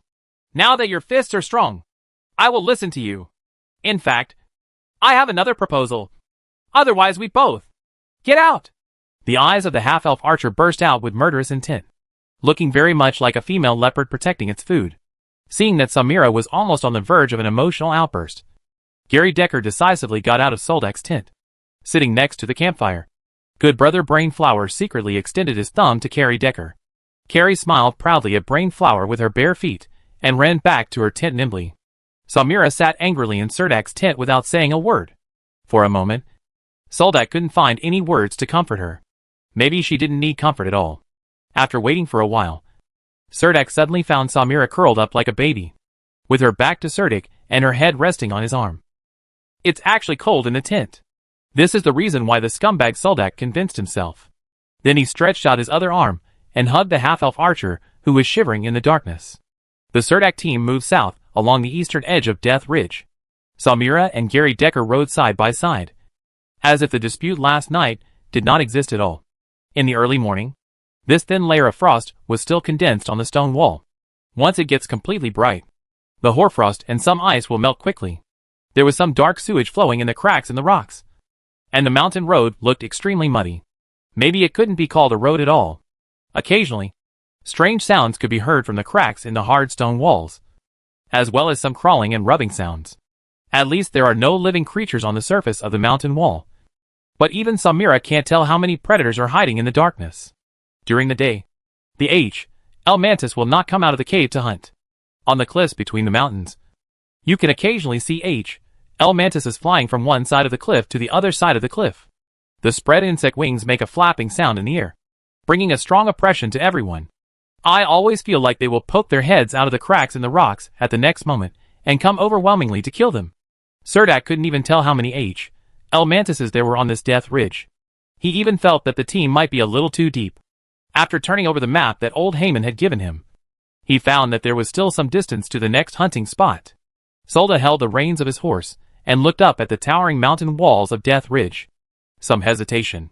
Seeing that Andrew was already waiting on his horse, Soldak gritted his teeth and hit the horse's buttocks with his riding crop, urging it to move forward. Bart didn't expect that Serdak would be so bold. Looking at this posture, it is obvious that they want to enter the hinterland of Death Ridge. You must know that there is not only Hell Mantis in this Death Ridge. There is a complete ecological chain of Hell-type warcraft. And Hell Mantis is just a link in the middle. Although they usually eat humans, humans are not their main food. There are also some small monsters in the mountains, but most of them only come out at night. During the day, the valley looks dead. Although Serdak and Samira couldn't do anything at all that night, the relationship between the two seemed to be pierced by a finger. Samira usually still has a cold face most of the time, but occasionally some changes in her can be seen when camping or eating, and she will naturally sit next to Serdak. So this also made Andrew realize one thing. That is why the Green Empire military banned women from joining the army. Because maybe the comrades around me will become the wives of their immediate bosses. Holding the big wooden bowl, Andrew could only move closer to the ogre and mutter something. Bart is also keenly aware of the subtle changes in the team. He occasionally glances at the sharp bow behind Samira. He has seen elven archers. Although their archery skills are excellent, they are not as exaggerated as Samira. Whether it is day or night, the arrow shot will give people a strong feeling that people cannot avoid. On the 5th day after entering Death Ridge, the Hell Mantis probably killed too many people, and the team members were all stained with the smell of Hell Mantis corpses. Those L mantises hiding in the cracks of the rock should stay away from the smell they smell. The patrol team could not continue to make a fortune hunting the L mantis, so Soldak could only try what old Heyman proposed to him. Following the area marked on the map given by old Heyman, the team finally found a rock passage hidden in the mountains, and walked deep into a thorny valley. In addition to some moss and shrubs, the team grew the most common one is a kind of tree vine. This kind of tree vine has no leaves on its whole body, and the vine is covered with sharp spikes. There may be some psychoactive toxins on the spikes, which will be very painful if stung by the spikes. But the spike toxins are not fatal. Going all the way along the valley, Andrew, who was riding at the front, stopped under a boulder, and then signaled to everyone in the team that there was a situation over there. When the team arrived there, they found that Andrew was standing on a huge rock in front of the crypt. There are still some sharp scratches on the stone walls inside the crypt. There is a strong rancid smell permeating the cave, and standing at the entrance of the cave will make people feel itchy in their throats. Serdek first looked around, then took out a map and compared it. You can also see some small black beetles climbing back and forth around the cave. Each of those small beetles is about the size of an adult's hand. This kind of black sh. Lead dung bug is also one of the food sources of the L. mantis. It is not aggressive to us, but the body of this little bug is full of toxins. They don't seem to be too worried about the L. mantis coming here. Bart pointed at the black beetles and said with a wary expression, "The places where the hell mantis dare not set foot indicate that there may be monsters more dangerous than the hell mantis." Soldak looked up and looked around again, and then said at the entrance of the cave, "It should be right here. According to the information obtained from old Heyman, there should be a big guy down here. Wait for Bart to stay at the entrance, and the others will follow. I'll explore the cave to see if that guy is inside. Then be careful." Bart asked Soldak in a low voice, "By the way, did old Heyman tell you that there are many demon lords exiled here? Well, according to old Heyman, there is probably a demon lord in this cave, and it has lived here for a long time. The one who can build a cave on this hard rock wall, I guess, is probably the Crypt Lord," Serdek said calmly. Bart was a little confused and thought, when did the second turn night become so calm when talking about a Crypt Lord? Chapter 1178 Prisoners in the Crypt. It was pitch black in the depths of the cave, and the muddy water dripping from the rock crevices had a fishy smell of moss. A huge head tilted its head upward. He opened his mouth and stuck out his light purple tongue like a mattress, letting the muddy water falling from the cave ceiling fall into his mouth drop by drop, moistening his throat. He was lying in the center of the cave, with huge chains tied to his hands, feet, neck and tail. The black chains were rusty and covered with black runes. These 6 chains extended to the stone tablets at the edge of the cave. These 6 stone tablets showed a hexagram shape, and the runes on them faintly exuded a magical atmosphere. He tried countless times, and every time he pulled the chain hard, a flame that seemed to ignite his soul would come from the chain. The burning of his body already made him feel miserable, but the burning of his soul simply made him an immediate urge to die. But being locked here by the Demon King, even if you want to die, it is not that easy. The huge shackles had worn deep grooves on his wrists and ankles, and the flesh and blood inside were blurred, with some pus and blood coming out from time to time. 6 chains were long enough for him to climb out of the cave. But he is not a fool. It is so dangerous outside. So naturally, he will not leave this shelter easily. He was very hungry now. There were many black beetles crawling on a huge pile of dung in the cave. He looked at the pile of dung intently. Although those beetles were not enough for him to fill his teeth, they were it as one of the few food sources in the cave. Occasionally, when he was so hungry, he would even eat the dirt in the cave. The mud can make him feel full, and the smelly moss on the walls is another source of food for him. Life here is not that sad. I guard this dung pile every day, hoping that enough black beetles will hatch out of it. There is still a little bit of hope in life. He looked at the bony body, with thick skin piled up and full of wrinkles. He hadn't had a good meal for a long time. He closed his mouth helplessly and didn't want to move, so that he could at least save some energy.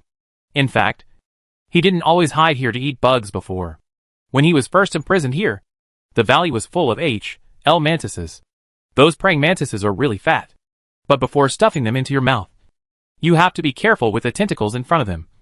Otherwise they may puncture your mouth. Unfortunately, this good life did not last long. Now he seemed to have eaten up all the L. mantises nearby, and the mantises from other places did not dare to come here. He missed the days when he could eat L. mantises in the past. Maybe it's because the smell of shit has been smelling for too long. Occasionally, a bit of wind blowing in from the hole seemed so sweet. He shrugged his somewhat sunken nose, and his gray-white eyes, that had not been opened for a long time opened a crack. He smelled something different. The scent of human flesh came from the entrance of the cave. The last time he smelled this smell was probably half a year ago. Just thinking about it makes my mouth water. He tugged on the chains beside him to ensure that he wouldn't get entangled in these messy chains when he took action.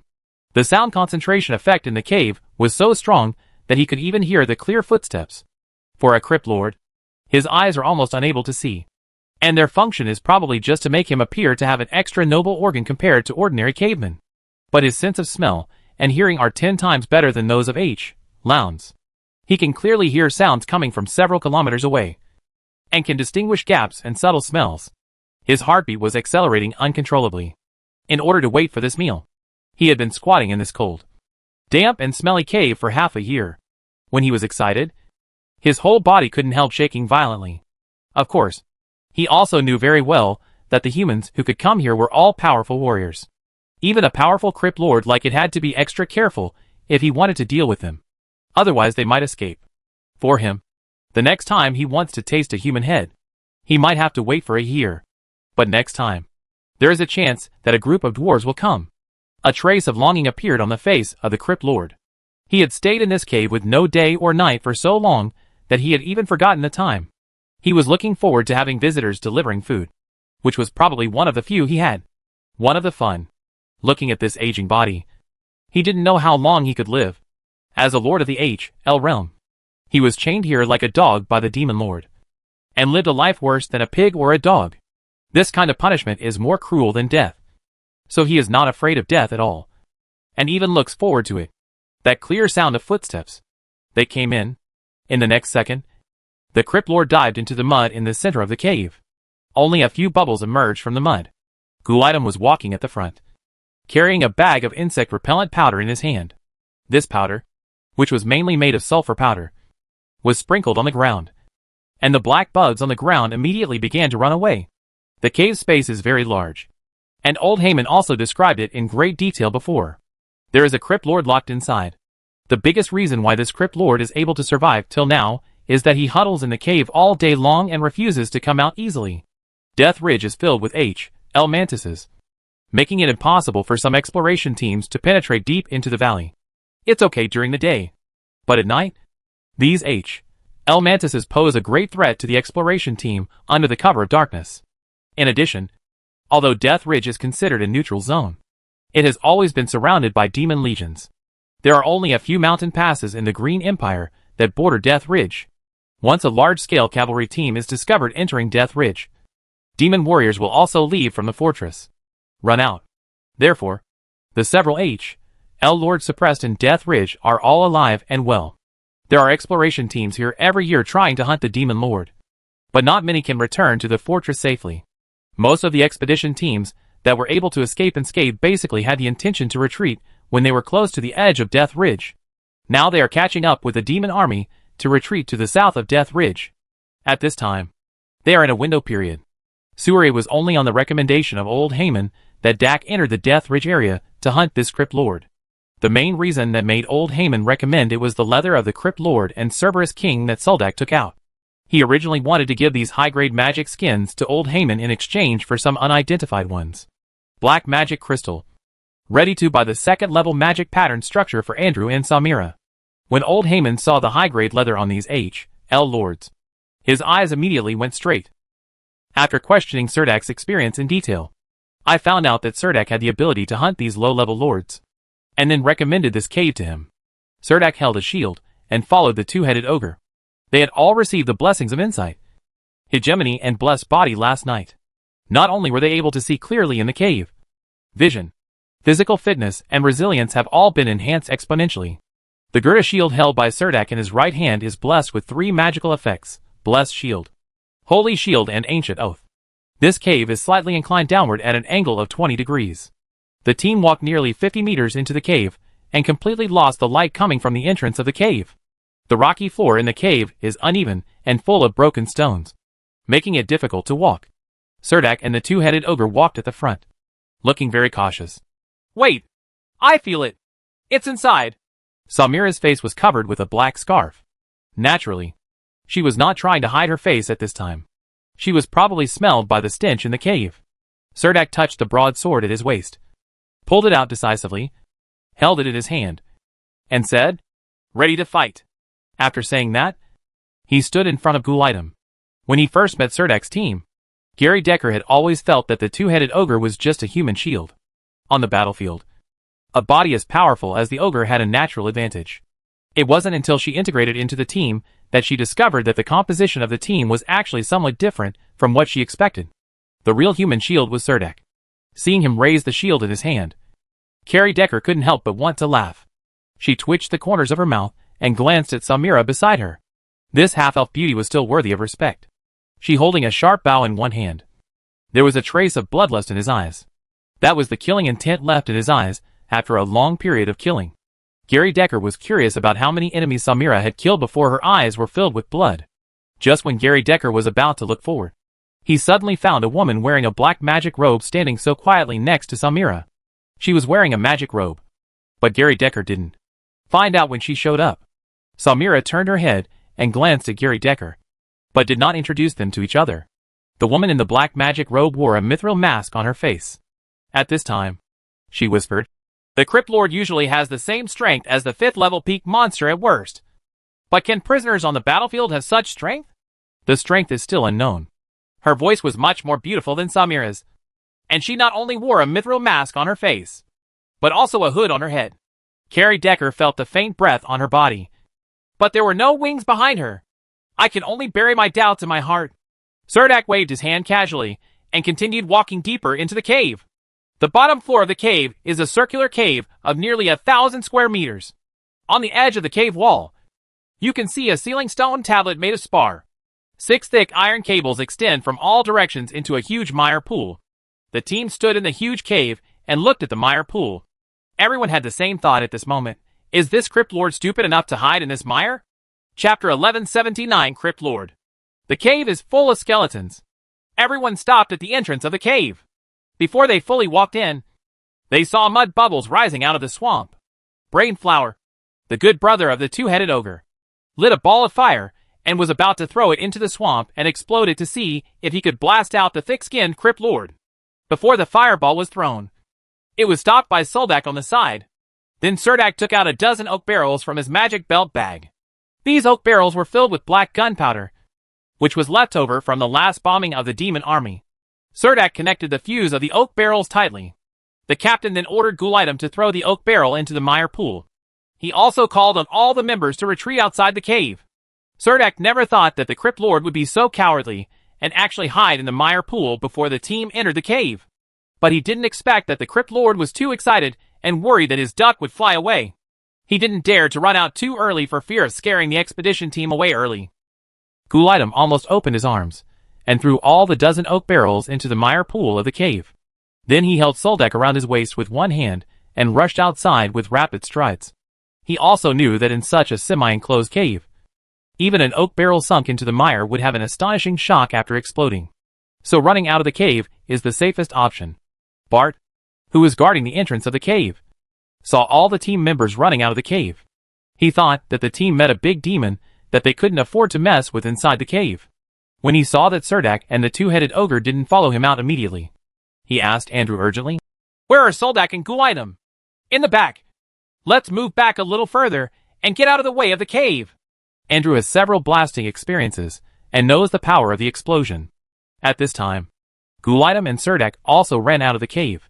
However, Gary Decker discovered that the magician who had been following Samira in the cave actually disappeared after everyone ran out of the cave. She glanced at Samira in confusion, but Samira just pulled her back. Gary Decker didn't know the power of these black powders. Surdak asked everyone to hide behind a boulder on the left side opposite the cave entrance. The Crypt Lord in the cave was also a little confused, thinking that he didn't show any flaws. So why did those people run away in a panic? He didn't even pay attention to the oak barrels thrown into the swamp. His huge body suddenly emerged from the swamp. He dragged 6 heavy shackles and chased towards the entrance of the cave. This cave was just big enough for his body to pass through, and occasionally the hard thorns on his body would rub against the cave wall. He had lost weight recently due to hunger, and it was much easier to drill into this cave. He was just dragging 6 heavy chains, and his body was slightly inconvenient to move. He didn't want to give up these delicious foods no matter what. so he chased them a little eagerly. Those oak barrels filled with black powder did not sink to the bottom of the bog. Just as the Crypt Lord entered the cave, the first oak barrel was detonated. Boom, boom, boom. Oak barrels were detonated one after another. An oak barrel exploding in such a cave would not have much power. But a dozen black powder oak barrels exploded simultaneously in a very short time, instantly generating huge pressure in the cave. This pressure there is no way to be released in a cave. At this moment, this Crypt Lord is like a huge cork blocking the mouth of a bottle. The huge push suddenly surged out from behind him, like a big hand pushing him ruthlessly out of the cave. The 6 chains on his body suddenly glowed with faint runes, and the crystals connecting the chains were instantly touched, and black soul flame spread along the chains towards the body of the Crypt Lord. The Cave Lord was pushed out of the cave by a huge force, and rolled over a dozen times outside the cave with a strong wave of air before the 6 chains were stretched to the limit. The Crypt Lord's body was instantly surrounded by a faint black flame, and he let out a huge, heartbreaking roar. Roar. The whole valley echoed with this roar. The Crypt Lord's limbs are chained, but his hands are holding huge hand axes. His face is almost as thick as his neck, and his face has no outline. Instead, he has a big mouth that takes up almost half of the entire face. He is embarrassed. He fell to the ground, and the burning in his soul drove him completely into madness. Samira was the first to jump onto the boulder. The magic crystal on the sky strike bow shattered, and an arrow filled with lightning and wind blades flew out almost as soon as she jumped onto the boulder. The Crypt Lord saw the arrow coming. He raised his arm, preparing to block the arrow with the axe blade. But when his arm was halfway stretched out, it was pulled by the black chain. His body also became a little stiff at this time. In just such a moment, the arrow accurately nailed the Crypt Lord's heart. Countless electric arcs immediately spread throughout his body, and then a barrel-thick electric pillar fell from the sky. Click! It hit the Crypt Lord on the head. The Crypt Lord was almost paralyzed on the spot. Serdek held up the Gerda shield in his hand and rushed towards the Crypt Lord. His figure looked extremely small against the huge body of the Crypt Lord. Gary Decker also followed Samira's footsteps and jumped out to stand on the boulder. However, her shot fired out, even with all its power, was much inferior to Samira's arrow just now.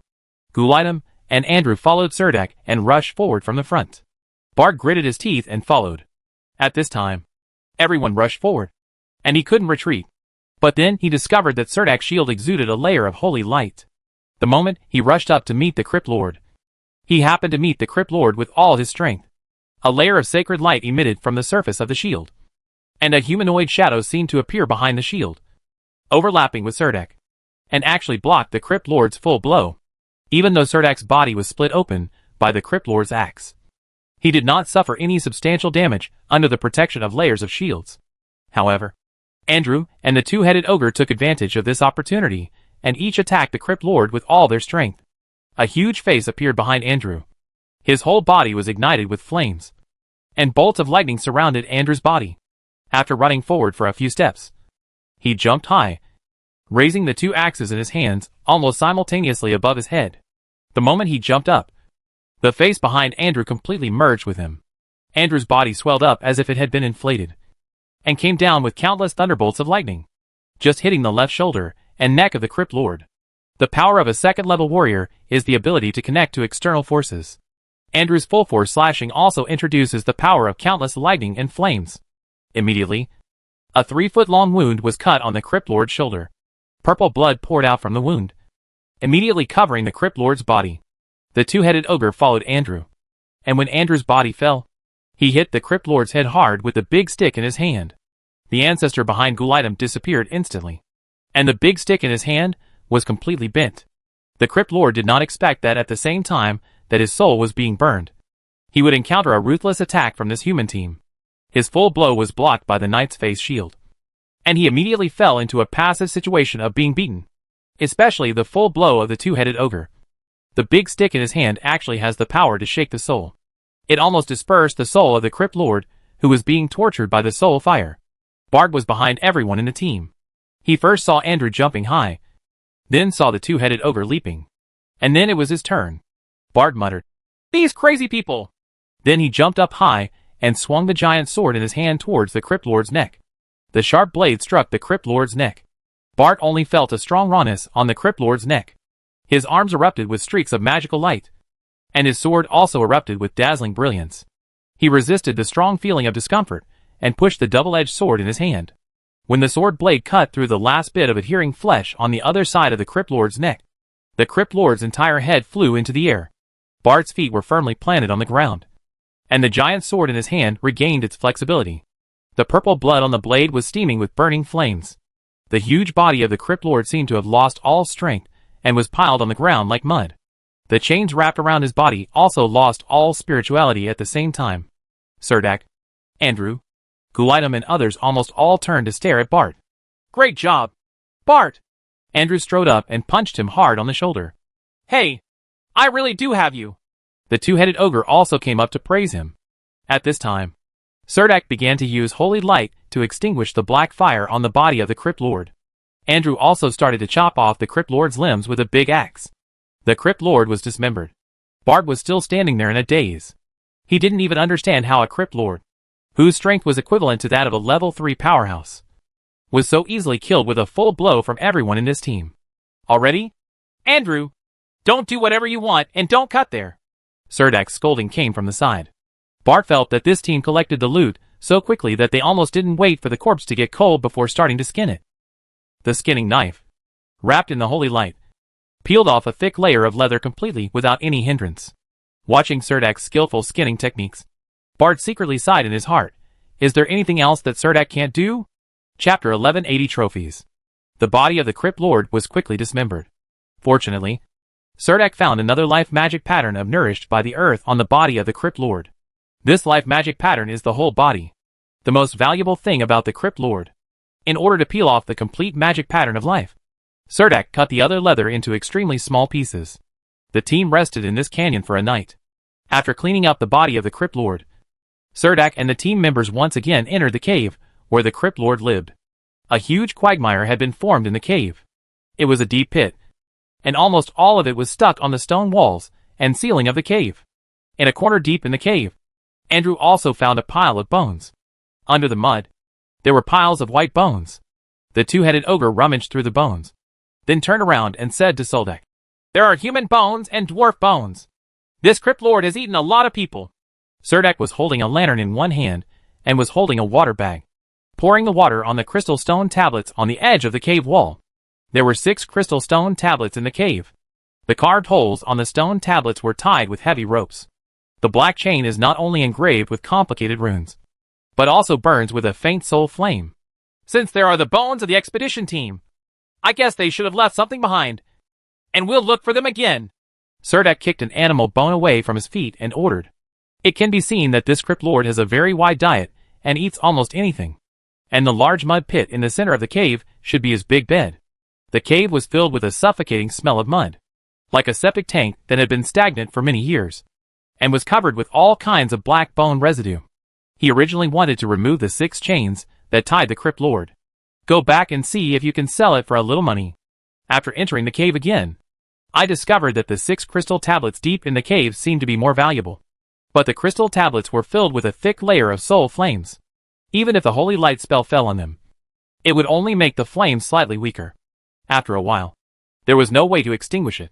Surdak wanted to touch the stone tablet, but was grabbed by Gary Decker behind him. Don't move! That is the soul fire that can burn the soul. If it touches the body, it will burn the soul and damage the mental power. It is very troublesome to cultivate, Gary Decker warned Surdak. Surdak stepped on the mud in the cave and fished out some extremely corroded weapons and magic pattern structures from the bottom of the large mud pit in the center of the cave.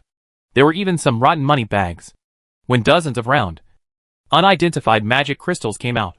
As for gold coins or something like that, the Surdak team didn't even bother to get them, because of the big explosion of the black powder barrel. Almost all the mud in the mire pool stuck to the surrounding cave walls. However, as time passed, the mud around the cave slowly flowed into the large mud pit. As the silt flows back, there is no way for people to stand in the large swamp, which is more than 4 meters deep. The team members really didn't have the courage to sneak into the mud to find gold. After confirming that there were no valuable black magic crystals, they decisively withdrew from the cave. Even so, after the team emerged from the cave, everyone looked like mud monkeys, covered in smelly mud. Only Samira stood guard on the top of the tall stone pillar and did not enter the smelly cave. Serdek and others came out of the cave and nailed the water-gathering rune board to the stone wall almost immediately. When countless water droplets condensed on the front of the rune board and fell, the group stood next to the stone wall and washed it. Mud on the body. So I kind of hate the profession of treasure hunter. I feel that even if I dig a treasure chest, I have to deal with graves, corpses, and dirty caves every time. This is really something that not everyone can bear. Bart said under the dripping water, wiped his face fiercely, and then began to remove the magic pattern structures on his body. If these structures are not completely taken off, the stinky mud will never be washed away. Next to Bart were Andrew and Ghoul-Item, while Gary Decker stood on the other side of the two-headed ogre. She had completely taken off her thick armor and was using a brush to clean the dirt off it. When Bart said this, he immediately turned to Bart and said, Bart, you think differently than I do. If I can gain something like this every time, I would really like to join such an adventure group. As long as I work hard for a few years, I might be able to have enough food and clothing in this life. Bart laughed, and then continued what Gary Decker said. From the day you become a second-level powerhouse, you are destined to live a life of food and clothing. Gary Decker put her wet hair together, squatted on her knees in the falling raindrops, and said When I was an ordinary warrior, I dreamed that after becoming a knight, I would have enough food and clothing for the rest of my life. But what about when I really succeed in advancing? What will be waiting for me? After I became a first-run knight, I discovered that I also needed a set of magic patterns. Do you know how much hard work I put in to get my first set of magic patterns? Later, by chance, I was promoted to a second-level knight. I just thought about this. I must have no worries about food and clothing in this life. Look at our current life. Food and clothing. Food and clothing is just a literal meaning. I still don't think so. I'm working hard on my second-turn magic pattern construction, Bart said with some surprise. Gary Decker, I never seem to see you complaining about life. At this time, Gary Decker had already hung the washed magic pattern re-equipment on the stone platform to dry. Wearing a wet linen shirt, he got into the tent set up in the corner and carefully changed into a dry set inside. Clothing. Gary Decker's voice came from the tent. Are you complaining to my teammates? These complaints will not have any positive energy other than making me feel cowardly. Captain, where are we going next? Gary Decker asked loudly to Soldek, his words full of expectation. It can be seen that she enjoys this kind of adventurous life, and her bones are filled with a desire to explore the unknown.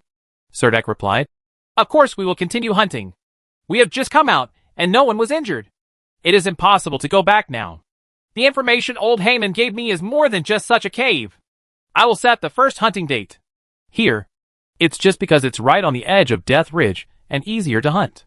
Wearing only a pair of wet trousers that clung to his legs, and his naked upper body covered with light scars, he walked out of the shower next to the wall, rummaged around in his magic waste bag, and found the one given to him by old Heyman. Parchment map. This precious map was not given to him for free by old Heyman. Every time Serdek successfully hunted a demon lord, he had to return 5% of the value of the demon lord to old Heyman. Remuneration. Of course, the deal only takes effect if the hunt is successful. If even a demon lord fails to be hunted, old Heyman will not charge any fees. Perhaps because the hunt for the Crypt Lord went so smoothly this time, the Serdek team quickly unified their thinking and selected a demon lord again, according to the secret caves marked by old Heyman on the map. Hunting target. It was near a deep valley pool in the depths of Death Ridge. You could even see a huge waterfall on the side of the mountain wall. The entrance to the cave is hidden behind the waterfall. And here is where the demons are holding a demon. The Lord's prison. When the team entered here, they fought almost all the way. Those L mantises can be seen almost everywhere along the way. As soon as they see Serdek's patrol team, they will greedily eat everyone's delicious food on the spot and quietly wait for the night to come. Only at night do they dare to leave their hiding place. Start hunting. Unfortunately, they met Samira, a new witcher who was very interested in them. After entering Death Ridge, there are many gains every night. There is a Hydra bloodline descendant of the nine-headed sea serpent imprisoned in this pool. It is a three-headed sea serpent lord covered with dense scales. It is not known what mistake it made and was imprisoned under this waterfall. When the team hunted this time, they actually paid a small price to hunt down the three-headed sea snake lord. The three-headed sea serpent trapped in the pool did not age like the Crypt Lord, nor did it become emaciated due to insufficient food, nor did its body rot after being tortured by chains.